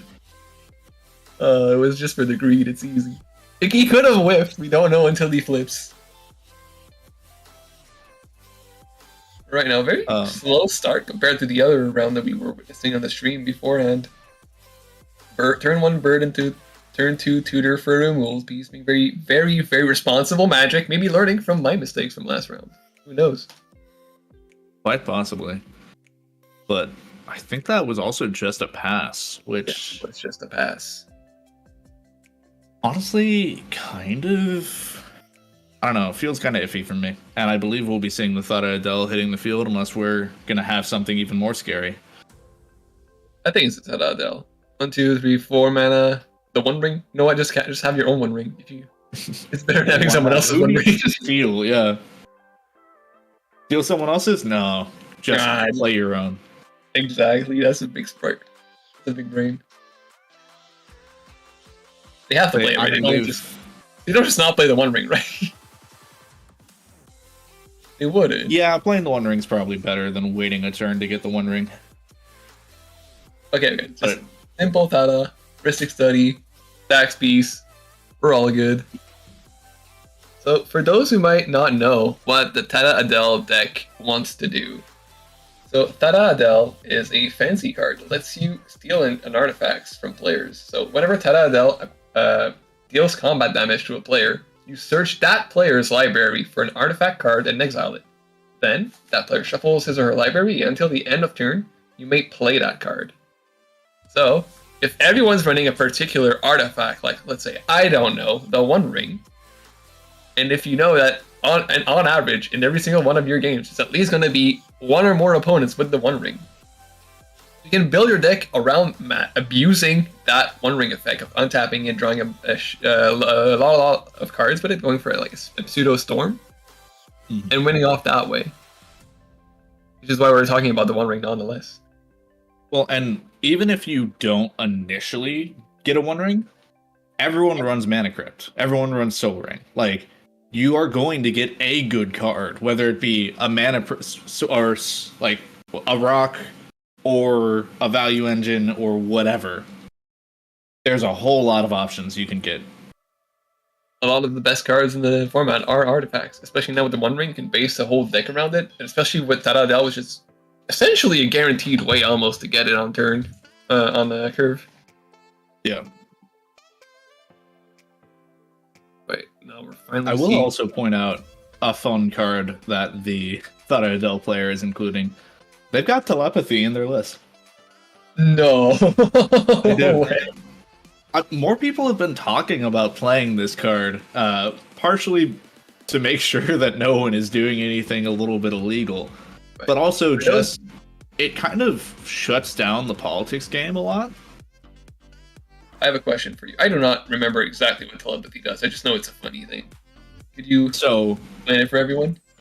So telepathy is a 1 blue enchantment that has each of your opponents plays with his or her hand revealed. Not you though. Not you're fine, right? No. Oh, You're okay. fine. Yours is secret. Everyone else though. Oh no. Wait, does it make it harder or easier for to politics? If you're really good at politicking, I feel like it's a great card you can abuse. But if you're like me and you like don't talk much during games, you hope everything goes your way. It shuts down other people politicking, and it enables you to still politic. Because you can't just be like, oh, you're bluffing. You don't have the counterspell, because you can tell whether or not they have the counterspell. Also, higher. You just also play with Trend Reveal? You know what? That's a big brain politics, and I never thought I would get from this chat. You know what? Yes, you do. And you know what? I don't have anything either, nonetheless. We're all fine. Also, the heuristics started getting removed by the Assassin's Trophy. Did happen. Well, then it looks like the... And now we see a red blast destroying the Aether Grid. Oh no, I'll just cut out here. One of the Omnics also looks to be gone. Oh my god, what did we miss? Did we spend too much time on telepathy, maybe? Nah, definitely not. It's a funny card, funny include. We have to talk about it. So many spells being removed. We've got Ristic gone, we've got our Sax Piece gone, we've got an Omnix gone. Yeah, and suddenly, things are a bit more equalized, I'll say, for the table. I think Master Uguay is just so happy with everything that happened right now. There's no more Ristic. He's the only one with an Omnixilus. He can fetch and not time walk himself essentially off the land. Oh, I absolutely agree. Apparently, it was Deadly Rollick coming down to hit the other Ob. Ooh, from the first Ob player? I believe so, yes. Very responsible. Yeah, it's really important to make sure that you're not just feeding their Ob. I don't know about you, but one of my favorite things to do when I'm playing against an Obnix player is to clone their Obnix. Oh, no, wait, what happens? Oh, wait. But you just get... Can you get his triggers? Yeah. Oh, so no. you get triggers from their Obnix, except for when it damages you. I assume you get just shot on like a machine gun, right then? Depends on how they're doing triggers, because some of their triggers hit everyone at the table. which means they're getting 3 cards, but you're still getting 2. It is our card draw. Mm-hmm. And it's especially nice when the way that you copied it was an imposter mech that they can't interact with. And then you just wipe the board and suddenly you have the only Obnix. No, but if you wipe the board, you lose all the advantage engines from the other Obnixilis. Well, but they have to redevelop. I guess that's fair. I see your point then. And Lion's Eye Diamond coming down. Ooh. Yeah, talk about developing here. Oh, and what's that? I can't see. I'm blind. I believe that's a Goblin. Is it Goblin Welder? Goblin Sparksmith? Something like that? I forget exactly. Oh, yes. Is the one that sacrifices an artifact or the one that taps to put an artifact from the graveyard back into the field? Which god? Goblin Welder. Welder? Yeah. Very good to put a Bolus Citadel back into play for tapping at a goblin. Certainly not a bad play, no. Do they do anything else? They bring back the LED, I guess? You know, he's like Yeah, LED, you can put bring your back hand LED. in. Yeah, there's a few other cheeky things you can do with it. I mean, Bolas is obviously the biggest one. But Or there's some cheeky AD. stuff. Or the Grand Abolisher on an artifact. Defense grid. It's not bad. There we go. Yeah. We have a Welder. Omnixilis sent kind of back to the Stone Age. Doesn't have much else except for a Soul Ring. And a very expensive Omnixilis. And that's the awkward part, Yeah. right? Because now a lot of your cards are good for Omnixilis, but you don't have it anymore. So are you just gonna feed your opponent's Omnixilis at this point? You can't really deploy them. Well, and one of the big weaknesses that I find for Obnix is it kind of suffers the Winota problem. It's like, okay, if you get out your early Obnix, you can suddenly go and do crazy things, but if someone removes it, then you're really put back, and then if someone removes it a second time, you're pretty much out of the game. So we got one removal in the Omnixilis. So he's one more removal away from being out of the game completely, right? Is that what you're saying? I mean, not... There's one source of great. Plowshare of being done. It doesn't fully remove you from the game, but it definitely makes it a lot harder. Yeah. Hopefully your pings actually do enough damage, 40 damage to your opponents, right, at this point? Or do you become a Storm deck? Stacks or Storm? I'm never sure with these Gractos decks. I mean, They're not mid-range, that's for sure. They're either Stacks or Storm. It's always crazy needle one way or the other way. all of them have some amount of storminess to them, just because you get benefits off of that. But it's just a question of whether using that storm to go off and crazy progress your stuff and that's all you're doing, or whether the storm is more of a backup. And it looks like we've got a pretty even split between the two. The Obnix decks are running some pretty decent differences. Want to do a good old compare to?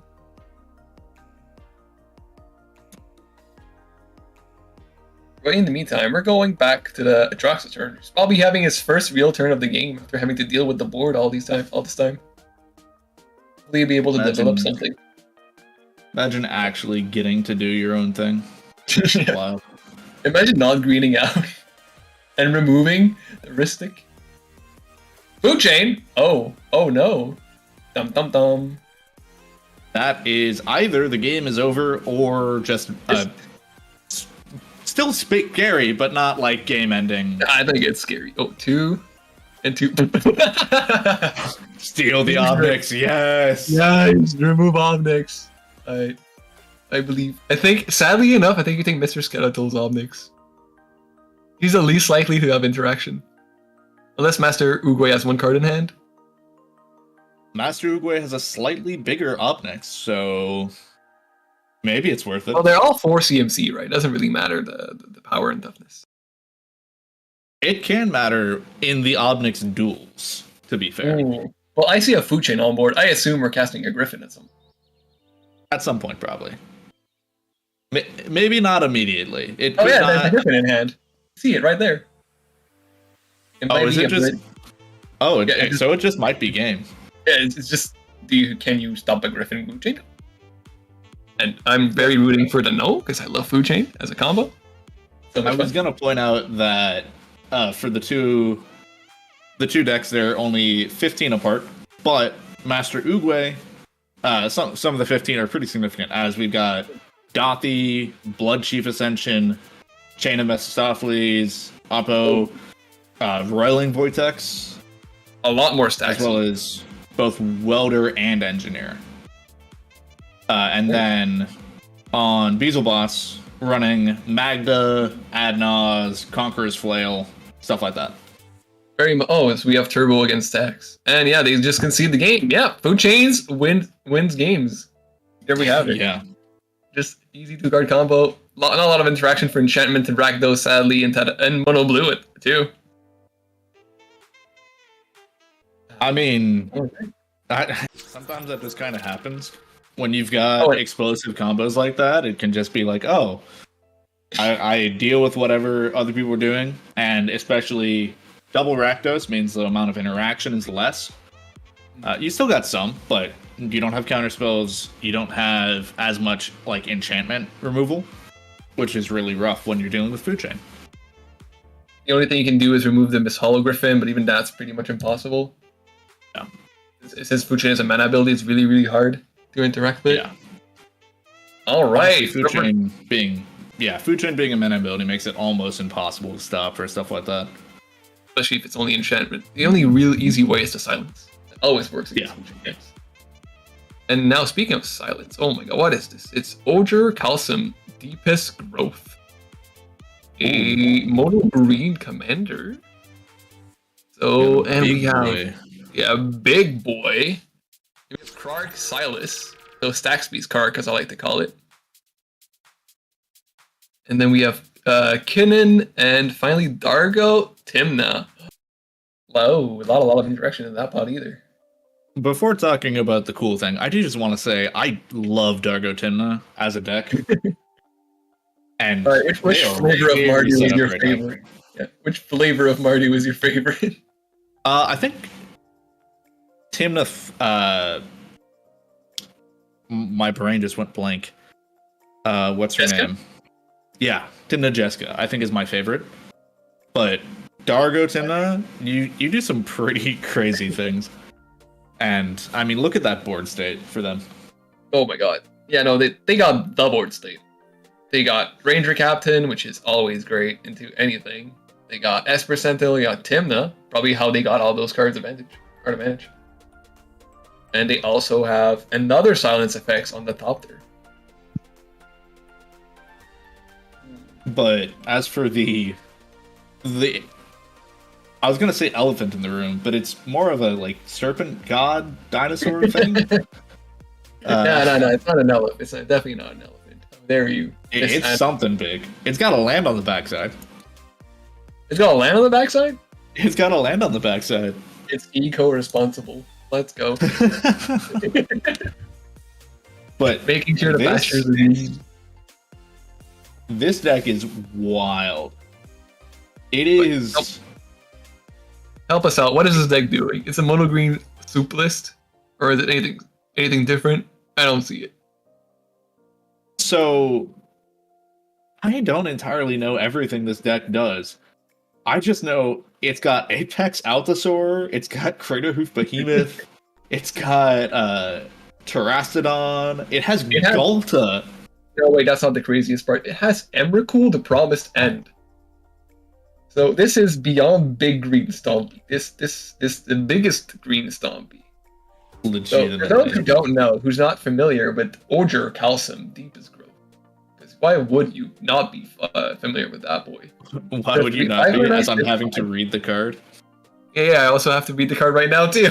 It's a 5-mana 6/5 with trample, and whenever Oger deals combat damage to a player, reveal that many cards from the top of your library. You may put a creature card and or a land card from among them onto the battlefield. Put the rest on the bottom of the random order. Oh, I see. And when he dies, he flips into the land, which was the god set for that Ixalan return to Ixalan set, which can be transformed for through 2 and the green. Activated leave control 10 or more permanents and only as a source. He's hard to remove. He does have snakes on the side. Isn't that cute? So this is just the biggest flips deck. You thought Kinnan had big flips? You haven't seen anything. Legitimately. This is just like someone got bored with Kinnan and decided, I'm going to do it in mono green and bigger. It's bigger flips. That should be the name of the deck. In my unjust opinion of someone who just seen this for the first time 5 minutes ago. All right, and we're looking back at the game. I think it is Clark Silas's turn. And you know it's bad when they're attacking with Silas. It's not where you want to be at all. They do have a Lotus Petal in the bin. So it could be that they're going for some more mana. I hope for them it's better than that. But then again, if you're Krog Silas and you see a Ranger Captain, on the other hand, you're kind of a bit sad. It's not a great day to be you. And yeah, like if the meta's slow enough, you're right. Playing big creatures might just steal the games. A lot of the times in the long games, the life totals become lower and lower. And if you swing in with a 13-13 and a 6-5 every turn, that kind of kills people. That tends to murder. Well, and some of these flips, if you hit it, it's a massive stacks piece that pretty much shuts down the rest of the game. And I mean, that collector who flip, yeah, that does shut out a lot Void of Winnower. There's a few others as well. Yeah, there's a lot of big CMCs in there. There's a lot of big mana drain. I will say I did not expect to see what was a standard powerhouse of Elder Gargaroth to be in this list. Oh my gosh, I don't know a single card you're talking about. I see a Goreclaw. I recognize Goreclaw with a fancy new art. I know that card. I know the Lighted Halfling. I know that one. Elder Gargaroth. Vigilance, Reach, Trampled. 5 mana 6/6. And whenever he attacks or blocks, you get to create a 3/3 beast. You can pay life for your draw card. You know what? It's a card advantage in green. That's what we were talking about. Blue players got Ristic. Green players got Elder Gargaroth, baby. Totally equal. Totally equal, fair and balanced. Yeah. You know what? Green can do everything that every single other color can do, just not good rate. I always find it really funny how, from the casual perspective, green is like so crazy overpowered. It's like, oh, green's got the best ramp, the best card draw, and then we look at CEDH and it's just like, green doesn't do things. And it does even less things now because of Bowmaster. Yeah, Bowmaster really a shot to an already relatively weak color. Not to say green isn't good. Green can still power up a lot of decks. And I mean, maybe we'll see green do some very cool things here, but definitely not the same level of terrifying as, say, our Grixis deck around the corner. But the Grixis deck, casting a image, copying Dockside, and just simply passing the turn. That's not suspicious at all. Certainly not. Not terrifying at all. Not terrifying. There's no cycle. Yeah, I don't know how much you know Krog Silas. Nope. I know that Clark is a stacks beast in the command zone. That's all. That's what I know. So basically, the deck is all around just doubling up your tutors. Pretty much, if you resolve a demonic tutor in that deck with Krark out, you win the game. Oh, what if it bounces? Unless it bounces back to your hand, of course, a bunch of times. Like, it has to resolve. Yeah. I guess 2 tutors for the price of 1 is always good. Yeah, it's basically you're playing Roxai, except for instead of being fast and consistent, you are fast and high variable, but like terrifying if you get the flip right. But at least all your free spells are targets 2 things now, so that's great. Like Deadly Rollick targeting 2 things, amazing, great card. And now we see a Flesh Duplicant opening. With a Kinnan out, I think that's just the Dockside, right? Make him sack him. I would guess so, yeah. And now we see if Krark's going to be an amazing card or a stacks piece. You have a Red Blast coming in on the Flesh Duplicant. I look forward to seeing this flip.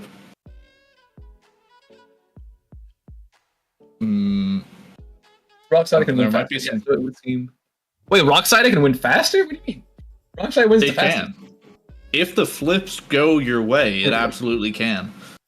Ah, okay, I see. Turn 1, cast Krark, cast Dark Rit. Oh, I have 2 Dark Rits, Adnals. Oh, I have 2 Adnals. That's great. Is that? Did I get it right? Close, not quite. Adnos is less of the focus for the deck, but fair enough. Oh, okay. I have no idea what it does. That's why I'm asking.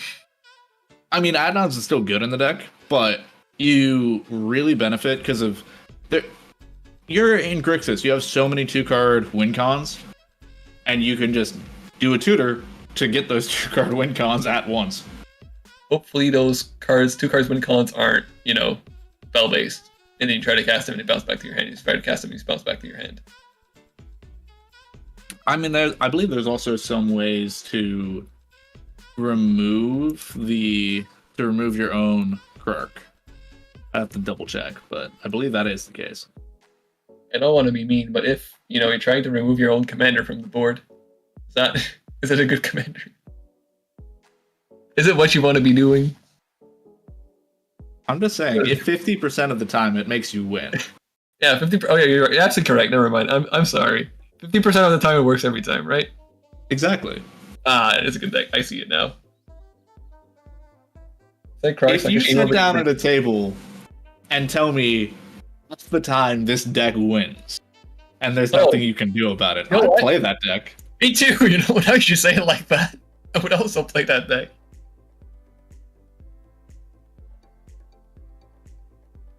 I mean, you've got some other. It is not that simple as a half the time the deck wins, but simplified. That's pretty much it. I believe you. It's 50% of the time it just wins. That's an amazing win rate. You just gotta pray to the gods or whatever dice roll you want to dice roll to. Exactly. RNGesus. I agree. Alright, so now we have the Red Blast. It resolves, and now it's 2 Red Blast. Great card. Amazing card. Krark is amazing again. Krark, best card in the game. Let's go. Exactly. 2. Oh my god, 2 mana to get 2 Red Blast. It's so good. Then we saw a card drag. Do you know what is the card next to the tutor? Like there's Krark, there's the tutor, there's a recruiter, and then there's a card next to him. Are you talking about the wizard? I forget the name. Archmage Emeritus, yes. Which is another draw card. Yeah. That's what you drew. Another disgusting Krark staple. This guy's thing. It's fine. I have seen so many people win off of that card and Krark by itself. It's fine, don't worry about it. You know what? Today I'm the captain of greed. I'm gonna captain every greedy player. They're my heroes. You are like the devil on everyone's shoulder, just being like, no, sandbag longer. Yeah. Look, they can just whiff again. It's fine. You don't need to do anything special. They just let them whiff. Everything will be okay. Don't mind the big green deck. No, I don't mind it. Don't mind it. It's fine. They're just gonna flip into 6 lands and you're fine. You don't need to block it. But I do believe we're seeing it just pass through here. Oh yes. Trust me, Savi the Almighty. I also want to see the Ojur Carlson play. I really want to wait for his turn. I want to see flips. But I think it has a big commander tax right now, so you won't see the flips. Which makes me sad. The Cannon player tried to play. Blown, got countered. And then we're seeing the Dargo Timna attack. Got 2 cards. Somehow being the control player almost at the table. I wouldn't go that far. But they're drawing cards, they have interaction on the board. That's card draw. Yeah, the card draw interaction and mana. He's a control player, right? Card draw and Ranger Captain is definitely only being controlling. Yeah, it definitely does not set you up for a win. No, it's only control. It's only interaction, right? Yeah, it's fine. How is this game going? We just came into the game. We saw a Krark being a stacks piece and then the best card in the game.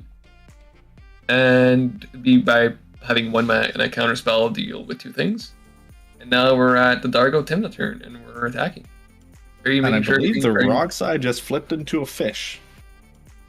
Well, that means, you play the fish, right? It's the freest thing. You become the blue player. Control deck, for sure. Yeah, for sure.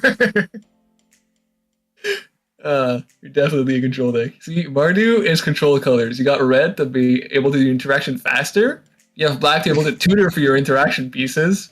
And you have the white as the best interaction in the game. Lots of colors cannot beat silence.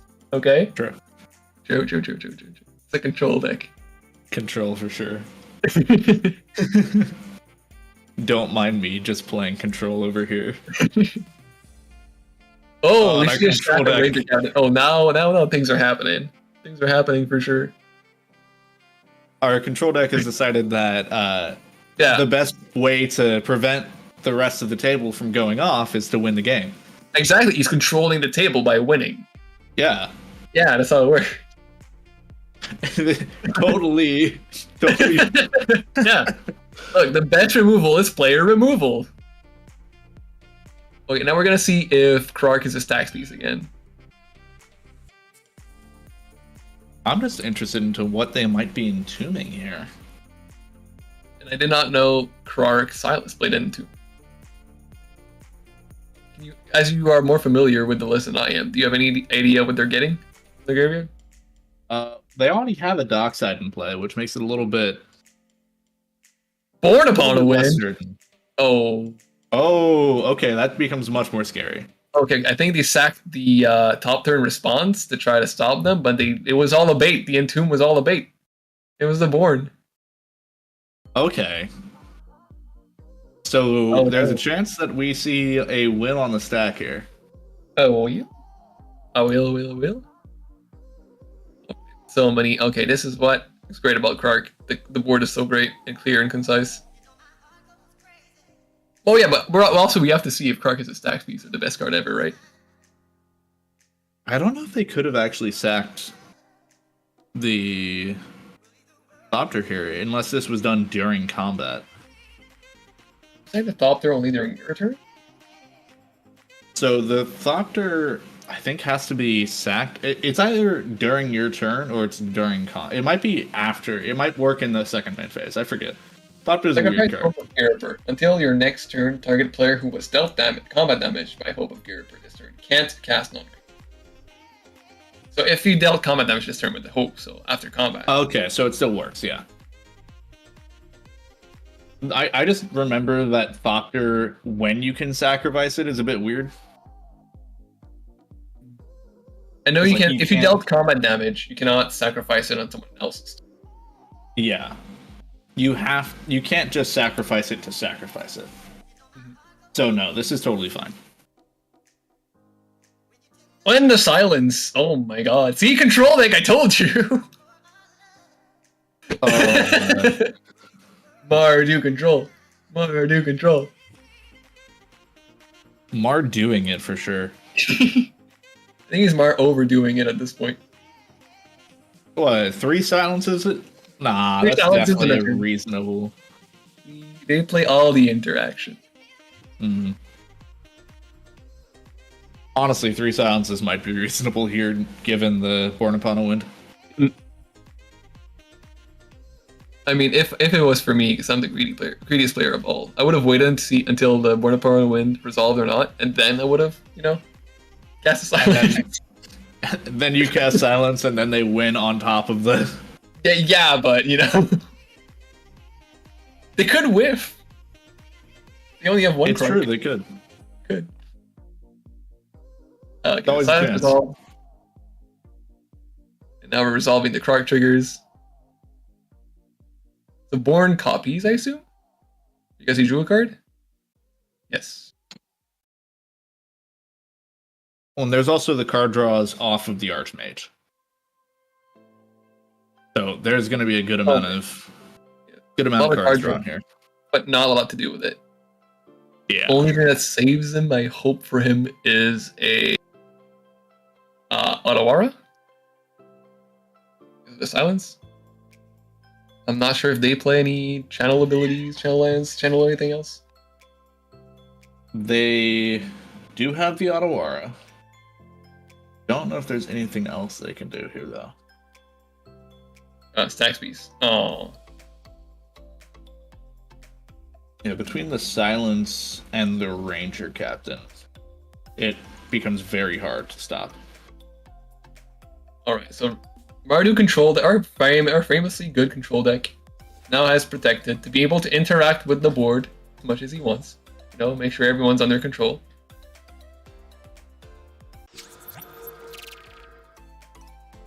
Let's see.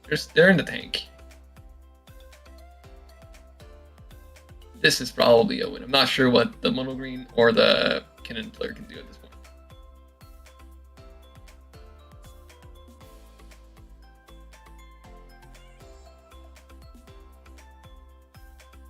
Yeah, sometimes winning on top of 2 silence effects is not good enough.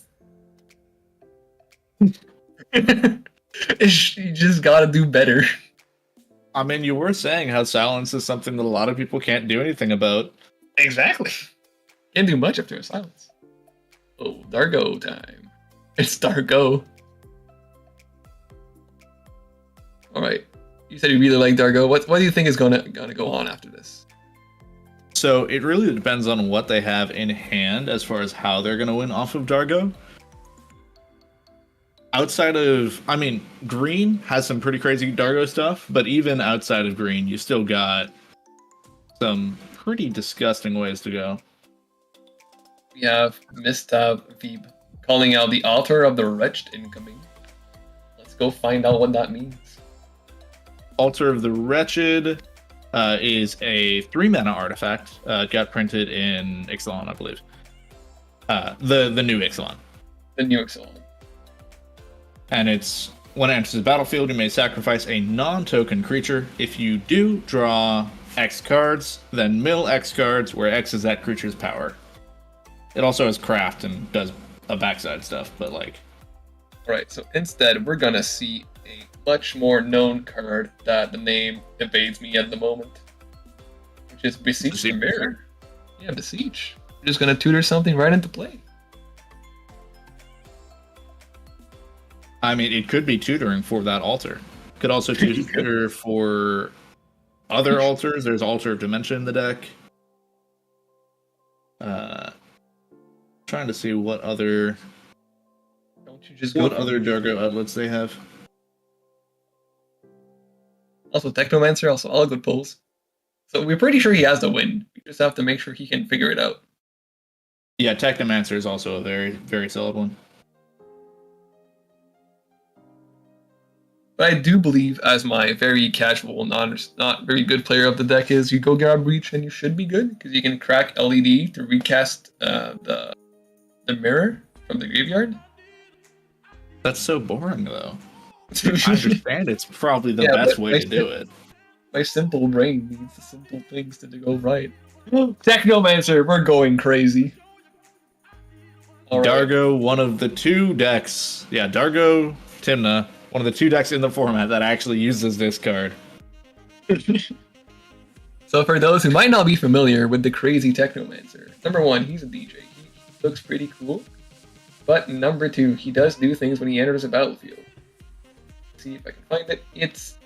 When he enters a battlefield, you may sacrifice another creature named Dargo. It does not say named Dargo, but it's gonna sacrifice Dargo. If you do, you create a number of treasure tokens equal to that creature's power.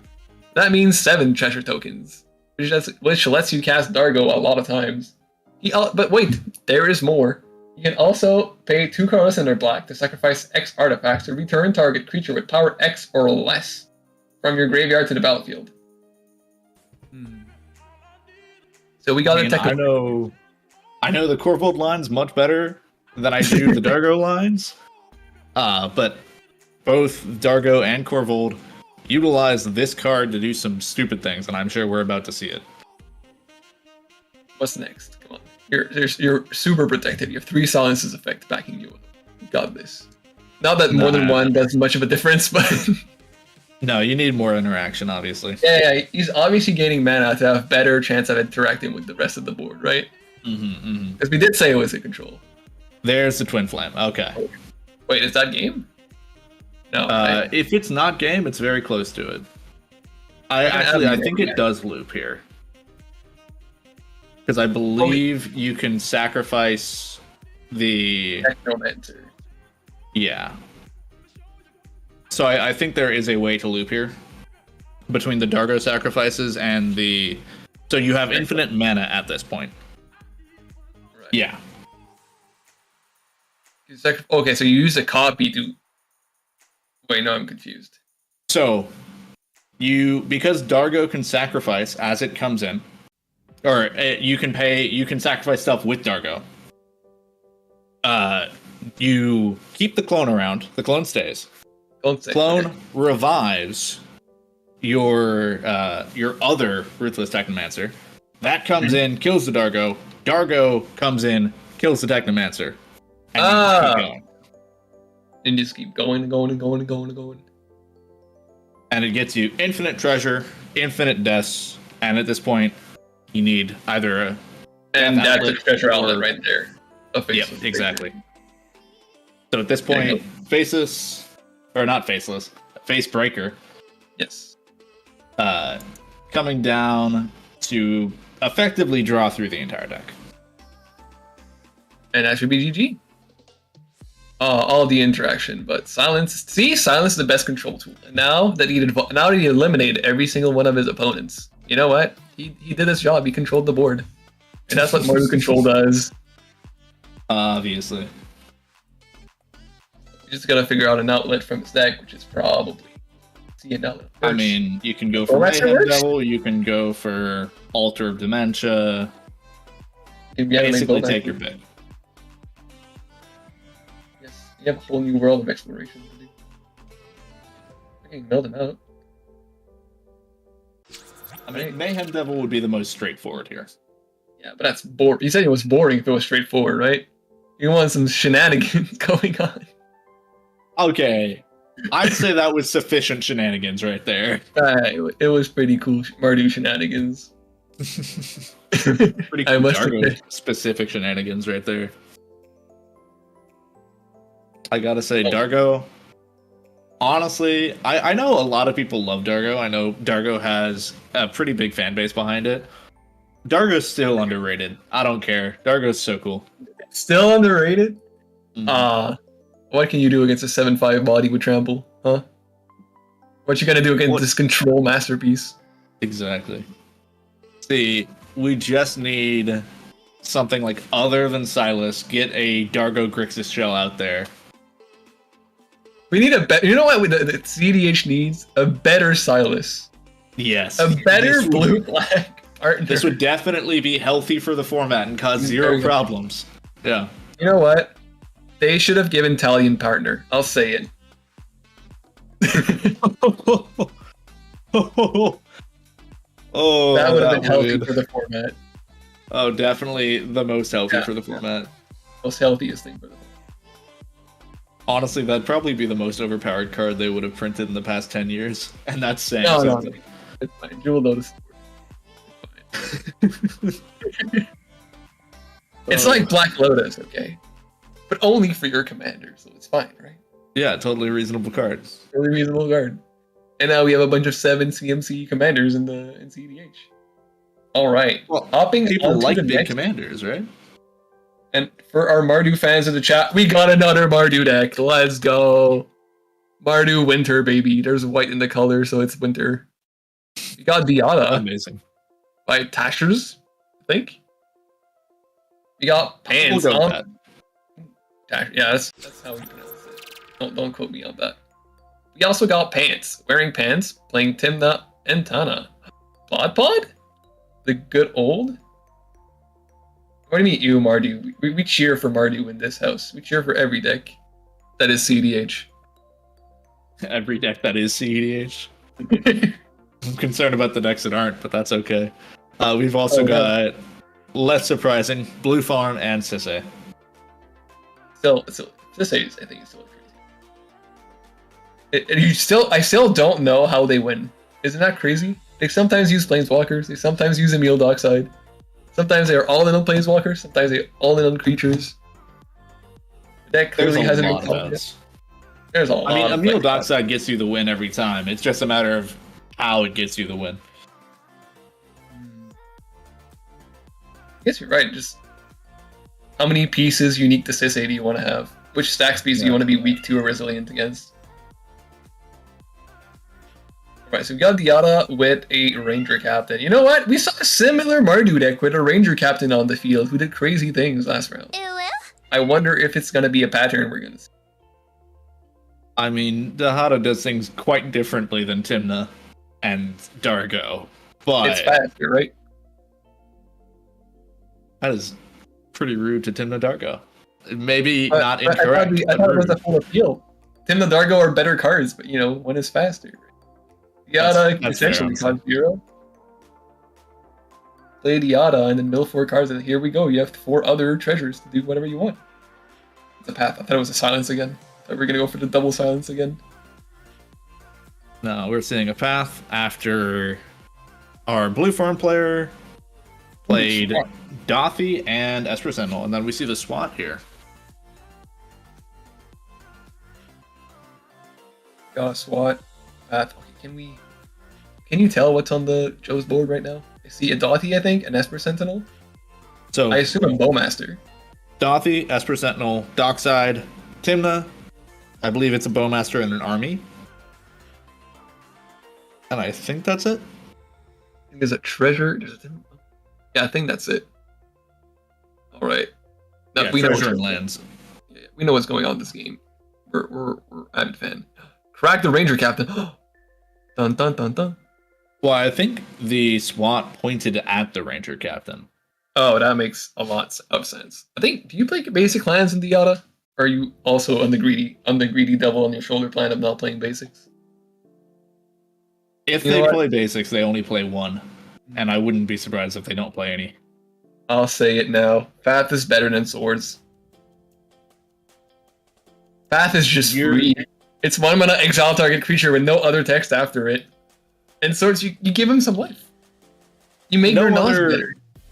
Yeah, no other text unless they're playing like a low color deck, in which case it does become relevant. Does it ever? When have you seen someone tutor a card off of a path? Never. Right? I've seen it at least once. I just can't remember when the last time was. Yeah, that's my lukewarm take. Path better than Swords. You still play both, I believe. I mean, playing both is definitely not bad. Kills every creature that you want forever. Unless it's a commander. Great. I believe we are seeing Pass to Pants. Right. So now we know what turn. Oh, there's a sad cradle over there for Pants. He's a take 8 field grade enthusiast, as I see. Big Pants is right now debating about whether to draw the extra cards because it would trigger the Bowmaster. Probably kill the Luris at this point. Killing Luris is not bad. Because you can't kill anything on Joe's side, right? Because he won't kill his own things. No, that'd be an interesting choice. It would be a very interesting choice. I see a lot of Path fans in the chat. I agree. Path, big brain move. Replace all your swords with Path. Easy peasy. We do see the extra draws off that Sylvan library. We'll see whether they decide to actually keep them. I mean, that would set them very low. Yeah, I think it's a bit too late to pay 8 field grade at this point. Yeah, going down to 3 with a Ranger Cat, or not with a Bowmaster in play. That's going down to 0. Easy. Always take it field grade. What could go wrong? Greed, right? So far as we could have tell from this stream, greed always paid off. Always. Listen to Pip. Yeah. Trust your greed. Trust the greed. Because when it works, it feels so good. And when it doesn't work, well, they had it anyways, right? Doesn't matter. I do think Timna Tana is actually in a pretty decent position in the meta, but not in a great position at this table. Wait, there's no Timna Tana. Is it in a great position in the meta? Do you think Stack still holds a candle to anything? Okay. two things. I didn't say it's in a great position in the meta. I think it's in a decent position in the meta. And two, I don't think you build it stacks. I think a stacks build for Timnatana is not the way to go. Blot Pod is now Blot Pod in the grave. No, it's no longer good enough. So what do you build Timnatana then? Pod? Just no blood? You still can go for the pod. It's still a decent pod deck. And then you also just have 4 colors, and like, how bad can you be when you have 4 colors in a Timna? And those 4 colors are great creature colors too, right? So the Timna's pretty good. Yeah. The Timna gets fed pretty hard. You draw pretty consistently. I mean, it's no blue farm, don't get me wrong. Not having blue is a big downside, and not having Crom is not great either. But having the consistent card draw off of Timna, and I think you draw off of Timna better than most other decks. I think maybe not better than any other deck, but better than most other deck. You draw more often 3 cards, but Timna Crom draws 2 cards more consistently, I feel. That's true. I mean, if we're talking about consistency for drawing cards, Timna Malcolm is probably at the top of that list. But... I think you're right on that one. Turn 1 Malcolm, turn 2 draw cards, easy peasy. Easy. Alright, now just a simple Tana pass, which is not where you want to be, I assume, in Blood Pod. Starting to play Galaxy. Either that's just an interesting way of them taking notes, which, fair enough, or they just decided they want to play not Yahtzee. It looks like they're playing Yahtzee on there when it's not their turn. Oh no, I should not have explained that. Alright, now we're going to Sisei's turn, right? We are, and we're seeing a pretty scary card given there's a Dockside already on the table. That's a Saheeli. Alright, so Saheeli. Is it a combo piece? Is it a combo piece with Dockside? It doesn't go infinite by itself with Dockside, but it does certainly get you a lot of mana. I know it does something with the Felidar Guardian deck for a while. But I'm not sure if it does something with it. Flickers. Maybe one day I'll find the deck. Give me a second to pull up their list. So you definitely gotta flicker to Dockside, right? So with the Saheeli, you create a token that's a copy of target artifact or creature you control, except it's an artifact in addition to the other types. Basically, you can double up on your Dockside. And then it can also combo with Nicol Bolas and I think it's Amanatu. And between those, you win the game. So we got 1 piece in the command in play, so that's great, right? Then you're just gonna cast Nicol Bolas next. Either they cast Nicol Bolas, or they might be able to get a Sisei. They might get enough mana, because I'm not seeing any stacks pieces that would prevent the Sisei from doing Sisei things. Also, there's not that the Dockside count is not that great. What I can see or notice.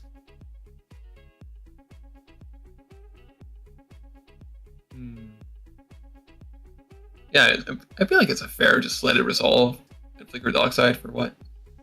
1. The Dockside gets, I'm counting 3? 4? Yeah, I think it's 4. So not enough to just win the game. Unless he just has another. No, wait, Emil. Emil doesn't win the game. He's scripted to Emil wins the game. Yeah, Emil, I believe, would go infinite. I don't know if they have the mana for it, though. Yeah, they don't have the mana for it, for what we can see at the moment. Anyways, just gonna use all the mana. Cast Sisei, I assume. Yeah, just cast Sisei. Okay. At this point, I think we're not seeing the win this turn, but potentially setting up for a win next turn. Win next turn. Do you have 5? Because you can't activate the Planeswalker again, even if turn back to you. No, unfortunately, the Saheeli would not be able to get another Dockside unless you have a way to somehow get extra stuff or flicker it or whatever.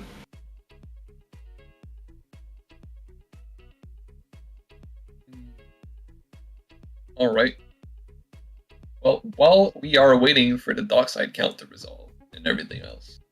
Did you guys know that Ka0s has a league? Every month, between each Ka0s tournaments, you can stack up points by winning games in the league, and you can win some money rewards if you go into the top 4.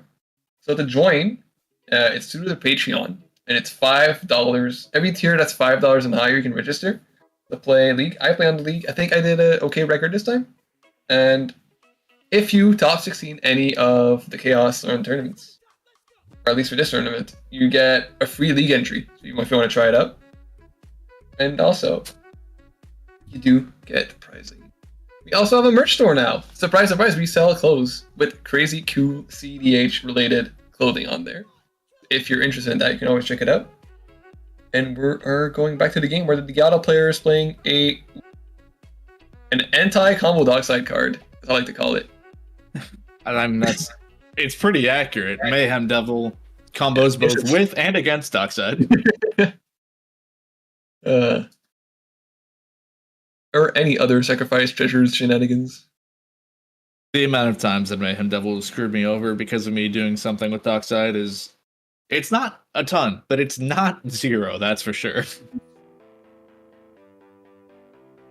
Oh, just simple Mayhem Devil, usually as a combo finisher, but also a great stacks piece in the early game if you're playing against a lot of creature decks.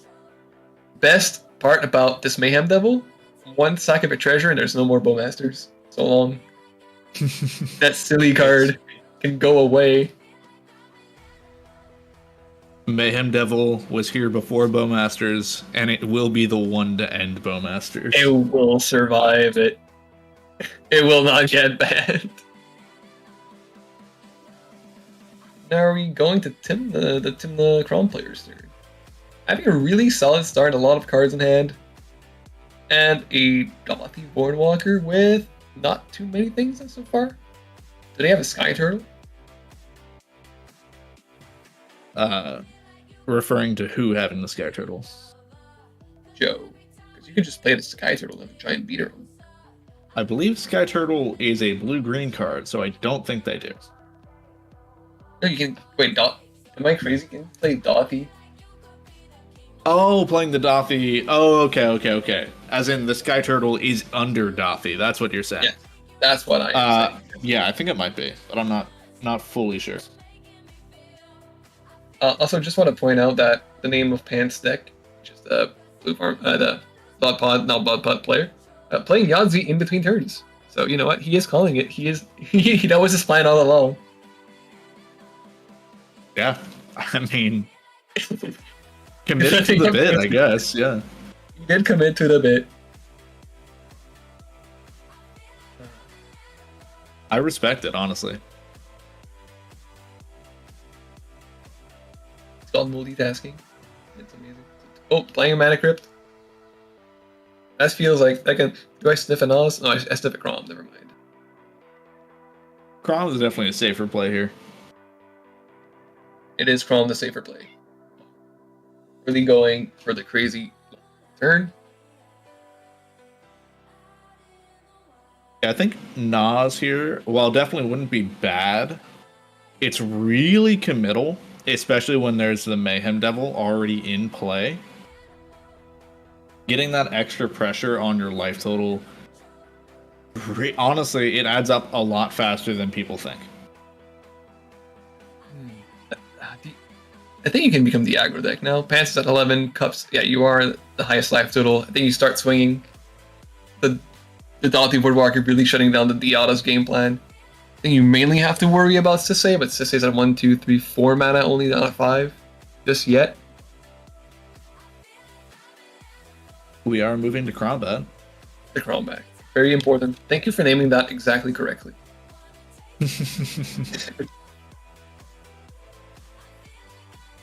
Any of you guys who are Dom fans? Fans? Wait, what? Dom, the player most known for their playing of Icar Kara. They also have a YouTube channel. Did they popularize the combat thing? I don't know if they popularized it, but they definitely are an avid user of it. Alright, I'm a big fan of them now.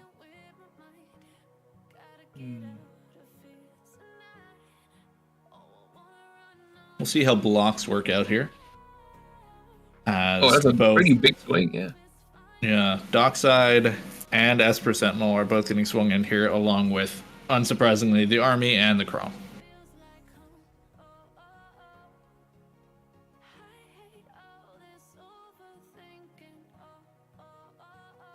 Now we have, just going to combat, sorry. Getting some cards. Are you taking this game very much more slower than I thought it was going to be? Thought it could have probably got a win right now, but the amount of cards they have in hand, apparently I'm wrong. So we're seeing the swing at actually Saheeli, the Planeswalker. Oh no, Saheeli. I think it's fair. You might as well remove it before it can do shenanigans. Maybe afraid of some comp. If you get rid of the combo pieces, right? Yeah, just manually remove the combo pieces. Why not? And we're seeing a tutor from Pants. Tutor? Ooh, and line of tutor. But the pod is in the graveyard. What did it get? I don't know what exactly they'd be going for here. Pod already being in the graveyard makes it a lot harder to pick, I'll say.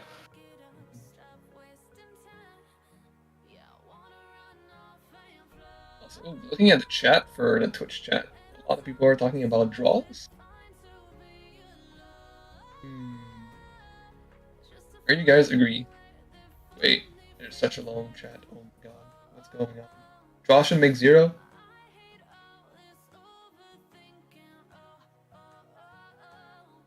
I'm not sure I'm in favor of a draw being 0 points. I do believe there is a point of saying that every top table, if you do well early in a tournament, you don't need to do well at the end. Which is a bit of a sad thing about CDH tournaments so far. But then again, if you won your first few games, I can see that there should be like a little bit of reward. But I'm not the person who's going to fix that at all. And yeah, we're just going to Joe, fetching a land. We're waiting on the tutor for... Did Pan's tutor resolve or not? I did not see. Not seeing... I think there was a mental misstep that was played on it. Let's see what Pan's was about to go get.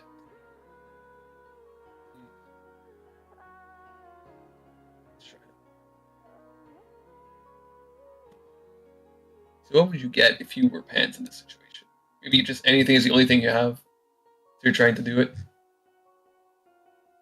I mean, unfortunately, Pants doesn't even get to Search for it. actually search, so...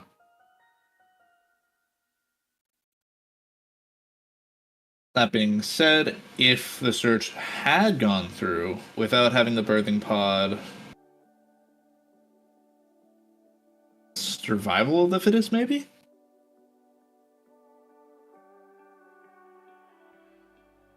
Survival, yes. I think that was it. Survival does probably get you there. So now we line it under Dothy. Crucially, as the blue farm player keeps getting more and more and more value. Honestly, Dothy is a card that a lot of people have been cutting for a bit, but in long games like this, in long grindy games, Dothy becomes pretty stupid. And the fact that it's also a stacks piece that can completely shut down certain decks is not a non-factor. I think in the mid-range winter that we are in right now, it is a great piece. The only problem is how, like, you know, if you exile the Force of Will under Dothy, everyone knows you have a Force of Will, and then you're gonna have to sack it, use your interaction. Unless you're a greedy player and you just keep all your interactions for yourself because you're a greedy player. That pays off all the time, as we saw today, obviously. As we saw today, obviously, for sure. Play responsible. Follow the pimp game plan. Never use your counter spells. You can't use your counter spells. You don't play any fetch. We're good. You are so right. Also, we also learned today that Mardu was controlled colors. as you can see from this board, Diana with a very nice control element in the game. The Mayhem Devil, being able to ping out those nasty creatures, silly goofy creatures. The worst part is you're not wrong. I know. It's Mardu control. Mardu's the most controlled deck. Oh yeah. Oh, we see the Yahtzee player just attacking Mitana, making more creatures for the Chaos Cradle. The Yahtzee player, amazing. It is a Yahtzee player. I'm sorry, Pants. You chose to play Yahtzee. I'm gonna choose to call you the Yahtzee player. Yeah, Timna, or not Timna, Tana just turning sideways here. I wonder where the Timna is actually. Is it just I see a purple in card command zone down. still? I don't know. There are so many. Because I can't think of a reason why they wouldn't play the Timna right now. I'm really trying to figure out why there's 3 cards flipped down on a Pants board. I mean, with this not having seen the whole game, it makes it very hard to say for sure. But I don't know.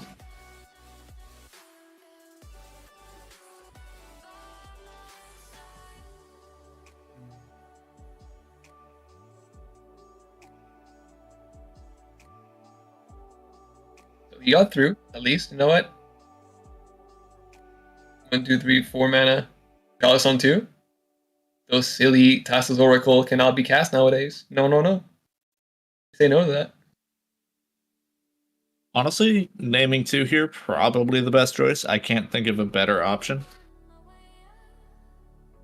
Shuts down a lot of the most efficient tutors and most efficient win cons, especially for this table. I do believe 2 is correct. Just like naming 2 Untalium is correct. But, oh, that feels bad. You're just taxing the board and passing the turn. Ugh. That's really rough. You're at 11. They You do can't have a even- lot of mana for it next turn, though. And they can still play Yahtzee. So they got that going. It's true. Important things. Very important. Swapping the dice for Chalice of the Void to a blue dice so they can continue to play Yahtzee without having potential issues. Alright, now on the actual game. The game that we are watching to play. Let's just say 3 mana, another Dockside Flipper? If so, that'd be very nice. It is, it's Animatu.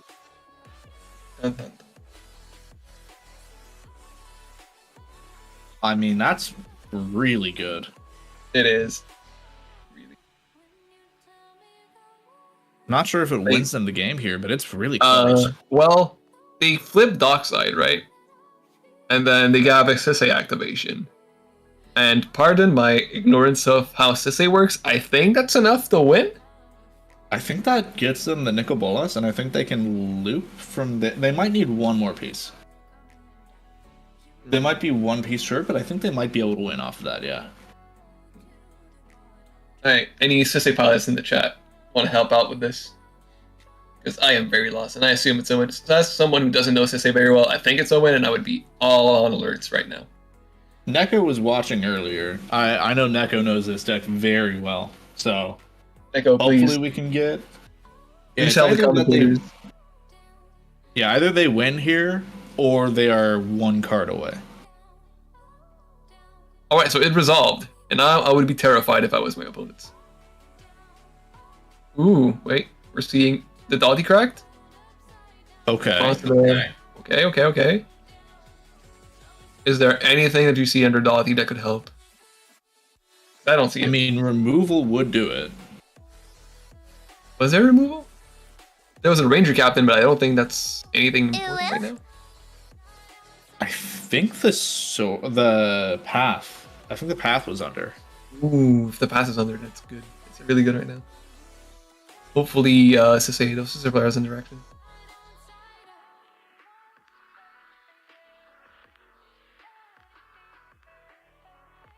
Because of the sack, we see Mayhem Devil pinging the Esper Sentinel, which also reduces the Dockside count, funny enough. Yeah, you see, control player. I told you, Mardu control. It's gonna be Mardu control ball. Yeah, not sure it'll be relevant here, but technically, 1, 2, 3, possibly 4. Yeah, if it's less than 5, maybe. So path comes down here, and that should.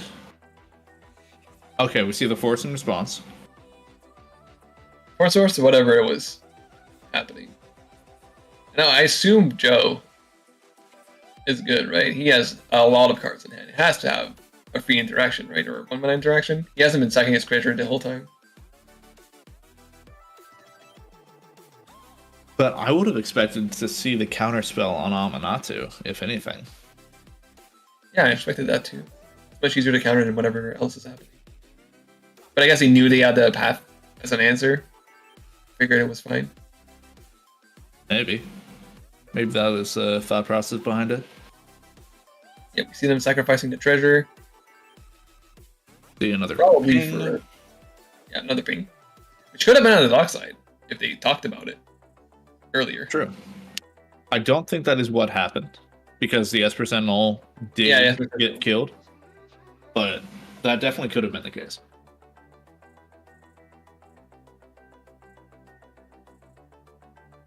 So we see Flusterstorm. CSOD did have the treasure remaining.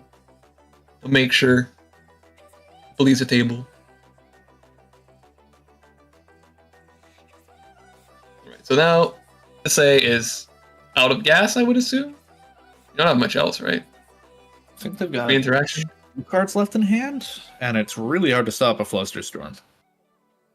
Flusterstorm resolves, Force of Will gets countered, and now there's still the path. Are we seeing sadness on the stack? Lots of things resolving. Yeah, we're seeing sadness on the stack.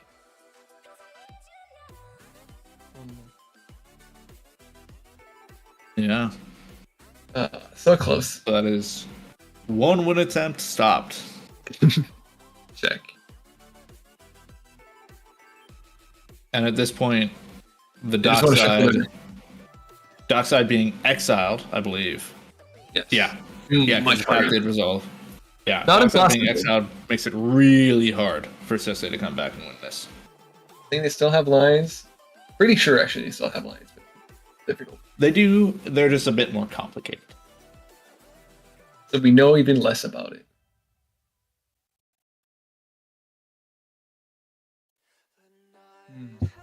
All right, and while we're having the win attempt stop, if you want to get in on the action, we have tournaments almost every weekend. So we have the Pantheon series, which is going to be the first Sunday of every month. The Mox Masters, which is the second Saturday of every month.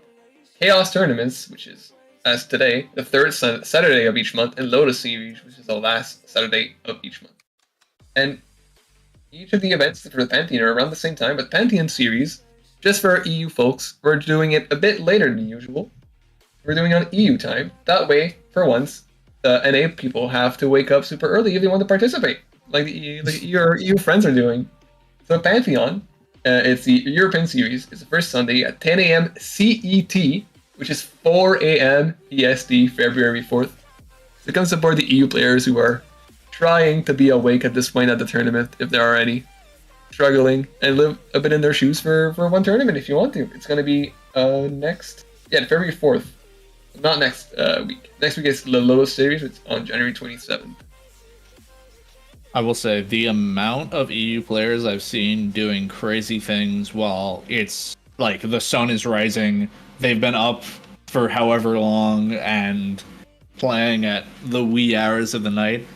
I look forward to seeing just how good those pilots are when they actually are at a normal time. Yeah, and rested. They don't have one eye closed, resting while doing a storm turn while the other one is open to try to see what's going on. Do you think you have to practice your deck that much more just to have it on autopilot? Also, the Chalice going up to 3? What happened? Wait, what? I don't know. What did the auto player do? Did they populate? No, not populate.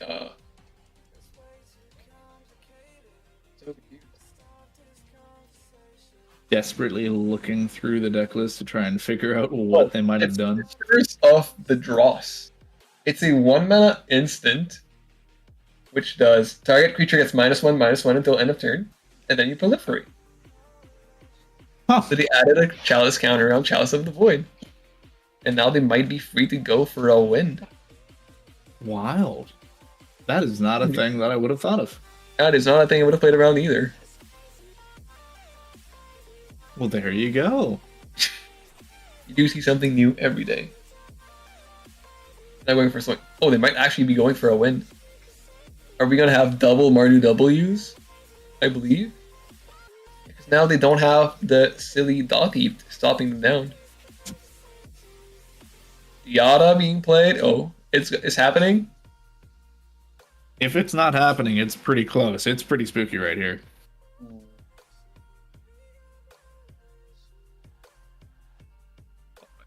Dahada is resolving. Good with it. It's resolving. Second spell. Big thumbs up. We like those. Are we good?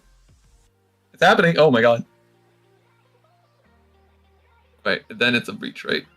Entomb. Something else. Something else. There's a Gamble, Broodlord, and Saw in half. Ah, thank god. Ooh, that's some good hits. That's some good breach. No, wait, the Broodlord's not that great. Unless you can reanimate it. I believe. Reanimate on Broodlords would be pretty terrifying here. Also, Although with four the Saw in things. half... Yeah, with the Saw in half being milled, it does make it a little bit harder. Just, yeah, I don't know what you do. You make a treasure, that's for sure. Silence? Tainted Pact. Oh, Okay. they're going for it. What do you Might have think their name perfect here? They don't name anything. You just look at the top Oh, card. you're right. It's the other ones. Whoops. I don't think they keep that one though. I don't think they can Simeon. And also, that is time and round, so it is the last turn unless they had any judgment extensions. So you might as well try to go for it. Eh? Reanimate? There's a reanimate. I don't think that gets you there with the Brute Lord and the Saw in half being in the graveyard. Unless you're just looking for breach. That's a breach. It does get you a breach. It's a fancy breach, and then you don't mill over breach, and you're fine. Well, it gets you a breach, and then you can breach the Saw in half, and then do cheeky stuff like that. Yeah. If you got the mana for it. Yes, because you can convoke the dragon and the Mayhem Devil to cast breach. If that's the plan, right? If that is the plan, which it looks like it might be. I think we're pretty sure that King of Cups does not have any interactions left. So it's really on Joe to stop the table. And as we know, Pants plays Yazi in other players' turn, so we just gotta continue rolling the dice. Well, let's see. Does Joe have it, or is it a draw? We're not sure he's running actually 0 interactions, but he's playing Yazi in between turns. He does run interaction. He does run Silence, Assassin's Trophy, Abrupt Decay, REB, Swords. Oh, he yeah, runs the interaction. Lord resolved?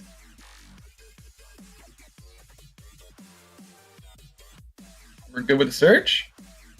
It's happening. I do want to point out that all this is possible because of a Proliferate card.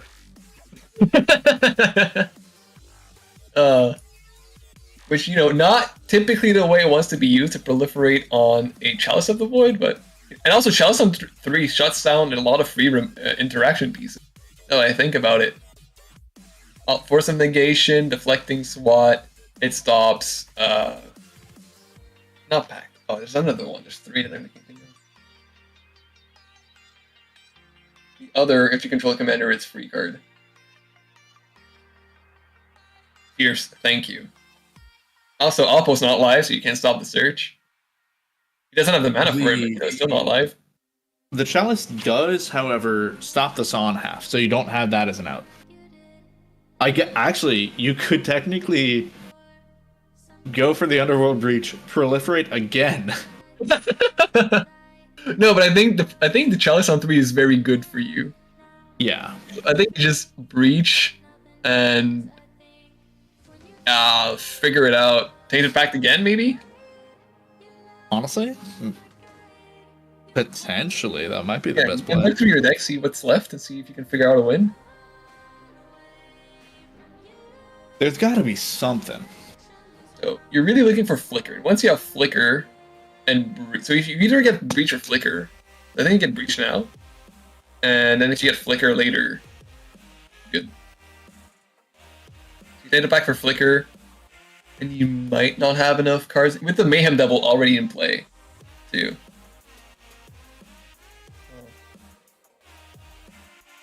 Do you have a way to sacrifice your Brood Lord?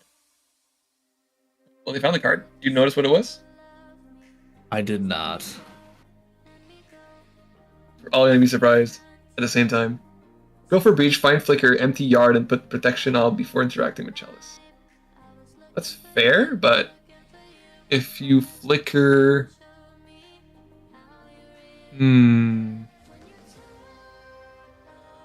If you dig too deep for the Flicker...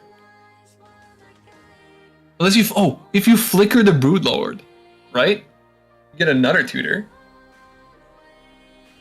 But do you have enough mana left after that? I don't think you do. Because you can Convoke. Okay. But they're going for the breach. Okay. Convoking for the Convoke breach. the breach. You still have 2 mana.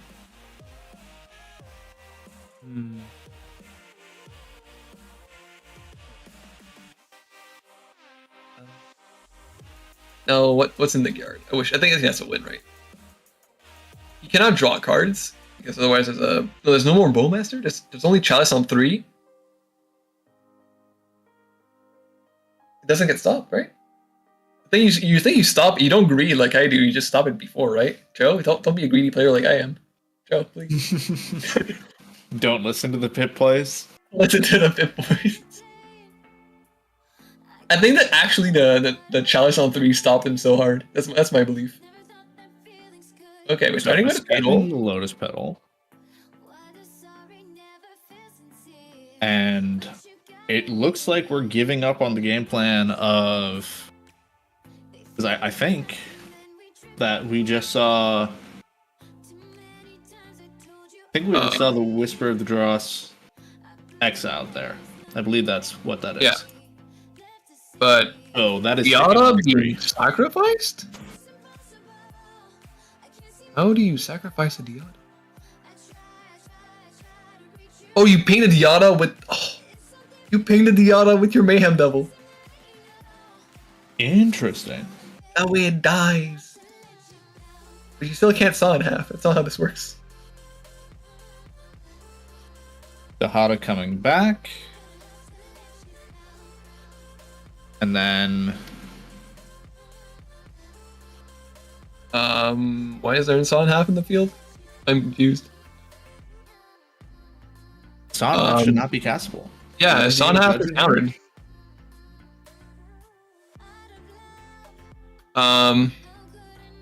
What do we do? Judge? Judge? Mr. Judge, we have a problem. What bot is this? That's the question. Yeah, see kids, you don't play Yahtzee during other people's turns, you miss your triggers.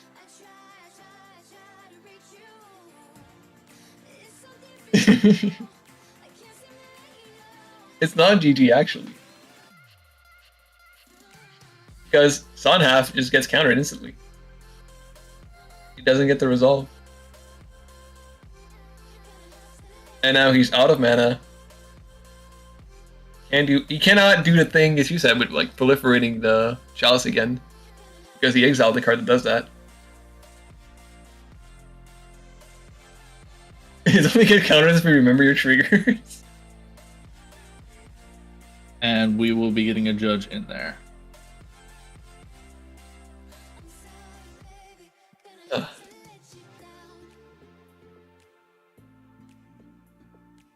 Alright. Now, while we're waiting for a judge call, make sure everything is good. after the tournament, this is the last round. If you still want to play Magic, you're still not satisfied your anger, you can always come play in the Chaos League. Satisfied your anger, amazing. Yes, the anger of not winning enough, not satisfying your win. Didn't go 5-0. Oh, I wish I could win more. Well, you can always play in the Chaos League, which is gained through the Patreon for the Chaos, or for at any $5 tier or higher, through the Discord server subscription. And if you were in 5-0 in this tournament and you're still playing, and you get the top 16, which that's how it works. If you're still playing after the 5 rounds, you get free access to the league. And you can try out. So a lot of people, including me, like to play in the league. I try to play it as much as possible. It's my favorite place to play at the moment. And yeah, come get me play games against me sometime.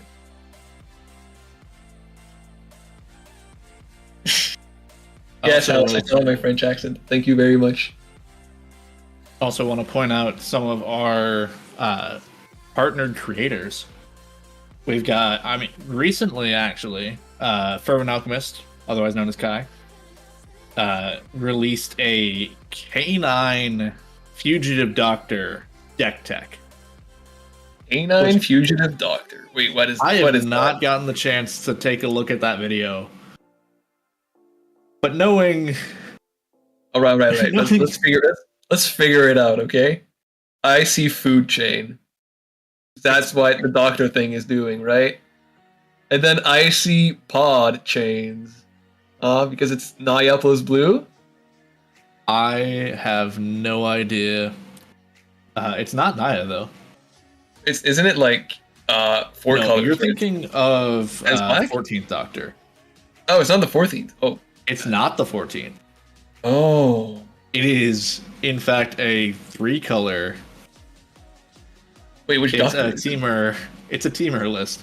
I have no idea. Is it the food chain doctor? I don't know what this list is. If you want to know what this list is, unlike us, go ahead and check out that video. Yes, please. Go check it out and then come back and explain it to us in the chat. That would be great. We're on stream. We can't watch the video, but you can. You can. But after the stream is over, don't leave. Don't leave. Or right just now. watch them both like a madman. Exactly. This is why you got multiple monitors, guys. Check one CDH content creator on one monitor and one CDH tournament on the other. And somehow have the audio for both going because you're crazy like that. Yeah. Okay, we're good.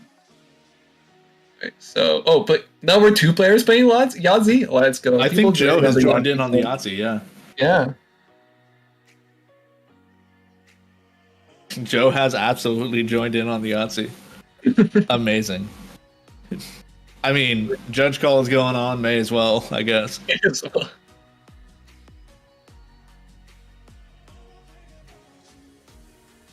Also, Joe flashed in a Aven Mind sensor, showing that he could have interacted. His own Chalice prevented him. As I said, Chalice on 3 is good for interaction. But sadly Joe for flashed Diana, in Aven? Yeah, he didn't flash in Pants? white, in hand. Yeah, that's the last card in hand. Was it Joe or Pants? It was Pants. Sorry, you're right. Yeah, I was gonna say. Yes, you're right.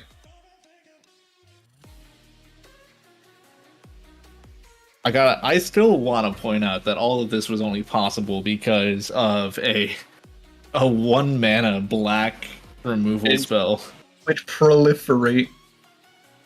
Whisper of the Dross MVP. Well, if he gets the win. Because, he kind of put it on 3, stopping himself from winning at this point. Yeah, only slightly. He doesn't have the mana anymore, no? At this point, I don't think so. I don't know. It looks like we're winding through and making sure that everything is clear to the judge.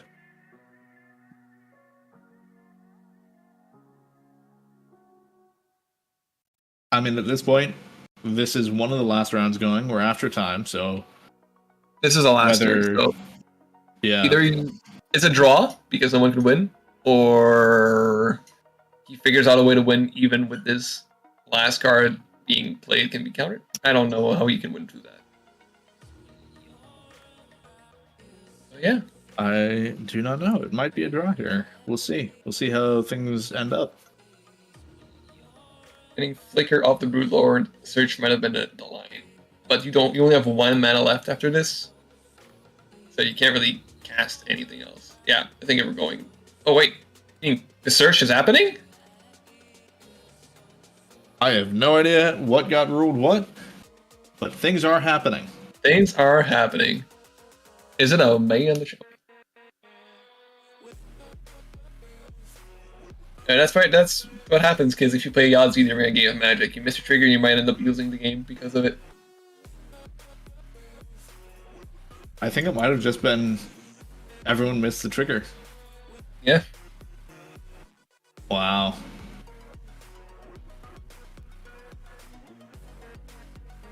So I think it might have been. I don't know for sure, but theorizing.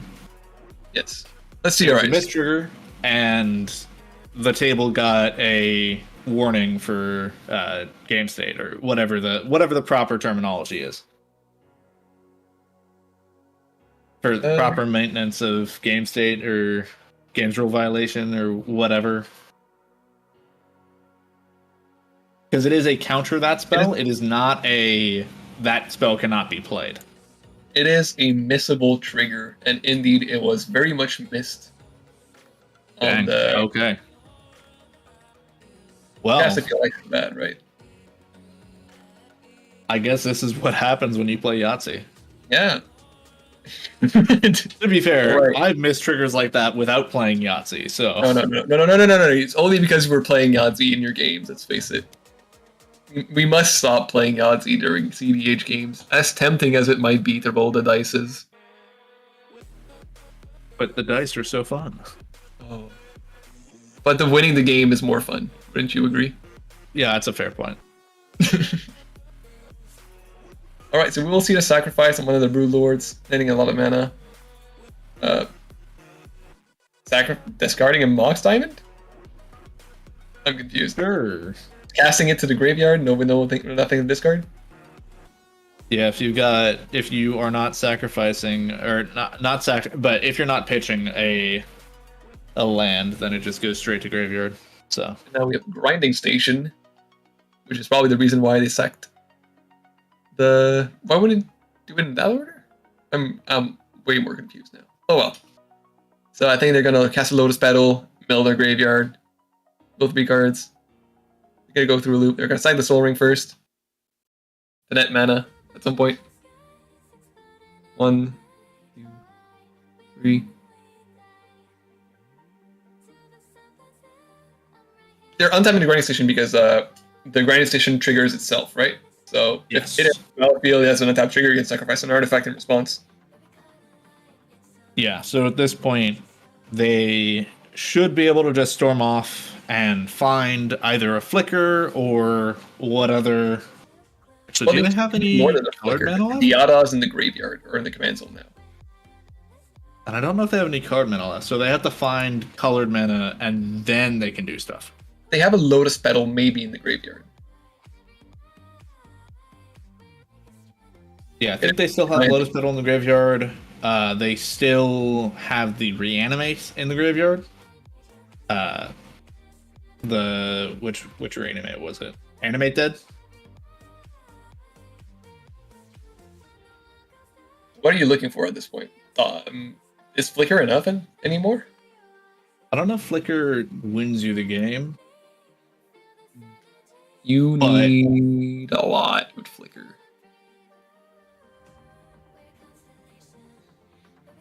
Well, they have a Bolas' Citadel. That, maybe? No, that's 27. I don't know. They also might just be able to win off of Dual Caster.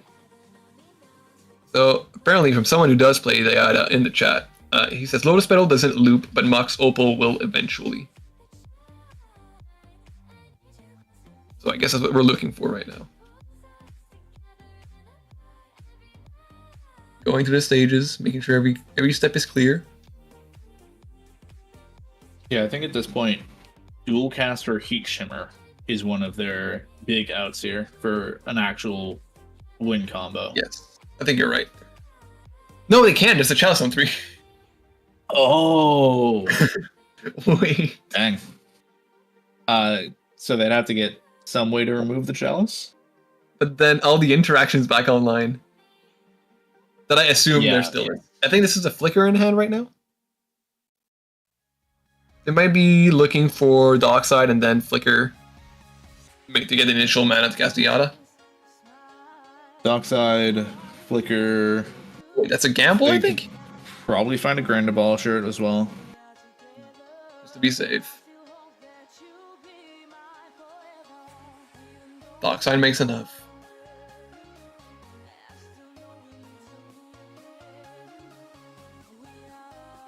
Maybe even play a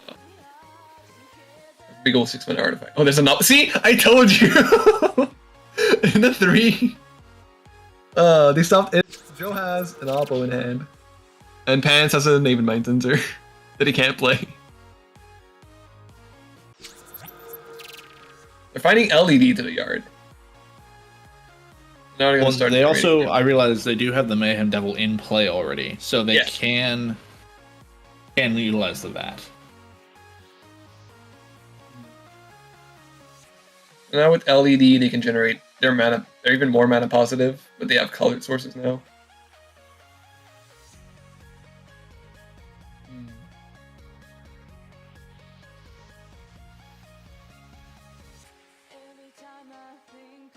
I mean, we'll see if they find a line here, but at this point, things are not easy. Sackrack, the LED. Mana? Or mana? Cast Diata. And now they can do the whole flicker thing with Diata.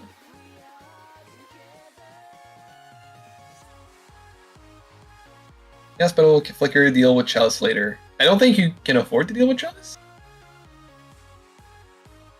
I mean, if you find a Grand Abolisher or a Silence, then no one else can do anything. You can get rid of the Chalice. Still digging deeper. Tithe. Reanimate.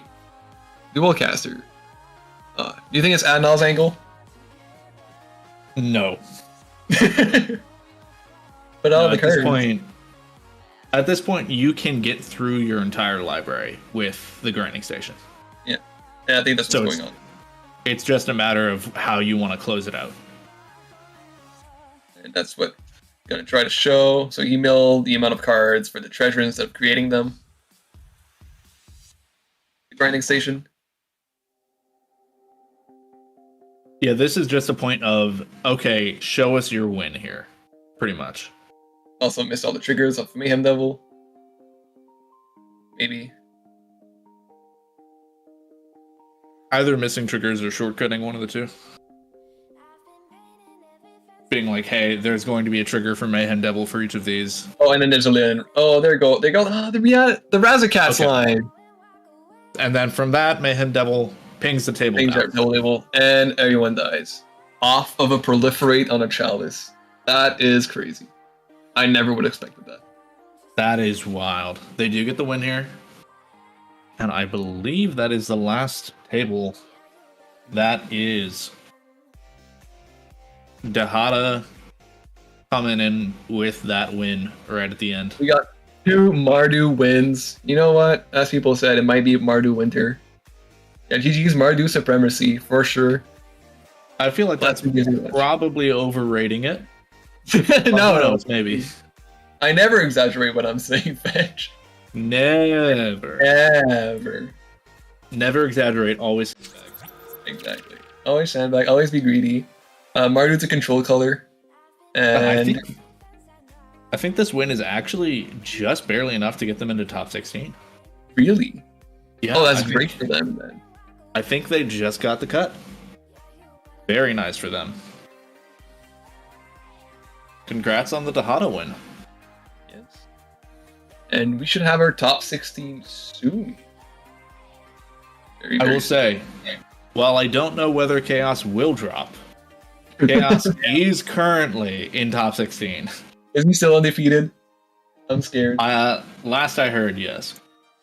Alright, so earlier in the day, we said we don't root for Ka0s even though he's the boss. I think we still, still uphold that sentiment. I mean, he's playing Okay. Yisan. Like, how playing can you? Yeah, come on. How can you be okay with that? You know, he has a whole tournament to his name, and he chose Yi-san to bring. Of He could have all the chosen- things. Of all the things.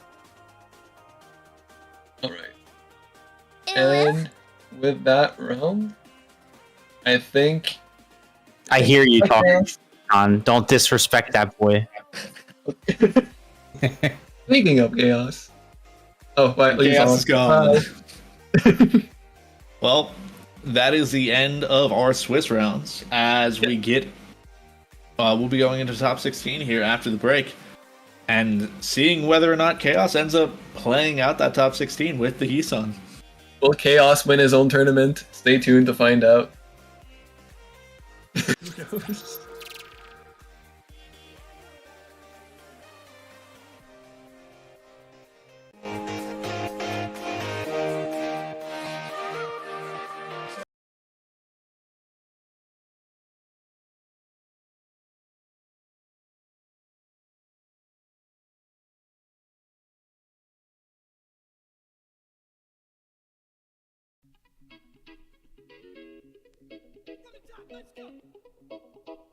Right, here we go now. Batman scoop on the mic, mixing the mix on the wheels of steel. This is what I was fucking born to do.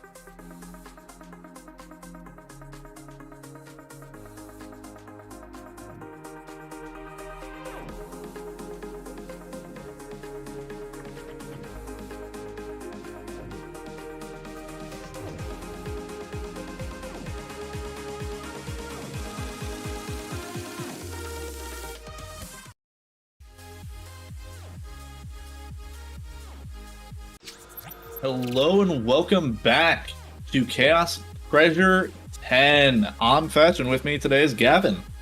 Heck yeah, dude. I'm so excited to be here for top 16. There have been some crazy decks that snuck their way up into here, and hopefully you guys, get to see them all. Yeah, thank you guys all for watching. I know that we didn't get to shout out everybody in the last couple, or last hour.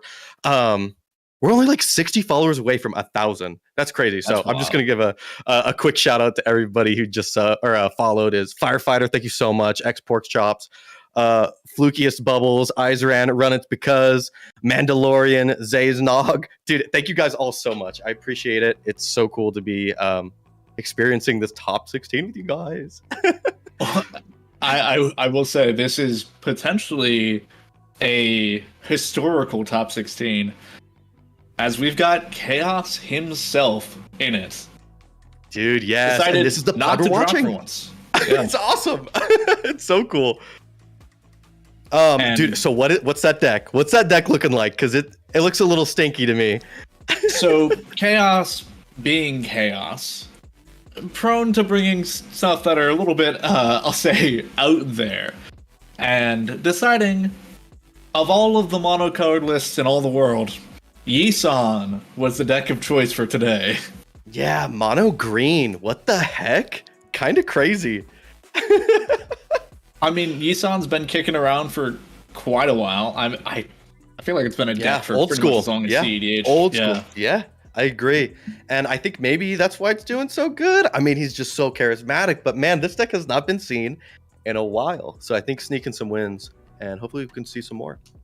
I mean, I'd like to say it's partially... I'd like to say it's the deck doing all the work, but unfortunately, I do have to admit, Ka0s is actually just that good. Ka0s is just a good pilot. And so we'll see how this turns out. Dude, but and Ka0s speaking of good pilots, he's up against some really good pilots. We got Comedian, Derek, Jorman XYZ making it to top 16. This is good. I think it's going to really test him. Yeah, Jorman, also known as Twang, bringing that Kinnan. Derek on Najila, not surprising. And then Comedian brings a different deck pretty much every single time. And going for Narset Enlightened Master, the OG. Yeah, we saw him get streamed earlier today, and if you guys weren't around to watch it, I mean, he just got an attack, you flip an extra turns. I mean, it's as old school as you get with Yi-San. And I think a lot of people get sad because they're like, this extra turn's nothing. We'll let it go through. She's going to whiff on the next one. Yeah, she's going to whiff on the next one. I mean, this deck has some nuts. Rise of the Eldrazi. It's not just, capture and, all the standard time walk stuff, temporal manipulation, whatever. Rise of Eldrazi, Amanatu's Augury, Enter the Infinite. Not a turn spell, but still. Yeah, but if this is your style of just giant spells, I mean, this is the deck to look out for. So hopefully it gets showed off in this top 16 really well, and you guys can, make an opinion for yourself. Oh, I look forward to this. Savage Beating, too. Some random 5-drop. That's just so dude, this deck is nasty. It's super nasty. We all kind of know Keenan already, doing Kinnan things. Again, Najila doing Najila things. And Yi-San, if you don't know, is kind of a toolbox green deck that just lets you search your library and counting up a CMC every time you tap him. Super cool. Yeah, Yi-San, the Wanderer Bard, has the ability to spend 3, tap it, put a verse counter, and then you can search your library for a creature with mana equal to the amount of verse counters on it. And obviously, Toolbox does stacks things, does ramp and whatever. It also has a lot of really easy combos. Yeah, like weird untapped manipulation where you can get double taps on Yi-San, and I don't know, just a lot of weird, tricky things that you can, figure out if you're the pilot and hopefully look out for if you're the opponent. And going first, too. Not a bad spot. I mean, going first is never a thing to complain about. I don't think there's a single deck in the format that doesn't want to go first. Yeah, that's probably true. So we're shuffling up right here. Yeah. Nobody's keeping a hand yet. Hopefully we see some stacked hands, but again, I wouldn't be surprised if we see mulligans for 5 minutes. I don't expect this to be a fast pod. I mean, the fastest deck at the table is probably Najila. Yeah, Keenan can be pretty quick, but Keenan likes to see these long games. So I agree. When we talk about Yisan, we got to get those verse counters, and our Narset commander being 6 mana, 3 pips, 3 colorless, and a ton of high CMC spells. So yeah, I think you're absolutely right. This is going to be going a little bit longer. Mm-hmm. If you are the Najila player, also, are you trying to get underneath? Do you think that's the game plan? Is that we're gonna just go underneath all 3 of these decks and try to win before anybody can get anything established, or are we cool playing this game with everybody else? So Najila definitely doesn't grind as well as some of the other decks at the table, but it's not like it's out of the game if things go long. Right. You've got kind of sneaky. Yeah. I think the fact that Yisan can't do anything to stop Thoracle, and you are the only Thoracle deck at the table, that's pretty huge. But you do have still two blue decks at the table. You still got Narset, which, while not your traditional blue deck, does still have plenty of counter magic. It's still very interactive. And then you've also got Kinnan, which Kinnan is Kinnan. Right. Tons of interaction in that. Tons. So, how do you think we're looking on the Collector Oof on verse 2? I think Collector Oof could completely shape. Depending on when Collector Oof comes out and what is already in play for people, I think Collector Oof could completely shape the table. Yeah, I think that's something we're going to be looking out for, because the One Ring being in all these decks, Kinnan being super, artifact based. I think that could be a really possible just kind of turn 2. Even maybe we wait until number 3 for like a Manglehorn effect if that's really what we're worried about. But I don't know. It's a toolbox. We're gonna grab whatever we want. Well, and Ka0s on that Yisan being the only deck not running One Ring. True. And is for some reason running Expedition Map, which I'm not entirely sure about that, but okay. So for a land card, what do we have? Homeward Path if something crazy happens, or just get that guy's Cradle out really easy. I mean, you're in mono green, you take advantage of it probably better than most decks. It is a tutor for Cradle and for Nykthos, Shrine to Nyx, which is not too bad. Yeah, I like it. Definitely a weird piece, especially when you're on Oof, but I like it. Man, some crazy stuff in these decks. I'm so excited to just see everything that happens and how it plays out, because I think it's going to be weird. I mean, weird is probably an accurate description. It's like most of our players have their hands at this point, just waiting on Ka0s, and we'll see how low that mulligan goes. Yeah, and I think when you have these like weird matchups, this is where we were talking about how good the pilots are. When you're not just, 20xx all 4 blue farm, what everybody's playing, what can happen and what would happen. Like, there's a lot of maneuverability throughout this game. Seems like Derek looked at their hand, thought about it for a good bit, and decided wasn't quite what they were looking for, so they're also going to be going for another mulligan here. Yeah, seems that way. Dude, Grizzly Gentleman, welcome to the chat. I'm glad that your deck is getting some representation. That's a very exciting time. Yeah, because again, it's not something that gets played very often, and to see it in top 16 and possibly even top 4 at this point is awesome. We will see. I mean, one of these players has to make top 4, and it'll be interesting to see who it is. Yeah, I don't know who I have my money on. I always tend to choose late, so I can't be wrong, but I think I'm going to choose early on this one. And I think I like Keenan, or Kinnan, however you want to pronounce it.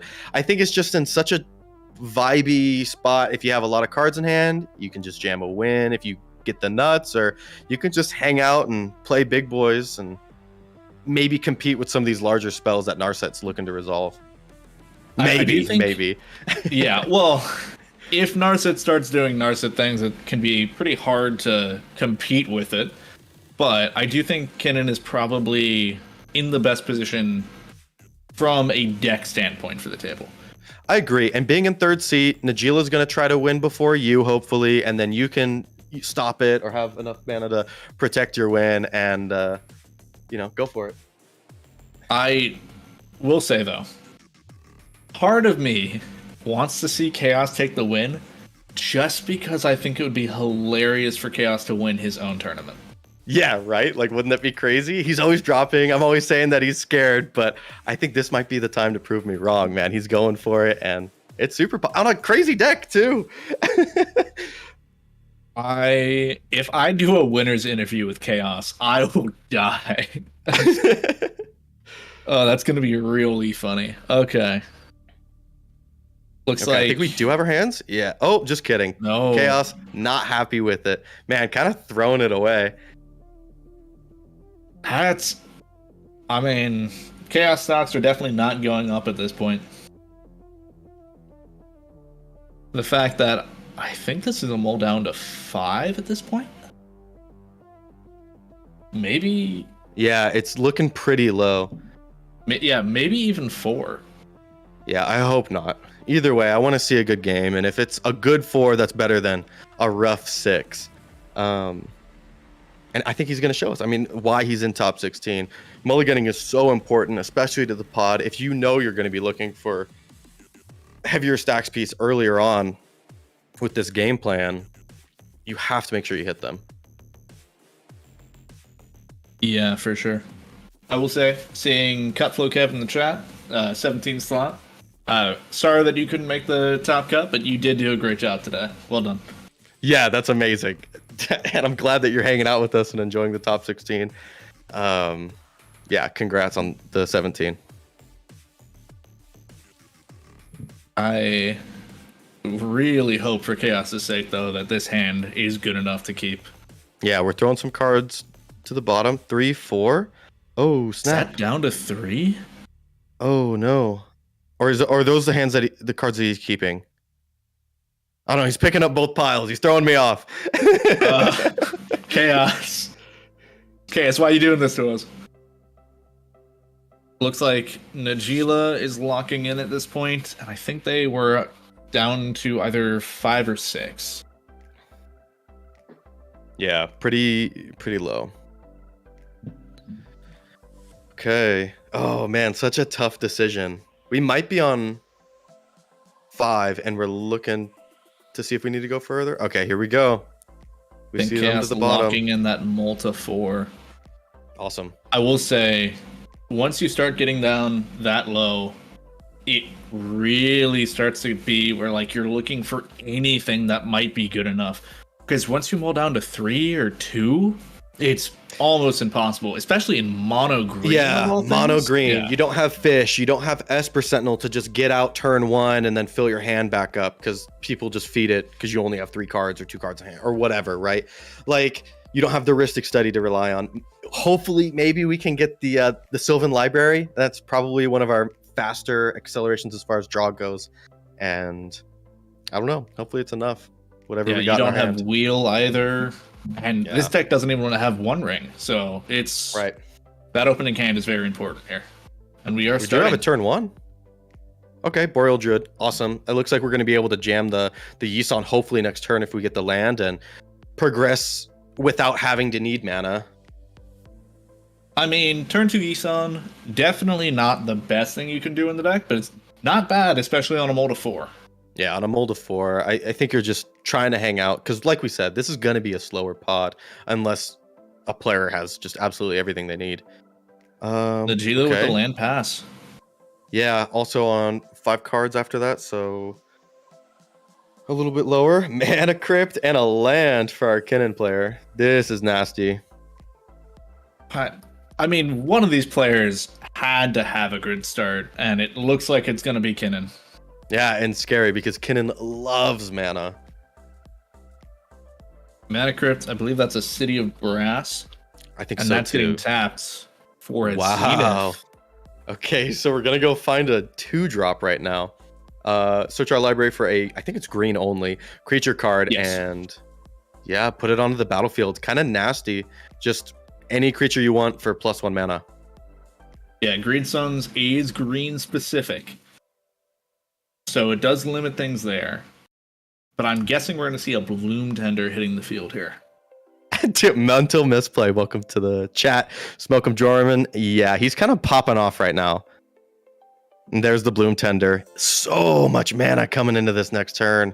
If Keenan comes down, I mean, it's just so much to fall. Okay, so... Oh my goodness, it's a lot. If Keenan comes down, we get land, Keenan. We have 3, 5, 6 mana-ish. Is that right, maybe? I mean... Something like that, at least. I don't know if it's enough for the auto flip that turn, but it's not far off. We get 3 off of... So it would be, I think, getting 6 mana total between the 2 mana sources, assuming there's nothing else. Right. That being said, Ian, not to be outdone here, at least not fully. No. Seeing the Ancient Tomb followed up with a Monolith. Yeah, a lot of colorless mana. We definitely are happy to see the 3 colorless. That helps pay for Narset's, colorless cost, but hopefully we can get a lot of other maybe color producing mana rocks. I mean, being able to pay for that 3 colorless that Narset has as 6 mana creature is definitely valuable, but you need that colored sources as well. Right. Waving our hands around. I'm curious what we're politicking so early on. Whether we want to use the monolith or not, I suppose. Definitely thinking through some things. Dude, Bailey Abner, welcome to the chat. So happy to see you. Yeah, a lot of Jorman fans. That's hype. I also said Keenan today, so I think it's going to be good. Looks like the pass. And going on to Chaos. Okay. Here we go. As long as Chaos hits the land. Yep. Okay. Yeah. Land Yisan and the pass. Not too bad there, especially on a mold of 4. Yeah, not bad at all. And I love seeing Yisan because you know that he's just going to accrue value. I don't think he's going to get removed super easily. We're kind of holding on for the Kinnan maybe, or even the Najila if it comes down.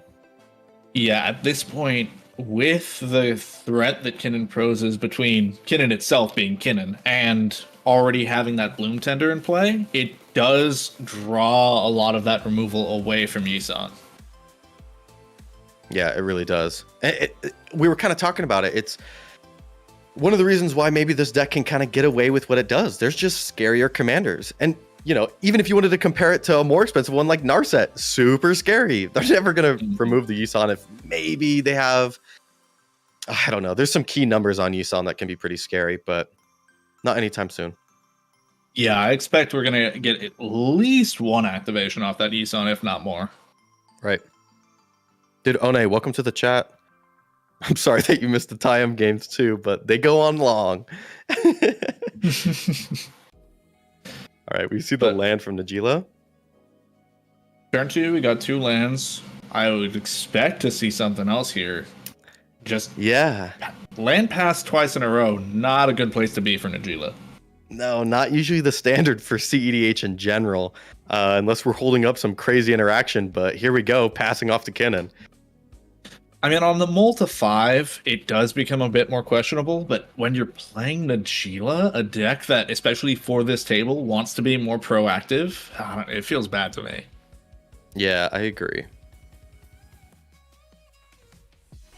That being said, Kinnan, see if we miss that land drop, because if so, that's... The land drop is pretty necessary here. It's not the end of the world. Can still get Kinnan out, but... Okay, here's that color. This is interesting because it's better than a land in Kinnan, but you're not going to be able to utilize it this turn unless you get another land down. Mm-hmm. If we do see another land hit the field here, though, that will be a Kinnan flip already, turn 2. Yeah, really scary. I mean, could be some game-winning stuff, or it could just be some fun stacks pieces. This is awesome. Pitching, I believe, a blue card? The art is very pretty, but I'm not entirely confident what it is. Yeah, definitely a blue card. All right, here he is.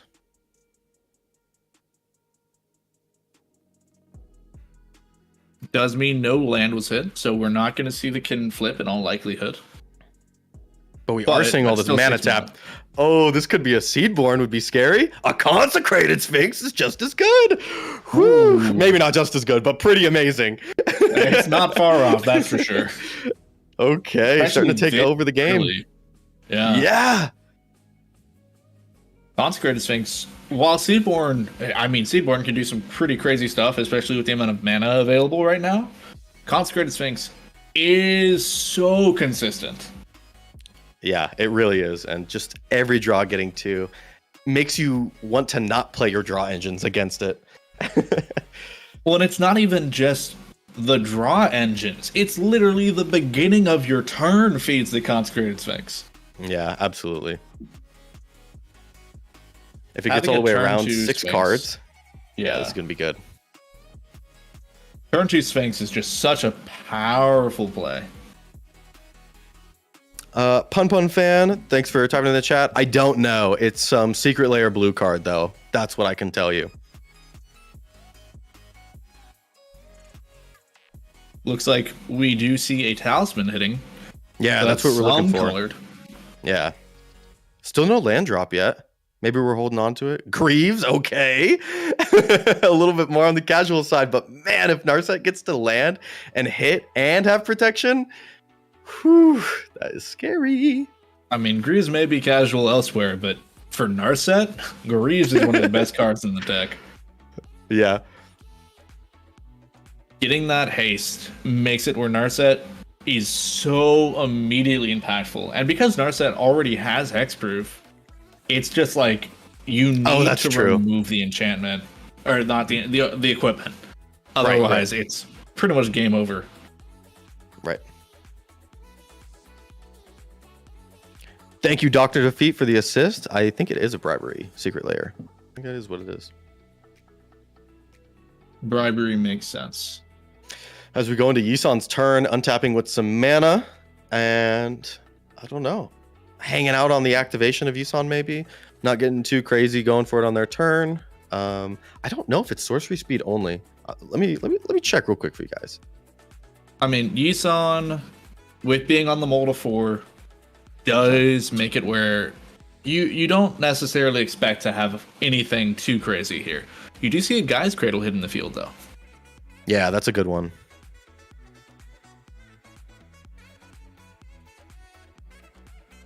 And from the looks of it, it is not sorcery speed, because I think this was it is not of the era before Magic learned that existed for abilities. I think so. Yeah, I mean, it is clearly, because he can do it whenever he needs to at this point, which is amazing. At this point, you've got that Guy's Cradle, you've got 5 mana available to you. So you can play something out if you want, or you can just kind of hold back, be like, okay, I'll do something when I need to. Yeah, and I agree. And I think, speaking of some of these one drops that we can grab Allosaurus Shepherd, makes your green spells uncounterable. Super good. We're on Kyrian Ranger, some untapped shenanigans. We got Haywire Might. We have Uvenwald Tracker if we need to grab that to start fighting. As we start looking, seeing the activation here, so we'll see what gets searched for here. Kyrian Ranger is a very solid choice here. If we're looking for mana, we're on Magus of the Candelabra, which says X tap, untap X target lands, with a Guy's Cradle. A little nasty. Yeah, for sure. Going for the Ranger would, however, get the immediate second search. So that's a solid option. You've got a decent amount of choices here. It really depends on I think that's what we went for. Yeah, we have the second counter Ranger and the move coming out. Awesome. That's a very solid option. Yeah, a good spot to be in, especially now that you're nervous about Kinnan being able to do Kinnan things. A lot of cards in hand, so probably easy to answer. Really shutting down Comedian's board. Yeah. Comedian hugely impacted by this. And Kinnan would be hugely impacted if it wasn't for that Consecrated Sphinx already being out.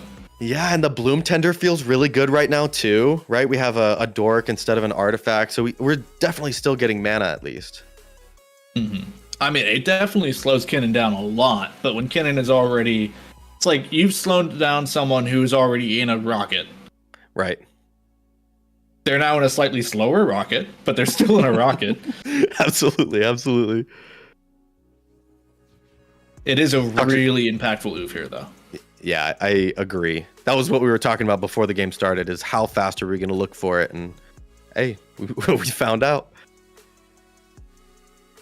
It does also set up pretty nicely for upcoming turns, as having that Ranger already out, you can pretty quickly start to go off here.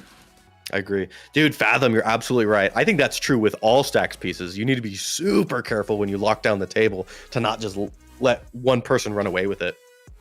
I don't think Ka0s is going to let that happen, though. He's got some tricks on that 4-card mulligan.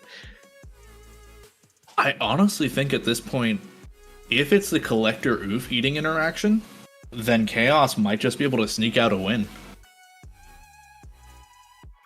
Yeah, that's true. If you get high enough and you get your Kyrian Ranger combo, because you can do that next turn. We're hitting 3 and 4. Maybe we need to start looking at some of the 3 and 4 drops that could be coming around, as we see Najila hit the battlefield. Can get 4, even can get up to 5 if he decides to look for an untapper. Yeah, exactly. Like a Hyrex Tower Scout. Enters the battlefield and untap it. Yeah, absolutely. Off to Kennan's turn. Najila did just Najila pass, which, I mean, better than just passing, I guess, but still not great. Yeah, and really falling behind, especially compared to this Consecrated Sphinx, which, I mean, that hand is fat. I feel like that's an understatement. We're seeing a solid grip there. It's just a question of how many of those cards are actually going to be played and how many of them are going to be discarded to hand size. Yeah, a lot of interaction, hopefully, to deal with the Yusan popping off, or just do something of your own. I think either you remove the Collector Roof and proceed to storm off this turn, or you just don't mind, keep the Consecrated Sphinx, hold up as much interaction as you can, and just start progressing your own game plan. Yeah, we see the land. This is 5 mana available. Yes. Flipping the land, so I'm guessing that's one of the pathways. Yeah, MDFC, super cool. And we're tapping the 2. Ooh, Psych Rift for 2. That's an easy one, huh? Yeah, Psych Rift is about the best option you could have possibly gotten here.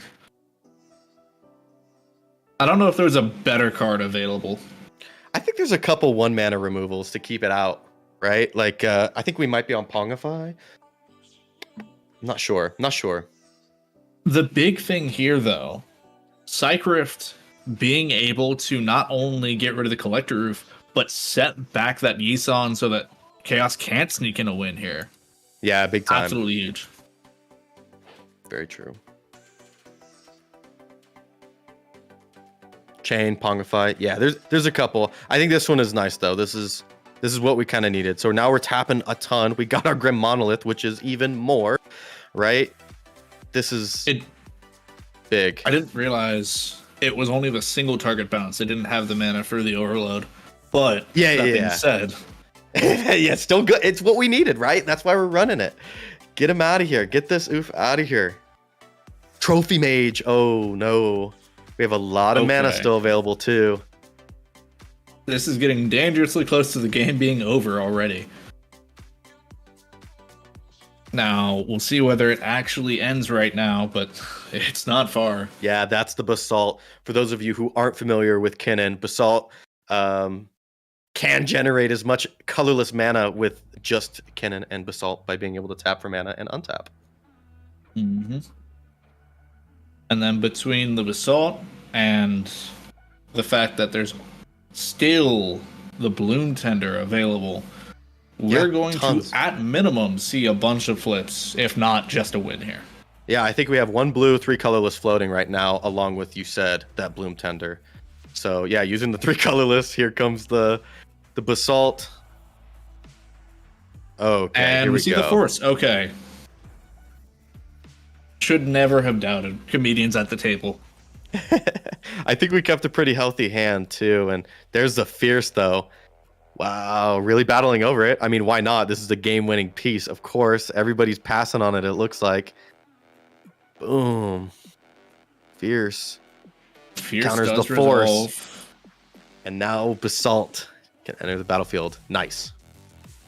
Wow. Okay. Basalt is good. And the game might be over here. Proposing the loop.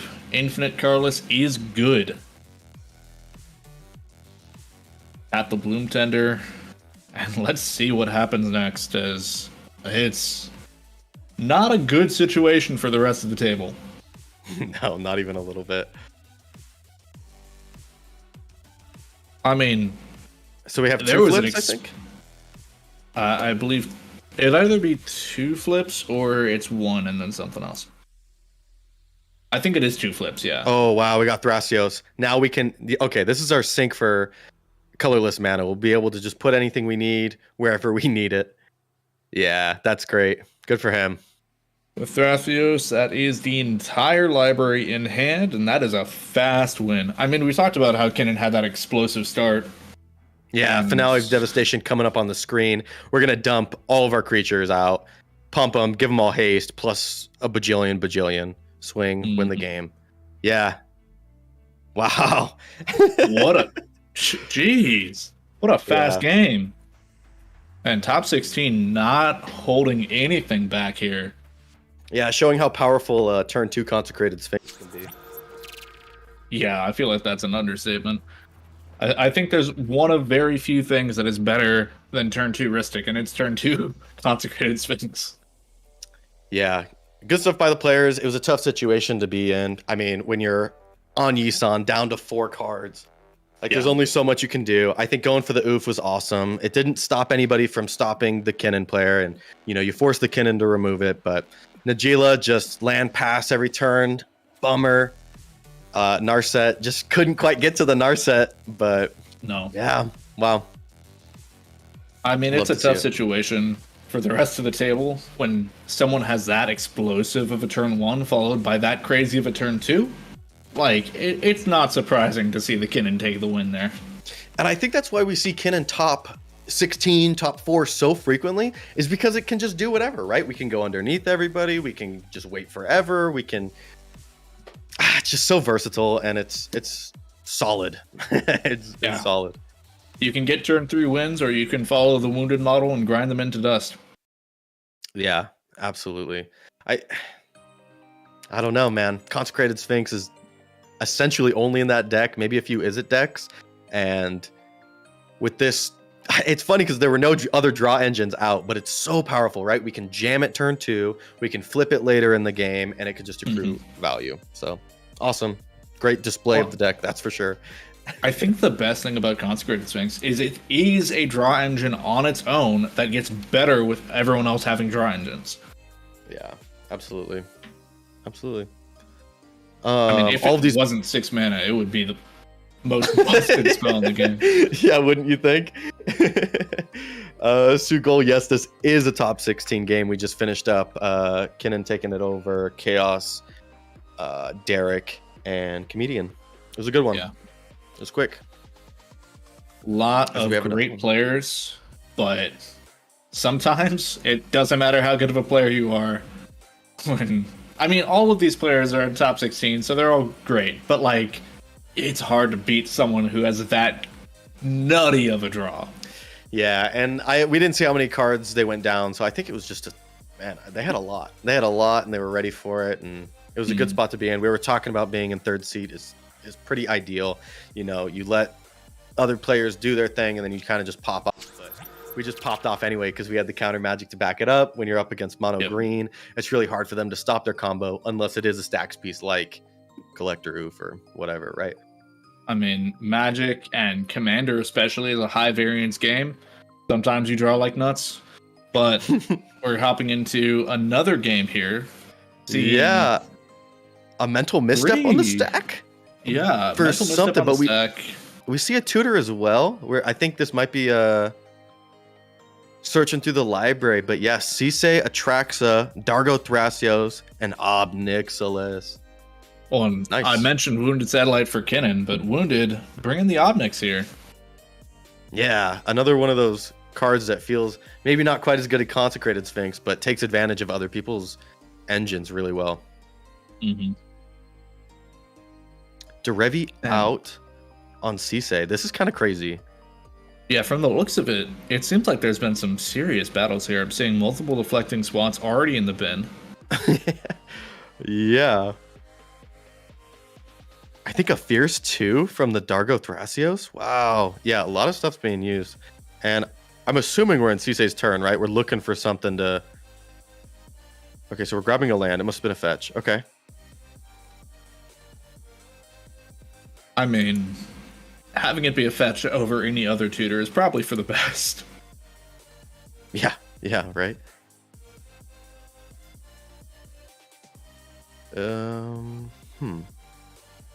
I will say not a lot of engines in play, other than we've got the Obnix and the Esper Sentinel. Yeah. I guess Thrasios, but even Derevi seems really good with the Cisse. If you think about your Cisse being like your birthing pod type deal, you're getting double active. Maybe. Maybe. I mean, Derevi definitely not bad in Cisse by any means. No. It's not like Najila where it just wins you the game immediately, but it's certainly a powerful card for the deck. Yeah. And getting a cup. We have 1 mana available.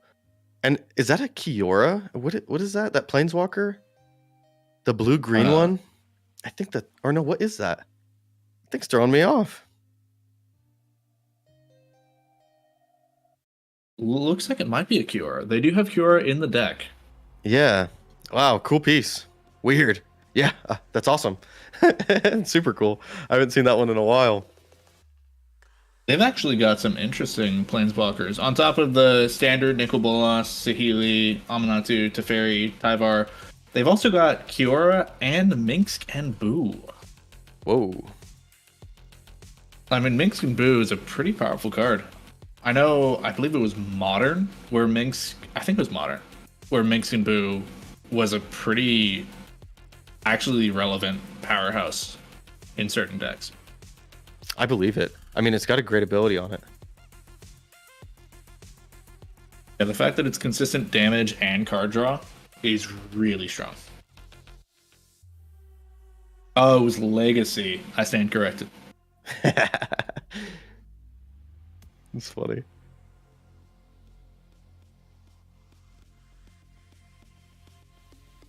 Alright. Looks like seeing the pass here, I'm guessing. Yeah, we're kind of... It must be like an Ob Nixilis trigger. I'm not sure what's going on over here, but Wounded shuffling, grabbing something over here. I think resolving the Vampiric Tutor. Okay, sweet. Easy peasy. I mean, Vampiric Tutor, one of the best cards in the game for any deck, but Obnix especially makes good use out of it. Yeah, what do you think we're grabbing here? It's hard to say without knowing what's in the hand. Right. Either something like a combo piece, or maybe, I don't know, Cataract Parasite is pretty nuts for the deck. Yeah, dude, there's a bunch of weird things. Yeah, you've already got Burgi, which means mana is not as much of an issue, so you're probably not looking for Dockside. Yeah, I don't think so either. I think... Probably getting one of the pingers or a combo piece. Yeah, I think that is probably right. How many more options can there be? And as we draw it, we're going to their turn now. Okay, I didn't realize that's where we were at. This is awesome. Defense grid coming in. Okay, now we're talking. The Grand Abolisher on an artifact. Instead of no activate abilities or spells, you have to pay an additional 3. So pretty decent. I mean, it's effectively, 9 times out of 10, equivalent to Grand Abolisher when it comes to at least that part of it. Absolutely. Doesn't turn off abilities at all. But, I mean, look at the table. No one has 3 mana open. Yeah, and I don't think anybody's going to be able to stop this because as soon as it hits, I mean, it's out, you know? This is kind of showing we're looking for the win. We have LED. We have a Culling the Week, I think, under that, and a land, so we have a ton of mana. Yeah, we are ready. Dude, Pun fan, thank you so much for following. I think we're like 60 followers away from 1,000. So if we could get this before the finals and 1,000, that'd be tight. That would thank you so be much. So crazy. Closing out Treasure 10 with the 1,000? Not 10,000, 1,000.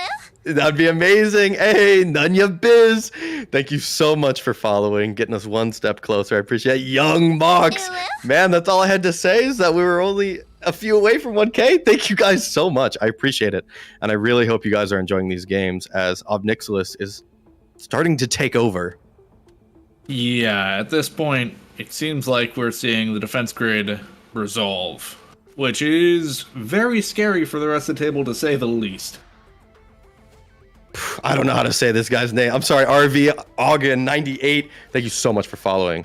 We appreciate it so much. I'm just looking forward to seeing how Obnix takes this and closes it out, because I don't know about you, but Obnix has a whole lot of different ways that they can win a game. Yeah, we're starting to get a little bit lower on mana now too, right? Like, I mean, I guess not. We still have our ritual in exile, and we have Bergie. So with the Bergie, you can start to build up a lot of that red. You currently don't have a great source or a great thing to sacrifice.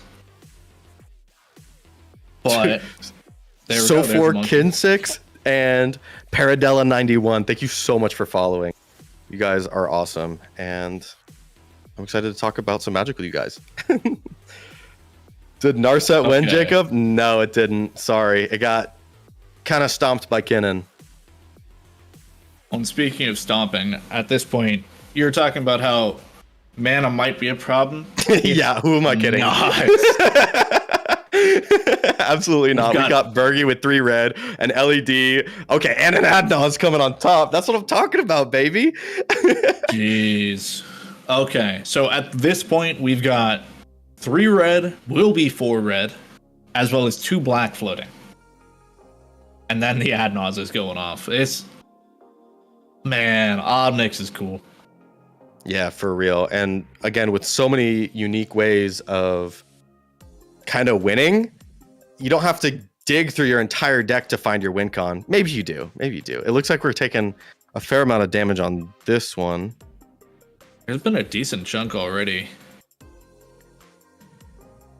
So, for those of you who don't know, Obnix has multiple win cons that are specific to itself. It's a 1-card win con with all will be 1. It has a combo, which they're not including. I was going to say how it combos with Agatha's Soul Cauldron and Walking Ballista, but they don't even have that in the list. And then, of course, you've got your good old-fashioned Breach grinding station. Yeah. I think there's a few different cards, which is pretty sweet. I think there's an Eldrazi that usually combos off with this Obnix that we're not on as well. As we grab all of the cards, I couldn't catch all of them, but man, dude, I don't think Wounded would stop without a dub. Going down to 4, I think he would have risked another 2 life. I mean, once you get that low, it gets a little bit sketchy. Especially if you're like, okay, yeah, I may not win immediately, but if I can put myself in a really good position and make sure I don't die, might be worth. I don't know. We'll see. Yeah, as we see, Fireweaver, is that right? And that is not the Fireweaver. That is and a Mox. Oh, that's is it not? The Firebrand Archer. Okay. Yep. And that's whenever you cast a non-creature spell, you get to do a damage to each opponent. You know, everybody knows Obnix, right? You take the 1, you get a flip card. You got to start eating cards. Mm-hmm. Well, and at this point, you're going to start flipping. You're going to start getting more mana from your Burgi, and things are going to get scary very quickly. And with Defense Druid being in play, not a lot anyone can do about it. Absolutely. I think the table's starting to scoop it up. Yeah. Flipping their hands up. Saying that's it. Wow. Good job, Wounded. Showing how it's done on Arachdos Obnixilis. Awesome. Wounded getting the top 4 with this deck in Mox Masters, and now getting the top 4 here. Yeah. Really exciting. I mean, kind of just showing how crazy this deck is.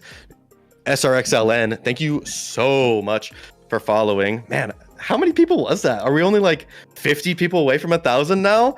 Oh my goodness. And we're getting into top 4. This is when everybody's going to start watching. Everybody's going to start following. We have Wounded Satellite on Obnix in the finals. And we have a Kinnan. I didn't see what the other 2 are coming in yet. I think every game might actually be done here. That is wow. This is the fastest top 16 I've ever seen. That is phenomenal. There might be one game that is still going on, but we've got Caveman or Caveman.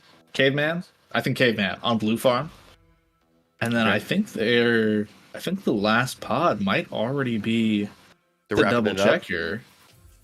Gotcha. Some more followers. Holy smokes! You guys are amazing. It's so cool. Mech Emperor. Yeah. Was that it? The fastest top 16? Blame the devs and Juan Speed 88. Thank you so much as we're going into top 4. This is my dream scenario where the rounds are nice and fast, concise, and we can have everybody able to watch this top 4. That is actually insane. That is the fastest I've ever seen any top 16. That, like, not only were those some of the fastest top 16 games I've seen individually, that is the fastest by far I've ever seen the top 16 finish. That wasn't like, what was that? Half an hour, if that? Yeah, it's kind of crazy. I mean, as we all know, going into top 16, we removed the time limit altogether, and the fact that all of them were done before a regular round finished anyway that's crazy. That's wild. Yeah. Which, that final player, as far as I can tell, assuming I'm getting the right thing and I'm 90% sure I'm correct about this. That final player is on Francisco Crom. Woo! Spicy! How cool is that? Yeah, honestly, that is pretty crazy. Yeah, you can't go wrong with Grixis, and especially if you can weasel in a little something to catch your opponents off guard. I hope it gets to show off what it does. Colin Ballin, thank you so much for following. Yeah, talks about how Obnix has that 2-card combo with Walking Ballista and Agathis Cauldron. Francisco does too, and they are definitely running that in the list. Yeah, kind of a crazy card. And it's a pretty grindy deck too. We were talking earlier about how Consecrated Sphinx primarily only seen in Kinnan. It's running this deck. They've also got Shieldred. They've got Talion, to no one's surprise. It's pretty dang beefy. Yeah. Wow. That's awesome. I really hope that it gets to show off what it can do. And I mean, it sounds like a good pod for everybody to kind of show off what they can do.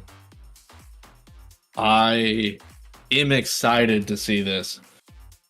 But I will say, they're not to spoil things, but I don't think I'm going to be the one casting it. I think we're going to be having a real one coming into the booth here. Uh-oh. Well, I don't want to tease too much, but there's I'd just say get hyped for finals. That's awesome. Well, I'm glad that we're all going to be excited and left on a beautiful cliffhanger before we go into top 4. Honestly, man, you got me all scared. I don't know what you're talking about. Oh, cool. Well, congratulations to everybody who made top 16 too. You guys all did phenomenal. And I was happy that we got to see everybody show off their stuff today. It was great. If you didn't make top 16 today, don't worry. You've got plenty of other chances. We had For the Chaos tournaments, we had Mox Masters last weekend. We have Ka0s Treasure this weekend. Next weekend, we've got the Lotus series coming up. Last Saturday of each month is Lotus, and it is honestly, Lotus has been pretty crazy. The prize support is always so much, and the quality of play has certainly matched it. They're honestly been some of the best games that I've seen in a while played over there.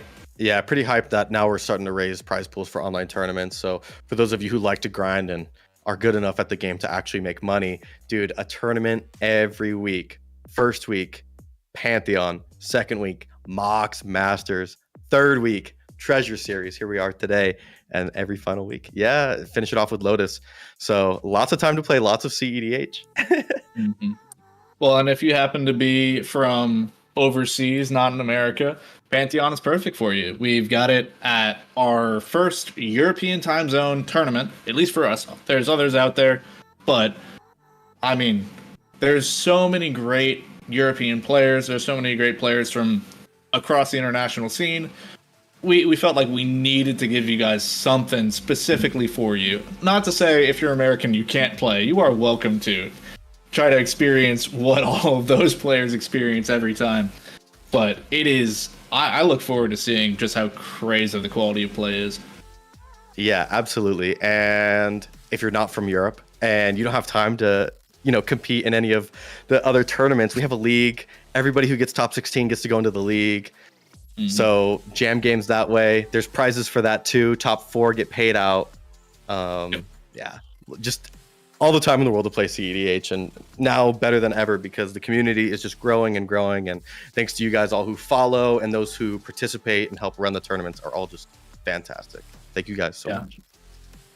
Top 16, get in for free, and then for everyone else, $5 for Patreon gets you access. And I mean, you're talking about how we're so close on followers. We've got less than 50 to get to 1,000 followers, and we've got 150 viewers right now. That's crazy. Yeah, it's pretty hype, and I think it's only going to go up. So if you guys like to share CEDH or are trying to convince your friends to start grinding CEDH with you, send them a link, shoot it over. But we should be getting our final 4 all ready to go. I think they're in a meeting right now, just working things out. But won't be too long till we're ready to go. I think we'll be going to a break here soon, though. Yeah, before we go to a break, I'm going to shout out the 3 people who just followed. Thank you so much. You guys are the hypiest in the world. Wild, Wily Birdman, and the Doot. Thank you, guys. Oh, man, I am so ready to see this Final 4. Yeah, me too. I think it's going to be really good. I mean, we've seen how concise, how well-tuned and oiled all of these decks are. They can pop off at any moment. Yeah, dude, it's going to be good. It's going to be really good. It sure is. So don't go anywhere. We'll be right back with the finals.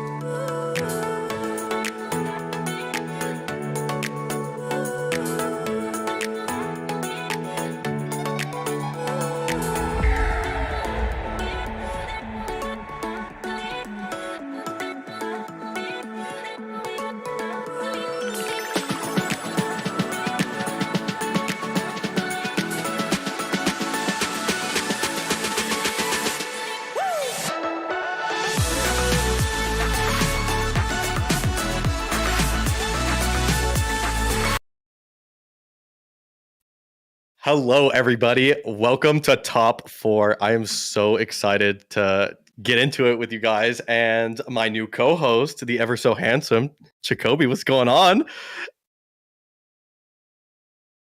How you feeling about this Top 4? Transition the thing so people can see our wonderful faces.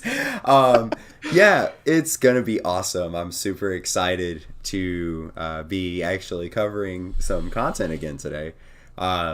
We have some really insane pods. Well, an insane pod for you in this top 4.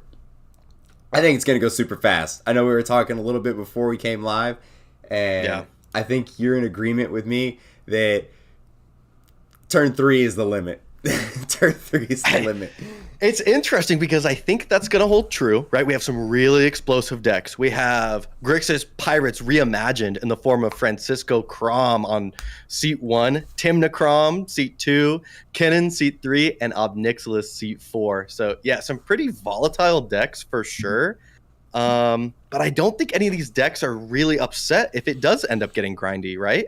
No, they're definitely not. They all have those really nice mid-game value engines that they're going to be able to resolve on turn 3, turn 4 if they do end up, like, let's say, blowing out their hand, the board wipe happens, everything goes away. They're going to be able to recover from this pretty swiftly, or at least punch down on their opponents hard enough that they look up, right? Yeah, absolutely. Awesome.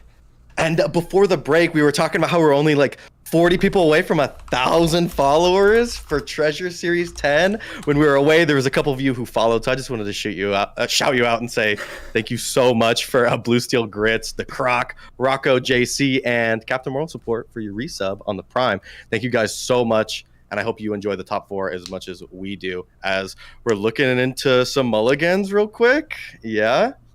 Yeah, our players are still mulliganing right now, which we'll go ahead and pop over to them because I know our viewers, for some reason, absolutely love watching people shuffle, which I get it. It's pretty interesting. I think there's something to it, right? You can tell a lot of experience from some players, right? How they shuffle, they do things, and also it's good to keep an eye on people every once in a while. And mulliganing is so important in CEDH. The decks you're playing against, the seat order. Obviously, we want to keep 7, but sometimes, we saw the last game. We went down to 4, and you got to do what you got to do. And, they're doing what they got to do. Yeah, I'm definitely going to love a hand that is all gas, no brakes at 3 or 4 cards rather than having a grip of 7 lands knowing I'm playing whatever I top deck. Yeah, it's just not going to cut it here, especially when people of this caliber will just take advantage of that kind of play style. Man, dude, Grixis, super strong. Francisco, kind of a wild commander, kind of weird. He is new, so not everybody knows him quite yet, and combos really well with Agatha's Soul Cauldron. And Walking Ballista gets to take advantage of the other pirates. We're saying Grixis Pirates Reimagined. We're on Glinthorn Buccaneer. Dude, so cool. So cool. Yeah, the fact that we're able to play both Malcolm and Glinthorn Buccaneer in the 99 and still be able to win off of this combo is absolutely bonkers. Also, after looking at the list, something I found extremely interesting that I think I may be including in my red-blue decks, or my red-blue X decks, is River Song. Have you read this card? Yeah, one of the new weird cards from Doctor Who, drawing cards from the bottom. I can't remember what else it does off the top of my head, but kind of funky. Oh, let me tell you. It says, so the ability is spoilers. Whenever an opponent scries, surveils, or searches their library, put a +1/+1 counter on River Song, then River Song deals that much damage to that player equal to its power. Wow. Yeah. So that is fire. It's insane. So you're going to tutor. It's already starting off at a 2/2. And we play things like the Agatha Soul Cauldron, and it's gonna get big. It's gonna get huge. Yeah. So it's gonna dome you for like 5, 6, 7, and then that Nas starts looking real bad. Yeah. Wow. That is insane. I love that. That is like, you don't even call it a pinger at that point. I mean, it starts off slow and then it just starts bashing people. Like I said, we're on Glinthorn Buccaneer, a similar effect. And again, Orcish Bowmaster. So, and Shieldred too. Shieldred the Apocalypse. We have a ton of just, grind them out, damage them throughout the game. I like this. Yeah, I firmly believe that more decks should be taking advantage of Shieldred the Apocalypse. I think it's an extremely undervalued card right now. That is a huge statement. I think it just went up to $100, man. I mean, obviously value is different from value, But yeah, that thing is nasty. 200. Buy this card out. I'm telling you, it's gas. Absolutely. So, Absolutely. because we're seeing these, we're already seeing these big bomb cards starting to come out and seeing a resurgence of Gilded Drake and things like that. So the bombs that we do have come in, they need to hinder the most powerful thing in the game, which is drawing cards. If you turn one Rhystic Study and I turn one Shieldred, you're probably going to start drawing a few less of those cards, I promise you. Yeah, absolutely. And the Rhystic Studies look a lot worse, and the Esper Sentinels look a lot, and the Crom is just going to start hurting you. There's a bunch of ways that can start popping off. And Master Big Daddy and Vinny Apes 8, welcome to the chat for the first time. We're trying to hit 1,000 followers by the end of tonight for Chaos 10. We're only like 40 away. So yeah, I know it's a little annoying to hear us talk about pretty consistently, but it really does help out the stream. It gives us publicity. It literally costs you guys nothing. The follow link is just right below the image you're seeing in Twitch. So give us a click. Stay up to date with our content. We got a Discord and everything too. You guys can jump out here and play some games with us. Our Discord is totally free as well. Putting that little link in the chat. amazing, dude. Master Big Daddy, you're the man. That's what I'm talking about. Speaking of the league, I don't get to play in it as much as I want to, but everybody in top 16 gets access. Everybody in the Chaos Discord is kind of popping off in that, like there's games constantly. And I think tomorrow I'm going to be trying to jam a lot of games. So tonight it's free. Get in there, get a little sneak peek, see if you like it. And if you want to jam games in a non-tournament setting, but still be able to get cash prizes for the top 4, if you do like to grind, you should definitely check it out.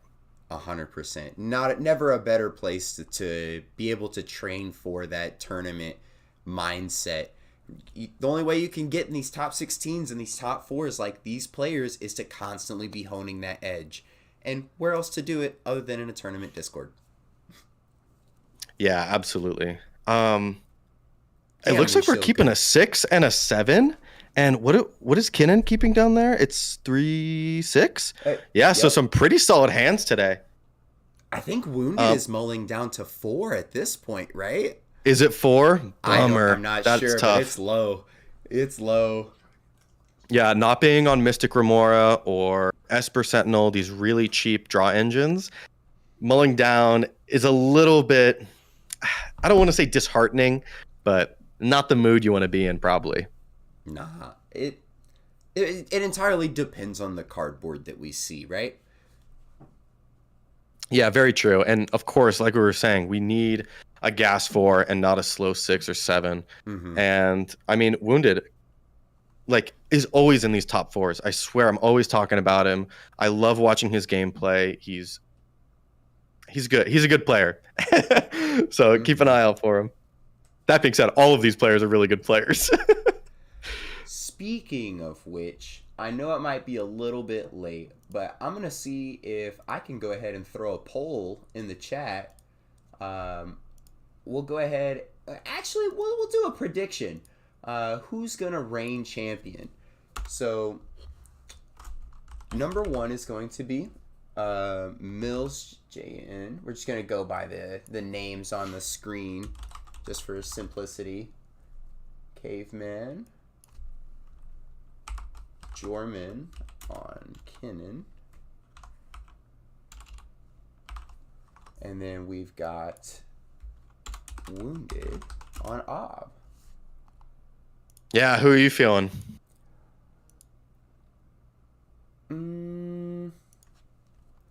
If I had to say, I don't know. Reimagined Pirates is on 6 is gotta be gas, but I mean, Caveman. Yeah, in first seat. Yeah, Caveman snapped the I think it's the second 7. Just like snap kept the 7. Like it's really hard to beat a 7 on Blue Farm. That's absolutely. Just so strong. Absolutely. I tend to agree that I think Grixis and Grixis plus white being in first and second seat is pretty sweet. I usually like to favor second or third seat if you can kind of know that somebody's going to try and win before you. I don't know if Francisco Crom is going to try to win before you. You know, the way this deck is built, we have all of these crazy grindy pieces, Talion in the 99, like Children in the 99. No, we're not super worried about winning as fast as we can. It'll present itself and they'll win, right? So maybe Kinnan waits for the blue farm player to try to go off and Kinnan gets to explode, or maybe Ob Nixilis gets to take advantage of everything that's going on. And man, Wounded Satellite cannot find what he needs. Looks like mulliganing again. Rough. It happens. It takes some time to search for that good hand, but you guys got about 20 seconds left to bet your channel points for who you feel like is going to win this top championship pod. So go ahead, bet it all. We're getting we'll eventually have some rewards for you guys for your channel points coming out. Let us know what you would like those to be. We can add some interesting stuff for our casters, like maybe having to rhyme a word or something like that. I don't know. We'll come up with some crazy stuff. We got some good for sure. Or even just being able to play games with us would be so fun, because I love all of you out in chat who are enjoying this top 4 with me and, you know, top 16.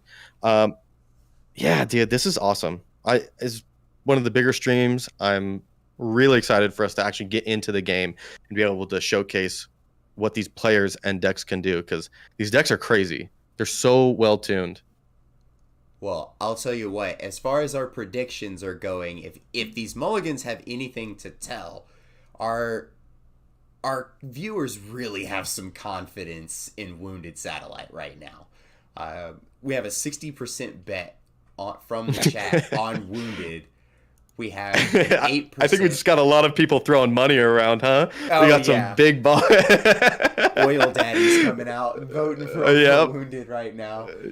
Yep. We got 8% for Jorman. We have 29% for Caveman. And we only have 3% for our local Grixis player. Wow, I'm really surprised with 6 cards in hand going first. And, you know, they can get an explosive, grindy, weird board state really fast. And, I mean, or they could just win, man. They're in Grixis. They can do whatever they want. Yeah. They have so much availability, and especially whenever you look at the deck list, there's some wild stuff that's going on here. Like, let me get this pulled up and we'll talk about a couple of cards. Well, first of all, we already talked about like the River Song, but and then the Malcolm Glanthorn. But we're also running Consecrated Sphinx. Yeah, big time.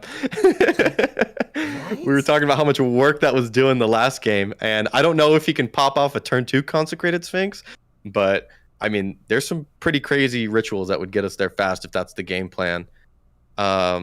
Dude, the enchantments. We're on Blood Chief Ascension. I've been seeing that sneak into decks every once in a while.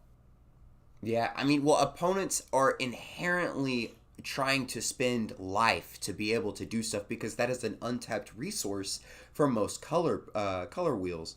So whenever we are taking advantage of cards like Vampiric Tutor or even things like Orcish Bowmaster that are putting the pressure on your opponent's life totals to really make them think harder about their next decision, that Blood Chief Ascension can capitalize on that and turns into a win condition fairly quickly. Not to mention it feeds your Nas by gaining you life. Yeah, absolutely. And as we're keeping our hands, it looks like we are starting the game with a Land Jeweled Lotus. That's awesome. Oh, that's beautiful. Land Manicured Soul Ring. Wow, man, talk about some explosive starts, man. Yeah, maybe we're not going to be as grindy as we thought. These are some really explosive hands, and I mean, that's what you expect when you see those snap 7s. Caveman is just coming in, throwing rocks at his opponents. I can't believe it. Oh, gosh. And a monkey to boot. So this is going to be a lot of pressure really quick, I think. A lot of mana. Being able to threaten an Adnaz next turn, right? Like, this is big. Or even just a Crom. If you're comfortable hanging out with everybody, maybe that's the game plan. I guess they were saying I was being a little too quiet, so I had to get myself turned up here. Oh, that's my fault. I think I'm screaming into the microphone. I'm so excited. Yeah! Yeah.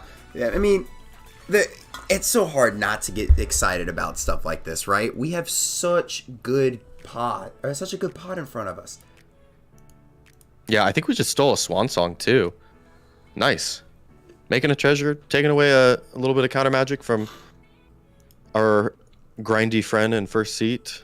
Pretty nice. Wow, they burned the swan song? So I'm sorry, got eaten by the monkey, or however I should phrase it. And we're still going second main phase. We're using the treasure and the soul ring. Here we go. With the Draneth Magistrate. He said, yeah, we're hanging out today. We are hanging out. We're in for a doozy of a game. Welcome to mid-range winter. It's good and we're loving it, baby. Yeah, it feels really good to get it down before Kinnan and Obnixilis can get out too. Yes, 100%. Obnixilis decks really like to try and Kinnan as well. They, just like we're seeing here, they love to mull for those really fast starts so they can get their commanders down, get those engines going, and then the rest of the hand is just beans. Beans everywhere. Right, we saw how potent a turn 1 Kinnan was the game before because we were able to just slam a Kinnan and then slam a Consecrated Sphinx turn 2. As we just play Jeweled Lotus Land and pass. Mount Doom, and I can't remember that guy's name off the top of my head, but it's Disciple of the Vault. There you go. Really good piece for Obnixilis, right? Whenever an artifact gets put in the graveyard, you get to have an opponent lose a life. Super good synergy with Obnixilis, right? All of these weird cards become engines, which is so cool. One of my favorite things about this card is it's actually a stacks piece as well. It prevents your opponents from winning with Lion's Eye Diamond. Oh, yeah, big time. Yep. Yeah, big time.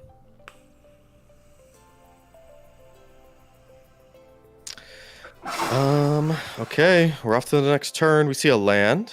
Polluted Delta coming in. Yeah, I think everybody's going to be looking for removal on that Draneth, right? It's not holding down one, but all three players. So I think it's just going to come down to who decides to remove it first, right? Who can play their commander and pop off or get real value out of the commander while removing it. Because you don't want to get rid of the Draneth and then kind of unlock your opponent and not get to take advantage of it being gone anymore. 100%. Yeah, we don't want to resolve problems for our opponents. We want to only resolve our problems so that way we can sneak through the cracks. Absolutely.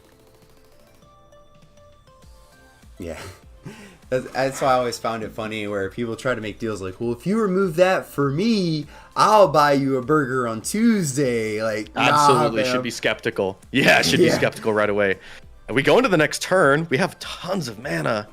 I mean, this is Crom or Timna, depending on how you want to draw your cards. Or even an Adnaz, right? Oh, no, maybe not double black yet. We don't have double black. I'm sorry. We have blue-red, and then we're grabbing something with our black-white fetch land. Yeah, I think this is going to be an Underground Sea here, and we're going to see a Crom come down. It just has... It's easy. We can cast it now. Later on, we can use other things to cast Timna and also some other spells to keep distancing ourselves in advantage from our opponents. And also, Crom is just going to draw the most cards right now.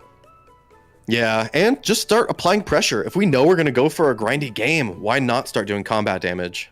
Yeah, we gotta start hitting these Nas players. We gotta get that life total down. They're looking 36 and 39. You're looking a little too healthy for me. Iron Beagle 42, he had a Ragavan and was able to make a treasure. Use that treasure. Mm-hmm. It was a crazy play. Yeah, I believe he dashed it, cracked, and got us. Yeah, he ripped the Swan Song off the top, made a treasure, and then tapped down another artifact in the second main phase, and using the treasure to cast the Draneth. It was super, super spicy. Yeah. It was actually crazy, and I think an amazing start. I understand why we snap kept that 7, because maybe at first doesn't look as juicy if you're thinking about just playing the monkey, but utilizing the dash mechanic to get that white mana. Come on, man. I gotta write that one down for later. That's awesome. Hey, look, I guarantee you that Marsh Flats that he pulled off the top, that was the draw for turn. I'm willing to put money on it. Yeah, I think it was too. Yeah, we top decked that and said, hallelujah, windmill slam on the table. Yeah, here comes the Crom too, and we go to combat at Francisco Crom because, I mean, it makes sense. They're the ones kind of doing the most damage throughout the grindy gameness. Kenan can be really scary when, you know, they get their pieces down, but just gonna make them remove the Dranith. Same thing with Obnixilis. Gonna just wait, remove the Dranith, and then we can go. Copy Artifact. I don't know what that's for. I could definitely see this grabbing J-Lo or maybe Mana Crypt. I'm sorry, Soul Ring. Yeah, Soul Ring, right. I think Kenan usually likes to keep more permanent mana. Oh, Manglehorn. Nice. Ooh. Yeah, it looks like it was the Soul Ring, right? Tapping 2 colorless, sacking for a green to cast the Manglehorn. Second card, gets a Crom trigger. Yeah, I'm definitely going to blow up your Soul Ring now, so you're going to take the 3 damage. I like Lightning Bolt in your upkeep. That feels good. Yeah, right?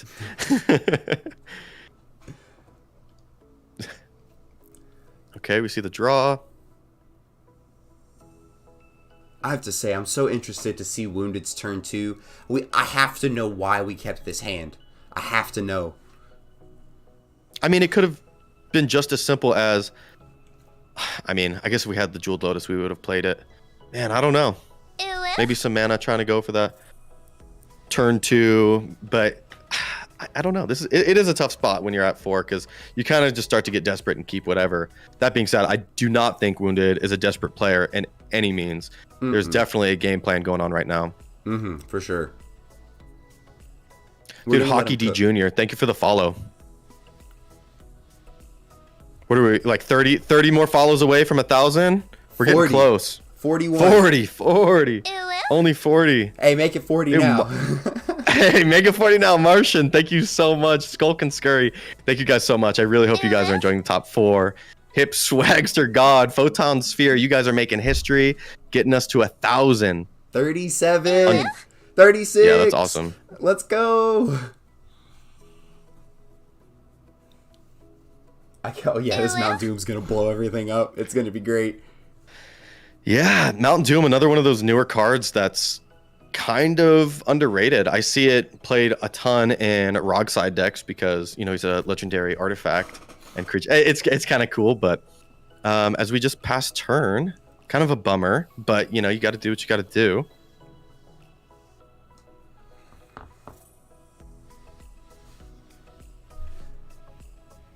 Jed could be. I'm looking at the chat. You guys are hilarious. Lobo, if you need to unfollow, I understand. And Razzie at 1,000. Hey, at least you're here to enjoy the games with us. I appreciate it. Voidhammer88, thank you for following. And man, it looks like we're doing some math on what we can do this turn as Francisco Crom looks for a land. So this is definitely that moment where we laugh in our own mind because our real partner commanders are in our deck, right? Like, I don't need my commanders to win the game. Ha! Joke's on you. Yeah, that's very true, and I think that it's so cool because we're Necropotence. Goodness. Oh my gosh. Oh my goodness. Sorry, what were you saying? No, that's exactly what we needed, right? We needed to jam this down. We're going to draw a bunch of cards, and another one of these newer-ish cards that is getting so much popularity and is especially potent. And Grixis decks, Born Upon a Wind, man. That thing is nutty. The new Shimmer Mirror. I love it. Ever since I slotted into my own deck, I've never ever thought about taking it out. It's only been ceiling time. There's never been a floor.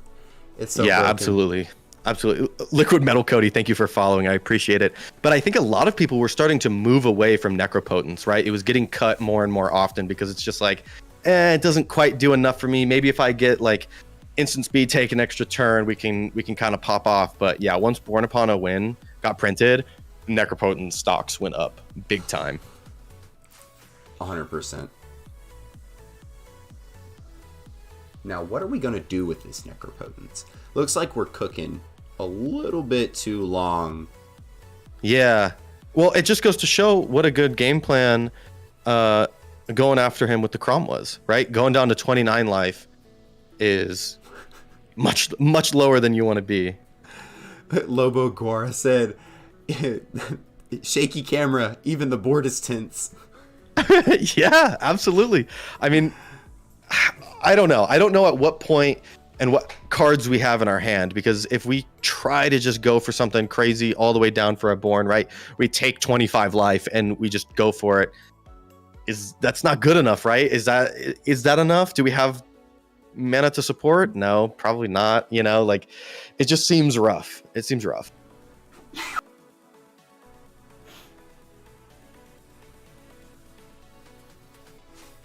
Yeah, the Dranith Magistrate's definitely not making things any easier. And the Manglehorn. Goodness, what a good timed Manglehorn, right? Yeah, absolutely. And again, even harder to fight through if you're trying to do some crazy Necropotence shenanigans.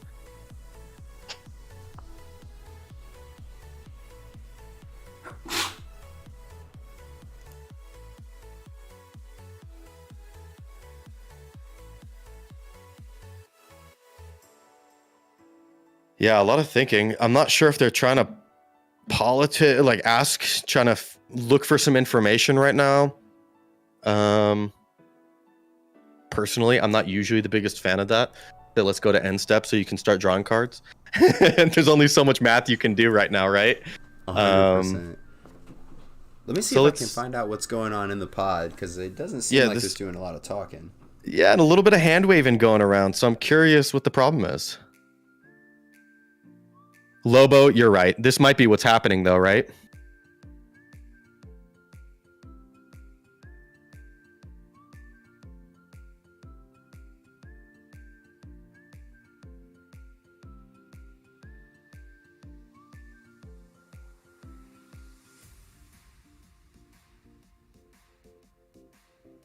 Oh, it looks like Mills froze his camera for a little bit and wasn't able to move. So I think we're just making sure connectivity problems do not continue. And I don't know. Getting a judge in there to, I guess, resolve whatever's going on shouldn't be that big of a problem. So what is occurring is there was an issue where his camera was frozen for a little bit, it appears, and we're just trying to find the best way that we can resolve this to be able to determine that there is, no foul play, that everything stayed the same, there wasn't any manipulation, that kind of thing. And then we can proceed gameplay from there. So sweet. Yeah, it'll get fixed very quickly. I can't imagine anything crazy happening. A lot of people talking in the chat. Yeah, I mean, we already went to combat against him. If you do take 20, 9 damage on board, absolutely. Pointing out the Disciple. That's why Disciple is so good. It's a weird stacks piece, but it's also a draw engine in Ob Nixilis. There's a lot of good pieces to this deck. So we're at 4 cards in hand. So I tell you what I would do. Honestly, now that I think about it, I think I would definitely rip for I'd rip to go to 10 cards in hand and in step. Pitch 3 to exile. Sculpt the best 7. And just use it as a value engine. If you dip too hard, you're gonna pull attention to yourself and you're gonna die. Well, I think the attention's already there, no? Hopefully somebody else draws some attention in the next few turns as Caveman starts to reveal their hand. Holy smokes. Oh, man, we got a snap, an intuition, a gamble, a silence, and then, of course, the monkey that we saw in turn 1. Yeah, kind of wild. Nothing too broken though. No, nothing crazy. Just solid, right? We're hanging out. We're playing some Magic. Yeah, 100%. Saving life to continue on is definitely the wave. It's just how deep. I think 10's a good number, right? We're only taking 6 damage, down to 23. If we get hit by Crom and a couple more creatures, we're looking at, I don't know, 15 plus health, hopefully. And then maybe go for a big Necro, but then maybe you're too low anyway. Yeah. No, I don't think anybody get probed. I think he's just stunting on him. No, I'm sure this is how they're resolving the issue, is that they had them block all the other players. The judge was spectating the game. They revealed their hand. That makes a little bit more sense. Let me see.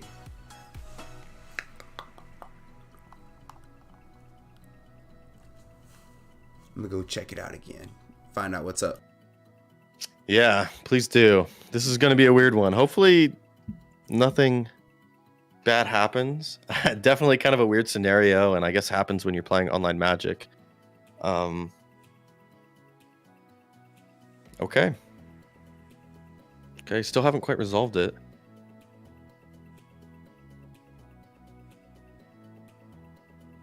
As I think we're taking note of all of the cards that were in the hand to make sure if there's another freeze in the future, we'll be able to reveal the hand again and say, yep, these are the cards here, and this is what I drew as far as the safety measurement goes.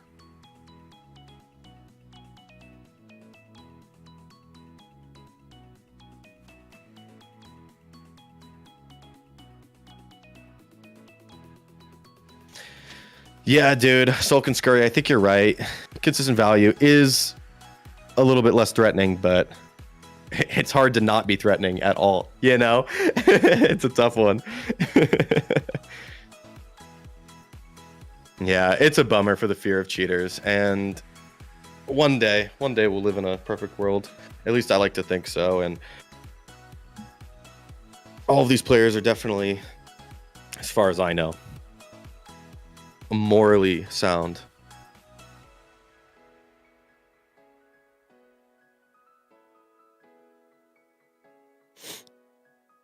Interesting. It's a bummer. I think we're still just writing it down. I think we'll be able to get through this really quickly. Maybe not as quick as we're changing the camera angle, making sure it's not overheating, because dang, has it been a long day for our finalists. The equipment overload could definitely be a thing, and something to look out for. Okay, so we wrote down the hand, and we're restarting the computer altogether to make sure that the issue doesn't continue to happen.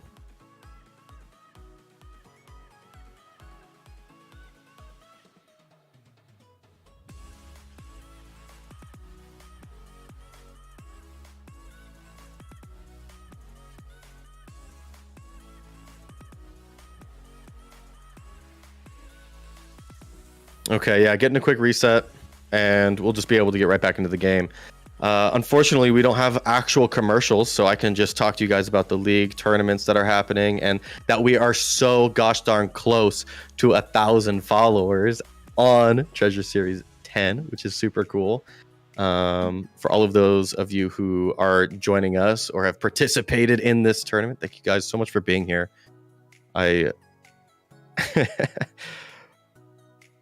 I'm super excited to get this game going again, because it's kind of spicy. It's a little crazy, right? Awesome. I think you covered everything fairly well. But yeah, basically, what they're going to do is there's an issue with the audio, and so we're just trying to prevent a solid disconnect. They're going to go ahead and like you said, we recorded the hand. They're gonna reboot their system, come back. Hopefully, all the issues are fixed. The hand will be revealed again, so that way we know that they still have the same hand, and all unknown portions of the library will be shuffled. So if there was any top deck tutors or anything like that, that known information will stay known.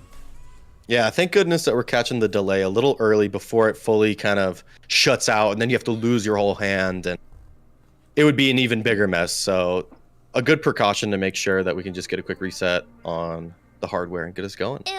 Yeah, fam. Imagine disconnecting, not being able to communicate with anybody, freaking out, being like, oh shit, I have 60 seconds. I have to go. We're about to become the best AT&T technician on the planet. Absolutely. And there's already enough stress as it is coming into a tournament. In top 4, you're not trying to think about your hardware. You're thinking about all these different lines and, magic. And that's what we're here for. Dude, Hack&/80, thank you so much for following, getting us one step closer to 1K. I appreciate it a lot. And I hope you're enjoying the game so far. 35 more followers and we hit 1,000. Oh, that's nothing, baby. That's nothing. We have a family of 965 people so far. And I know we got more people that are in our Discord that aren't following, which is crazy. That's funny. We'll have to harass them while we're playing league games, practicing for our tournaments. Yeah, dude. If you guys are in the chat and you're not part of the league games, you should be, because it's just good practice for tournaments. And if you get in the top 4 leaderboards, you get paid. Mm-hmm. And you're going to see schmoes in there like Ka0s and Pigeon, who's our TO for the day. Real big shout out to them and everything that they've done for the tournament so far, handling all those tickets and rowdy players. People like Efond and J-Dog are judges. They're always in the league and jamming games. Like, these pods fire non-stop, and you're playing with some really awesome people. So I guarantee you're gonna have a good experience. You're gonna learn a lot. It's gonna make you no disrespect intended here, but guaranteed it's gonna make you a better Magic player. So come hang out. Yeah, whether it's better from just being more comfortable in this kind of scenario. I mean, webcam Magic is completely different from playing in person. You get to talk to our judges, like you said, J-Dog and Efond, and they can explain some of the differences that come along with playing on webcam tournaments, right? Making sure that your play space is approved before you even go into a tournament, making sure that you have no doubts whatsoever when you're ready to compete, that you're a well-oiled machine ready to win. And that's what we want to see, especially from just all these great players, because everybody who makes top 16 gets free entry into the league, and you're going to be playing against them too.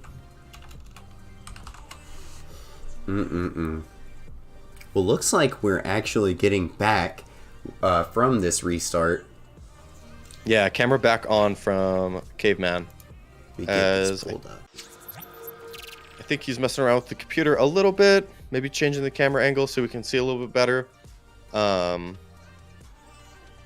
Yeah. To Captain Moral support, so do I. I also give out free wins.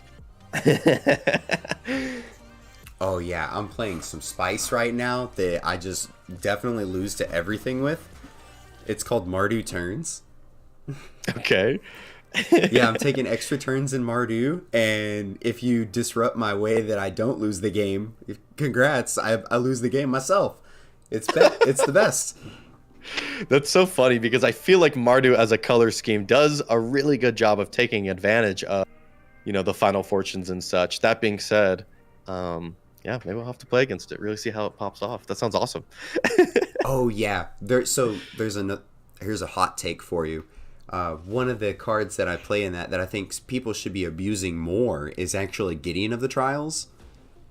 Being able to resolve that down early, turn 1, turn 2, not only does it give you a 4/4 beater for Timna every turn, but also you can get an emblem for 0 loyalty that says your opponents can't win the game, and you can't lose the game.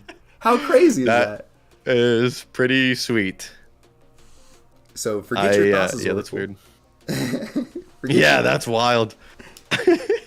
You're not Thassa. Wait, how much mana? It's white, and 1. Wow, not Yeah. too bad. We're playing a Ranger Captain, so why not play this card? Yeah.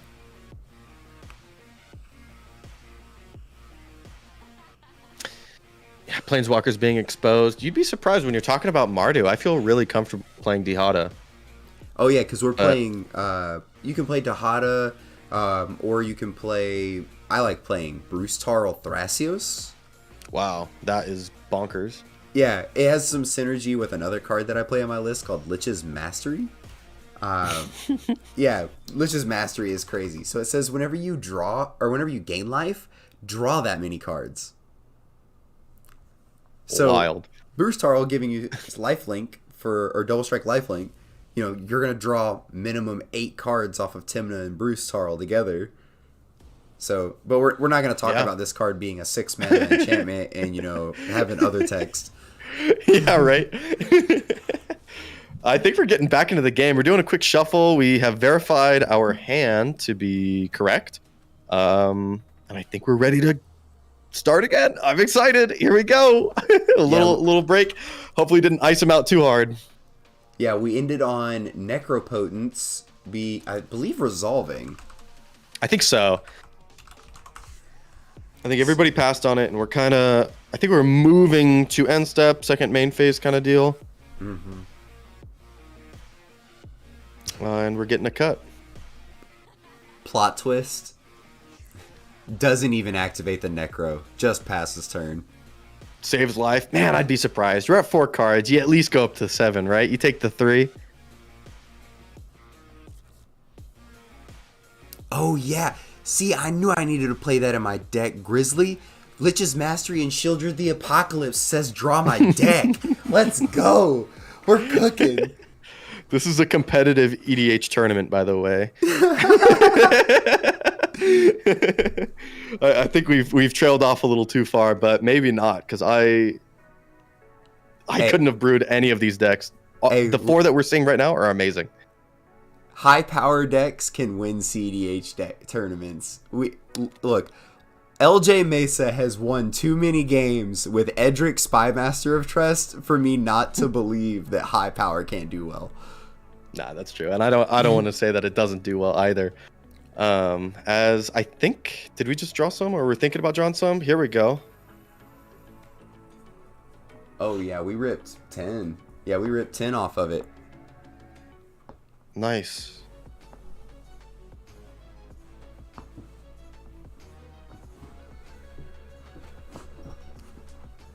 Gonna sculpt that hand like you had said.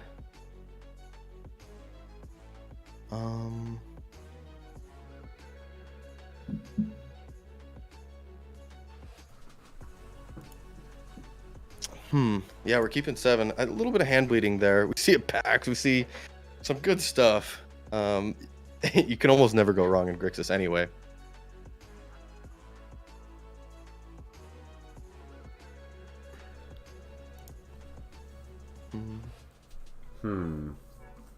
So we're gonna rip 10, sculpt the 7. This is always the downside of Necropotence, the turn it resolves. There's so much thought that goes on. Yeah, I agree. And we're so low. We have to think about our next activation on it too. And because your opponents are also thinking about the next activations, right? Like we got to get them as low as possible. So the next Adnos is only, or sorry, not Adnos. The only next activation is like 10 at best, 5, so we'll see. But it also could be just as simple as that this perfect 7 we got has Thassa's Oracle, Demonic Consultation with plenty of protection or whatever, right? It really could be just that simple. Oh, easily. That's what this deck is designed to do. I'm gonna find either A plus Demonic Tutor, or I'm gonna find B plus Demonic Tutor, and I'm gonna win the game. Right.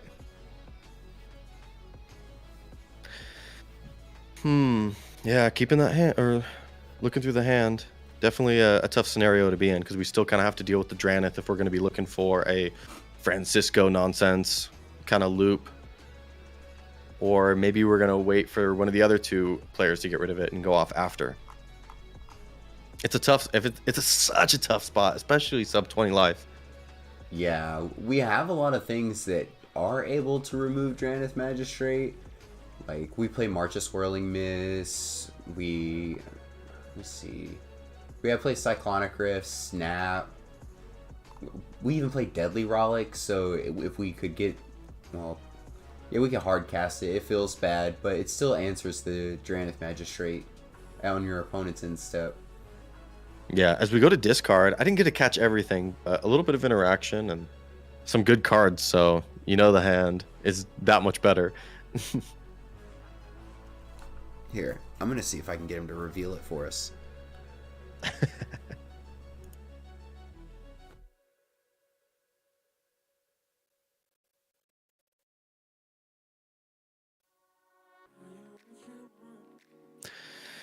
Okay, we passed the turn. Tons of mana going over to Caveman. And we did get rid of the Soul Ring with the Manglehorn, so a little bit less than we had before, but picking up the Crom, maybe going to combat, looking to work on second main phase. Nope, just kidding. Here we go. Flicking a card around, bringing it to the front. It's a tough scenario, how we want to play this, especially if we have a powerful hand or not.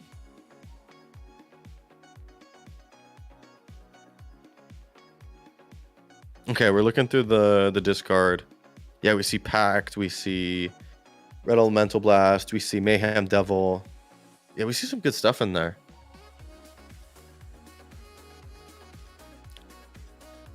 I think a Wishclaw Talisman too, maybe? I'm not sure.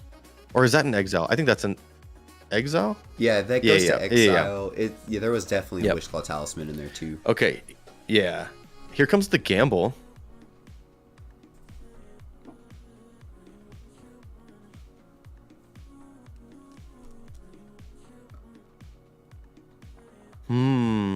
Spooky card. Spooky card. What do you think we're gambling for here? I have no idea. So we got a couple of options. Let me see. Just take a quick gander at the list. So we can go for like a Lotho, a Dockside. Not Dockside's actually really bad here. So yeah, Grand we can probably... Abolisher. Yeah, Dockside's not too bad. It's a little well, our count's not high enough, probably. Well, maybe 3. It makes 3. 3. Yeah, it makes 3. Yeah, that's pretty rough. That's not what we're looking for, probably. We could gamble for a Rhystic Study. Yeah, if we're still trying to hang out and play some long-term Magic, I think that's definitely a move.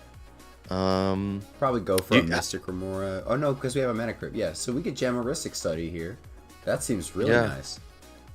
Yeah, that does. Especially if you think we're all going to be able, as like a quote-unquote group, beat up on Francis Crom, get them really low, they just die, and then it turns into this super grindy game where, you know, Kinnan played their Manglehorn. They want to see some stacks effects. Obnixilis maybe not feeling the greatest with only a few cards in hand, but maybe doesn't mind either. You know, they're not necessarily a threat right now. All they have to do is sneak out a little something a few turns later and just win.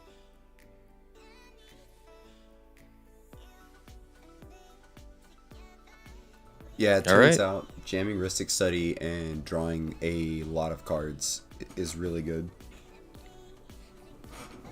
I wish that more players would tutor for Rhystic Study. It's just as good as tutoring for a different part of your win con. Yeah, I think it can be. And it looks like... Was that the clone? What is that? Snap. Snap. Oh, what a cool art. Yeah, that's a good one to get rid of, I suppose. Probably not what we're too worried about keeping. And dude, Abyssal Voyagers, welcome to the chat for the first time.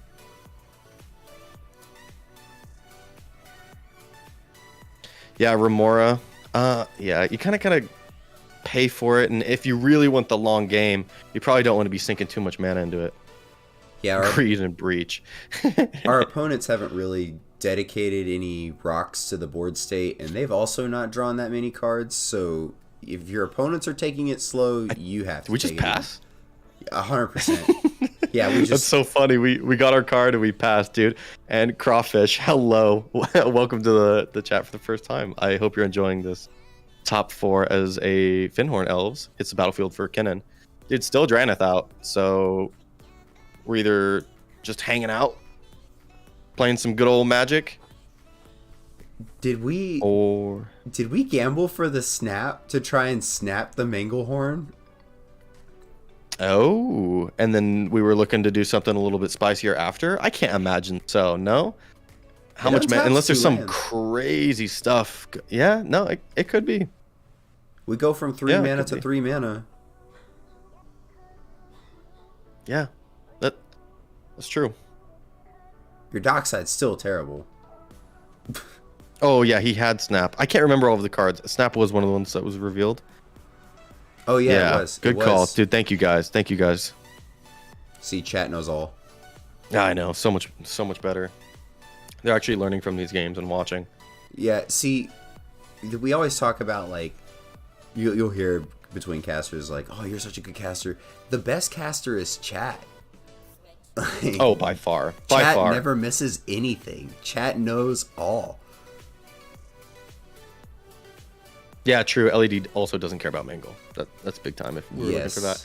Yeah, it could be a bunch of things. That's what's so crazy about these colors, right? There's so many different ways that we can win, right? We can just make it happen.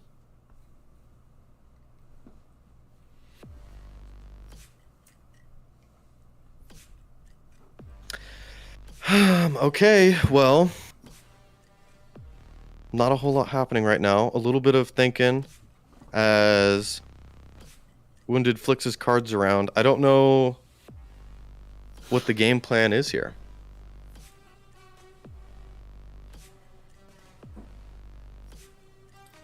Yeah. Captain Moral and Mace the Mind Sculptor. I appreciate you guys thinking that. Chat catches the cheaters. Yeah. Definitely catching cheaters. A big deal. And just catching misplays overall. Being able to get a judge in there ASAP is so tight. Making sure that we get to see this really high quality gameplay. End of turn intuition. Yeah, big time. That is definitely a possibility.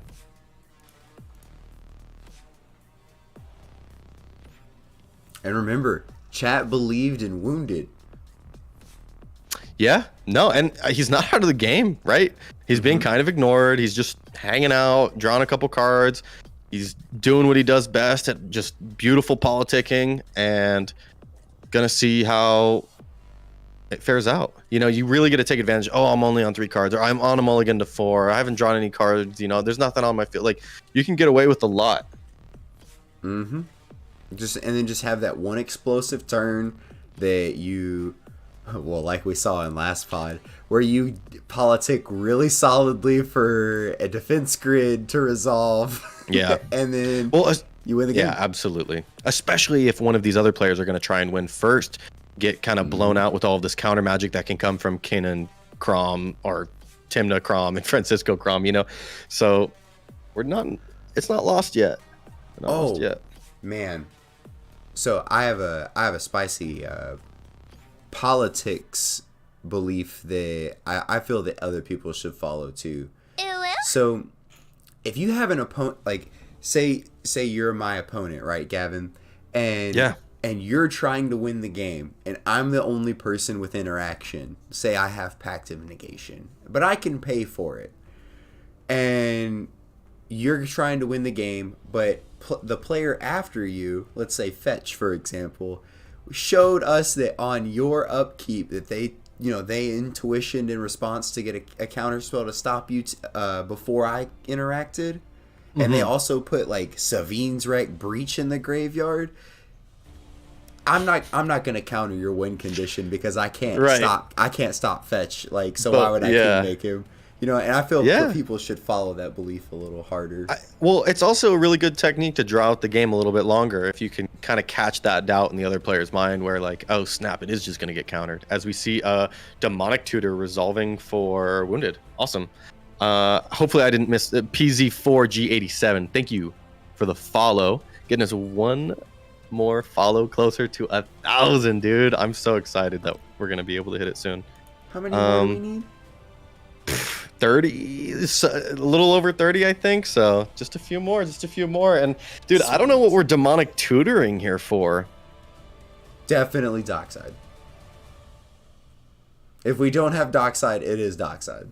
Guaranteed. Yeah, I think so. Right? There's plenty of stuff going on. We have a Mana Crypt, we have a Copy Artifact, a Necro, and a J-Lo. Yeah, we need... Oh, yeah, we could go get J-Lo. We just need something that is going to get us to Ob Nixilis quick. And I figured that Dockside